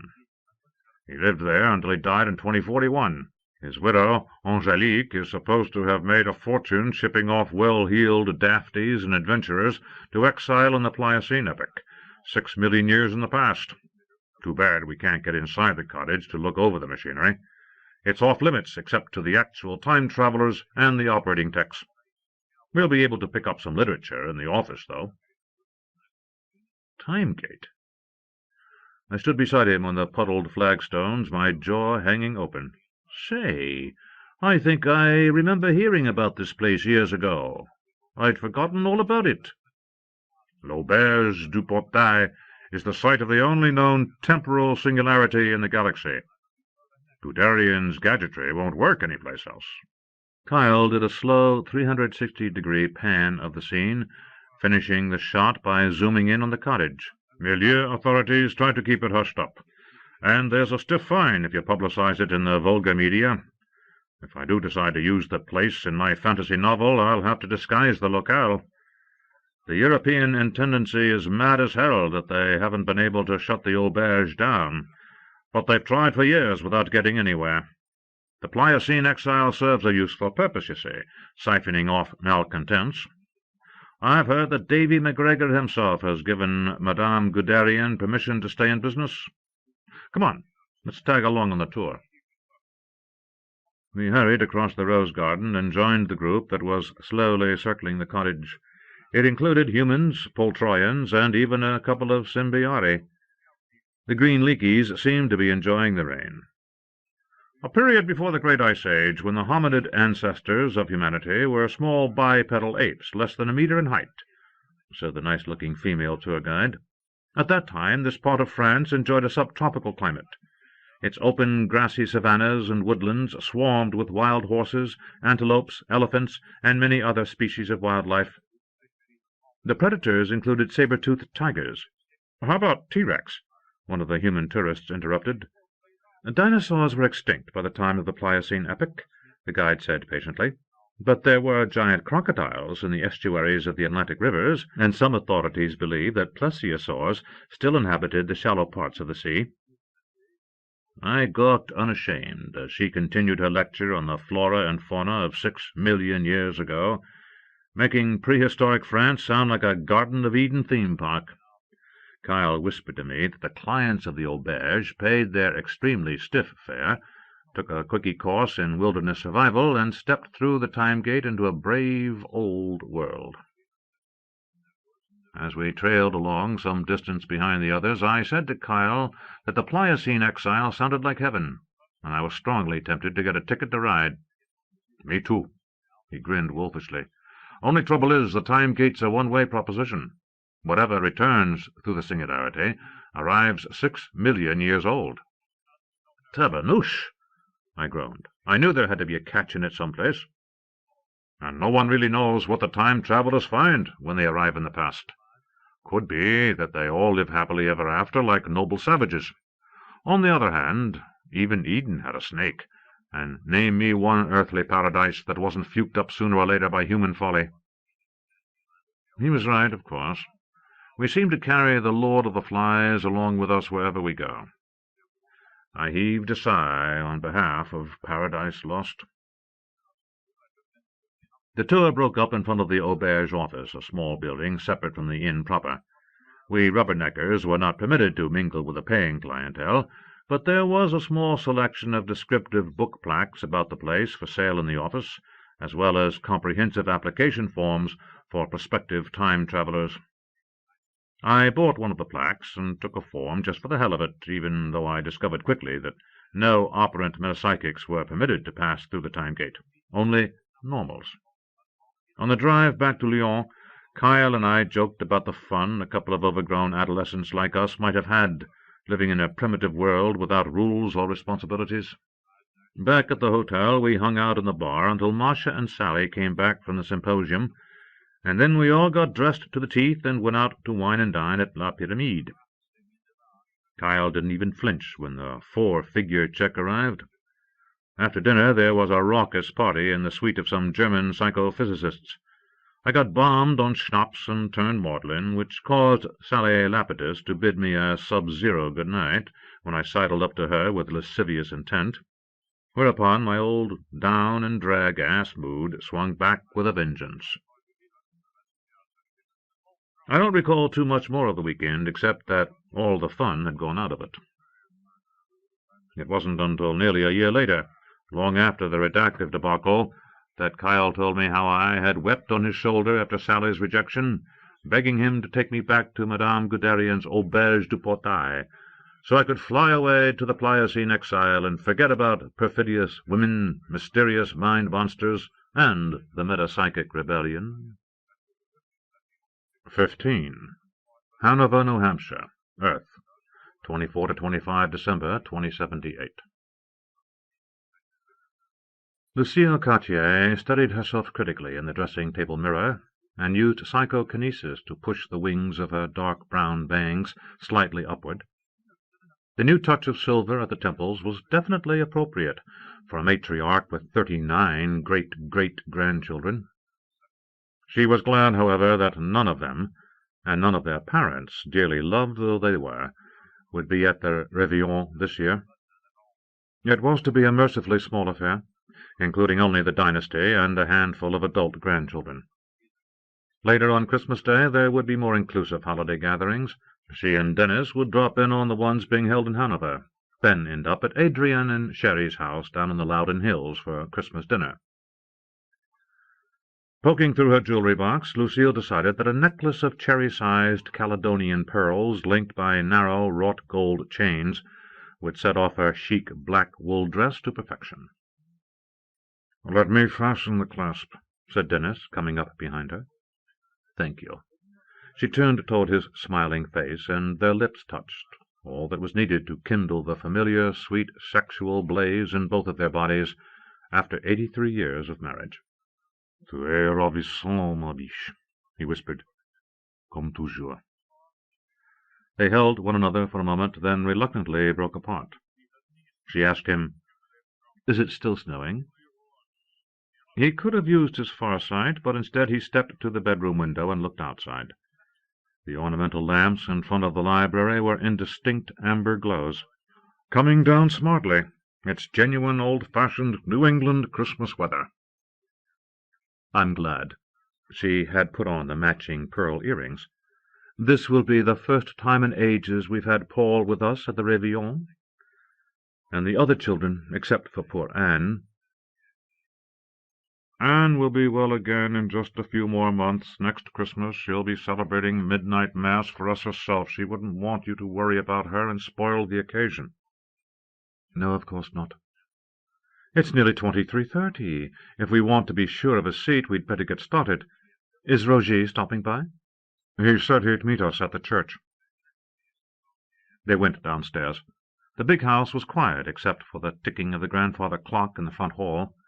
In the darkened living room, a token miniature tree with lights and plain-colored balls stood on the gate-leg table by the window. This year, for the first time, Lucille had loaned her precious collection of antique ornaments to her granddaughter for the tree out at the farm. "It feels odd, not having the Réveillon at our house," Lucille said. "But I couldn't say no to Marie. She was so insistent, so happy that the farm was back in the family again, after years of being rented out to strangers." Dennis said, "It actually makes a good deal of sense to rotate the venue for the festivities, especially now that the family's grown so huge." I know the others always did their best to help, Luce, but most of the work still fell on you. Last year was just about the last straw.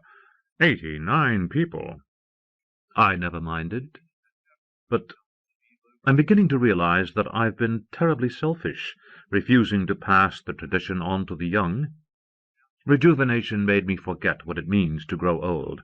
I see our adult children and grandchildren and great-grandchildren, and I can't help thinking that I'm still the grown-up in charge, and they're the little ones.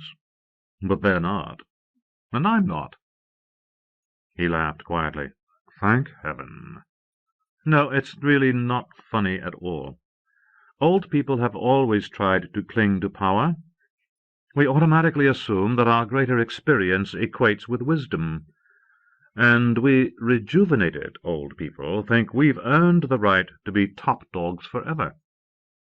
I remember being so disappointed when you insisted on going emeritus at the college, even though the trustees begged you to remain head of their metapsychology department. But you were right, and I was wrong. It was time to pass the leadership on to your younger colleagues.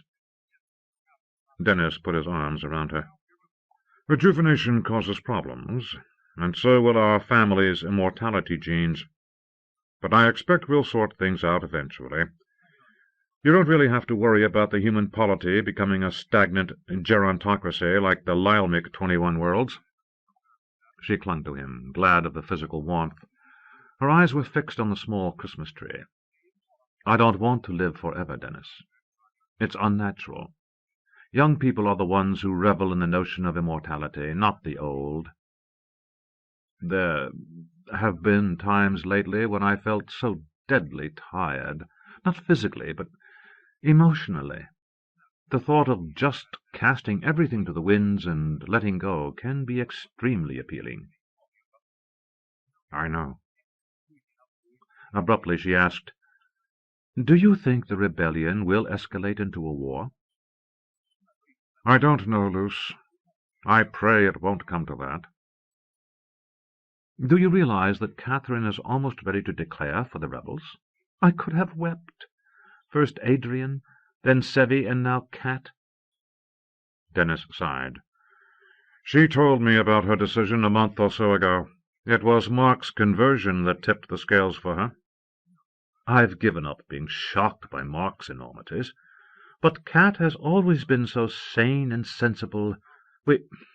We had words when she broke the news to me, and I said some things I'm sorry for now.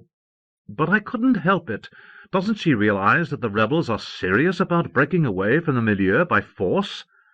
I remember the wars we had here on Earth before the intervention. I couldn't bear for it to happen again. If only you would— She broke off. Her thoughts became impenetrable, but not before he had caught their drift. You think it would help if I took a more active role on behalf of loyalist humanity?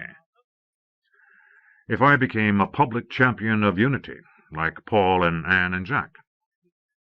You believe in unity, Lucille said softly.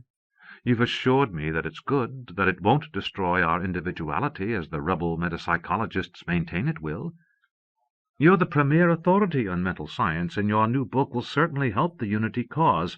But if you become a magnate of the concilium, you'd be able to counter the influence of people like Anagoras and Owen Blanchard and Hiroshi Kodama and Mark.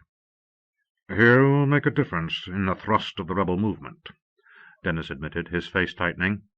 Taking Mark as their leader is either the smartest thing the rebels have ever done, or the most foolish.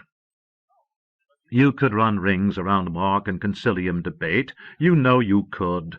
Unity is basically about the evolution of altruism. But everything Mark does is rooted in his own ego need and his hatred of Paul. Luce, I've never been a fighter. This isn't about fighting. It's about moral strength, about creativity. I remember what you did on top of Mount Washington. I was there. You could do it again. He shook his head. The situation is completely different. The Lyelmic keep nominating you. They know how much you're needed in the concilium. And Davy McGregor has urged you time and time again to accept. I know you cherish your privacy, Sherry, but you aren't just an ordinary citizen. I was selfish, wanting to keep my little portion of family power. Be certain that you aren't acting selfishly in a completely different way." He kissed her to silence. "Dear Lucille, you know me so well, and you and Davy aren't the only ones to reproach me for my greatest weakness. Another person did, too, a long time ago, and he was right, and you are right, and I'll do what's right. There. Je te souhaite un joyeux Noël." "You mean you will?" "Yes, if the Lyelnick asks me again." "Merci, merci, mon amour." Her eyes glittered with unshed tears. "Mon amour seul et unique." He helped her put on her fur coat. The Roncomi fish pelts were a richly shaded dark green, sewn in a herringbone pattern. She tied a white headscarf over her hair and pulled on gloves, while Dennis donned a blue cashmere topcoat. He didn't bother with a hat. They were walking to midnight mass, and the church was right around the corner on Sanborn Road. One of the children would give them a ride to the supper afterward. "I forgot to tell you that Marie asked us to stay the night," Lucille said. "She's fixed up our old bedroom for us, and all the overnight things are there. I told her we'd stay, if you liked the idea. Then we can go on to the other parties straight from the farm." "It might be fun," Dennis said, "sleeping out in the country again in a nice little blizzard, seeing the snowdrifts pile up against the barn and the fences, instead of being banished as a public nuisance. Yes, let's do it. I'm glad the farm is back in the family. I was sorry to have to leave it." Lucille eyed him. "You never said anything. I thought you were pleased when we moved back to South Street." "Well, it didn't bother me that much, returning to the house where we'd raised the children. But I was sorry that Paul didn't keep the old place himself." "So was I. But there was no helping it. You know that. I don't see how any human being can do the job Paul does. Expecting him to have a normal family life, besides, is unrealistic. Be glad that most of the other children were able to have good marriages." He took her in his arms. "Not as good as ours, though." She whispered his name, and once again they conjoined. Their bulky winter garments might not have existed, for such is the way between lovers of great experience, who are also powerful operants. Without physical movement, they climaxed instantly, rested in each other, then separated and went sedately outside, stopping for a moment on the porch while Dennis locked the front door with an old brass key. The snow fell thickly in the windless, curiously bright air. It did not seem especially cold. South Street and the single sidewalk opposite their house steamed gently from the action of the melting grids. Other pedestrians were heading toward the church. "What a lovely night," Lucille said. "So immaculate and quiet." Dennis murmured in agreement. He took her arm, and they crossed the street. External Christmas decorations were not customary in the college town, but most of the houses had trees in their front windows, with multicolored fairy lights that twinkled through the sifting curtain of white.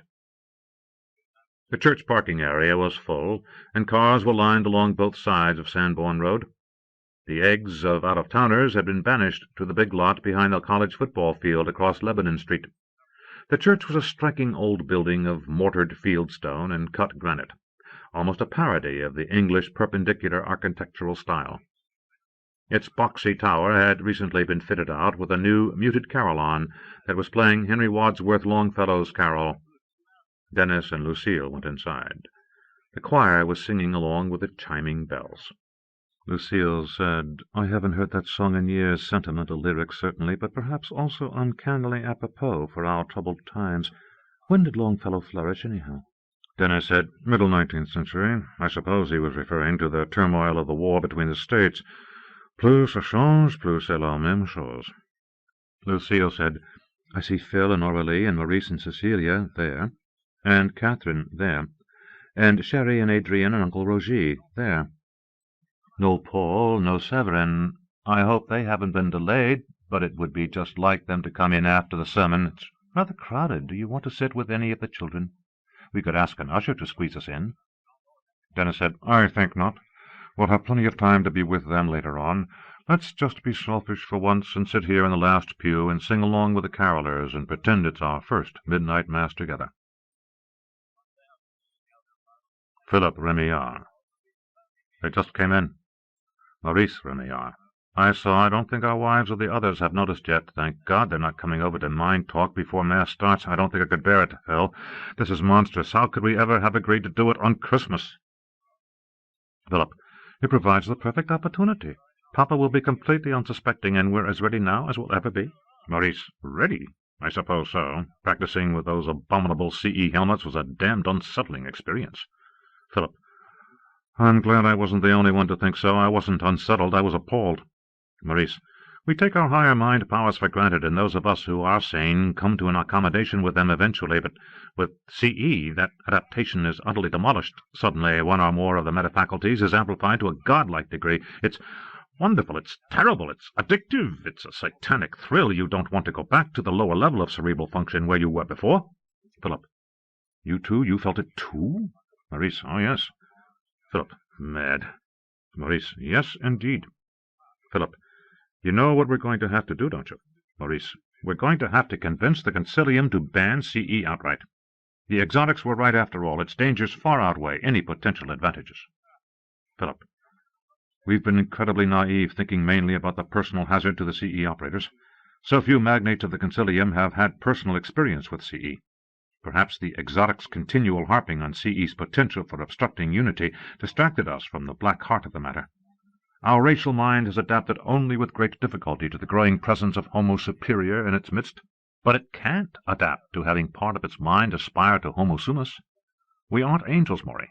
Maurice. We aren't even safety-valved logicians like the Krondaku. CE is an unacceptable temptation even to highly trained Grand Masters like you and me. In time we'd need it. We'd mechanize ourselves. We'd succumb to the ultimate addiction.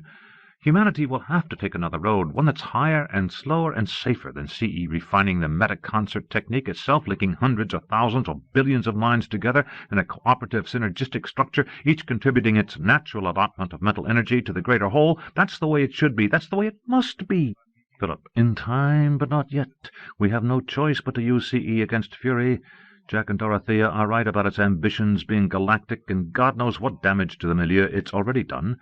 We've got to attack it with all of the redactive coercive power we can muster. Maurice. If we could only be certain that this drastic procedure will work. Philip. Jack thinks the chances are good. All we can do is pray he's right. Maurice. The other option. I don't think I could go through with it, monster or no monster, knowing that Papa's good core persona still lived, still watched us, still hoped. Philip. We'll do our best to save him. Try not to think beyond that. Maurice. There's the problem with Sevi. It was never really resolved during the practice sessions, and he could still bug out at the last minute, the self-centered coward. Philip. He can't help what he is. Paul will talk sense into him. Maurice. I know why Sevi's balking. He's afraid of the CE rigs. He knows too much about the damned things. He helped Mark with some of the intercerebral design way back in the beginning. He thinks the Fury monster might get at us through the brain boards and the hats, and he's right. It could. Philip. We don't have to worry on that score any more. Paul told me this morning that Dorothea found a way to quadruple the safety factor against reverse coercive invasion. There's virtually no chance for Fury to harm the metaconcert. Maurice. Good. That leaves only the horrible possibility that Papa isn't Fury after all, and we might kill him or wreck his mind accidentally during the procedure, or the most horrible possibility that Papa is Fury, and we can't excise the malignancy, so it's our fucking duty to put him to death. Philip. Fan sal, Marie. Pray for strength. Maurice. Don't you think I've tried? I'm burnt out, Phil. Praying doesn't mean anything anymore. I just want it to be over. I don't want to have to think about it. Dennis plus Lucille. And the mountains in reply, echoing their joyous strains, Gloria, Gloria in excelsis Deo. Maurice. Et in terra pax. The human race was promised pax, but we never seem to enjoy it for very long, do we, Phil? Maybe this rebellion is Fury's fault, but I think not. We've never really needed a devil to blame for our failures. We humans do very well wrecking the world all by ourselves. Philip. Remets-toi. Garde ton calme, petit frère, et ton espérance surtout. Lector. All please rise now and greet our celebrant brother Bartholomew Jackson by joining with the choir in singing Adeste Fideles. Philip plus Maurice. Adeste Fideles, laeti triumphantes. The first magnate's rowcraft, a Saab without official markings that he had borrowed from the staff transport pool, hurtled through the starry sky high above the storm clouds. Paul Remillard was dressed in casual slacks of charcoal nebulin and a bulky red and white cardigan that Santa Claus might have envied. He sent his powerful foresight arrowing ahead of the egg, scanning the farm outside of Hanover. "Most of the others are finished eating, and are getting ready to pass out their presents. We've timed it perfectly." "Everything you do is perfect," said Severin Remillard without a trace of bitterness. "As for myself, I'm highly imperfect, and the first to admit it." He was 75 years old, Paul's senior by 11 years, but the family's arbitrary, self-rejuvenating gene complex had given Severin an earlier climacteric than his brother. He was a tall, blond man who might have been in his late 30s, more muscular than Paul, with strong features that would have been attractive had he not been so haggard.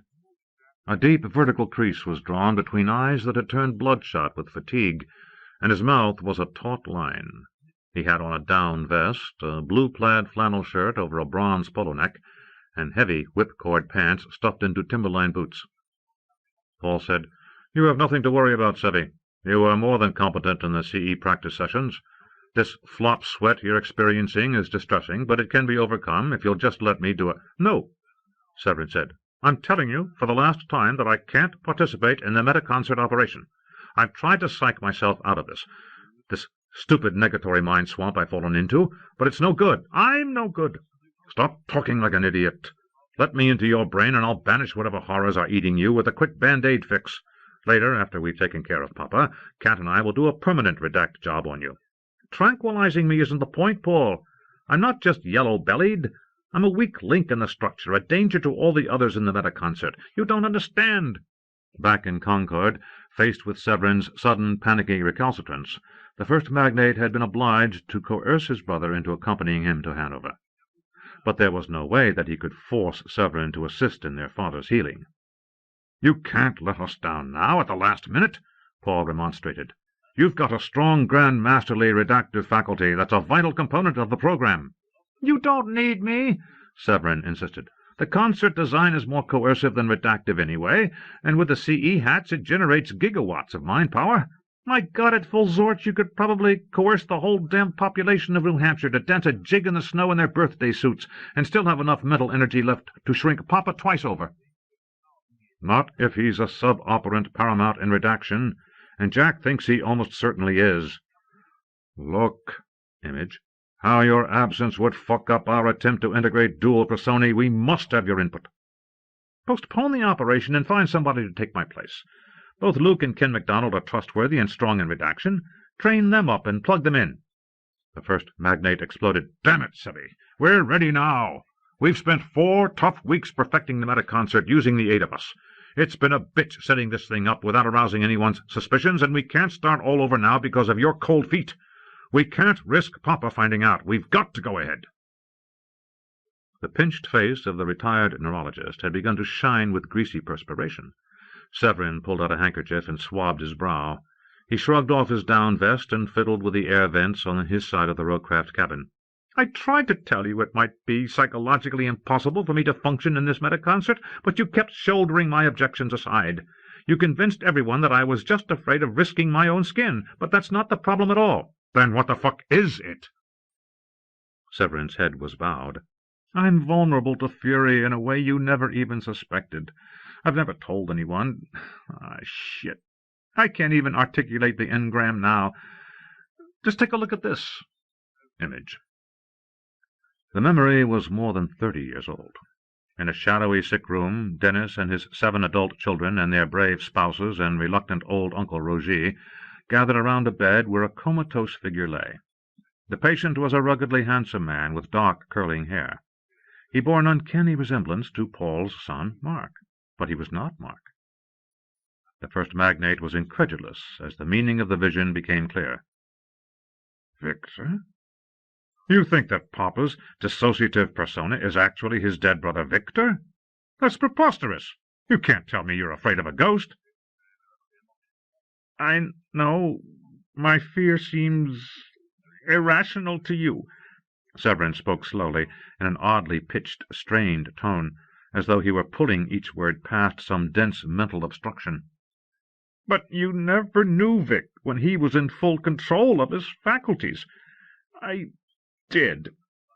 And every time we gathered for that annual Good Friday prayer session, I was frightened nearly out of my mind by that devil who had tried to seize control of me when I was a child, and afterward." "Seize control?" Paul was stunned. "What do you mean?" Severin plodded on, speaking more easily now, forcing himself to tell the story as he stared unseeing at the flickering position report images on the navigation screen. "The only way I could get through those Good Fridays was by redacting myself affectless, suppressing every human emotion, turning myself into a fucking block of wood. Papa never seemed to notice what kind of shape I was in when we linked minds for the prayer, or whatever it was that he did with us. All through the years that Victor lived on in a coma, I'd go home from the Good Friday sessions and vomit my guts out from sheer relief. I was safe from Vic for another year. The bastard hadn't managed to get me." "Get you?" Paul repeated, stricken. "He'd tried, you see, when I was just a little kid." "Jesus, Sevy, you should have told us. We could have helped you." "No, it was my battle, and I had to win it. I don't expect you to understand, Paul. You were the youngest of the dynasty, the prodigy, everyone's pet, trained from the time you were in the uterus with exotic preceptive techniques. But the three of us who were born before the intervention had to pull ourselves up by our mental bootstraps. It was hard. Phil and Maury were always pretty tough nuts, but I was the weak little brother. Victor must have known it, and he never bothered either of them, only me. He said I was special, damn him. He pretended to know how I felt, how I chafed under the ethical restrictions our parents made us live by. Oh, he was clever. He knew what buttons to push, and I almost gave in to the temptation more than once. His mind-fucks were quick and short, and they only happened at the big family get-togethers like Easter and Christmas. I always managed to fend him off." Paul shook his head, but said nothing. "I was there at the great intervention, along with Phil and Maury and Papa and Mama. I was 10 years old. Uncle Roger zapped Victor on the mountain and turned him into a vegetable, and the whole world was saved, and I thought my fight with the demon was over. But it hadn't even really begun yet. When Papa began that annual prayer vigil, I became obsessed with the fear that Victor would recover and begin the harassment all over again. And then in 2040, Vic's body finally died, but his spirit was reborn as fury.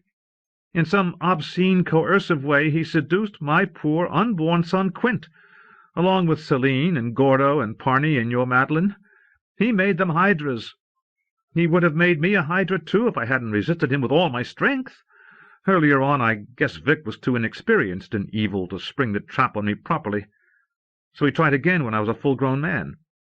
Sevy, I think I know what— Victor came to me again, about 5 years after he died, as Fury, trying to steal my soul. I fought him again for the last time, and won." Like Anne, Paul said to himself, like Dorothea, and how many others? Severin closed his haunted eyes. There were tears on his cheeks.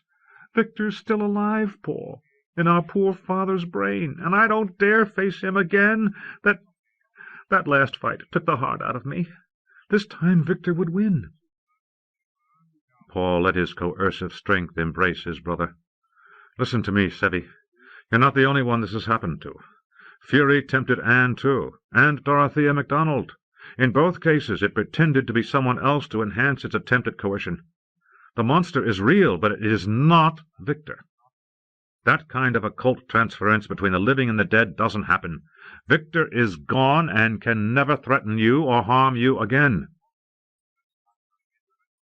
Severin smiled sadly. For the first time his wavering gaze met Paul's steady one. "But if I believe he lives, it doesn't matter whether or not my belief is true. I'm vulnerable to fury, whoever it is, because of this unresolved mental trauma from my childhood. I can't be part of your metaconcert. All throughout the practice sessions I tried to redact myself, to overcome the old fears, but I couldn't. You can't prove to me that Fury isn't Victor. No one will know the truth until the metaconcert enters Papa's mind and finds out for itself. But by then it would be too late for me, and perhaps for the rest of you as well, if my mind gives way and leaves the meta-concert open to invasion by the monster. That's nonsense. I've told you how Dorothea strengthened the program design to prevent any counter-coercive movement by the Fury persona. If Fury is victor, I'd be the chink in the dike. I'd crack and he'd subsume all of us. You know as well as I do that there are aspects of metapsychology that are still a complete mystery to us. Just ask that Hawaiian kahuna woman, Malama Johnson, about the unquiet dead. Ask her about your own wife, Teresa. Paul took hold of his brother's shoulders. His voice was charged with angry intensity. Pull yourself together, man. You're a scientist and a magnate of the Concilium, not a damned superstitious Pacific Islander. It doesn't matter whether the Fury demon is a ghost or an aspect of a deranged personality. If it lives inside Dennis's mind, we can integrate it and render it harmless with this meta-concert. Will you be able to live with yourself if you refuse to give our father the help he needs? I'd help Papa if I could. Severin's voice was flat with despair. He disengaged Paul's hands. I'm sorry. So sorry. The first magnate drew in his breath, biting off an exclamation of angry frustration. Severin, the one-time brain surgeon, had correctly assessed his own disability. In his present disturbed state, he was incapable of participating effectively in any meta-concert operation. No quick and dirty makeshift redaction could possibly restore him. I'll far-speak Jack, the first magnate said dully, and tell him we'll have to abort. Paul. I never heard of such a thing. Jack. It's been done before, Papa. On the Siberian planet, when the wife of one of the meta-concert participants died on the eve of a critical operation, and there was no substitute available for the bereaved man, he was in no emotional state to fill an active role in the meta-concert, so he was given a deep course of calmative redaction that almost completely cut off his volition. His mind remained aware and observant, but incapable of exerting willpower. They plugged him into the concert, and it functioned. Paul. A dummy unit in our CE meta-concert? Is that what you're proposing? Jack. A non-participant mind of pre-calibrated meta-function that would nevertheless round out the symmetry of the original 8-fold configuration and permit the release of coherently programmed energy. Paul. And you really think this sneetch would work? Jack. The Accusation concert achieved a respectable percentage of its rated output, to the amazement of one and all. Severin is right about there being a huge coercive surplus in our setup, and I think the synergized redactive quotient of the 7 of us should suffice to integrate Grand-Père. Paul. And if it doesn't? Jack. The monster could take permanent possession of his mind, forcing us to utilize the lethal option. There has always been that risk. Reorganizing the meta-concert with other participants would be risky as well. It would mean a considerable delay. Paul. Severin suggested that Luke and Ken might sub for him. Jack. I'm not at all certain that they would be suitable. Luke suffered from epilepsy as a child, and his brain might not stand up to the strain of CE. Ken's redactive faculty is only marginally at the Grand Master level. No, if we decide to abort now, our best course would be to wait until Anne is fit to join the meta-concert. Paul. But that could be months from the time she exits the tank. And we'd have to check her out ahead of time to make certain that she wasn't Fury herself. Jack. Yes. The decision is yours, Papa, and Uncle Sebby's. Paul. It's my considered judgment that we should go ahead now, utilizing the dummy configuration. Severin says he's willing. Jack. Very well. Diamond will take care of Uncle Sebby's calmative redaction. Just let him be the first to break away from the Réveillon and come downstairs. Can he maintain a firm mind screen until then? Paul. No problem there. Jack. Then let's get on with it. Please cue the other concert participants on intermode when you think it's safe for them to leave the Réveillon. The operation site is secured with a mechanical fuzzer, and thus far no one's paid any attention to it at all. Be sure Uncle Roger knows exactly when to bring Dennis downstairs. I've made arrangements for Roger to witness the procedure, but it's best if we don't tell him in advance. Paul. I'll take care of everything. Jack. Diamond and I will be waiting. À bientôt, Papa. 16. From the Memoirs of Rogatien, Remillard. My two favourites among the Remillard dynasty were Severin, the iconoclast, who had first won my heart when he was a nonconformist schoolboy, and Adrian, whose sense of humour and unpretentious manner were a refreshing contrast to the relentless gravitas of Phil, Maury, Anne, Catherine, and Paul. Adrian had inherited the slender frame and plain features of his mother Lucille. His hair and eyes were dark, and he wore a small moustache. In 2078 he was a magnate of the Concilium and a consulting metapsychologist in the Polity Directorate for Justice. He was also one of the top strategists in the rebel party, and had been instrumental in bringing me into the ranks. Under normal circumstances I greatly enjoyed Adrian's company. But my heart sank as I entered the crowded vestibule of Hanover's Catholic Church on Christmas Eve, and immediately bumped into him, his wife Cherie Lozier Drake, their youngest son Corey, and Corey's wife Nora Jacobi. I had not seen them since Jack and Dorothea's wedding, and they greeted me warmly, insisting that I sit with them during the Mass, and also accept a ride out to the farm afterward. It was impossible to refuse. I was forced to be jolly old Uncle Roger to Cherie and the young folks en Clair, while more or less simultaneously listening to Adrian's technical discussion of the upcoming exorcism on my intimate telepathic mode. My discomfort was compounded by having to express belated condolences on the death of Parnell. Cherie and Adrian had no idea that I was the one responsible for snuffing their son, the Hydra. The majestic ceremony of the solemn high mass was no help to my dread-filled soul. I was unable to pray. I was barely able to go through the motions of singing and speaking the ceremonial responses. When it was time for communion, I shuffled up and took the bread and wine like an automaton. Adrian was so preoccupied that he never noticed my malaise, but Dennis did. I felt his benign coercion prodding at my mind-screen, gently at first, and then with increasing strength, attempting to discover what was wrong. But of course he could not. Coming back to my seat, I met his concerned gaze and intimate query with a glassy smile, and shook my head slightly. "No big thing, mon fils," I told him. "Just a touch of the holiday blues. A good hot cup of café brûlot or some rum punch will fix me up fine and dandy." Dennis nodded. A minute later he and Lucille exchanged knowing glances, and I knew they would cook up some kindly plot intended to restore my spirits. It would never do to have Uncle Roger play the party-pooper at the Christmas Réveillon. There was a monumental traffic jam in the egg park after Mass let out.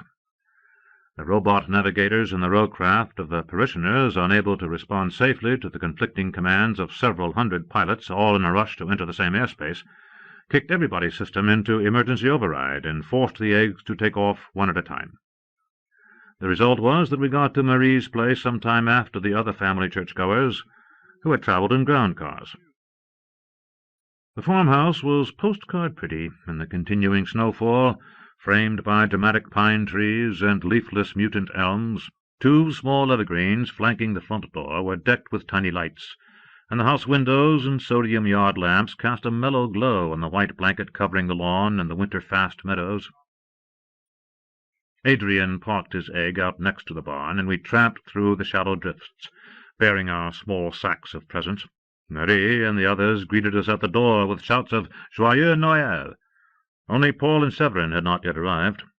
The other members of the dynasty were there with their spouses, and a few adult grandchildren were also in attendance, Paul and Aurélie's youngest daughter, Marianne, and her husband, Hans Dorfmann.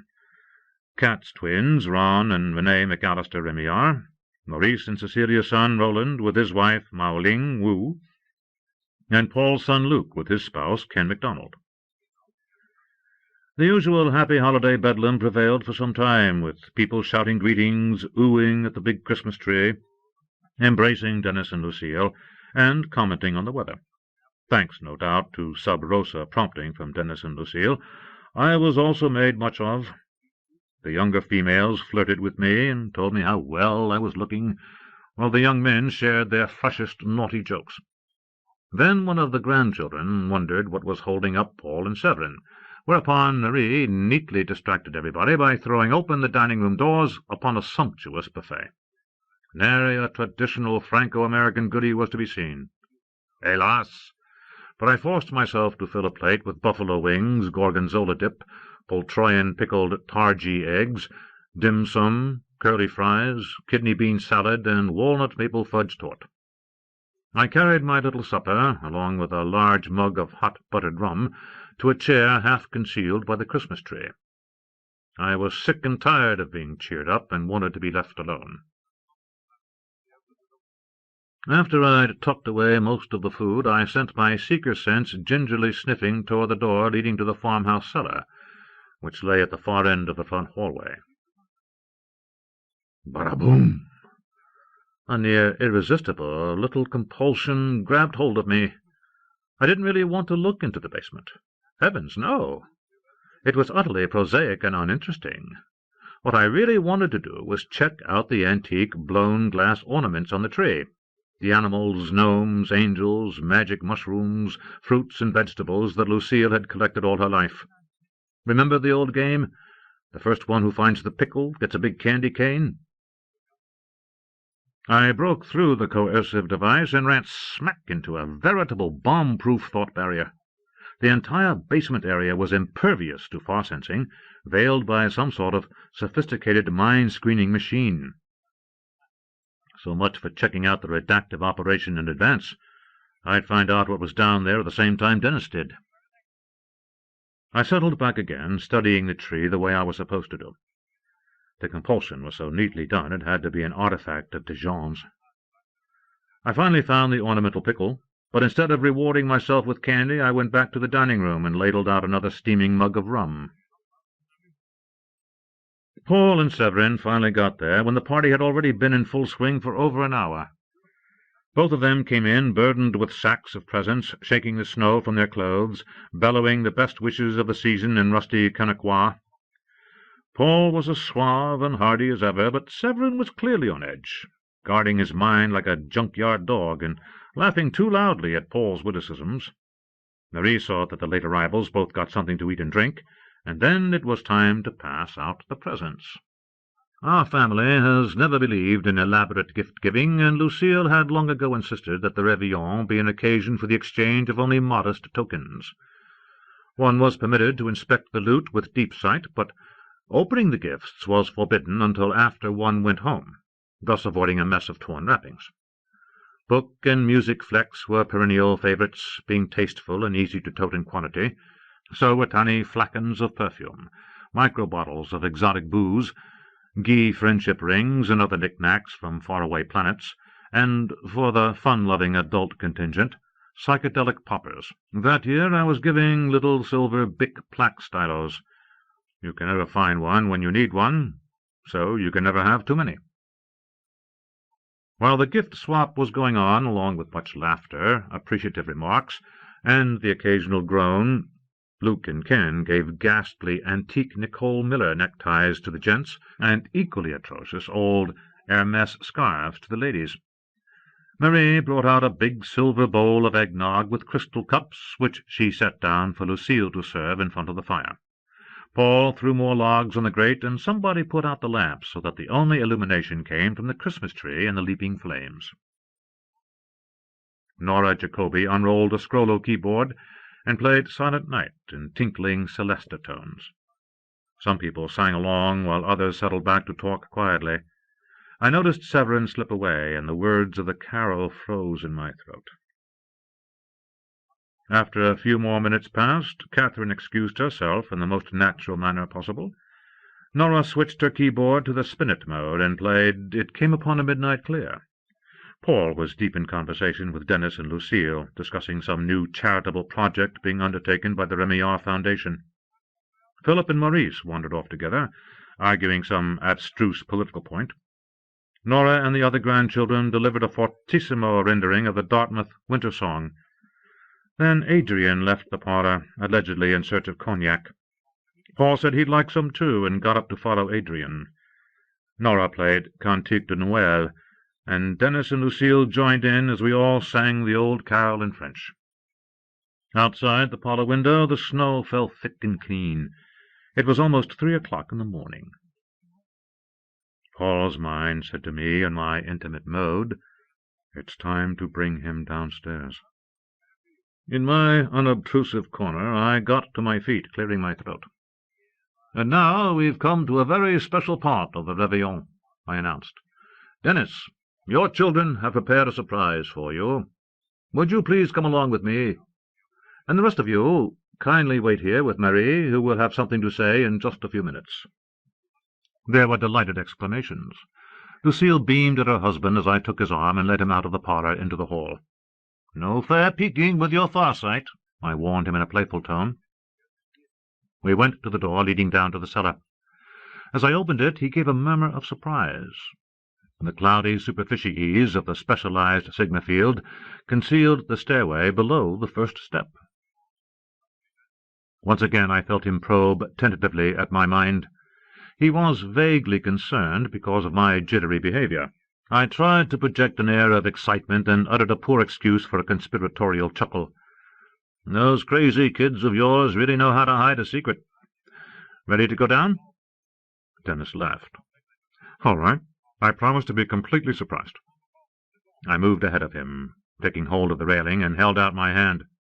Dennis took it. "Hello!" I cried gaily. We stepped through the matter-permeable barrier, and I led him down the steps. The cellar was full of shadows, lit by a single old-fashioned filament bulb that hung from the beamed ceiling. The walls were grimy, whitewashed rough stone, obviously of a great age. But the floor had been sealed with a modern hypocaustic composite, and was slightly springy underfoot, exuding warmth. In the area immediately to the left of the stairs were storage shelves, the house's fusion heating plant, the refuse recycling unit, and the kinds of miscellaneous junk that you'd expect to find in a basement. To the right of the stairs was a partition of new unpainted particle board with a door in it, very slightly ajar. The area inside was dark. "Is it in there?" Dennis asked amiably. I gestured. "After you." Smiling, Dennis pushed open the door. And froze. There was an instantaneous explosion of light. 7 figures, haloed in blue-white radiance, stood motionless inside the cleared enclosure, stationed in a semicircle around a padded leather chaise longue of the type used by clinical metapsychologists. They were clad in dazzling silver nomex, and their heads were entirely hidden beneath silvery CE helmets of an unfamiliar and grotesque design. Before Dennis or I could take a breath or articulate a thought, an 8th disembodied CE helmet with a blood-red aura seemed to appear out of nowhere. It hovered just in front of Dennis, at eye level. Jack said, "Grandfather, please lie down on the couch." The others reiterated coercively, "Lie down, please." Dennis seemed to be struggling against some invisible assailant. He staggered, then his body convulsed as though shocked by a bolt of electricity. He clapped his hands over his ears, and I heard him scream at the top of his lungs. The blood turned to ice in my veins. All my instincts urged me to go to Dennis's aid, but a voice in my mind said sharply, "No, don't touch him." Another spasm racked Dennis, and then a third. He fell to his knees with his arms attempting to shield his head. His agonized cries, raw and hoarse, now came with every breath. I was stiff with horror. I had never expected anything like this. "Lie down on the couch." This time it was the meta-concert speaking. The 8 minds had merged into one. Dennis said, "Don't do this to me, children, don't." "Obey." My son whispered, "No." Another great paroxysm shook him. He slumped to the warm, yielding floor, groaned, and lay still. "Look what you've done!" I shouted, boiling over with indignation. I started for Dennis, only to crash into an unseen meta-creative wall with a force that nearly knocked me senseless. When I pulled myself together, I saw Dennis lying on the couch, his limbs fastened with restraints. 6 of the demonic glowing figures had gathered closely around him, and the bodiless cask floated above like a burning satellite. The 7th person was coming toward me. Below the silver CE helmet, her face mask was encrusted in diamonds. Dorothée held something in her gloved hands. It was an E-18 model hat, familiar to me from my adventure on the Scottish planet. The young woman's mental voice said, "We need you to be a witness, Uncle Roger. Put the helmet on. It will allow you to monitor the procedure.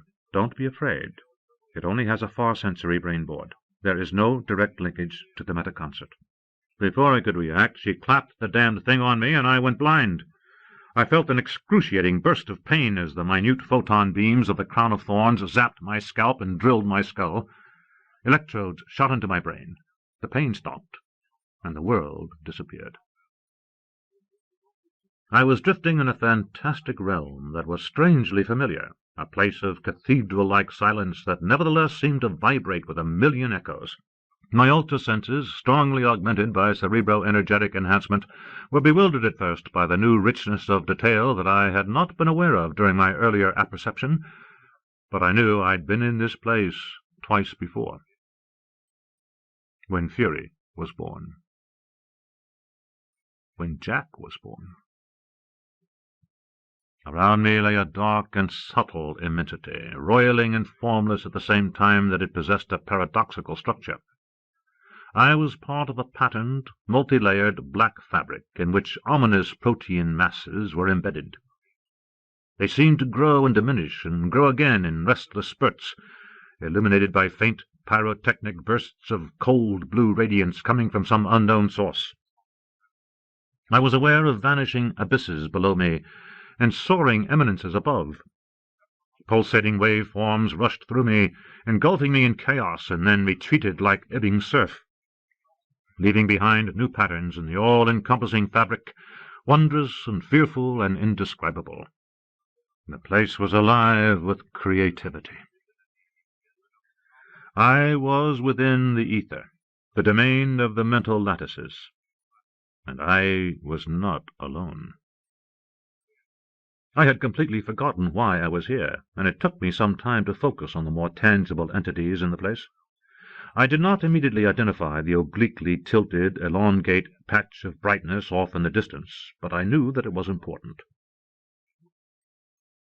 As I came nearer to this thing, or it approached me, I discovered that it was actually a close grouping of incandescent objects like tiny stars or sparks.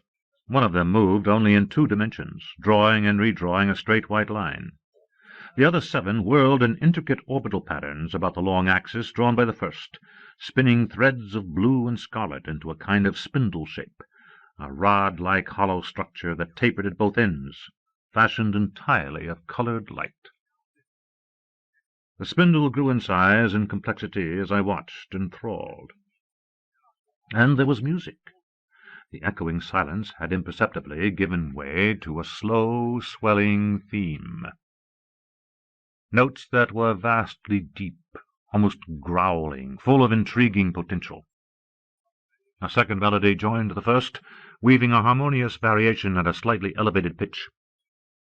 Then other voices came in, one by one, until there were 8 parts flowing freely in eerie contrapuntal song. I finally realized that it was the metaconcert. The individual spooling mentalities of the fusiform structure soon became indistinguishable from the dense, swift windings of light. I saw the upper end of the spindle intensify in brightness, the red and blue threads coalescing into a peculiar searing violet. My mind's ear heard a new chord of celestial music, high-pitched and piercing, superimposed upon the lower notes of the fugue. The spindle was changing its orientation, tilting, rotating, searching. Suddenly I caught sight of another luminous object, whisking in and out among the lattices. It was double, something like a close-coupled binary star or a dumbbell nebula. One saw it for only a split second, moving in the distance, before it vanished again among the murky mental tapestries. Evidently the metaconcert had been on the lookout for the binary, because the spindle swiveled about with incredible speed, pointing in the direction of its quarry. A thin laser-like beam sprang from the violet end and lanced into shrouded complexity. There was a brilliant rainbow flash. Prismatic concentric shock waves exploded outward and dissipated. The fabric of the ether flickered wildly as though bolts of heat lightning were racing behind thick clouds. The binary object was reeled slowly into view. When its capture was complete, the spindle stood upright, holding above it blurry twinned luminosities, one pale gold, the other livid bluish-green. A kind of atmosphere enveloped them both and formed a ligature between them, and they seemed to orbit slowly about a common center of gravity. It was this invisible point that was somehow gripped firmly by a short white beam coming from the tip of the metaconcert. The captive binary pulsated as it turned, dancing to an irregular rhythm of its own. Whatever the spindle had caught was passive, waiting. The metaconcert spoke. "Do you know who I am? You are our offspring, our children that we love. Who are you? You know who we are? Are you Dennis? Yes. Are you Fury? Yes, inevitably. Ah! Do Jésus! There it was at last. My confusion vanished. I finally realized what was happening, what I was being forced to watch. The questioning went on, but I no longer heard the details of the telepathic speech. My heart had burst like a ruptured dam, overwhelming me with the truth I had tried so long to deny. Dennis was Fury. Fury was Dennis. I wanted to curse and weep, to flee this awful province where I confronted the death of hope. But I could not flee. I heard the metaconcert extract every obscene detail of Dennis's trauma from the strangely docile binary. I was held fast and compelled to witness, while the details of my miserable brother's sins assaulted me. "Tony, mon frère, how could you have done it? How could you have ruined Dennis and Victor, helpless children who only wanted you to love them? And you, Dennis, my dearest son, why was your fission so inevitable? Do you mean that you had no choice? Or did you choose?" Do you know what is intended? Yes, but you will fail. We are too strong now. There is a fatal dichotomy in you. You know that. The part of you who is Dennis deplores and abominates the deeds of Fury. We coexist now, as we have done since the necessary bifurcation. What you intend is not feasible. Nevertheless, it will be attempted, for your own good and that of your fellow minds. Listen, let us propose an alternative. The integration will be attempted now. New threads of light whipped out from the glowing violet tip of the spindle. There were hundreds of them, sharp-edged as razor wire, spinning a glittering spherical cage that completely enclosed the binary mind. The cage began to contract. A ghastly scene unfolded then before my enhanced far senses, searing sights and sounds that I cannot adequately put into words. They were not real. I realize now that my sojourn within the mental lattices consisted entirely of a chain of symbolic icons, creations of my own imagination, my mind's attempt to translate and reify an indescribable conflict into something I could understand. The struggle between the two dissociated personalities and the metaconcert seemed interminable, but later I realized that it could not have occupied more than an hour in ordinary time. The metaconcert song fell into a monotonous 8-note loop without the earlier variations and polyphony that had given it beauty. Like the contracting cage of light, it had become an instrument of torture, thudding like the relentless blows of a hammer, louder and louder. I seemed to hear the two captive personae screaming, each one fighting for its life, each one suffering unspeakable pain and terror. I saw the merciless cage squeeze the binary star, forcing the madly throbbing components toward conjunction, toward integration. The concussive song of the meta-concert reached a roaring crescendo, and the two units of the doublet merged. In a sudden, ringing silence, the star collapsed to a wan ember, then expanded again into a globe of effulgent emerald. The cage shattered, allowing the new green star to drift free into an ether suddenly awash with countless points of scintillating light. The mental integration had taken place. But which personality had survived? The meta-concert spindle spoke in a rather shaken tone. "Who are you?" I am one." "Are you Dennis? Are you Fury?" I am myself." "What is your name?" "That remains to be seen." The green star abruptly shrank, vanishing into the sparkling cloud of pixie dust. From the spindle came a great blasting ruby cone that obliterated the myriad dancing points. For a moment my ultra-senses were overwhelmed. Then the mental lattices were as they had been in the beginning, full of a vague instability. But the only entities existent in that part of the ether were the spindle and I. The meta-concert slowly dissolved into 8 sparks that formed themselves into a tight constellation and slipped away into ambiguity. I waited. After a time, still uncomprehending, I left that place. Someone lifted the heavy CE helmet from my head. I was sitting on the warm cellar floor. I looked up and saw Paul's grey-bearded face, as pale and expressionless as a statue. A line of tiny wounds from the electrodes ran across his brow, one of them oozing a trickle of blood. His hair was damp and plastered to his head, and his Nomex coverall was halfway unzipped, showing the ordinary apparel beneath. He helped me to my feet without a word. Dorothée was sitting on the leather couch, her helmet beside her and her head in her hands.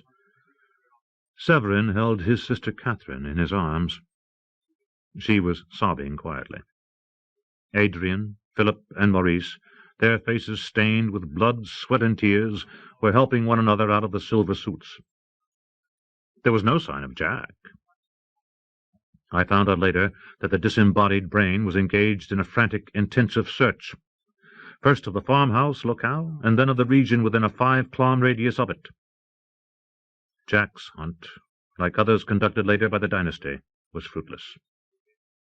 Dennis, or whoever the integrated personality was, had vanished. I heard footsteps coming down the cellar stairs, and a moment later Lucille entered. She drew in her breath sharply. Her dark eyes darted about the improvised enclosure, taking in the bizarre CE helmets and the protective garb. "What are you doing?" she exclaimed. "What's this equipment for?" Nobody replied. She whirled about, confronting me. Her voice rose. "Where's Dennis?" I could only shake my head numbly. "What have you done?" she demanded in a terrible whisper. "What have you done to him?" It was a question none of us could bring ourselves to answer. Jack's paramount creativity produced a simulacrum of a body, dead in bed of a massive cerebral hemorrhage, and discovered too late by the grieving family on Christmas morning. There would be no miraculous regeneration of the revered Nobel laureate, the grand old man of metapsychology. Severin signed the death certificate, and the other formalities were smoothed by the first magnate. After a simple requiem, the alleged ashes were interred in the old cemetery in Berlin, New Hampshire, where Dennis Remillard's mother and father and 8 of his 9 siblings lay. A public memorial service was held at Dartmouth's Rollins Chapel, rather sparsely attended because of the Christmas-New Year's vacation. Later, tributes to the great man poured in from every corner of the milieu, and were featured in all of the galactic media, human and exotic.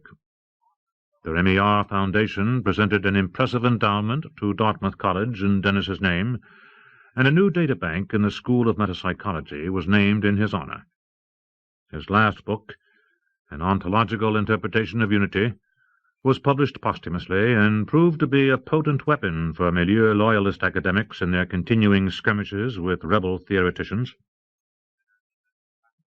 The dynasty never knew for certain what the new entity symbolized by the green star did during the 3½ years that it continued to live.